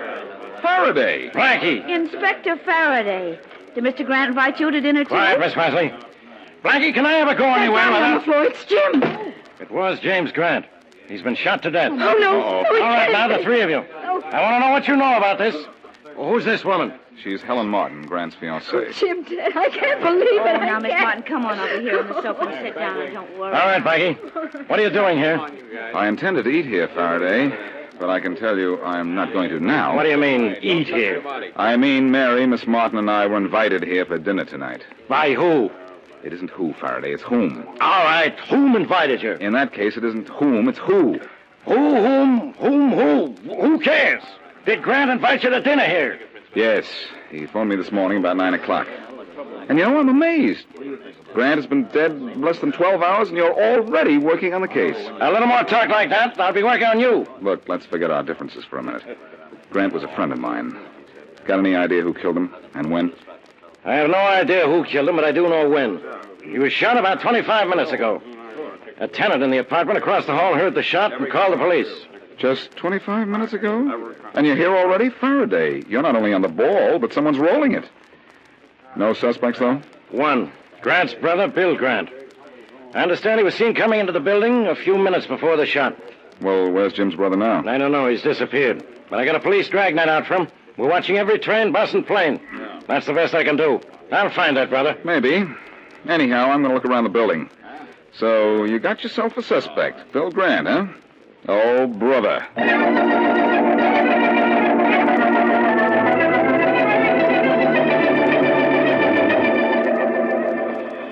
He isn't in this car, Rollins. He's not even on this train. And he'd better be in this car, Smith. Uh-oh, look, Smith. Huh? That seat over there. That's Bill Grant, all right. All right, let's grab him. Come on, the train's starting to move. Quick, he sees us. Yeah, but he doesn't see us soon enough. Hold it, Grant. Huh? Won't do you any good to run. What do you fellas want with me, anyhow? You know what we want. We're from police headquarters. And we want to talk to you about the murder of your brother. And why you decided to leave town all of a sudden. I didn't kill him, honest, I didn't. Nobody said you did. Get the conductor, Smith, and stop this train. We're taking this guy to headquarters.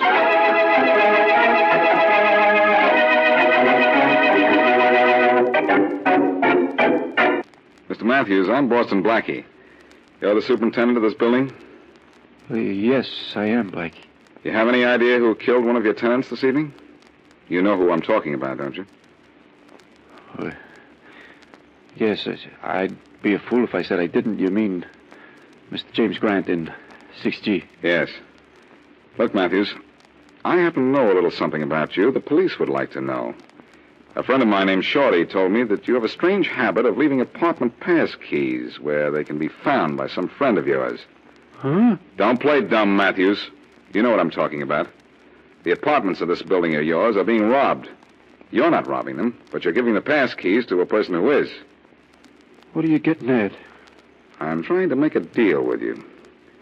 You tell me what you know about Jim Grant's death, and I won't tell the police what I know about your little racket. Okay, Blackie. It's a deal. Only, I can't talk here. I'll get in touch with you if you'll take care of me. You'd better, or I'll take care of you. All right.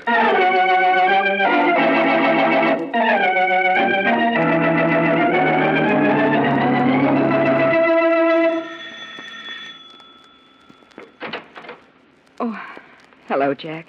May I come in, Helen? I guess so. I hope so. I just heard on the radio that your boyfriend, Grant, is dead. Did you? Mm-hmm. Great thing, radio. Now, maybe you'll come back to me. Jack, please, I don't feel like... Look, honey, with Grant out of the way, we ought to celebrate. Jack! Sure we should. You wanted to be Mrs. Jack Adams a few months ago before this guy Grant threw you off your trolley. Well, now we can go ahead with our plans. Jack, please, I don't want to. Look, baby, you don't have to put on the old act in front of me. We wanted Grant out of the way, and now... Get out of here. What's the matter with you? I said get out of here. Why? Because I'm glad Grant's dead? Well, so are you. You didn't want to marry him. You wanted to marry me. Get out of here and leave me alone. You've got to believe I love Jim Grant. Do I? I'm sorry, Helen. I don't love you enough to believe that.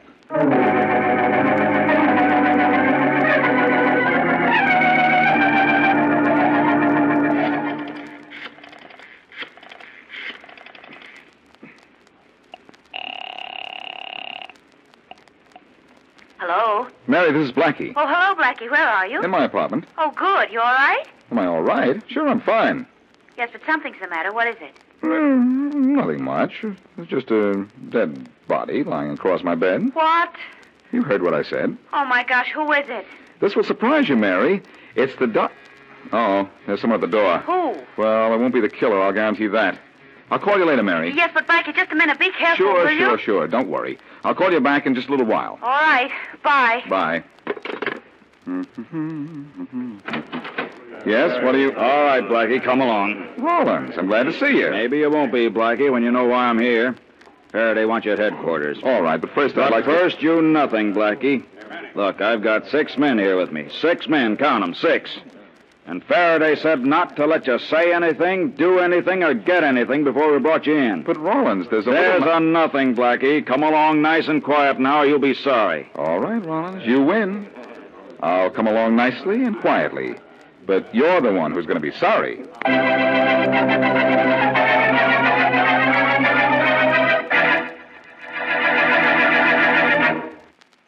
Now, back to Boston Blackie.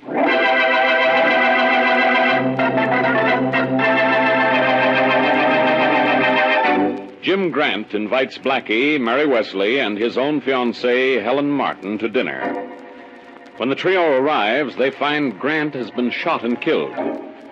Grant's brother is later picked up by the police while trying to get out of town. Matthews, the crooked apartment superintendent in Grant's building, tells Blackie he might name the killer, but later Blackie returns to his apartment and finds a dead body across the bed. Before he can tell anyone about it, he is hauled off to headquarters. As we return to our story, Blackie is in Faraday's office. All right, Blackie, read this. And Rollins, get ready with that recording machine. All set, Inspector Faraday. What's this all about, Faraday? Say, I've got something to tell you. Later. That stuff I want you to read is a copy of what we found on a phonograph record in Grant's apartment. It's a voice telling him he's going to die. Smart voice. Yeah, and it's got to be the killer's voice. So I'm looking for a voice to match it. Because when I found a voice to match it, I found my killer. Maybe it's you. You ready to read? Ever since the 3rd grade, Faraday. All right, Rollins, turn on the machine. Let's make a regular Blackie's voice. All set. Start reading, Blackie. All right, here goes. Sit in that chair, James Grant. Sit in that chair. Formal fellow calls him James. Just read what's on the paper, Blackie. Oh, but I want to give a performance. Sit in that chair. The red leather one in the center of the room. That's enough. That's enough, Rollins. Okay. We'll play it back later. Am I the first to make one of these auditions for you, Faraday? No, you're the last. I haven't played them back yet. But I had Grant's brother, Bill, and Matthews, the superintendent, and Jack Adams, Miss Martin's former boyfriend, all make records. My, your list of suspects has grown. Too bad your brain hasn't. Listen, I've got some more news for you. Now... Quiet, Blackie. Rollins, let's hear the record we found in Grant's apartment first. Yes, sir. All right, here it is. Sit in that chair, James Grant. Sit in that chair. The red leather one there in the center. That's enough, Rollins. Yes, sir. Now let's hear Blackie. All right, here's Blackie, Inspector. Sit in that chair, James Grant. Sit in that chair. That's enough, Rollins. Yes, sir. Kill it. Blackie's not the one we want. I'm not, Faraday? Well, in that case, let me try one of my other voices. Sit in that That's enough chair. for you, Blackie. Rollins, let's hear the brothers' record now. All right, here you are. Sit in that chair, James Grant. Sit in that chair. No, that's red not the leather right one voice. in the center of the room. Turn it off, Rollins. All right, it's off. And so are you, Faraday. Quiet. Rollins, let's have Harry Matthews' voice. All right, here he is. Sit in that chair, James Grant. Sit in that chair. That's it. The red That's leather it. Rollins, turn it off. Yes, sir. Room. That's the voice, all right. Exactly the same as the voice on the original record. I let all 3 of the suspects go. But, Rollins, you go out and pick up Matthews. If you can find him. Never mind, Rawlins. I can tell you where you can find Matthews. And I don't think you'll have any trouble picking him up either. Why? Because I've been trying to tell you for 10 minutes that Matthews is lying across a bed in my apartment. And he's dead.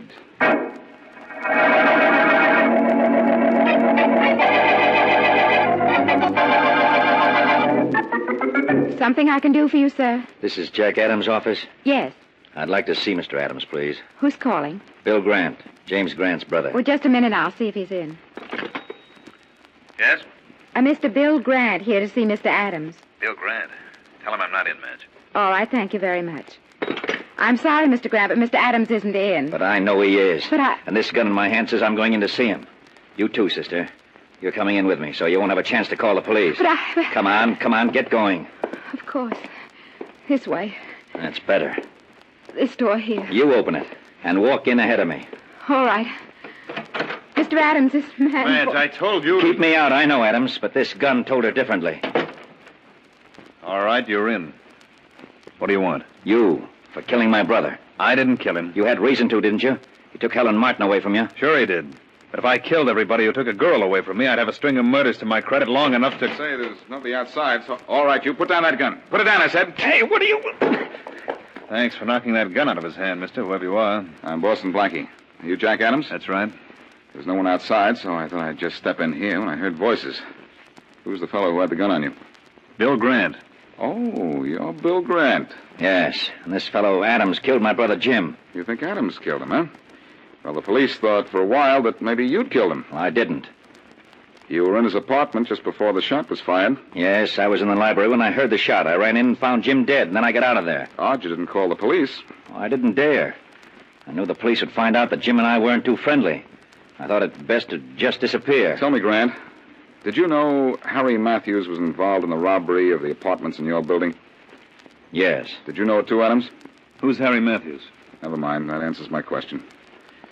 Grant, how long have you known Matthews was involved in those robberies? Not long. About 2 weeks, I guess. Helen Martin, Jim, and I were talking about it the other night. Helen said we ought to turn him in. Jim said no. I said we should stay out of it, too. Not get involved. Your brother's apartment was never robbed, was it? No. I didn't think it had been. What do you mean? Nothing, Grant. Nothing at all.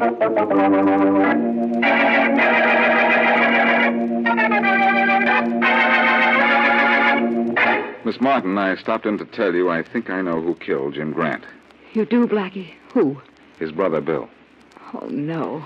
Yes, since the death of Matthews, the superintendent, I think Bill Grant is the only one who could be guilty. Why do you say that? Well, Jim and Matthews were killed by the same person, I'm sure of it.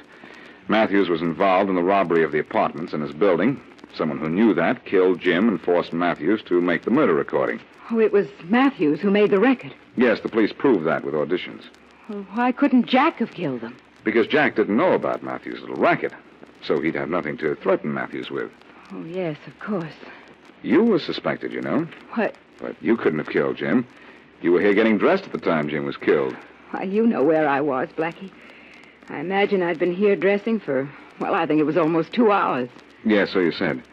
And Jim had been dead only 25 minutes when we got to his place. Yes. And we were here for some time together, remember? You had to change a light bulb for me. Yes, I remember. Oh, say, I just thought of something. What? When I went into my apartment, Matthew's hat and coat were in my living room, and his body was in my bedroom. So? So, I don't know why I never thought of this before. There's a home recording machine in my bedroom.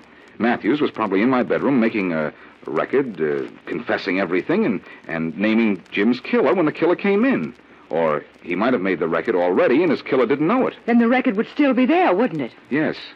And I don't know what I'm doing here. I'm going downtown, pick up Faraday, get up to my apartment, and get the record that's going to get Bill Grant.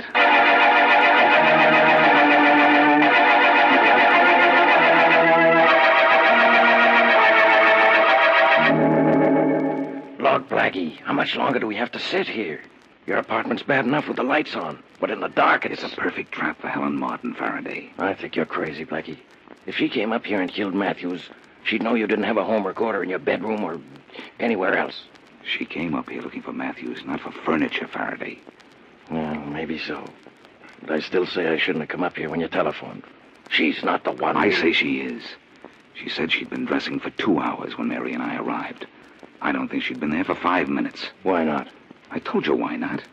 When I changed the light bulb that went out, it wasn't even slightly warm. I didn't think of it at the time, but a bulb that's been burning for 2 hours is going to be red hot. All right, Blackie, but... But nothing, Faraday. It's only 10 minutes from Miss Martin's house to Grant's apartment. She could have killed him, been at her house when we arrived, and then gone back to Jim's with us, all inside of the 25 minutes time between the shot and when we arrived. Well, maybe so, but that's cutting the... Shh. Here she comes. Quiet. All right. That's not a woman. Shh. Who is it? I don't know yet. But whoever it is heading for my bedroom. Let's grab him. Snap on the lights. All right. All right, you stop where you are. Who's there? It's Jack Adams. So, Jack Adams couldn't have been the killer. But Helen Martin had to be, huh, Blackie? What are you talking about? You know what he's talking about, Adams. Wish I did. I had you figured innocent. I don't know why. But it looks as if you killed Jim Grant and Harry Matthews. You're crazy. I didn't kill anybody. Then why are you here? I can't tell you. Well, I can tell you.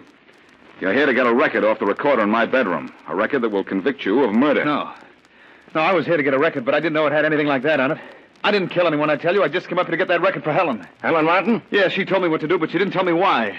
I'll tell you why later.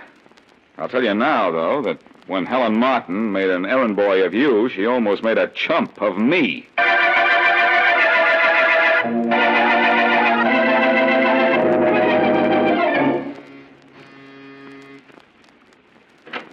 Yes? Package for Mr. Boston Blackie. For me? You Mr. Boston Blackie? Yes. Okay, sign here. But I'm not expecting a package. And I'm not expecting it to snow tomorrow, but it might.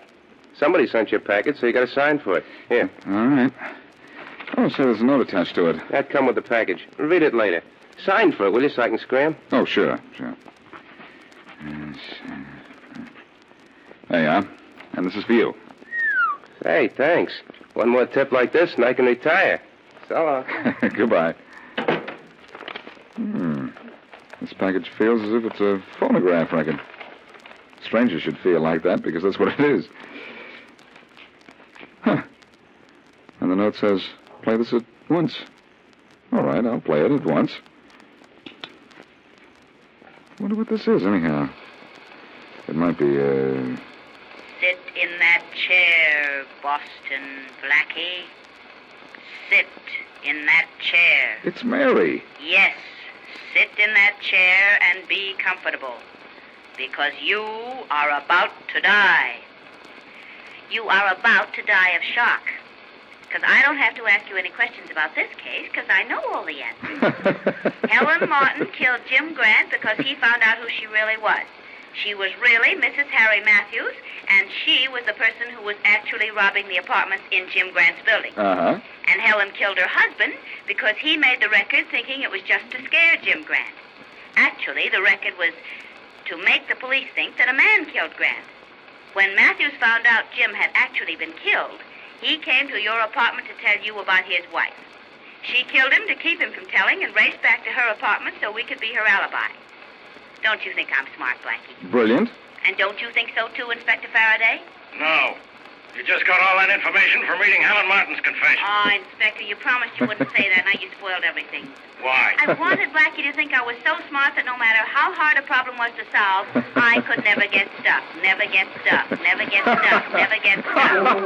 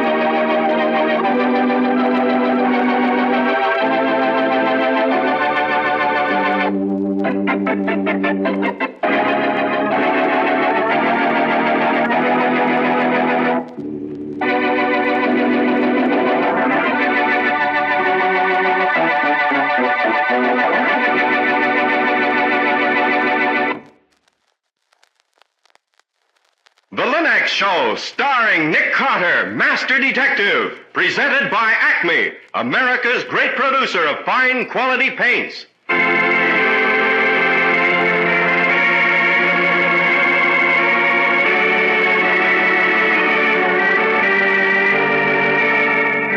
This is the story of a man known the world over as one of the most daring and resourceful characters in the history of detective fiction. A man whose name has become a symbol of the triumph of right and justice over the sinister forces of crime and lawlessness. A man recognized as one of the great masters of deduction.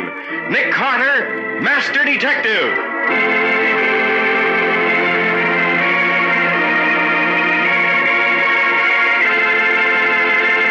Today's exciting case, the make-believe murder. Another exciting chapter dramatized from the life story of Nick Carter.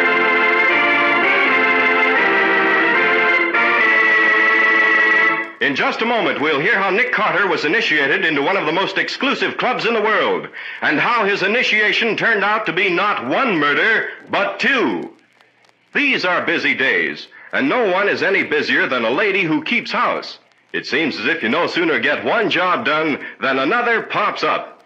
So it's a lucky thing that American science has created such work savers as those 3 great Linux home brighteners. Yes, here's the way to save hours of work each week. That's why American homemakers from coast to coast are swinging over to the 3 great Linux home brighteners. Linux Clear Gloss, the modern brush-on finish, Linux Cream Polish for fine furniture, and Linux Self-Polishing Wax, the amazing new quick-drying wax product. So do as thousands of other wise women do. Save hours of work, enjoy sparkling new home beauty with the 3 great Linux home brighteners. Get them at your hardware, paint, or department store. And see what modern magic they work for you.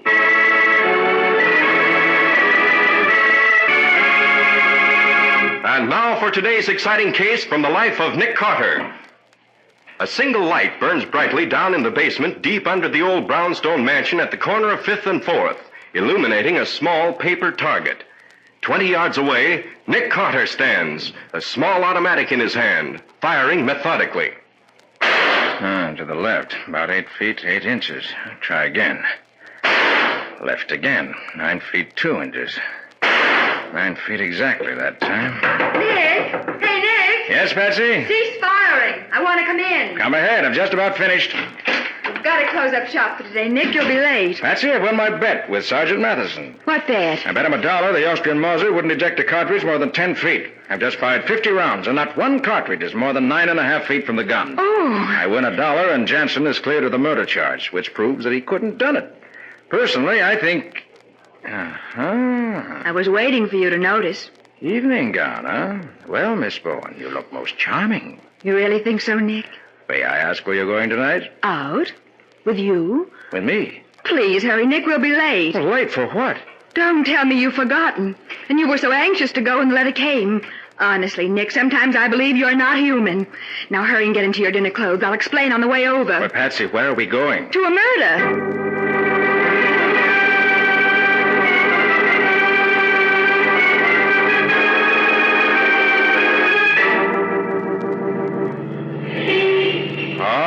All right. You can stop kidding me now. I remembered, Patsy. I was so wrapped up in that ballistics work, it slipped my mind. You sure? I'll recite it like a lesson. I've been invited to join the famous Alphabet Club, the most exclusive gathering of eminent talents in the country, right? Right. Incidentally, why is it called the Alphabet Club, Nick? Because the first letters of the names of the charter members are the first 4 letters of the alphabet. Arnold Archer. The financier? Mm-hmm. Nelson Burns, the architect. Walter Crane, the boy wonder engineer. And George Dennis, the attorney. Oh. Coincidentally, they're not only the charter members, they're the initiating committee, too.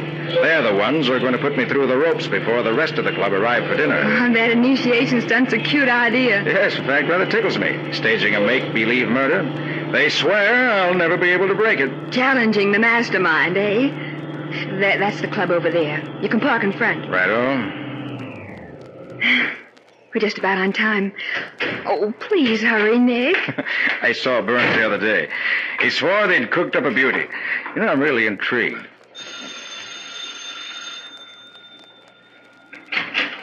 Yes, please? Miss Bowen and Mr. Carter. Oh, yes. Good evening, madam. Good evening, sir. Welcome to the Alphabet Club. Thank you. The members are waiting in the lounge room. Will you follow me, please? Could I join too, Nick? No, Patsy, they don't admit women.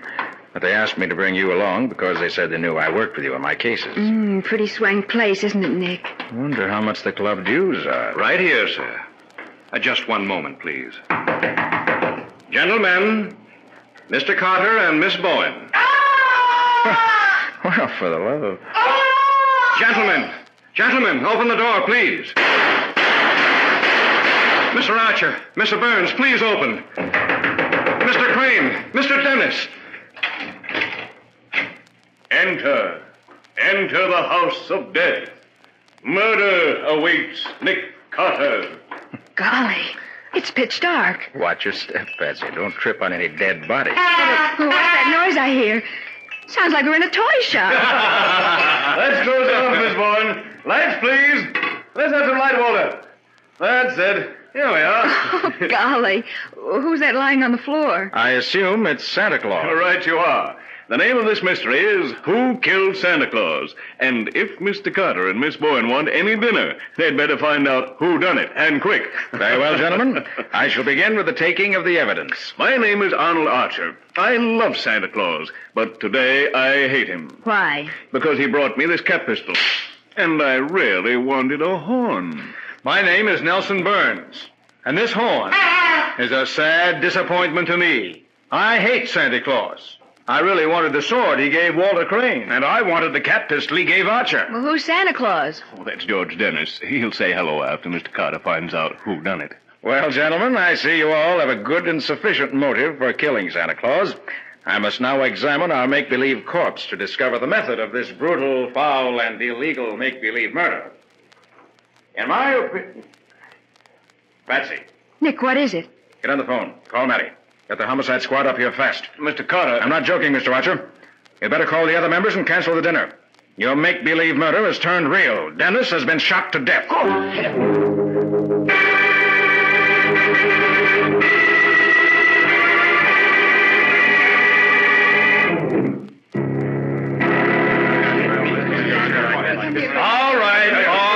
Now, just a minute. I want to get you guys straight. Who's the corpse, Nick? George Dennis, the lawyer. You remember him, Matty. He was retained as an expert in the Wilner case. Yeah, I got that. Now, which one is Arnold Archer? I am. The financier, Sergeant. Believe me, Sergeant Matheson, this must be some kind of ghastly mistake. Well, none of us would want to kill Dennis. We were his friends, Sergeant. We couldn't have any reason to kill him. Oh, you're Burns, huh? Nelson Burns. Yes. And the gentleman over there is Walter Crane. I think this is in pretty bad taste, Carter, and I don't like it. Dennis was killed accidentally, there's no doubt of it. It's pretty cheap to try and turn this into a murder case for the sake of notoriety. Now listen, wise guy. Mr. Crane, you're positive this was an accident. Why? Well, isn't it obvious? The four of us were alone in this room when the steward knocked on the door. Dennis lay down on the floor, I put out the lights, and Nelson Burns fired off the blanks. Yes? Well, evidently, a round of live ammunition must have gotten mixed up with the blanks. No, that's not true. I swear it. Mr. Burns is right. I checked the gun. There are 4 rimfire blank shells in the chambers. Only 4? I see Patsy understands what I mean.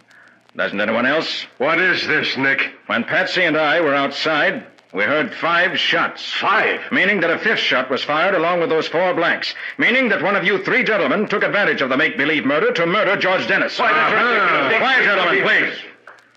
None of you to leave this room. Matty, get your squad in here. Search these men.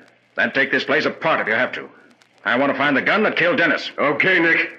The murderer wants to save us the trouble. He can talk now. Believe me, gentlemen, this won't be any make-believe search. Nobody have anything to say? All right, Matty, get going. Right.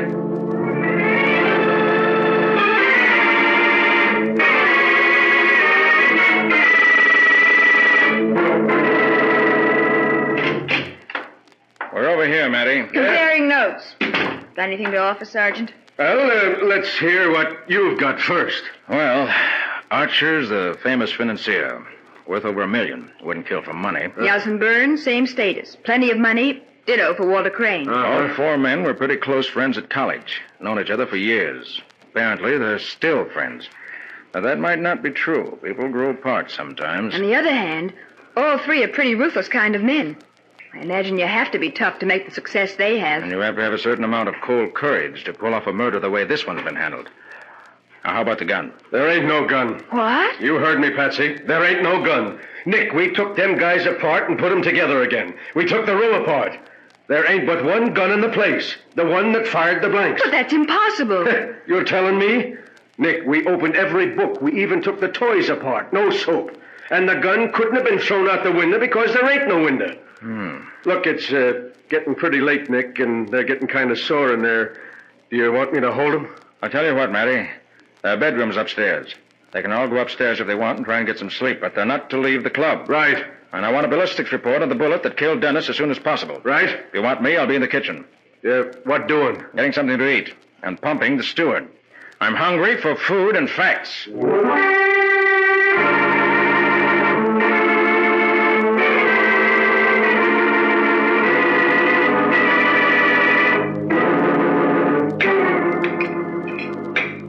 Now, this is a man that can cook after my own heart. Thank you, sir. Me too. I'll take lessons from you any day. Thank you, ma'am. Too bad a dinner like this had to be wasted. Oh, it's not the dinner I mind, sir. It's the fact that your joining the club was so... Inauspicious? The very word, sir. You think they'll take me in anyway, despite what happened tonight? Why, of course, sir. I'm sure the gentlemen are still anxious to have the famous Nick Carter as a member. Even when it means the famous Nick Carter has become merely an infamous detective accusing the members of murder? I'm sure it was an accident, sir. You think a live shell might have gotten mixed up with the blanks? Yes, sir. I see. Steward, do you know who loaded the gun? It was Mr. Crane, sir. The engineer? Yes, ma'am. Mr. Crane always plans our little festivities, sir. He planned the entire initiation tonight. Talking about it all week he was, sir. I used to see him late at night, thinking it over in the lounge, chuckling to himself. Was it his gun? Yes, sir. I see. Well, thanks very much, Steward. Both for the excellent food and for the information. Especially the food. Come on, Betsy. Mm-hmm.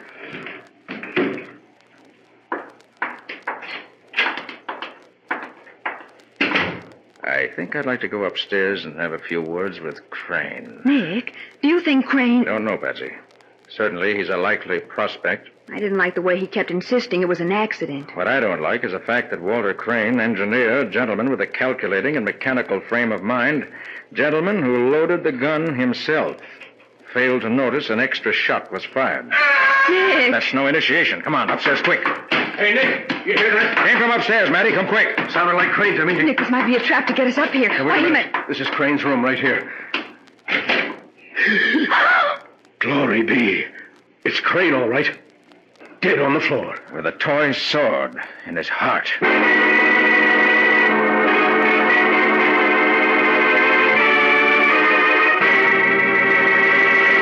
Who's the man who turned make-believe murder into reality and then covered it up by a second murder with a make-believe sword? How will Nick break this strange case? We'll see in just a moment. Most folks remember what a long, tiresome job it used to be to keep floors and linoleum spick and span. But now, Linex self-polishing wax, the modern shortcut to beautiful floors, has cut that job to a minimum. For Linex self-polishing wax, made from a new formula developed by leading chemists to give you the finest, is designed to save you work, to give your floors and linoleum amazing new beauty, new protection, new skid resistance. For one thing, Linex self-polishing wax takes only a jiffy to wipe on and dries without tiresome rubbing to a handsome satiny luster. For another, because Linex self-polishing wax contains the greatest possible amount of genuine carnauba wax, the finish lasts longer. What's more, the underwriters' laboratories have proved by actual test that any hardwood, linoleum, or rubber tile floor is less slippery after Linex self-polishing wax has been applied. No wonder it's called the anti-skid floor finish, and it always gives that satiny look that only real wax can give. So it's just common sense to depend on Linex self-polishing wax, the new way to perfect floor care. Enjoy greater leisure, greater convenience, greater beauty in your home with Linex self-polishing wax, available at your hardware, paint, or department store.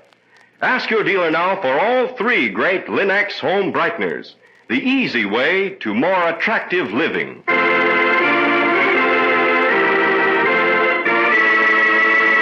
And now back to our story. The make-believe murder of George Dennis, which was staged as Nick's initiation to the Alphabet Club, suddenly turned real. Nick could find no motive for the murder, and Sergeant Matheson was unable to locate the gun that fired the death shot. While Nick and Patsy were collating evidence in the club, they heard a scream and rushed upstairs to find Walter Crane stabbed to death, a toy sword in his heart. Now, with Sergeant Matheson and Patsy, Nick examines the dead man as the other club members, Burns and Archer, rush into the room. For heaven's sakes, Carter, what is it? Who screamed? All right. Don't park here. This ain't no Coney Island peep show. But Arnold, it's Hey, Crane. What do you guys think this is, a reunion? Go on, get out of here. Go on back to your Just a minute, rooms. Matty. I want to ask a couple of questions. Okay. Mr. Archer, where were you when you heard Crane scream? Well, I just finished bathing. I was in the shower room. I see. It's why you're still carrying a bath towel. Yes. And you, Mr. Burns? Well, I was in my room waiting for Archer to finish. I was smoking a cigar at my window. Where's the cigar? I don't know. I think I dropped it out the window when I heard Crane yell. Matty, get one of your men to check that. Right. Be back in a flash. Now, let's have a look at that sword. May I borrow your towel a moment, Archer? Certainly. I don't want to smudge any prints that might be on it. You are? Thanks. Just wrap this towel around it. Mr. Carter, surely you don't think I... You what, Mr. Burns? Well, merely because I said in jest that I wanted Crane's toy sword during the make-believe murder. You don't think that I killed Crane with it? Deductive reasoning isn't that obvious, Mr. Burns. You have nothing to worry about on that count. Thank you. But both of you have plenty to worry about on other counts. No, Mr. Carter, Look here, surely gentlemen. you can... I don't think either of you understand. 2 murders have been committed in this club. Someone's guilty. That leaves 3 suspects. You, Mr. Archer. What? You, Mr. Burns. But And the steward. They execute men for murder, gentlemen. Try to understand that. Well, I found the cigar all right, Nick. All right, Matty, thanks. These gentlemen may return to their rooms. All right, gents. Well, Nick, what about Crane? Killed almost instantly, just time enough to scream. Uh-huh. Whoever killed him used plenty of power to thrust this dull blade deep enough to penetrate the heart. Any prints on the blade, Nick? I'll take the towel off and look. No. Blade's dry and clean as a mirror. You look at it by reflected light. Not a latent print on it, not even a smudge. That doesn't help much. Well, I got news. It ain't going to help much more. Yes? They took the slug out of Dennis. Here, look at it. Thanks. 22, I see. Wait. Hello. You see, huh? Nick, what is it? No rifling marks on this bullet, Patsy. No rifling marks? No lands or grooves on the slug at all. Now, what's that supposed to mean? The killer threw it at Dennis? That's impossible. We heard the extra shot. Matty's just being difficult, Patsy. I think Matty's bad news is the best I've had on this case. Well, now, what's that supposed to mean? It means I think I know where to find the gun that killed Dennis. Come on, Patsy. We're going to have a look at Dennis's house. Well, how in blazes did the gun get there? I didn't say the gun was there. The gun's in this house. Then why do you go into Dennis's place? To find out why it was fired.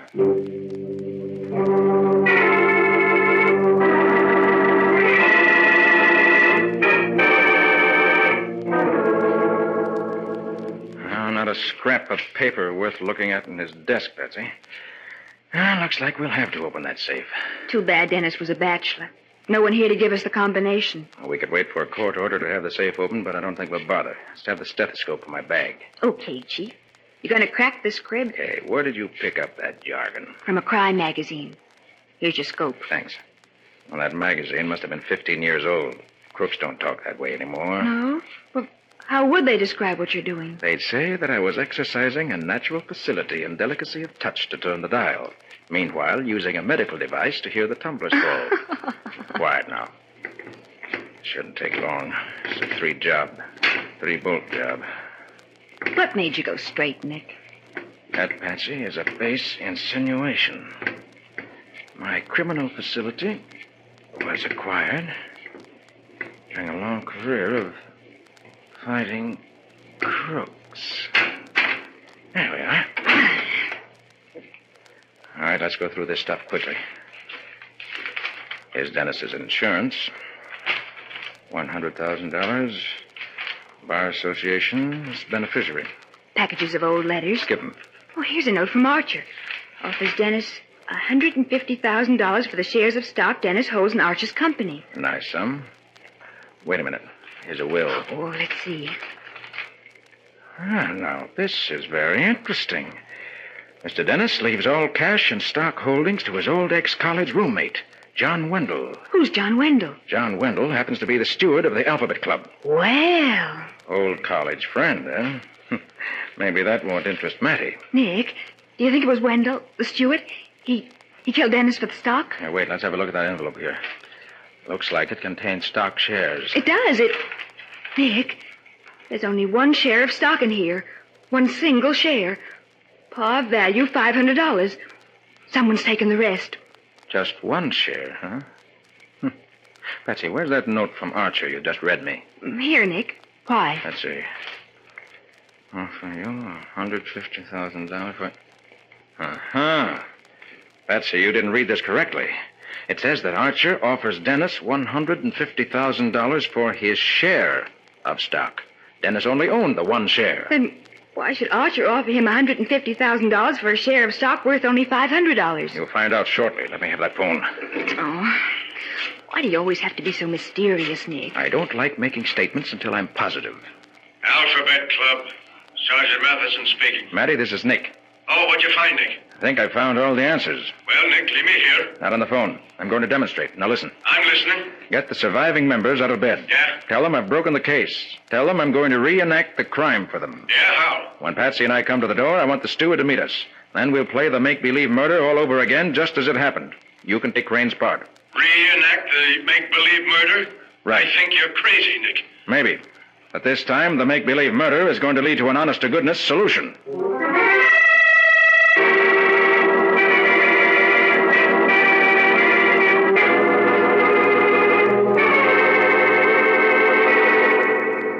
All set, Patsy? I've got it, Nick.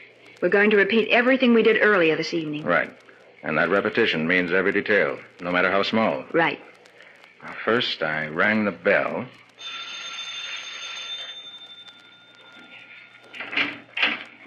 Yes, sir?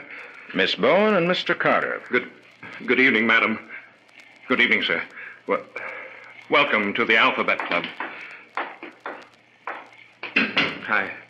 I think I asked you to follow me, Mr. Carter. Right. Go ahead. All set in there, Mattie? Lights out and ready to go. Gentlemen, Mr. Carter and Miss Bowen. Make like I'm screaming, Nick. That was Crane's job. Go on, Stewart. Knock again. Then I said, gentlemen, please open the door. Right. And then? Only 4 shots that time. That was Burns opening the door. Then what? I said something about entering the house of death. We came in. And heard toy sounds. Then I told Crane to put on the lights. I'll take care of that. Thanks. I asked who was lying on the floor. And I assumed it was Santa Claus. Then you started explaining, Archer. So explain. The name of this mystery is Who Killed Santa Claus? If Mr. Carter wants any dinner, he'd better solve it. Gentlemen, I shall begin with the taking of the evidence. Oh, this is screwy. My name is Arnold Archer. Today I hate Santa Claus. Why? Because he brought me this cap pistol. I wanted a horn. My name is Nelson Burns. And this horn... 1 minute, Mr. Burns. Yes? We left out a detail. Mr. Archer was supposed to snap his cap pistol when he spoke. Go ahead, Mr. Archer. Well, go ahead. Fire that gun, Mr. Archer. You'll never get me. Oh, no, you don't. Watch out for that toy gun. Glory be, that cap pistol was loaded. It fired a real bullet. And that lie still, Archer. You'll never break away.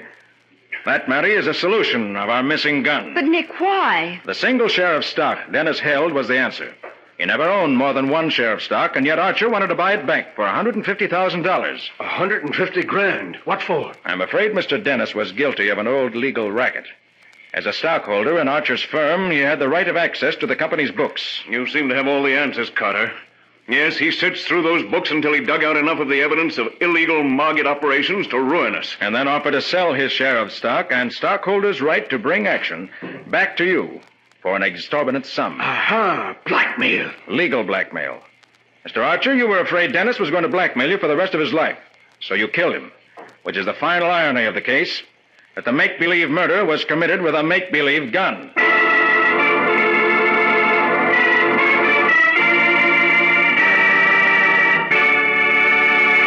In just a moment, Nick will be back to give you the final details and tell you how a toy gun could commit a make-believe murder.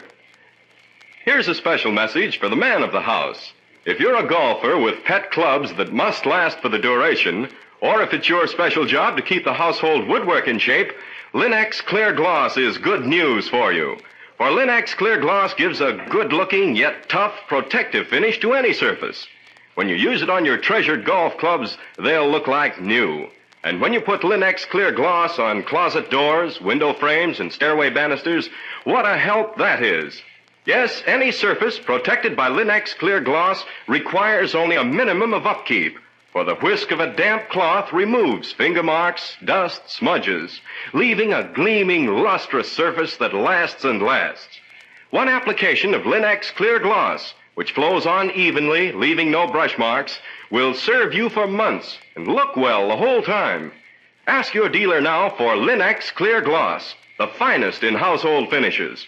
You'll find all three great Linex home brighteners and Linex Clear Gloss, Linex Self-Polishing Wax, and Linex Cream Polish for fine furniture at hardware, paint, and department stores everywhere. And remember, your dealer is headquarters also for Chemtone, the miracle wall finish. Chemtone covers most wall surfaces in one coat, dries in 1 hour, bringing bright new loveliness to your walls and ceilings in bedroom, living room, or hall.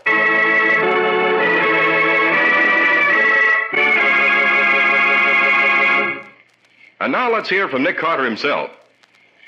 Nick, I thought Sergeant Matheson checked the toy gun when he searched the room and found nothing wrong with it. That's right, Ken. A point very few people know is the fact that that certain types of cap pistols can fire live ammunition. The bullet is wedged into the barrel through a small hole in the plate that should support the cap. Then the hammer is snapped and discharges the bullet, accurately enough to kill at short range. So Archer killed Dennis with the gun and then pretended it was a toy. Right. He disposed of the cartridge by the simple means of swallowing it. I guessed that, and he admitted it. Well, why'd he kill Crane? Because Crane's methodical memory couldn't be fooled. He finally recalled where the extra shot came from.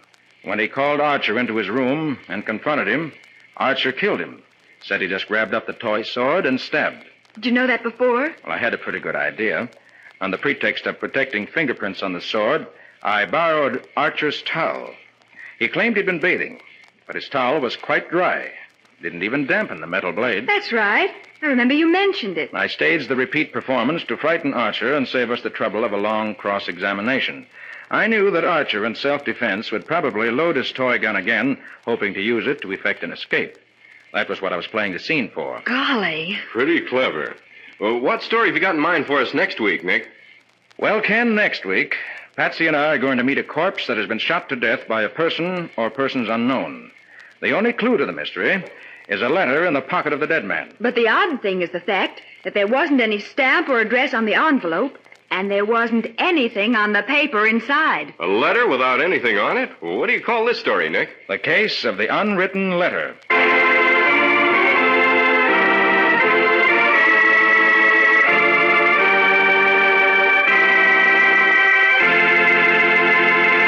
Nick Carter, Master Detective, is copyrighted by Street and Smith Publications, Incorporated. Lon Clark is starred as Nick. Charlotte Manson plays Patsy.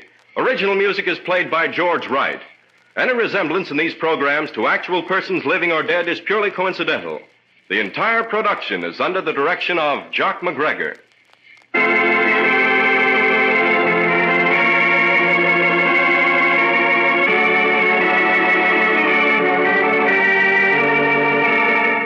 Nick Carter, Master Detective, is presented at this time and over these same stations each week by the three great Linex home brighteners: Linex Self-Polishing Wax, Linex Cream Polish, and Linex Clear Gloss, created by Acme, America's great producer of Acme fine quality paints.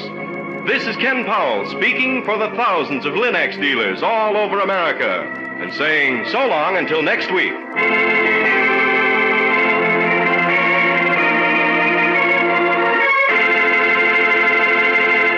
This is the Mutual Broadcasting System. Listen while the makers of Rexall drug products and 10,000 independent Rexall family druggists bring you Dick Powell as Richard Diamond, private detective.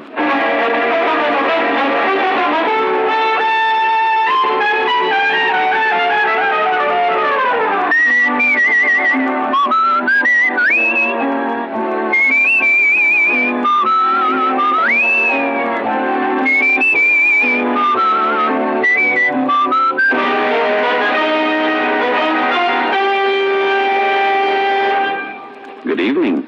This is your Rexall family druggist with a welcome from the 10,000 independent druggists who have made the word Rexall part of our own store names. We've done that because we recommend and sell the 2,000 or more drug products made by the Rexall Drug Company. Like Plenamins, for example.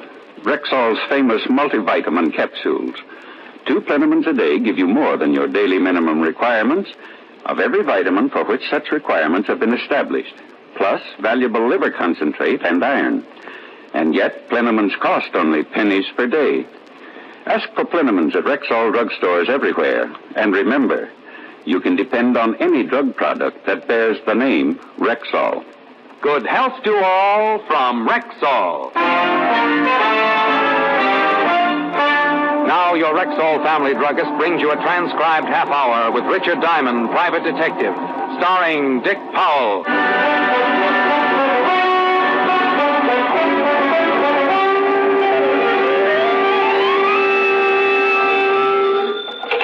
Diamond Detective Agency. Handy hints on happy homicide. I beg your pardon? I said Diamond Detective Agency. Handy hints. Yes, I heard the last part, but I just wanted to be sure there was nothing the matter with my phone. Mr. Diamond, I wish to hire you. I'm touched. $100 a day in expenses. I'm touched. Well, if the figure depresses you a little, I suggest getting out in the fresh air. Exercise. Play a little golf. If you could use a dandy caddy on Sunday. I can easily afford the fee, Mr. Diamond, but to be frank, it wasn't exactly what I expected. Isn't it a little high? Well, frankly, yes. But if you hire another detective, you won't be getting the prettiest. I see. Can you come to my house at 6 this evening? Name, address, and reason for hiring me? George Lexington, Golden Strand, Long Island, and I'm in fear of my life. I'll see you at 6, Mr. Lexington. On the dot. Please be prompt. Just have a substantial retainer ready.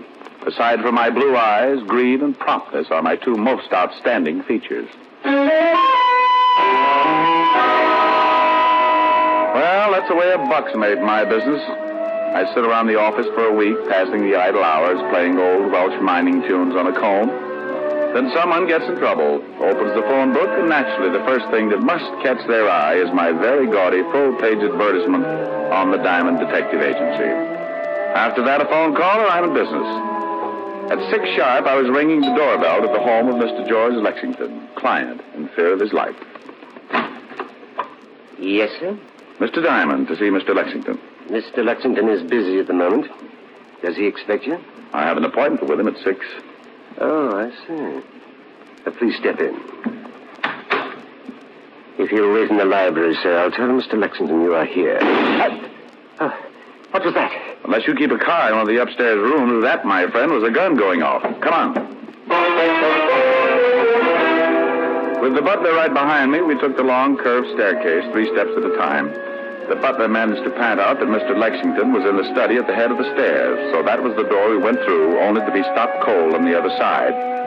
Standing in the middle of the room was a girl. The word girl, in this case, to be identified with adjectives one might think up after having spent 3 lonely years on a life raft in the middle of the Atlantic. The only thing that kept my eyes from melting and running down on my shirt was the .32 revolver she held in her gloved hand. Miss Morris, no! Give her the gun, honey. No!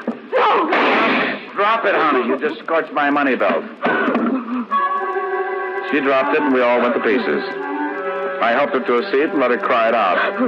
The gun I could have passed off as a whim or too many Hopalong Cassidy adventures, but the man sprawled across his desk on the other side of the room changed the whole picture. I called the 5th Precinct Police Station and got Lieutenant Walter Levinson started for Long Island. The police? You shot a man, didn't you? Yes. You tried to kill yourself, didn't you? Well, they're both against the law. Want to tell me about it? He deserved it. Mr. Diamond? Yes? I just found something rather strange. Well, don't scratch it. Miss Morris shot Mr. Lexington, all right. I never denied it. Well, what's bothering you? The thought just occurred to me. Who also took the trouble of stabbing him? Stabbing him? He was shot.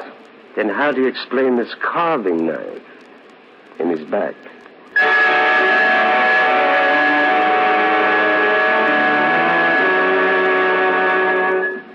Oh, now, Diamond, you stop that. But it's true, Walt. Sure is, Lieutenant. Been shot in the chest and got a knife in his back. Oh, how do I get in on these things? This is Miss Morris, Walt, the girl who shot him. How do you do? Oh, You shot him, huh? Yes, Lieutenant. Well, who stabbed him? Have no idea. Swell. Miss Morris, why did you shoot this, what's his name? Lexington, George. Why did you shoot him? I refuse to answer. Okay, suit yourself. Where's the coroner, Walt? Should be here any minute. I didn't stab him, Mr. Diamond. When you came in, did you talk with Lexington? I just opened the door, saw him sitting at the desk, and I shot him. Did you talk to him? Oh, sure, Walt. She played 20 questions with him while he was trying to paw the knife out of his back. I was just trying to trap her. Why? Why? Because if she said she'd talk to him, it would have been an admission that, she'd talk to him. No, that he was still alive before she shot him. Okay, who stabbed him? How do I know? Well, if he was still alive before she shot him, she talked to him, then she must have seen who stabbed him, right? Yeah. Well, if she saw who stabbed him, she couldn't have done it, right? Right.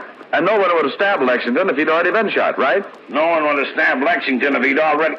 Yeah, of course. You think I'm stupid? Lieutenant. You shut up. So if they stabbed him, he hadn't been shot and he was alive. Of course. Then if he was alive and they stabbed him, the girl didn't do it to confuse you. Huh? So if she didn't do it, she can go home. Go on home, Miss Morris. But, Mr. Diamond... You heard him. Go on. That's what I was trying to tell you, Lieutenant. Diamond's at it again. Otis. Yeah, Lieutenant? Take the girl, the butler, and Diamond down to the car. And when the coroner gets here, we'll all take a little drive down to the station. Understand? Yes, Lieutenant. What are you yelling at? I don't know. I don't know.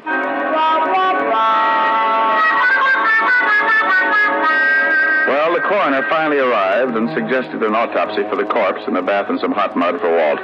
Then we all climbed into the squad car and headed for downtown New York and the 5th Precinct Police Station. On the way, I told Walt about my phone call from Lexington about 3:45 that afternoon and the few details leading up to finding June Morris with a smoking gun and the dead Mr. Lexington.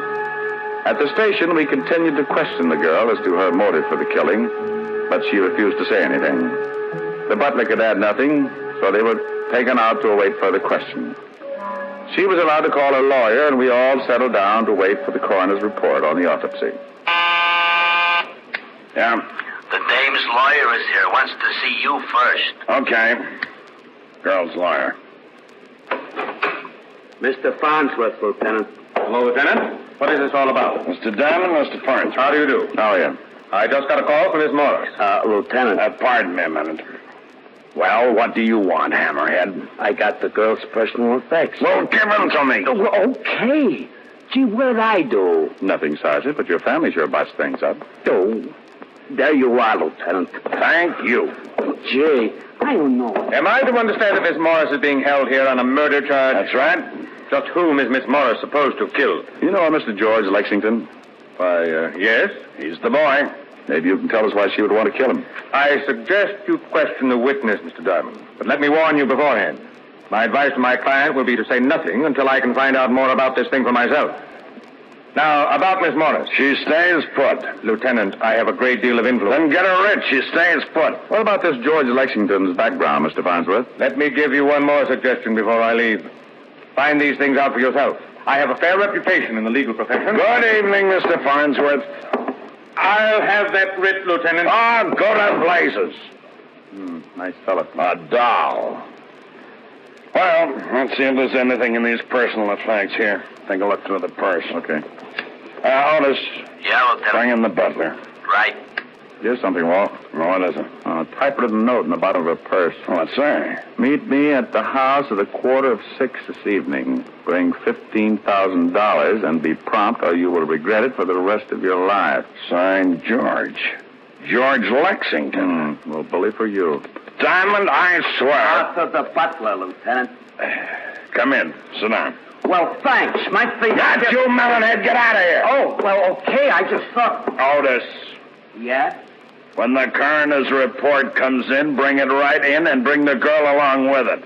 Yeah, Lieutenant. How do you feel, Arthur? A little upset, sir. This has been quite a strain. Last name, Cameron? Yes, sir. How long have you worked for George Lexington? About 4 years, sir. Ever since Mr. Lexington came east. Did you know him before that? No, sir. You ever mention where he was from? California, I think. Had a lot of money? I presume so. I was paid regularly. He maintained a good-sized house and entertained frequently.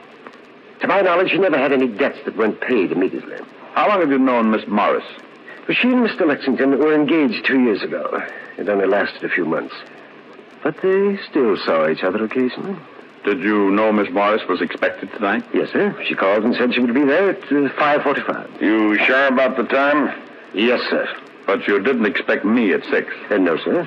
Mr. Lexington said nothing about it. Is there another way into that study? Yes, sir. A back door leading down to the garden. Did Lexington have any other visitors during the day? No, sir. Was he in from 3 to 5? Yes, sir. I got the coroner's report and Miss Morris, Lieutenant. Okay, that's all, Arthur. We'll have to hold you until this thing straightens itself out. You go along with Sergeant Loveloon. Yes, sir. Oh, Arthur. Yes, sir. Does Mr. Lexington own a typewriter? No, sir. All right. Come in, Miss Morris. Sit down. Here's the report and the bullet taken out of Lexington and the knife. Take the butler downstairs. Right. Let's go, Arthur. Yes. When did you receive this note, Miss Morris? Oh, where? We found it in your purse. When you become a murder suspect, I'm afraid nothing's very private. This morning. It's from George Lexington? Yes. He have something on you? Okay, you're just hurting yourself. Miss Morris, did you know a man named Jack Short? No. Who's Jack Short, Walt? Just read this report. Here's what it says about the late Mr. George Lexington. Fingerprints check Short, arrested 1936, 38, 39, petty theft, suspicion of robbery, suspicion of possessing narcotics, 3 arrests, 1 conviction. Did a year and a day in Alcatraz. When did he have time to do his laundry? He was arrested again in 1942 for manslaughter. Went to trial, case dismissed for lack of evidence. Lovely boy. You mean George Lexington? Was really Jack Short a criminal with a record? But his house, servants, the money he spent. That's something we're going to find out about. What does the coroner's report say, Walt? The knife did kill him, not the bullet. And the knife has got your fingerprints all over it, Miss Morris. What? It's got a what? That's right. Ever see it before, Miss Morris? Why, I don't know. It's a carving knife. One that might belong to a set. Something wrong? That's my carving knife. I missed it this morning. Sure. When was the last time you used it? Last night. I gave a small dinner party. Do you own a typewriter, Miss Morris? Yes, I do. Hello, June. You better come along with me. Oh, Mr. Farnsworth. Just a minute. What's the idea of busting in here like this, Farnsworth? I tried to stop him, Lieutenant. You should have stuck out one of your big feet. Those things could trip a tank. I told you I would be back with the writ. Well, I'm here, and there's the writ. Come, June. She stands right here. Lieutenant, you don't seem to understand. No, you don't seem to understand, Mr. Farnsworth. You got that written into a sustained because I was nice enough not to issue a formal complaint. Also, there's a little matter of influence. You're darn right, and I'm going to show you how it works.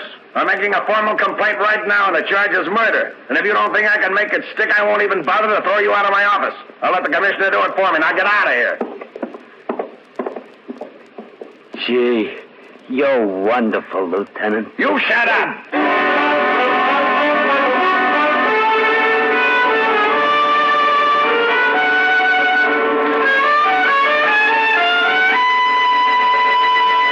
Before we continue with the adventures of Richard Diamond, private detective, here's your Rexall family druggist. One of the questions most often asked a druggist is this: what can I take for fast relief from acid stomach? I've often wanted to know that myself. What's your answer? Naturally, ma'am, it's Bismarex, Rexall's justly famous antacid. Well, why? What is it that makes it so outstanding? Well, the secret lies in the scientifically developed formula. You see, the active ingredients in Bismarex vary in the time it takes them to dissolve in the stomach. That way, the relief it gives is not only fast, but continuous and prolonged. Excess acidity is often neutralized in less than 1 minute. Then the other ingredients, dissolving more slowly, ease up that gastric distress. And finally, Bismarex leaves a soothing, protective covering on irritated stomach membranes. Oh, I'll have to remember that. Bismarex.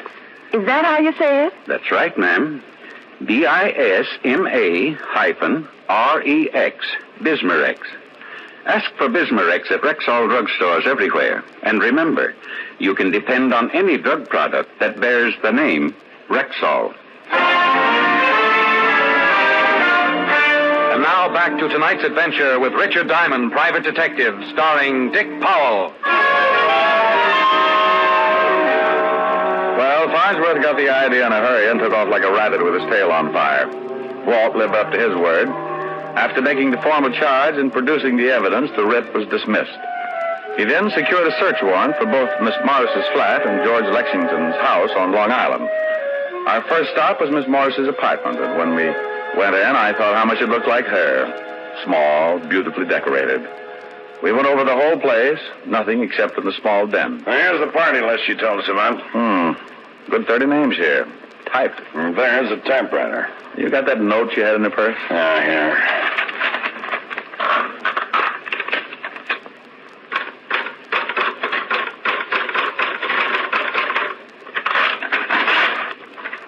Top of the E is blocked out like on the note. Same machine. No. Bring the typewriter, Otis. Right, Lieutenant. You going over to Lexington's home? Yeah, aren't you coming along? No, I got an idea. Do me a favor, will you, Walt? Well, sure, what? When you get over there, besides checking that back door to the study, put in a call to the phone company and see if a call was made around 3:45 this afternoon to El Dorado 1234. It's a toll call from there, and they'd have a record. Let me write that down. El Dorado 1234. Yeah. I'll call you at Lexington's in about an hour. If that number wasn't called from there, check every name on that party list. Well, 30 names there. You want me to check each one to see whether a call was made to El... What's the matter? El Dorado 1234. That's your office number. Walt. Yeah. Bye. I left Walt turning that awful green and headed for the Times building. It was a little late when I got there, but an old friend in the morgue noticed the $5 bill I was wearing in my lapel and agreed to take care of it for me while I looked through the newspaper files. I dug up everything on Jack Short and his alias George Lexington. The stuff on Short wasn't much, except the trial for manslaughter had made the front page. The items on George Lexington could all be found in the society columns. From what I could gather, he'd started his social world in 1944. He'd been engaged several times, and each time to a wealthy woman. I even came across a picture of June Morris on the evening they had announced their engagement. Well, having all the information I could get, and with one little item dated California, June 26, 1942, tucked away in my pocket, I put in a fast call to Walt, who was at the home of the late George Lexington. Yeah? What did you find out? Well, someone could have gotten in the back door. There were some blurred footprints outside in the garden, but they won't help. If you had a key, you could let yourself in and walk right up the study. What about the phone call? There was no call made from here to your office, but one of the names on the list paid off. Mrs. Julia Wright out on Long Island. Now, would you mind telling me what this is all about? You stay right there, Walt. I'm going out to see Mrs. Julia Wright. Well, if she called your office today at 3:45, you certainly must have talked to her. George Lexington called my office today at 3:45. But he couldn't have. The butler said Lexington wasn't out of the house and the call wasn't made from here. Well, someone called. Maybe it was the right day. Maybe she got a low voice and told you she was Lexington. Walt. Yeah? Oh, forget it. You wouldn't like it anyway.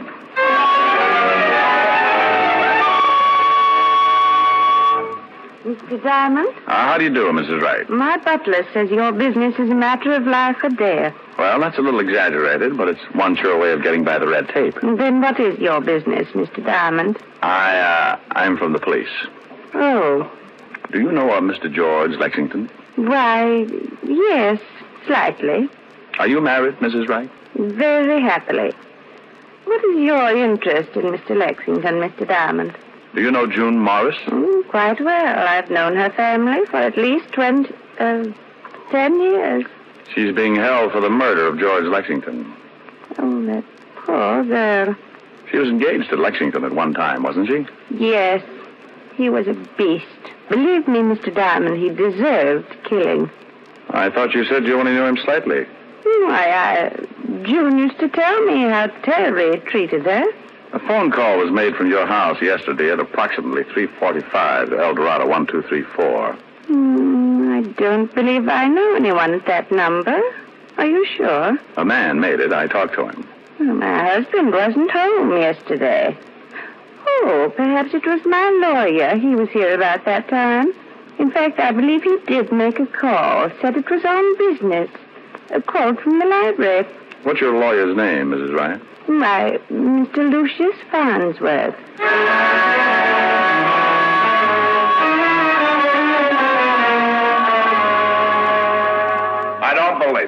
I just don't believe it. I certainly don't like the guy, but his reputation's been spotless. It's just got to be, Walt. Here's the girl, Lieutenant. Come in, Miss Morris. Thank you, Lieutenant. Hello, Mr. Diamond. June, the note you received was written on a typewriter in your den. What? Lab just sent up a report. You think I sent that note to myself? No. But can you remember anyone using the typewriter in the last 2 days? No. No one has used it but myself. What about the night of the party? Who uses a typewriter at a party? Anyone go in the den and maybe lock the door? What? Why, yes. As a matter of fact, Mr. Farnsworth said he had to make some business calls. He went in and closed. You don't think That Farnsworth did it? It's absurd. He's been with my family for years. Did he introduce you to George Lexington? Yes, it was at a party at Julia Wright's. Did Mr. Farnsworth know that you owned the gun? No one knew it. Were you actually using that knife the night of the party? Yes, I sliced some turkey. Do you remember what kind of a suit Mr. Farnsworth was wearing that night? He was wearing a dinner jacket. Lexington was blackmailing you, wasn't he? I can't answer that. Oh, honey, believe me, if you don't trust us and it comes out anyway, we'll have no way of stopping it. Oh, right, it was blackmail. I was going to marry George. There were some letters, a picture. He broke off the engagement and began demanding money. Last week he mentioned something about leaving town, and then I received the note. I couldn't afford that kind of money, and I was just tired of paying month after month. I decided to kill him, and I was going to kill myself. I guess I lost my nerve. Let's go see Mr. Luke Farnsworth, Rick. Joan, you sit right here until we get back. Be careful. You can make a book on it. I'm going to drive you home.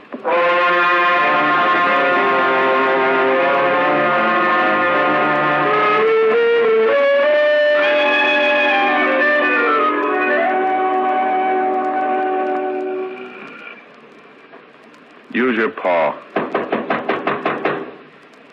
All right. Here he comes. Yes, what do you... Oh. What do you want, Lieutenant? Got any hot coffee? If this is your idea of some kind of a joke... Mind if we come in? I most certainly do. Thanks. How dare you break in here like this? I can cause you a great deal of trouble, Lieutenant. How well did you say you knew George Lexington? Only slightly. Hey, get a load of these fancy ashtrays, Walt. Yeah, but I don't go much for modern. Pretty drenched, though. Oh, the policemen are being casual. You only knew Lexington slightly, huh? Yes, and this is the third time I've said it. You must make a lot of money. I have wealthy clients. How much did Jack Short pay you to get him out of that manslaughter charge? What? You remember him. Sensational case. Made you quite a reputation. Of course I remember it. This Short was sure a handsome fella. Did he change his name later? I don't know. That was a long time ago. Didn't he change it to Lexington? George Lexington? What is this all about? Mind if we look around the place? I most certainly do. Is that your bedroom? You have no right to go in there. Where's your warrant? Nice bedroom. Get out. Get out. I'll call the commissioner. Why don't you do that? These your keys? Put those down. Take it easy. I wonder if one of these fits a back door to George Lexington's study. Don't be ridiculous. I've only been to Mr. Lexington's house twice in my life. The butler will verify to that. You mean you've only been there twice, but the front way? I mean exactly that. What are you doing in that closet? Nice wardrobe. This your dinner jacket? Lieutenant, I warn you. No, I'm going to warn you, Farnsworth, officially. Anything that you may say will be held against you. I'm charging you with the murder of George Lexington. Well, this is really one for the books. Would you mind telling me what proof you have? You called my office at 3:45 this afternoon from the home of Mrs. Julia Wright. Disguised your voice and told me you were George Lexington. Really? Hearsay. You were at a party given by June Morris. You stole a carving knife that she'd been using, probably wrapped it up in a handkerchief to keep her fingerprints on the handle. Did someone see me? For some reason, you wanted George Lexington out of the way. He'd been blackmailing victims that you introduced him to. You made sure that Miss Morris would be at his home at exactly 5:45. You wrote a note on her typewriter telling her to be there. You called me to be sure that someone would catch her. Interesting theory. You went up the back way into the study, probably with one of these keys. You stabbed Lexington and got out just before the girl came up. You made one mistake. You didn't figure that the girl might try to kill Lexington. What? Yeah, she shot him, but she shot a dead man. She shot him? After he was dead. You don't know it, Buster, but you just missed the perfect crime. Now prove it. The girl said you were wearing a dinner jacket the night of her party. This the coat? Yes? And to get the knife out, you had to put it in a pocket or someplace on you. She'd been carving turkey. Ever hear of a spectrograph? Of course. Sure. Have the pockets analyzed, and if we find traces of turkey, we'll know you swiped the knife. And if the key to Lexington's back door is on his ring, it'll cinch it. I'm afraid not. Get back here, Mark. You're going for the window. Mark, let me go. Let me go. Not on your life. Not on your life. You don't take it the easy way. Get off his head. No. Why didn't you let me jump? What difference would it have made? Well, it sure would have saved the state some money.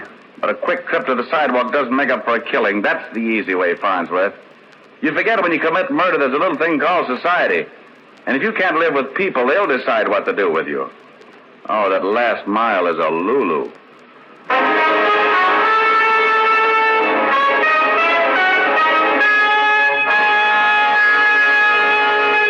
Again, here's your Rexall family druggist. If you're a user of mineral oil, remember that Rexall mineral oil is carefully refined by a special process to achieve an extra heavy body. What's more, because it's so exceptionally pure and gentle in its action, Rexall mineral oil is non-irritating, non-habit-forming. You'll also like the fact... Hollywood, it's time now for... Johnny Dollar. You hear me? Johnny Dollar calling. This is Pat McCracken, Universal Adjustment Bureau. What ended Hi, Patsy. Johnny Dollar. Johnny, what kind of a noisy hookup is this anyway? Pat, this call is being relayed to you from an amateur radio station. Well, next time, try the telephone. From Puerto Gardo, Nicaragua? Oh, now you're coming in quite clearly. Puerto what? It's a little spot on the Caribbean coast, the last port of call for the Sea Legs before she was wrecked. Mrs. Douglas Lanfear still with you? No, and I don't know where she's gone, which is why I called. So? She acted just as surprised as I was that we both took the same plane down here. And, Pat, I still don't know why she decided to come here at all. Maybe she doesn't like the idea of your going down there to investigate the case. She wouldn't admit it, of course, but that's what I think. You think she may try to obstruct your investigation? Right now, I don't know, because she suddenly chartered a small plane and disappeared. To work her way back here to the States? Your guess is as good as mine. Look, why don't you hire a watch on her place on Long Island? And if she shows there, call me at the Hotel Providencia. It's in the city of Bluefield. Nicaragua. Right. In any event, you think her claims for insurance on the Sea Legs and on Douglas Lanfear are fraudulent? Pat, at this point, I don't know what to think.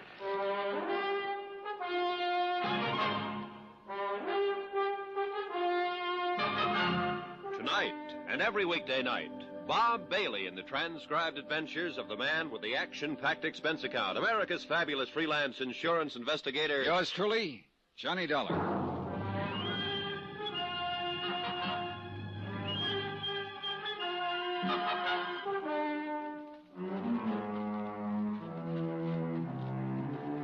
From Special Investigator Johnny Dollar, location San Juan del Perro, Nicaragua, to the Universal Adjustment Bureau, Hartford, Connecticut.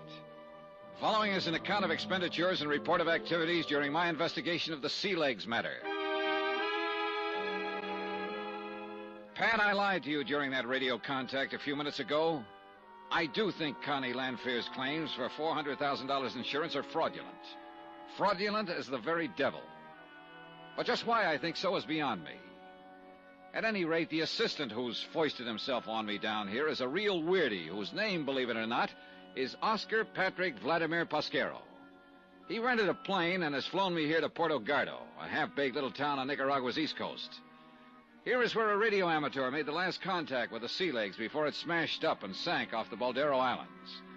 And who is the operator of this ham station? Oscar Patrick Vladimir Pasquero. Phew, such a long talker, Mr. Dollar. I'm cranking this generator until my arm is nearly dropping off. Well, I'm sorry, Oscar, but that contact with the States was important. Even my back is tired. I know. I'll make an expense account to you.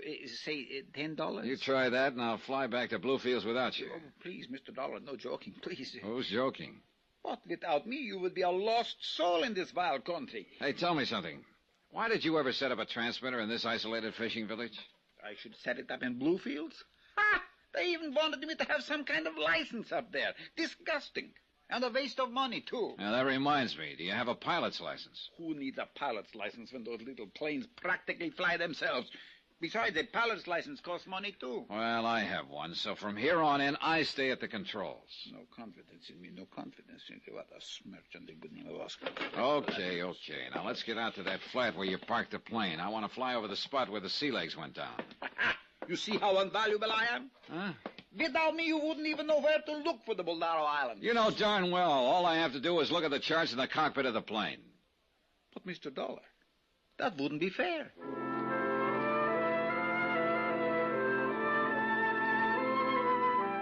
The Bolderos turned out to be only 6 or 8 miles offshore. 2 narrow little rocky islands that poked up out of the sea to keep each other company in the vast, quiet blue expanse. One of them was perhaps a mile long, and the other, just a couple of 100 yards away and stretching parallel to it, was even smaller. Sure, to a man at the wheel who was unfamiliar with these waters and without charts, the Bolderos could conceivably be a menace to navigation. In the dark of the night, that is. Oscar? Yes, sir? Do you remember what time of day it was when the sea legs went down? Of course, I remember anything. Names, dates, places. Well, how about the sea legs? Of course, I was talking to her by radio. Well? Such a lovely day, too, just like today. And you know, Mr. Lanter even promised to take me fishing after we finished the radio contact testing. What time? He even promised we would... it was exactly 10:21 a.m. when the radio signal from the yacht suddenly cut off. You're sure of that? Yes, sir. We were talking away back and forth, and then pip! Nothing. 10:21. One question, a couple of real good answers. A day like today meant it was clear and calm, and 10:21 a.m. meant full daylight. The Bolderos must have stuck out like a sore thumb. Hang on, Oscar. I'm going to make a tight circle over those islands for a closer look. You sure you wouldn't like for me to steer, Mr. Dollar? I'm sure. But if you do all the work, how am I ever going to earn the handsome restrainer you're going to pay me? Wait a minute. Yes, sir? That channel between the islands is as smooth as a mill pond. Sure, it always is, except during a storm. And so clear you can see way down into it. Oscar, I thought there were a lot of pinnacles of rock sticking up in that channel. Oh, maybe at low tide, 1 or 2 on the east side, that is shallow. Otherwise, like you see it now. And what's supposed to make the channel so dangerous? The current that runs through it when the tide is changing, Mr. Dollar. It's how you say, ideally. Like now, when the tide is coming in. Enough to wreck a boat like the Sea Legs? If the skipper wasn't watching the road. You should see how the current wobbles and squirms. Hey, look, there's a packing case down there floating around. You see? First one direction, then the other, shifting around like a crazy. Yeah. Oscar, I think that packing case is going to be a big help to us. Maybe there's something in it that might be worth money or something? Oh, stop thinking of money. Then how? We're going to see just where the current delivers that packing case. You want to know where that packing case will be ending up? That's what I said. Then steer back to Portugaldo, to the beach in front of my superlative radio station. Huh? Sure. How else do you think I got all the lumber and furniture and stuff from my radio shack?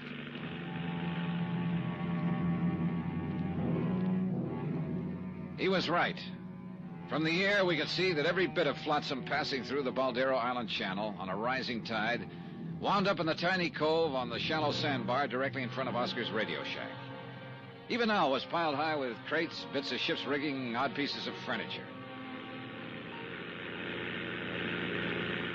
That junk stay down there forever, Oscar? No, Mr. Dollar. Once a month, a real big high tide comes along, and presto, I have a clean front yard again. But I always make a trip up here before then. What do you mean? Sure, that's why I'm Nicaragua's #1 beach brusher. Oh, stop being corny. What do you mean beachcomber? So I have to brush the sand off everything I pick up down there. So you didn't laugh, what do I care? Anyhow, you should see some of the valuable things I pick up to sell to the natives. Well, tell me, 2 years ago, when the Landfair's other boat went down. You should have seen it. Everything that could float ended right up in my front yard. It was beautiful. How about when the Sea Legs was wrecked? You know, that's very funny, Mr. Dollar. There was nothing. Nothing at all. I don't understand it. Well, I think I do. I think I'm beginning to understand a lot of things about this case. Hang on, Oscar. We're flying back to Bluefield. Expense account item 12, 30 cents American. Taxi from the private airport where we'd rented the plane to the headquarters of the Federal Maritime. I never will get that straight. Call it the Coast Guard and Captain Ramirez. Si, senor. On July the... here it is. The date? And at 10:21, Captain. See, the tide at 10:21 was just after what you call neap. So it was neat. It was pretty. What does that mean? Oh, shut up, Oscar. Yeah, I see, Captain. Neap tide at 9:40. So it was coming in, rising, huh? Si, senor Dollar. Rising, up. Good, thanks, Captain. Here, buy yourself a cigar. Buy yourself a whole box. Gracias, senor. Gracias. Come on, Oscar. Sure, Mr. Dollar. Nothing for me? Later. Come on, we're going back to the airfield. And from there, we're going to fly down the coast again. But, Mr. Dollar... And I feel so good, I may even let you fly that plane this time. For a small pittance, even? For a small pittance, even. Now, drag out your best dialect and call that taxi over here.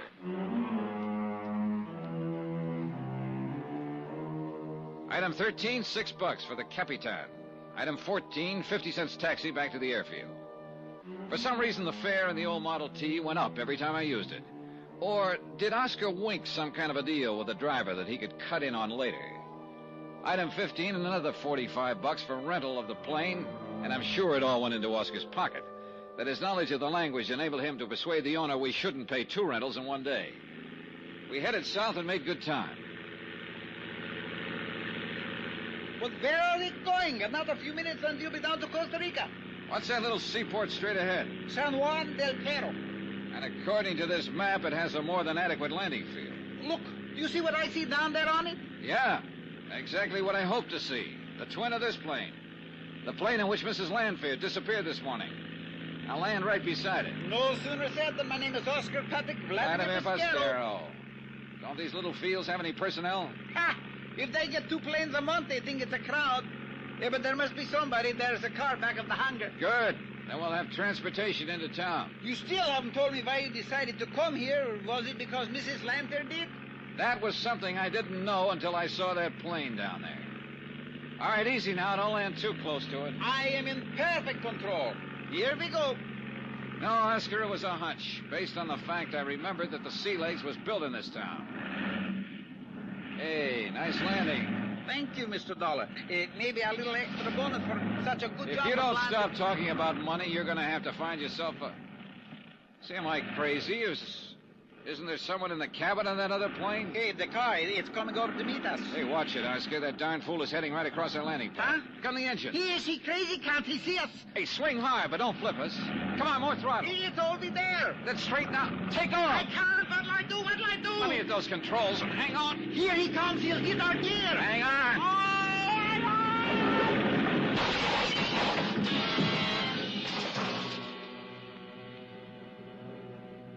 For a long moment, there was nothing but a vague blackness all about me, and the sound of our crack-up seemed to roll and echo almost dreamily back and forth in the deep recesses of my mind.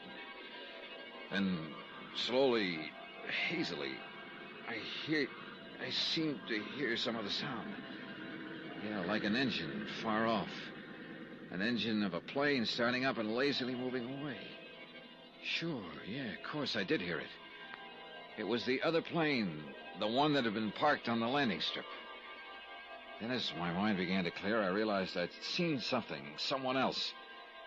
I'd caught a glimpse before the car struck our landing gear of the man behind the wheel of it. A man whose picture I'd seen briefly at the home of Constant Lanfear.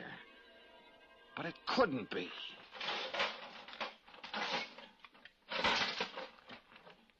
Oh, Mr. Dollar. Am I still alive? Yeah, Oscar. I'm afraid you are. Thank you. But did you... Oh! Did you see who was driving that car? Yeah. Oh. You recognize him? Look, maybe they're both dead like he is. And that's why we saw him. Douglas Lanfear? Yes, sir. Mr. Douglas Lanfear.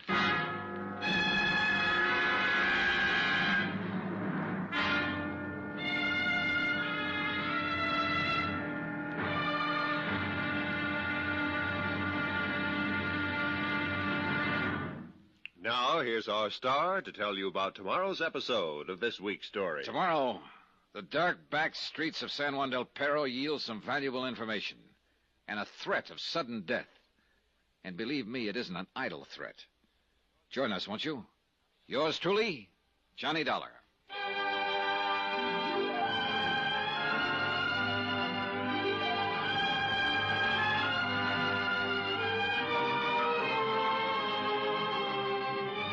Yours truly, Johnny Dollar, starring Bob Bailey, is transcribed in Hollywood.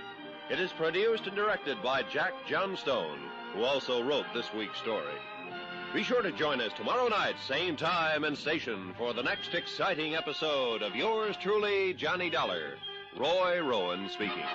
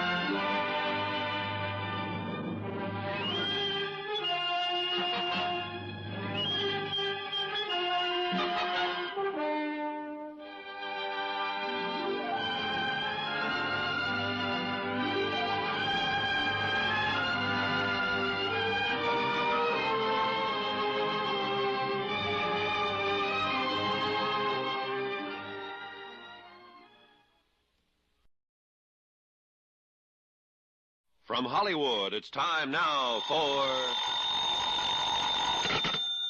Johnny Dollar. Again le llama de los Estados Unidos. Huh? Johnny? Yes. Pat McCracken, Universal Adjustment in Hartford. Oh, hi, Pat. Now listen, as you requested, I had a man sent out to Mrs. Lanfear's Long Island home to see if she'd returned. I suspicion wrong, Pat. She's still here, very much so. Will you listen? Shoot. The man was a little over-ambitious. Let himself into the house through a basement window. So? While he was there, the telephone rang. He wasn't crazy enough to answer it. Crazy like a fox. It was long distance from right where you are now, San Juan del Perro. And, Johnny, I suspect it was from the man on whose policy she's made a claim for $250,000. Her dear departed husband, Douglas Lanfear. Right. And if so, her claim on him, at least, is fraudulent. So see if you can dig up some proof. Brother, I have it. The man is anything but dead. Huh? It was Douglas Lanfear who wrecked our plane when we tried to land here a few hours ago. Then, Johnny, get him. Sure. If he doesn't get me first.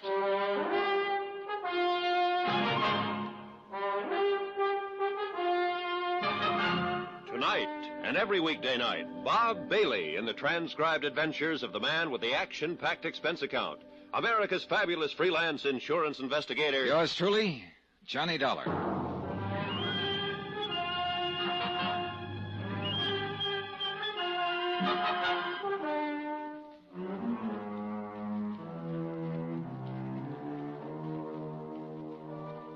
From Special Investigator Johnny Dollar, location San Juan del Perro, Nicaragua, to the Universal Adjustment Bureau, Hartford, Connecticut.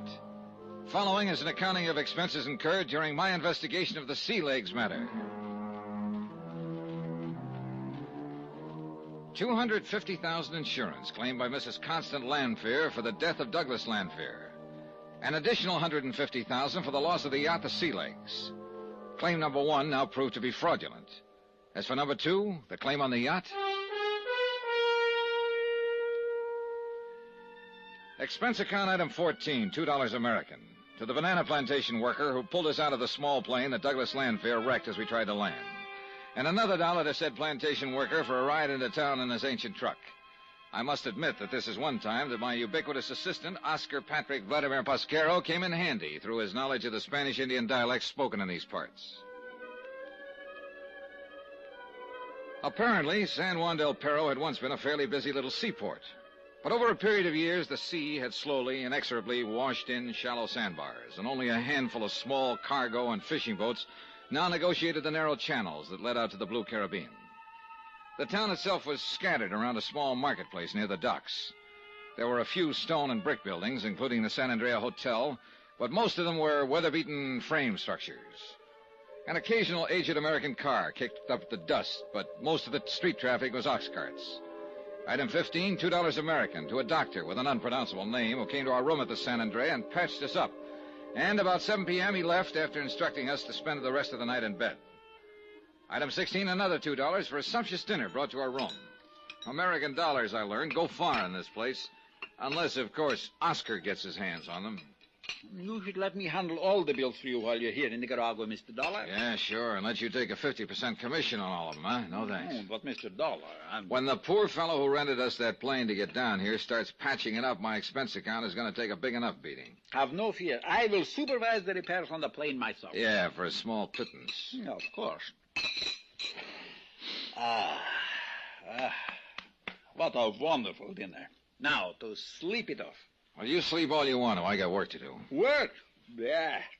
Besides, you still haven't told me why we flew down here in the first place. I still don't understand. Listen, Oscar, a couple of years ago, Landfair lost a power cruiser off the Boldero Islands. I know. I told you I helped him and his wife and his captain get to shore. He collected $85,000 for that boat from his insurance company. I saw the boat. It was worth the $85,000. So he should have insured it for more, maybe $100,000. Made himself a profit. A very poor businessman. Will you listen? The ease of collecting on that loss must have given him ideas. What's more, he could do with some money. The parental estate was running low. Anyhow, a few weeks ago, he brings a yacht, a motor sailor down here. The Sea Legs. Right. This one's insured for $150,000. And his own life is insured for $250,000. Aha. Maybe he's not such a bad businessman after all. He takes the Sea Legs out to the very same place where he lost the first boat. This time, he leaves his wife ashore. He and the skipper go out alone, presumably to check on some new radio equipment he's installed. Sure, we made the radio contact from my own personal sender on shore at Puerto Gardo. But the contact was suddenly cut off. I heard it. And the next thing we know, Mrs. L is back at her home on Long Island claiming a total of $400,000. Well, why not if she thought he went down with the boat? Because I don't think she did. What's more, I'm going to prove... Of course I knew it all the time. Because if he drowned off the Boldero Islands, what was he doing here today, driving the car that wrecked our plane? Unless he was dead. And do you know something, Mr. Dollar? I don't believe it. Oscar, there was somebody in the cabin of that other plane waiting to take off with him after he smashed our landing gear. You didn't see who? No, but I'll give you odds it was Constant Landfair. Another thing, she said that when the Sea Legs went down, she heard it go over the radio. You said that the signal just suddenly cut off. Mr. Dollar, you don't think the yacht was wrecked at all? Not any more than I think Landfair went down with it. Then where is it? Well, I have a hunch it's right here in San Juan del Perro. Yes, but wouldn't everybody know the boat? Oh, Oscar, one of the oldest insurance rackets in the world is to fake a shipwreck, take the hull to some obscure foreign port, dress it up in new paint and rigging, then put it to sea again. Now, why didn't I think of such a good... Now, if I remember rightly, I spotted a couple of old shipyards down here when we circled the land. Yeah, sure, but there's only one that does any work. Do you know where it is? Of course I do. You see how invaluable I am to you? Then that's where we're going right now. But, Mr. Dollar, what if you do find the boat? What do you mean? Mr. Landfair has already flew the goose. He took off in that other plane after we cracked up. Look, we'll take things as they come along. Right now, while we're here, I want to look for that yacht. I saw an excellent picture of it, and I'm sure if I find it, I can identify it. And if we do find it? We will have twice the case against the Landfairs. Mr. Dollar, I am fortunate to be working for such a sterling, silver, 14-carat genius, for the most outstanding, intelligent, instigator... Get your hands out of my pockets. There's one other thing I'd like to find. One person, unless Landfair murdered him. Who? His one-man crew. Oh, Ramon Gonzalez. The same man as on the first trip. Well, if he was allowed to live through the first wreck, he was probably in cahoots with Landfair and therefore is still around. Would you recognize him if you saw him? Maybe so, maybe not. The first trip he was big and fat. The second trip he was skinnier. He wore a beard on his face. If he's changed again, yeah. Oh, you're a lot of help. I thought you never forgot a name or a face. But, Mr. Dollar, him I never made any money off of. Well, come on, get into your clothes and let's prowl around the shipyard.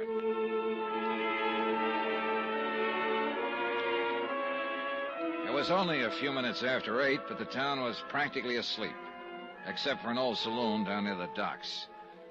Quietly, so not to disturb the snoozing night clerk, we let ourselves out of the hotel and headed for the waterfront. The night was clear and moonlit, so we had no trouble finding the way. I glanced hopefully into the open door of the dockside saloon as we passed it, and I chuckled at the incongruity of the music blaring away. But, of course, saw no one that... Wait a minute, Oscar. Yes, sir? At that table in there, drinking beer. Hey, can one of them be the Raymond Gonzalez you mentioned? So who can tell from here? In San Juan del Perro, there must be 100 who are skinny and wear a dirty little beard on the face. Could you tell from close up? Sure. Would he recognize you? So what? Well, it Might not be very healthy for you.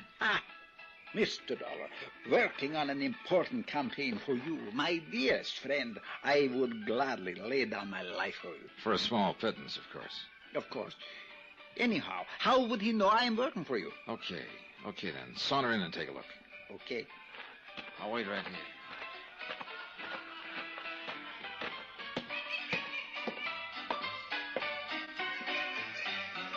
Good evening, gentlemen.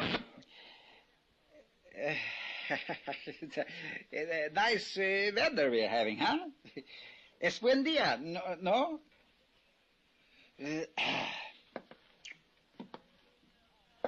Well, if it isn't my old pal Ramon Gonzalez. How are you, Ramon? Extranjero? Me, a stranger? Why, I'm one of your oldest and dearest friends.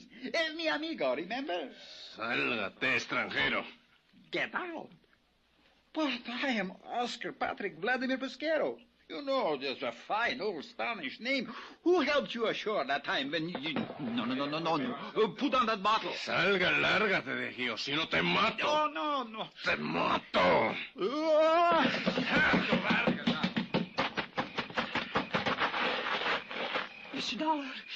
Mr. Dollar. Yeah, I don't think they liked you to interrupt their little beer party. He threatened me with a knife. He said he would kill me. Is he Ramon Gonzalez? Who? Yes, I'm sure of it. You see, Mr. Dollar, he did not go down with the ship. You're telling me. Well, aren't you going to do something about him? Later, if I locate the sea legs. Cautiously, quietly, looking back over my shoulder now, we prowl through the old shipyard. And finally, led by the smell of fresh paint, I found it. The once clean white hull was painted a gaudy red and blue, and given the appearance of age. The mahogany rail and taffrail had been replaced with iron pipe. The beautiful teakwood deck painted a dirty gray. The wheelhouse had been moved, the cabin altered, even the mast, bowsprit, and general rigging changed. Stanchions, cleats, all the hardware that had once been polished bronze was now corroded or painted over. All in all, a quick, very thorough job of disguise, of change, from a graceful, expensive yacht to a rather weary-looking fishing schooner. But it was the sea legs, all right. I would never believe it, Mr. Dollar. I never would have recognized it. Are you sure? Wind your hand over the transom here. You can feel where the lettering has been painted over. It doesn't strike a match, so I can see. Better not. Somebody... It's too late now. But do you see where the outline of the lettering is underneath this last coat of paint? Sea legs. But it was such a beautiful boat. And now it looks like a dirty old tramp. Well, what do we do now? Go back to that saloon and latch on to Ramon Gonzalez. Make him talk. Sure. Only, I'll wait for you. Huh? Well, he's so big and strong, Mr. Dollar, and that knife in his belt. Why, I thought you said you'd lay down your life. Sure. But what could he tell you that you don't already know now? Where the Landfair's headed when they took off in that plane. Come on. But Okay, you lead. Alto, senor. Mr. Dollar, it's him. You light a match to show me the way. Gracias. I was afraid of that. Look, the knife in his hand. Oscar, if he makes one move to throw it, pull the trigger. Trigger? What trigger? Am I good? No, I swear But I have a couple of fists.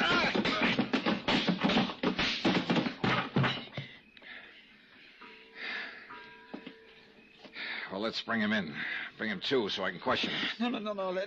Let's get out of here. Please, Mr. Dollar, he may have a friend around. Right, Oscar, he has. And this one carries a gun aimed straight at Mr. Dollar's back. Well, Mrs. Landfair. Surprised, Johnny?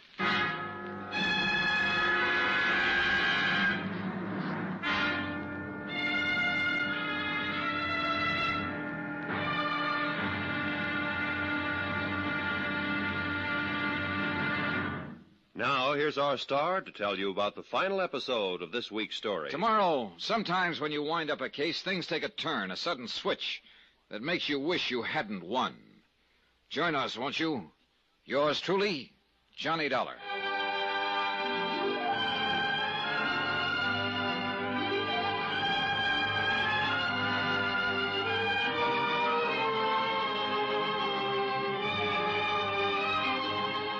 Yours truly, Johnny Dollar, starring Bob Bailey, is transcribed in Hollywood. It is produced and directed by Jack Johnstone, who also wrote this week's story. Be sure to join us tomorrow night, same time and station, for the next exciting episode of Yours truly, Johnny Dollar. Roy Rowan speaking.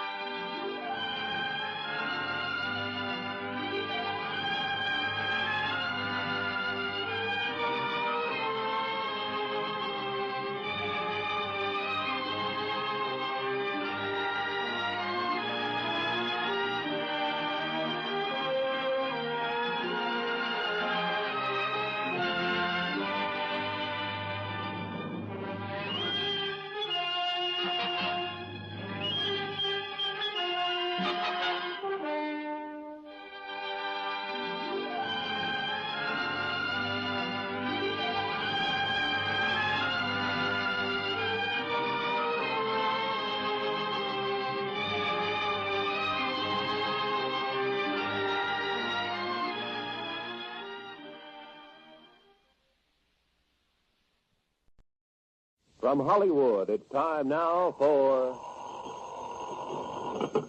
Johnny Dollar. This is Captain Ramirez in Bluefield. Hello, Captain. Thanks for returning my call. Oh, you are now in San Juan del Perro? Yeah. Soon you will know Nicaragua as well. Yeah, listen, Captain, I need your help. Can you get a plane down here for me? The one we brought has been wrecked. Oh, si, Senor Dollar. And if I were you, I'd come along with it. I, Senor? But I... A nice chance to add to your laurels, Captain, by making a couple of arrests. Criminal? Yeah. One of them a killer.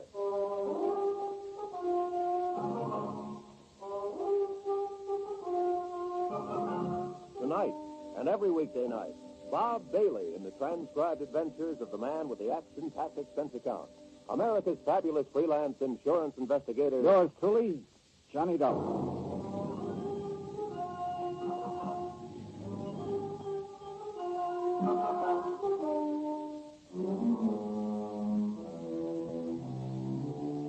From Special Investigator Johnny Dollar, location San Juan del Perro, Nicaragua. The Universal Adjustment Bureau, Hartford, Connecticut. Following is a final accounting of expenses and report on my investigation of the sea legs matter. Expense account item 18, $1 American. Phone call to Captain Jose Ramirez to the Federal Maritime... I still can't spell it. Call it the Coast Guard. But a lot of things happened before I could make that call. Like the fast plane trip that we made to San Juan del Perro in the hope of finding the yacht, the Sea Legs, despite a big insurance claim based on its alleged loss at sea. Like the fact that our plane was wrecked for us by one Douglas Landfair, despite a big claim based on his alleged death at sea. Like our discovery of the yacht, carefully altered and repainted in an old shipyard. Our discovery of Ramon Gonzalez, a member of the crew who was supposed to have gone down with it. Fella, let's get out of here. Oh, no, Oscar. Not until I revive this Gonzalez character and make him talk. You must even have a friend around. Right, Oscar. Yeah. Huh? And with a gun aimed straight at Mr. Dollar's back. Well. Connie Lancer. Try, gun. Not particularly. Stand still. I won't hesitate to pull this trigger. No, I guess you wouldn't. So you found the sea legs. Did Oscar help you? Oh, then you're familiar with Oscar Patrick Vladimir Pascal. Ask him, the chiseling money grabber. Please, how can you say such a thing about such a Oh, spell? shut up, Oscar. Thank you. Nice job you did at disguising the sea legs, Mrs. Lancer. If Oscar hadn't shown me where to find it, my husband and I would have it out to sea again. A new pose under a new flag. Oh, yeah, sure. One of the oldest games in the business. And in the meantime, you would have collected $150,000 on its supposed loss, in addition to $250,000 on your husband, Douglas. Why did you have to come along, Johnny? I'm afraid you asked for it when you filed your claim. $400,000. We had to. We were in trouble. Oh, sure, because you spent every nickel you could get your hands on. No. We inherited the estate. I told Douglas. Oh, we yeah, try to... sure. All his fault. It's true. Well, that ain't the way I heard it. And I don't intend to believe it any more than I believe a couple of things you told me on the plane down here. You don't understand. Nobody has to lie. But remember how you sobbed as you told about the last radio contact with your husband when, as you put it, you could hear the rocks grinding away at the hull and the water pouring in overside as he desperately fought for his life? Johnny, please. Well, I heard it a little different from Oscar here. The radio signal was suddenly cut off, that's all. No fancy sound effects, nothing. Oscar told you that? And what rocks, by the way, that smashed the sea legs? I flew out to the Baldero Islands and tried to find them. They were as non-existent as the wreckage that should have washed ashore on the Baldero Current. I'm beginning to see some things, Johnny. The mate or skipper or whatever you want to call him, who was supposed to have been with your husband, has been lost with a boat, Ramon Gonzalez. Well, as you can see, he wasn't quick enough when he attacked us here a minute ago, and I had to get a little rough with him. Johnny. As to your having a gun pointing at my back, stop kidding, Connie. You know more about... Johnny, look out! Wait a minute,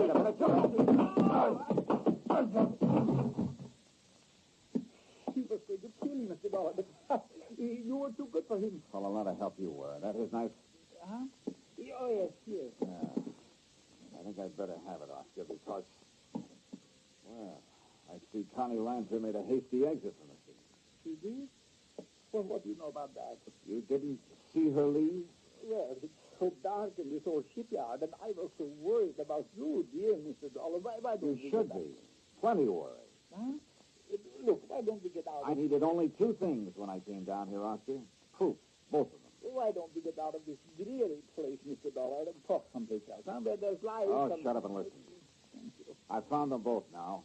Proof that Douglas Lanfear never died in a wreck of the Sea Legs, and proof that the Sea Legs was never wrecked at all.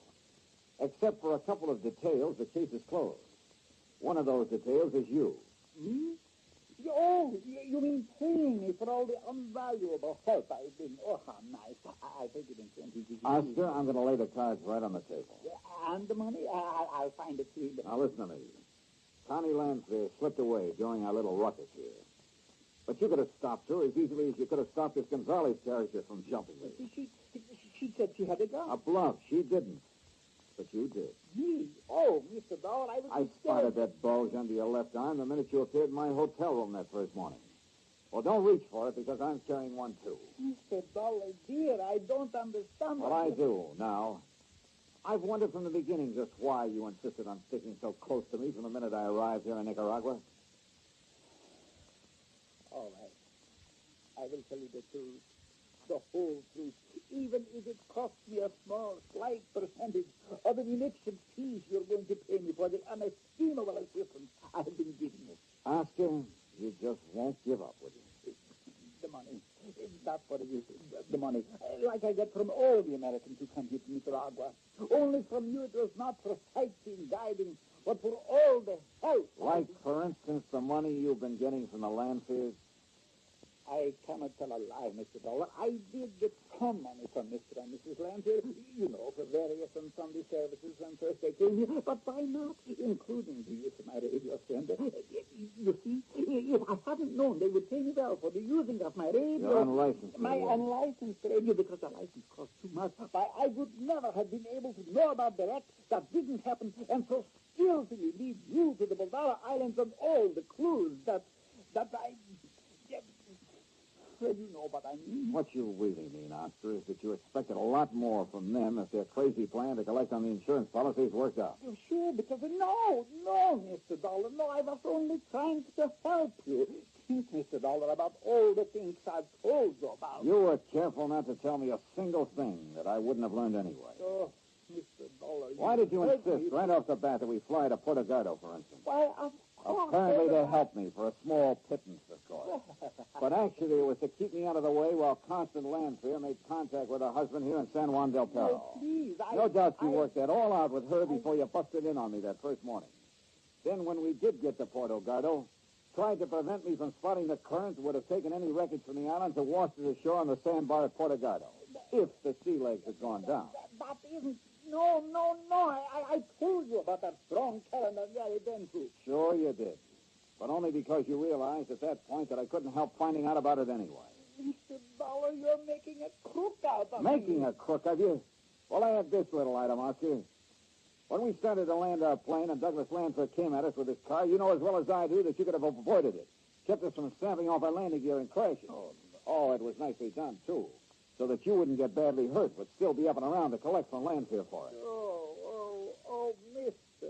Dollar, how can you even implicate such a horrible thing?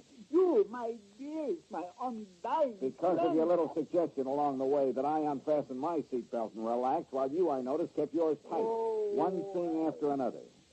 And finally, of course, armed as you are, you not only let Gonzalez attack me, but you let Connie Lanford escape as well. And all for money. Money. That's all you've talked about. How did you figure to collect for all this?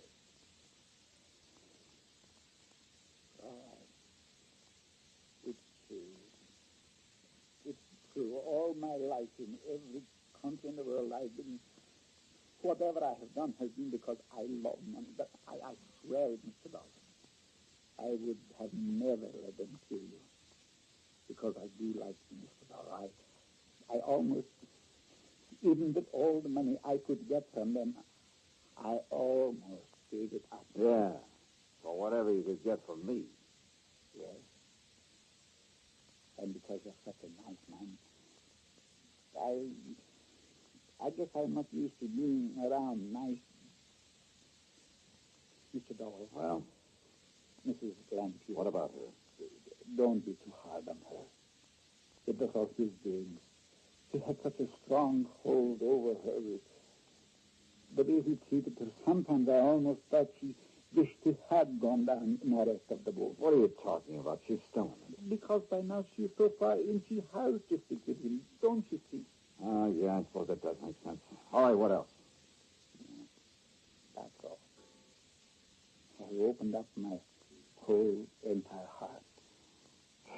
Well, Mr. Dollar, for once in my life, I'm telling the truth. I thought maybe I could persuade you to pay me more than they could. Then I could be on your side, on the good side. Just for once. But now, I guess I can only beg for your mercy. One thing you haven't told me, where Douglas Lanfear is. You must know. Well, do you? Yes. Well? For maybe enough of a small pittance to get out of this country. Can't get over it, can you? Well, you haven't much of a choice this time. You will help me maybe just a little bit if I say. We'll see. I'm living on hope, Mr. Dollar, so I will tell you. Mr. Lanfear. Mr. Lanfear is right here. Oh. And well-armed officer ready to blow your brains out for what you just told this nosy insurance investigator. Be careful, please. Mr. Dollar, he has a gun. Yeah, I see. So have you, Oscar. Yes. Yes, I have. Careful, Oscar. And if it is the last thing I do, the man who got me into this is going... Oh, no, you don't. No!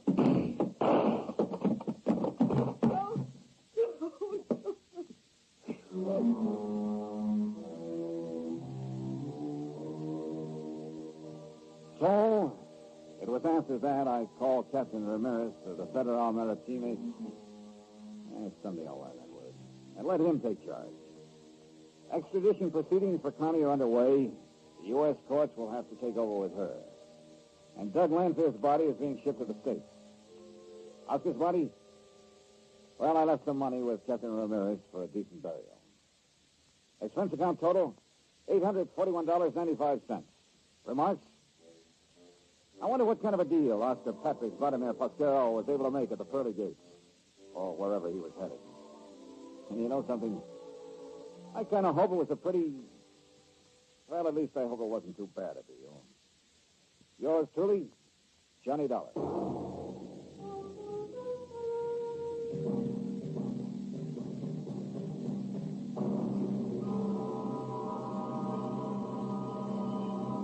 Next week, the promise of romance in the arms of a lovely girl, and the threat of a knife in the back. Join us, won't you? Yours truly, Johnny Dollar.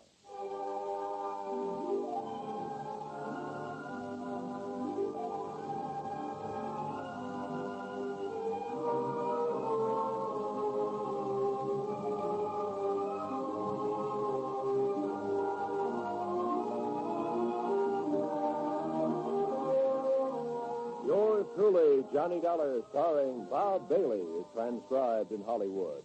It is produced and directed by Jack Johnstone, who also wrote this week's story.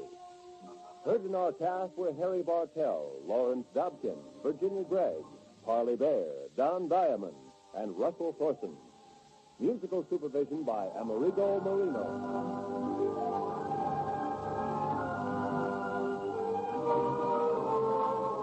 Johnny Dollar has come to you through the worldwide facilities of the United States Armed Forces Radio and Television Service.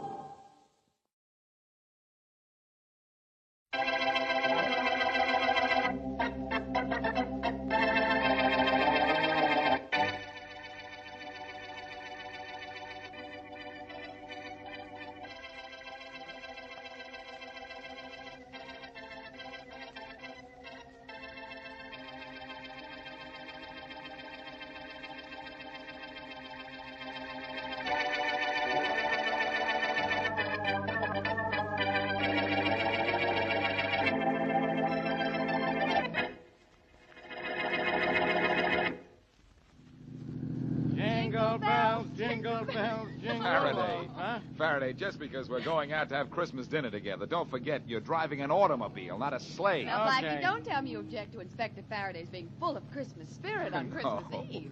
No, Mary, I just object to his voice. Very amusing. Blackie, I know now what I should have given you for Christmas. A sense of humor. If I didn't already have one, how could I tolerate you? Well, somebody should give you both a book of instructions on how to get along. Yeah, especially he. Him. You know we're only kidding, Mary. We are. Stop that man! Stop that man! What? Hey! Did you hear that, Blackie? Stop it! Oh, I not only trouble hear it, on I see it. Christmas Eve. Shopkeeper chasing a man up the street. Step on it, Faraday. We can catch him. Don't tell me what to do. Pull up to the curb now, Inspector, and I can grab him. Now, take it easy. Take it easy. Okay, we just passed him. Wait, don't jump till I've slowed down a little. Well, hurry up, or he'll pass us. Now, Blackie, be careful. You mean Blackie, be quick. Well, now Here look goes. out. Here goes.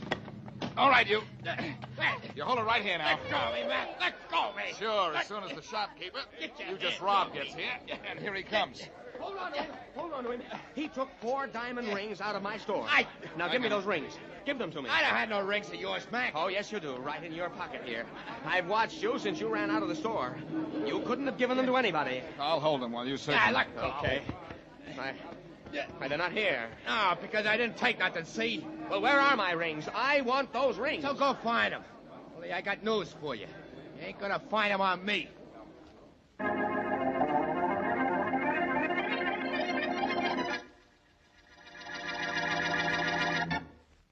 And now on to Dick Calmer as Boston Blackie. Enemy to those who make him an enemy. Friend to those who have no friend.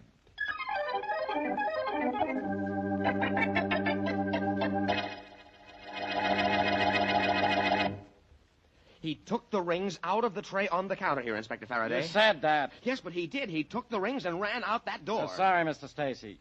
Unless I find the stolen rings on this guy here, what can I do about it? Nothing, Faraday. Absolutely nothing. Quiet, you. Look, Blackie, you and this copper pal of yours searched me twice. Out on the street and here in the store. The rings ain't on me. But they are. You took them. I saw you. If I took 'em, Mac, where are they now? I have a pretty good idea. I hope it's better than pretty good, Blackie, because this guy's made 4 rings do a pretty good disappearing act. And I know how, too. Yeah. He threw them away when he saw he was being chased. That's a lie. Yes, he could have done that. He could have. I'd like to bet he didn't. Oh, go ahead, bet. Only let me alone. It's Christmas Eve. I got someplace to go. I'll say you have. To headquarters, where I'm going to hold you until I find out who you are. And if you want it for anything else. The only thing I want it for is Christmas Eve dinner. Hey, Blackie. Yeah? You're supposed to be such a genius. What happened? Friend, before I'm through with you, for your Christmas dinner, I'm going to make you eat those words.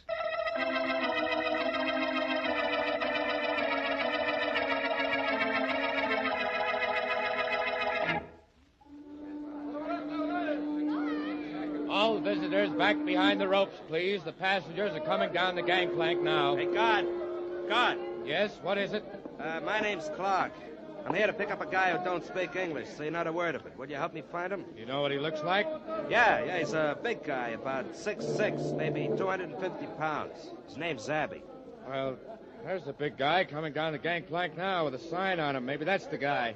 Oh, yeah, he looks like the guy I want. Hey, Abby! Abby! Yeah, he's coming over, so I guess he understands his name, even if he doesn't understand English. Yeah, I guess so. Thanks. No trouble at all. All visitors behind the ropes, please.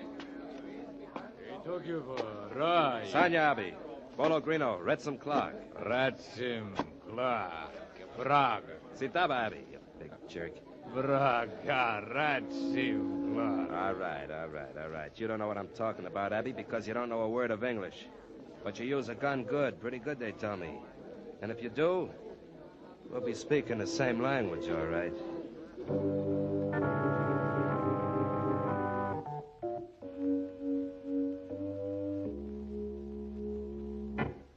Where are those rings, Martin? Where are they? Listen, Clark, I told you I don't have You're them. lying. I know you took them out of the store because I saw you run out of the place and beat it up the street. Well, if you'd hung around, you'd have seen me nabbed and hauled off to police headquarters. If you were caught by the police, you'd still be in jail. Not me. I ain't got no record, remember? Blackie and that cop Faraday took me down there, checked on me, and let me go. All right, you ran into trouble, but you got out of it. Now, where are those rings? I ain't got You them. took them out of the store, so why haven't you got them? Calm down and give me a chance to tell you. I'll give you just 10 seconds to hand over those rings. I spotted a jewelry store and cased it for you. Now, don't try to cross me. Hey, now, look, don't get tough, or maybe I'll just leave the rings lay right where they are. Oh, you will. Yeah, I will. Hey, let go of me. Sure. After I've taught you a little lesson. Huh? Hey, Abby, attune him. Hey, who's that monster? He's a character wanted for murder in Europe. A friend of mine sent him to me for Christmas. Friend, huh? He don't understand no English, but he's tough. I'm going to prove that to you. Yeah? Abby. There's Bruno. Abby, lead a lock. Sena. Hey. Sena. Hey, call this guy off. Call him off, I'll tell you. Call him off. Sena. Almost broke my jaw, Clark. Abby, Stroof Gondolak. Yes, Dragana.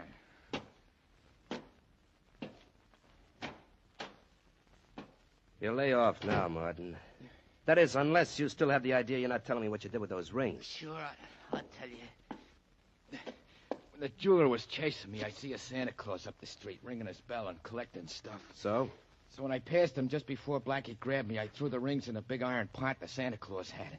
Nobody saw me, and I know how to get them back. You better. No, I thought for a minute there that you was going to be the only guy in history who gave Santa Claus a present.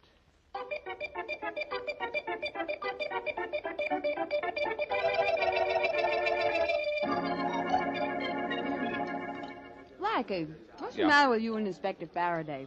Everybody else in this restaurant's having fun, but look at you two. I'm sorry, Mary. And I don't like what that guy Joe Martin did to us this evening. And I don't like the fact that we had nothing on him in the file at headquarters. No, eat your dinner, both of you. All right. This is Christmas Eve, and we're supposed to be having a party. When we let Martin go, my appetite went with him. Well, Blackie, what did he do with those rings? Who knows? He took them according to the jeweler, but he got rid of them somehow without being seen. Apparently, he didn't throw them away because we searched the street. well, when you two see Santa Claus, tell him that what you want for Christmas is an explanation of how Martin got rid of those rings. Hey, wait a minute, Mary. That's not a bad thought. Really? No. I know how those rings were hidden and why they haven't been found. Oh, now, wait a minute, Blackie. What's Santa Claus got to do with that? Martin gave the rings to Santa Claus. What? Blackie, haven't you heard? There ain't no Santa Claus. There was one ringing a little bell on the corner near the jewelry store. Yes, and Martin passed him just a few seconds before I caught up with him. Yeah, but how would Martin give those rings to Santa Claus without Santa Claus knowing it? By tossing them in his collection bucket, Faraday. Come on, we're getting out of here. Blackie, that Santa Claus won't still be there. No, but all those street corner St. Nick's are working for the Welfare Society. Yeah, so? I'll call them, and they'll tell me where we can find the guy. You think Santa Claus still has the rings, huh? Yeah. If Martin hasn't found him by now and taken them back, in which case we'll find Santa Claus has been clipped.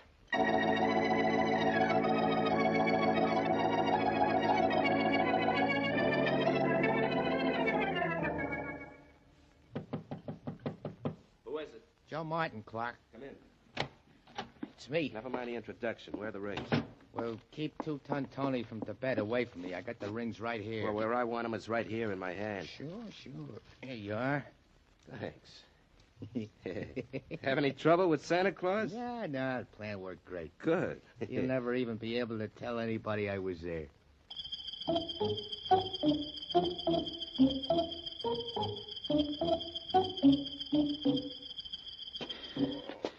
Now, be a good little boy.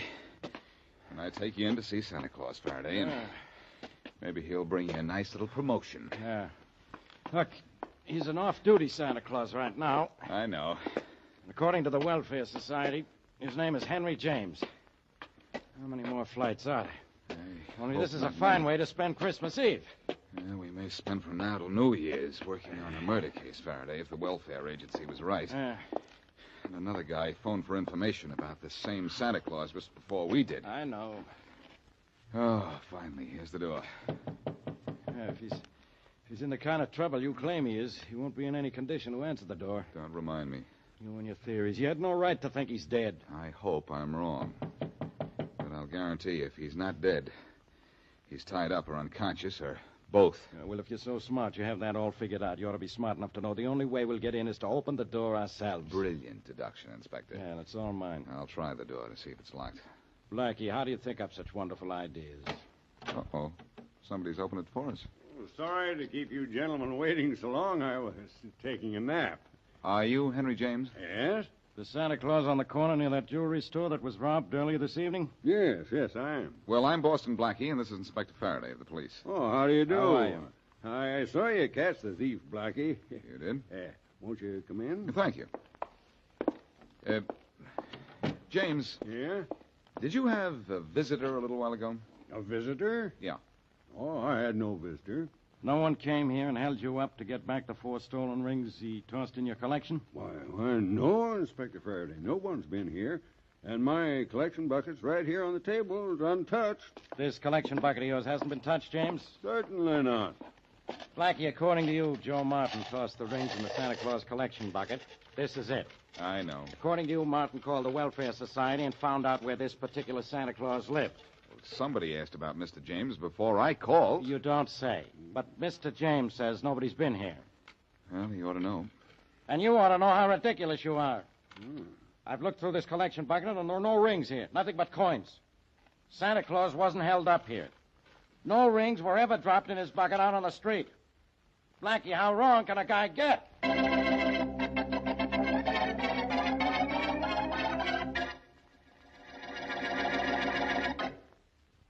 And now, back to Boston Blackie.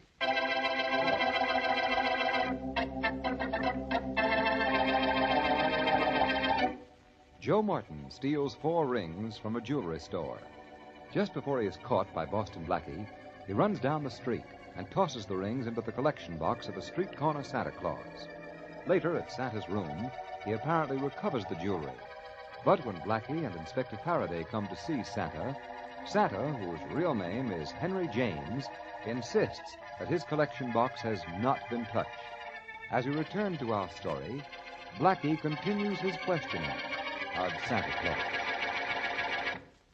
Look, Mr. James. Yeah, Blackie. Faraday is going back to headquarters because he thinks I'm wrong. Well, maybe he's right. But I still say that Martin tossed those rings into your collection bucket. Believe me, Blackie, the collection is right here. It's untouched. I was about to take it to the Welfare Society, and as I said before, no one's been here to see me. No one but you and the inspector. You're sure you're not playing Santa Claus to Joe Martin? Working with a thief? I should say not. I don't know why you should think so. Because when I called the Welfare Society to get your name and address, I was told there'd been another call inquiring about you just a half an hour before. Is that so? I think that was Joe Martin calling to find out where he could find you. Well, no Joe Martin came here, Blackie. In fact, nobody did. And you've been right here in your room ever since you came back to get out of your Santa Claus suit? Yeah, Blackie. Every minute, No, wait. I was out for just a minute on the telephone at the end of the hall. Who was on the phone, and when was this? Oh, about 20 minutes ago. It was a man at the Welfare Society asked me if I'd collected a lot of money tonight. Did the man say who he was? No, just that he was an officer of the society. I wouldn't have known him if he had given his name. I work for the society only at Christmas time. That's it, then. While you were on the phone talking to Martin or some friend of his, either Martin or an accomplice slipped in here and got back those stolen rings. Isn't that possible? Well, yes, it is. My back was to the hall while I was on the phone, and the door to this room was partially open. And thanks to what you've just told me, Mr. James, this case is practically closed.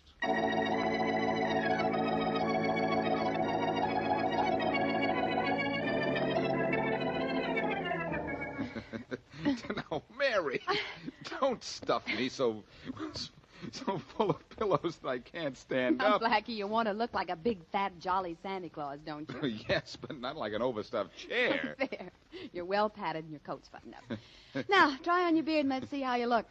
Say, if I get clipped with this thing on my face, you might say my assailant is beating around the bush. Oh, Blackie.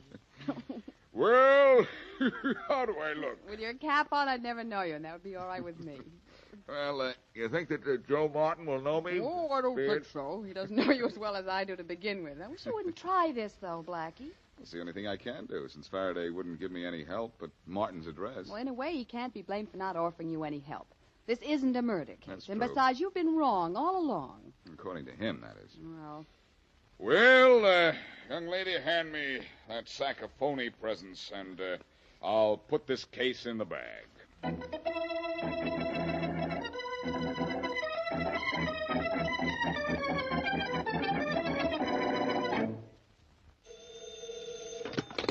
Faraday, homicide. Hello, Inspector. This is Mary Wesley. All right, let's have it, Miss Wesley. Have what? Blackie's newest theory on how to make me waste my time. Blackie's newest plan isn't going to waste any of your time, Inspector. In That's fact, new. you may not have enough time to get down there and help him. Get down where? Well, after you gave him that fellow Martin's address, he got dressed in a Santa Claus suit and went down there alone. What's he bothering Martin for? Well, we haven't got anything on him. Blackie is positive that Martin retrieved those stolen rings from Santa Claus's collection bucket. And I'm positive Blackie's positively out of his mind. Well, anyway, I think you ought to go over to Martin's right away. You know the way Blackie's little schemes sometimes get him into trouble. This time I hope he gets himself into plenty of trouble. Well, gee. Maybe it'll get him out of my hair.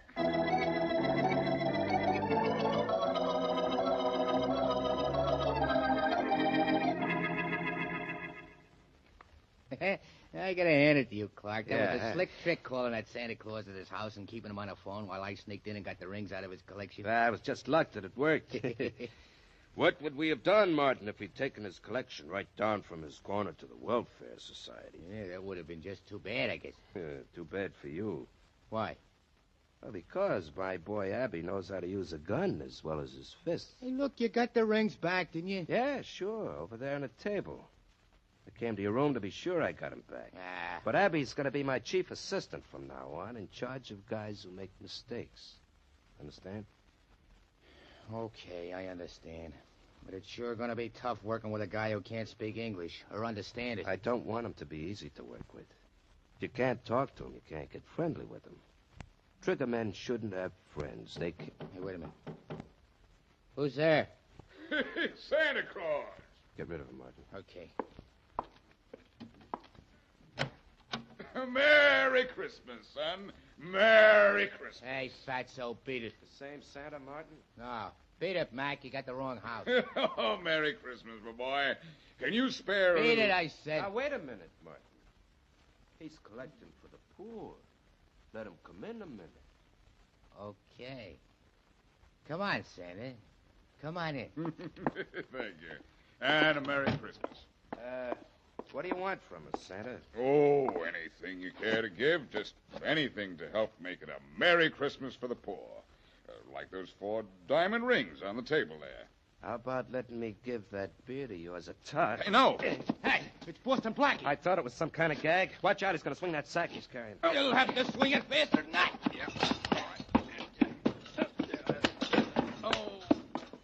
Good work, Martin. You really flattened him. Now get him up on his feet. I've got a gun on him. Sure. Oh, come on, Blackie, get up. Thanks. Hey, what are you going to do with him? You can't kill him here. I'm going to turn him over to Abby and let Abby take him for a little walk. Hey, Abby. This is pretty dangerous, Clark. Be a whole lot more dangerous if Blackie stays alive. Don't forget he's seen the rings, and I'm wanted for murder out west, and Blackie can describe me. I sure can. Hey, Abby. What's the matter with that big hunk?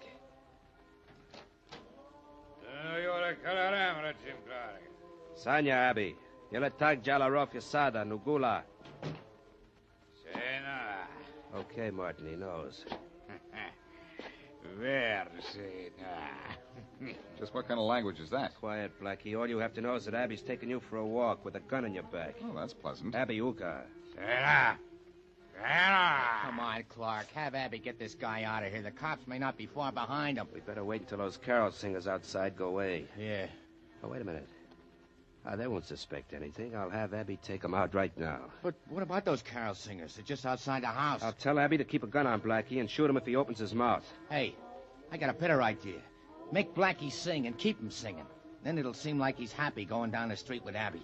Yeah, good idea. I'm really not in good voice this evening, gentlemen. And you won't be in good condition when Abby gets through with you. Quiet, Martin. Hey, Abby. Sura Retsum, Blackie Lingo. Finestuda. Bang, bang. Bang, bang. All right. Go on, get going. Start singing, Blackie. Go on, start singing. A command performance, huh? Oh, I didn't know you had such an appreciation for my talent. So long, Blackie. So long. So long. I said keep singing, Blackie. If you stop once more, Abby will shoot. I won't stop then. So long. So long, sucker. Merry Christmas. Merry Christmas. Jingle bells, jingle all the way. Oh, what fun it is to ride in a one-horse open sleigh. Give me help, I can't yelp, but I'm on a spot.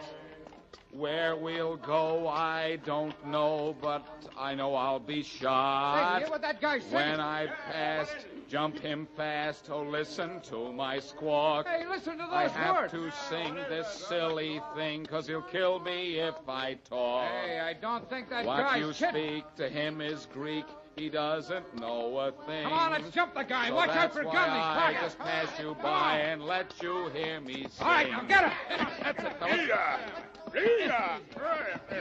Here, let me at him, fellas. I can take care of him myself now. Hey, nice punch, mister. Nice going yourself, fellas. For understanding those words I was singing. Okay, but at first we thought you were nuts. Hey, here comes a police car. Hey, Blackie, you all right? Well, Faraday, you decided to give me some help after all. Yeah. When Miss Wesley phoned me and said you were going through with your crazy plan, I thought I'd better get down here and keep you out of trouble. Who's the big guy on the sidewalk? The guy working for Martin and his buddy who was going to give me a one-way ride into the country. Oh, great. He's safe here. Let's go into the house and get Martin and his friend who wanted to go out west. Yeah, come on. Oh, look. There they go making a break for it. Yeah. Well, let's break up that break. Stop, you. Stop in the name of the law. Look out, Faraday. They're trying to shoot their way out. This'll stop him. Yeah, that made him stop. Come on, let's grab him. Watch out, Blackie. That guy's got a gun. You bet I have. You're not going to get a chance to use it, though, boy. I've got this one. Take care of the other one, Faraday. Don't tell me what to do. Okay, lay off, copper. No more, Blackie, no more. Okay, Martin, no more. If you give me those rings. Clark's got him. Come on, you, Clark. Let's have him. Yeah, okay, here they are. Here. 1, 2, 3, 4. They're all there, Faraday. Good.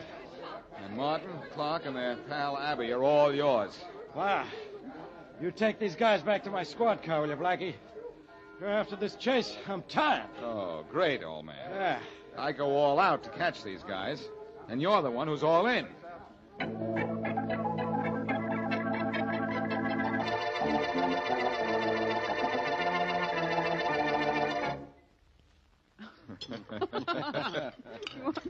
More on turkey, Inspector Faraday? Yeah, a little bit, Miss Worthing. And Blackie, how about you? Oh, I'll have more of everything, Mary. You.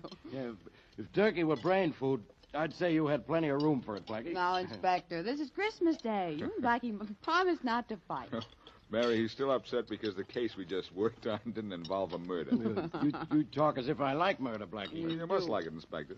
The way you've murdered that turkey. Very droll. You mean very drool, don't you? Now she's telling me what I mean. This thing must be contagious. You know, Inspector, I'm glad the stolen rings case wasn't more complicated than it turned out to be. Yeah, I'm glad we got it solved before Christmas was over. Me too. Well, Inspector, men generally put a ring on a finger. But because Clark and Martin stole some rings, we put the finger on them.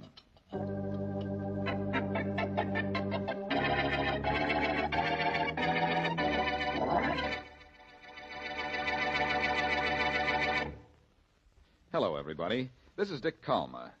Every week after we finish one of our Boston Blackie shows, I indicate what I hope we'll be doing the following week.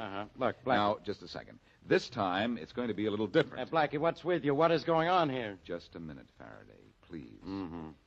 Friends, I said I'm not going to tell you what we will be doing next week. That's good. I'm going to tell you what we hope you will be doing. Very confusing. Isn't almost everything confusing to you, Inspector?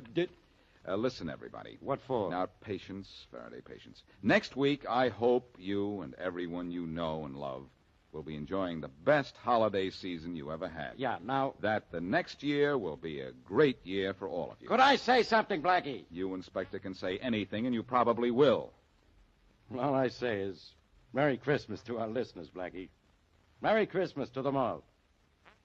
Well, Genius, how about one of your usual taglines?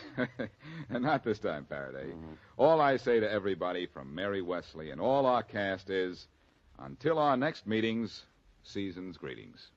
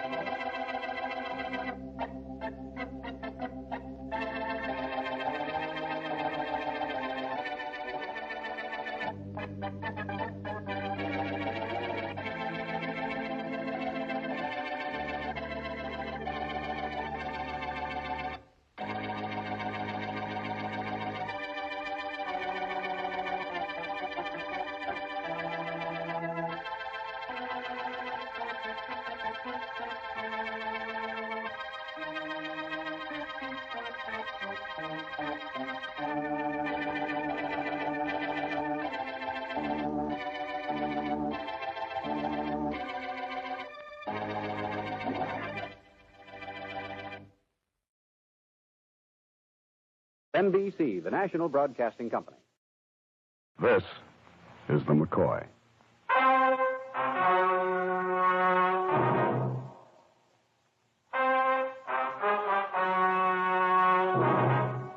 The National Broadcasting Company presents The McCoy, starring Howard Duff.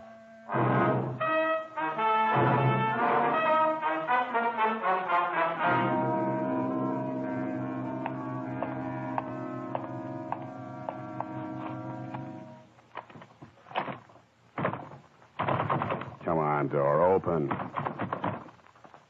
What do you want me to say to your door? Sesame? All right, sesame. There's anything I hate, it's a door that has to be coaxed. Take that.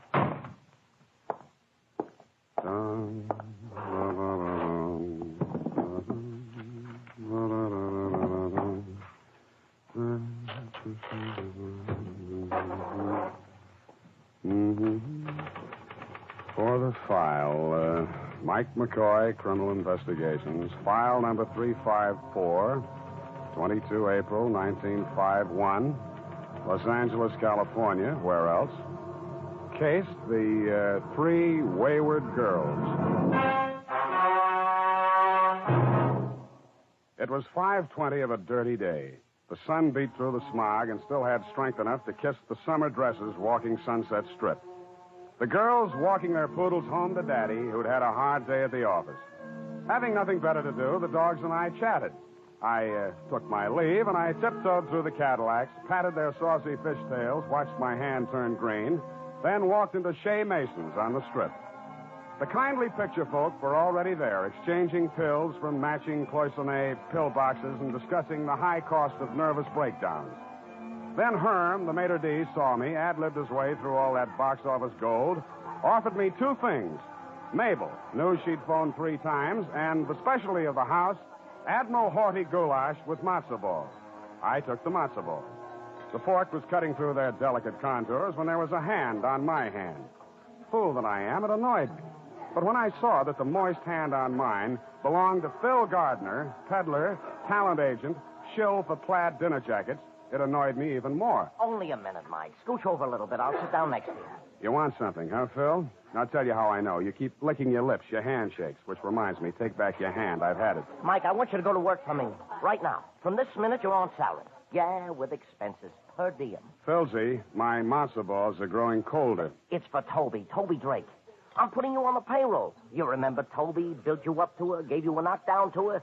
You had a season's pass with her. You remember Toby. What's the matter, Phil? The girl getting lonely for the McCoy again? Lonelier than you know, Mike. The girl's being threatened. With phone calls, with poison letters. You're doing real good, Phil. Mike, listen close, because I'm going to almost whisper. Well, that should be refreshing, but not so close. Somebody's going to kill her. Yeah, murder her dead. Toby's my client. It shouldn't happen to my client to die from an anonymous threat. You tried, Phil. You really did. Mr. Gardner, there's a phone call for you. Will you take it here? Thanks, Charlie. Mike, you've got to pay attention to me. You got to. I got matzo balls. Gardner speaking. Snap it out. I'm busy. Huh? Huh? No. Yeah, huh? No. Yeah. Phil, why don't you talk to me like that when you talk to me? You're dynamite with monosyllables. I'll bet now you'll believe, Skeptic. Toby's dead. No jokes, Phil. I'm not in the mood. Her boyfriend just called. I should be the first to know. I tell you, she's dead. Dead? If you're kidding me. Look, I'll drive you over in my cab. I'll put the top down, Mike. Sure. You wouldn't want to go to a funeral any other way, would you, Phil?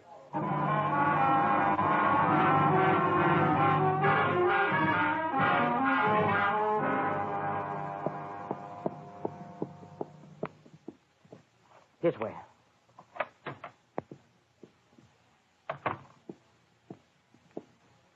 There, you see? You see, Mike? What did I tell you?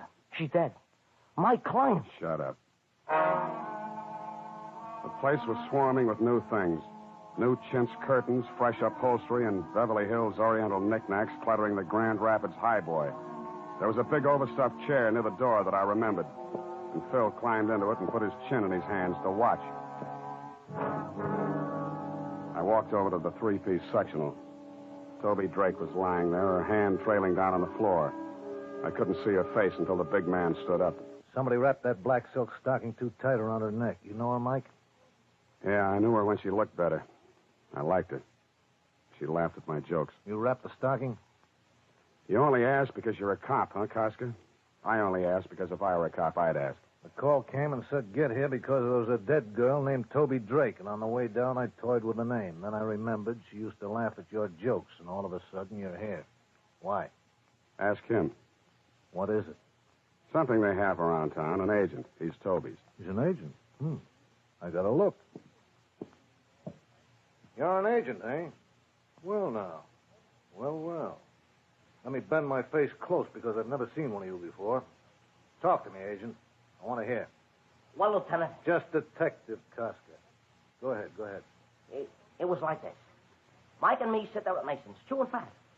And the phone was brought over. The man on the other end says it's Roy Fulton. And he says his girlfriend's dead. Honest, I'm broken up about this. Well, now. Well. You wrapped the stocking, agent?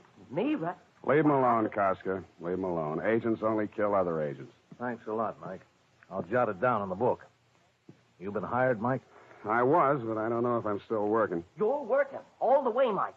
Find out for me who killed my client, Toby. Oh, you're hired. These guys employ you, huh?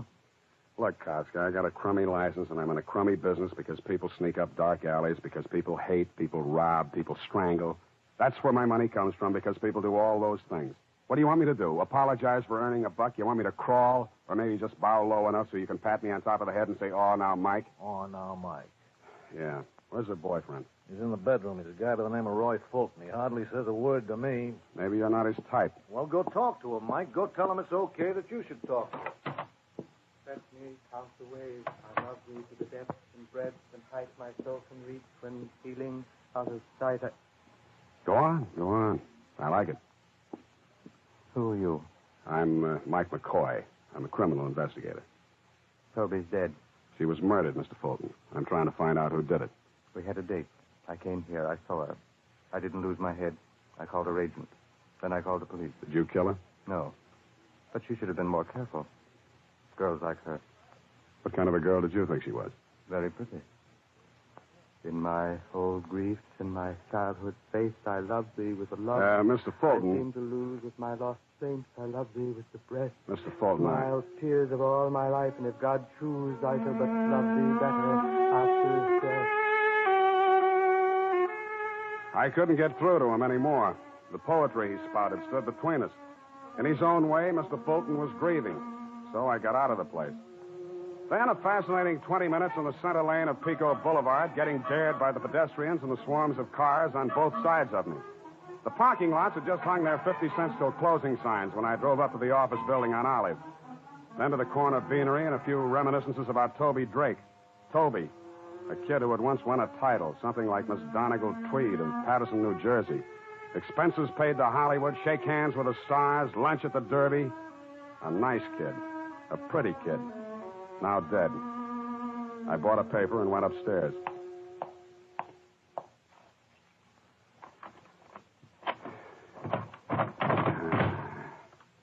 Sesame. I had to rent an office that once belonged to a Persian rug merchant.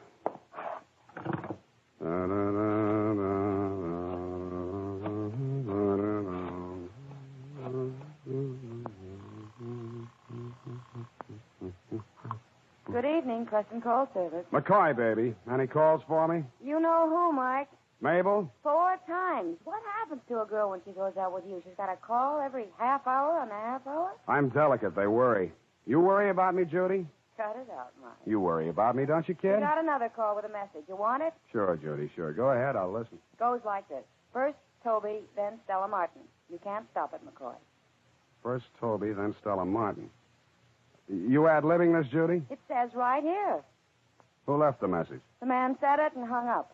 What Stella Martin do you mean? I wish I knew, baby. We had a Stella Martin who used this service a long time ago, an actress or something. I used to get calls for her. You discontinued. You got an address on her? No more. Why don't you try Central Casting? They'd know. Yeah, I should have thought of that. Thanks a lot.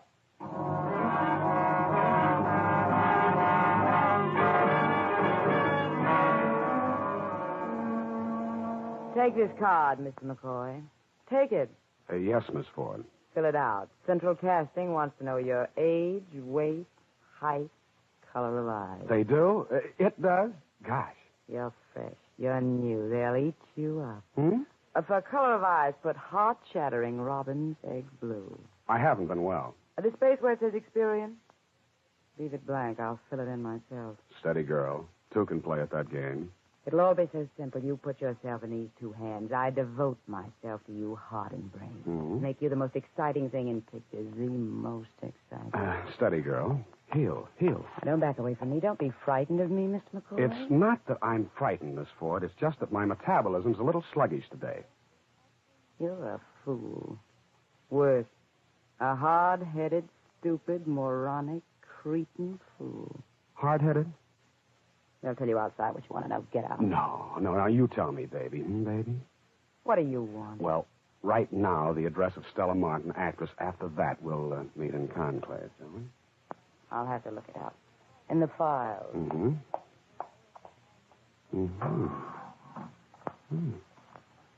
Yeah.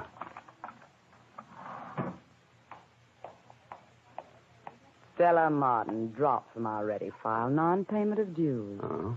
Well, there must be an address where you done it. Las Flores Hotel on Selma. The Las Flores Hotel. Well, that burned down last month. It should happen to you, Mr. McCoy. Come on, I'll open a door for you. No hard feelings, huh, baby? Miss Ford, baby? I'll remember you always. Bye. Cute kid. Make a note, McCoy. Must wear chest protector.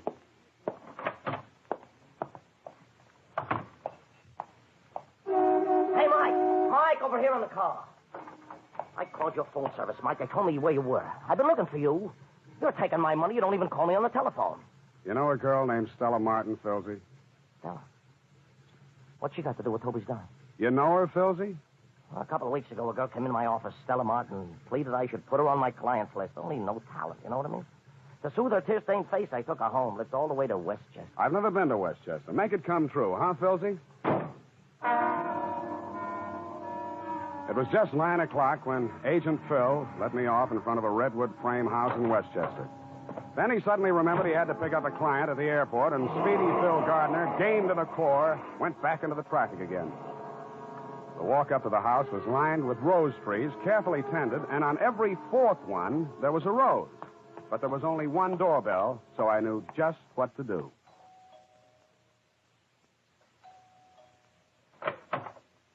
You want what, mister? Stella Martin. She live here? You're who? Mike McCoy, Investigations. You got a card says that? Let's go inside, huh? Just you got a card. Just show me. Is Miss Martin here? No card, huh? If I say yeah, she's here, then what happens? I said inside. Now, where is she? I'm glad you pushed me, son. Now I got a reason. What? Oh! When I opened my eyes, the guy was still there, all 7 feet of him. You ain't gonna take me, Shaman. You ain't gonna take me. Oh. This time I played it brainy. I peeped first. He was gone. I got to my feet. Fell down, then finally made it over to the hallway where there should have been a bathroom and a towel and some water. The thing that stopped me was the girl in the negligee. She was sitting on the floor against the wall. She was blonde, and her head was turned to one side as if she was wondering about me. There was a stocking tied around her throat, and she was dead.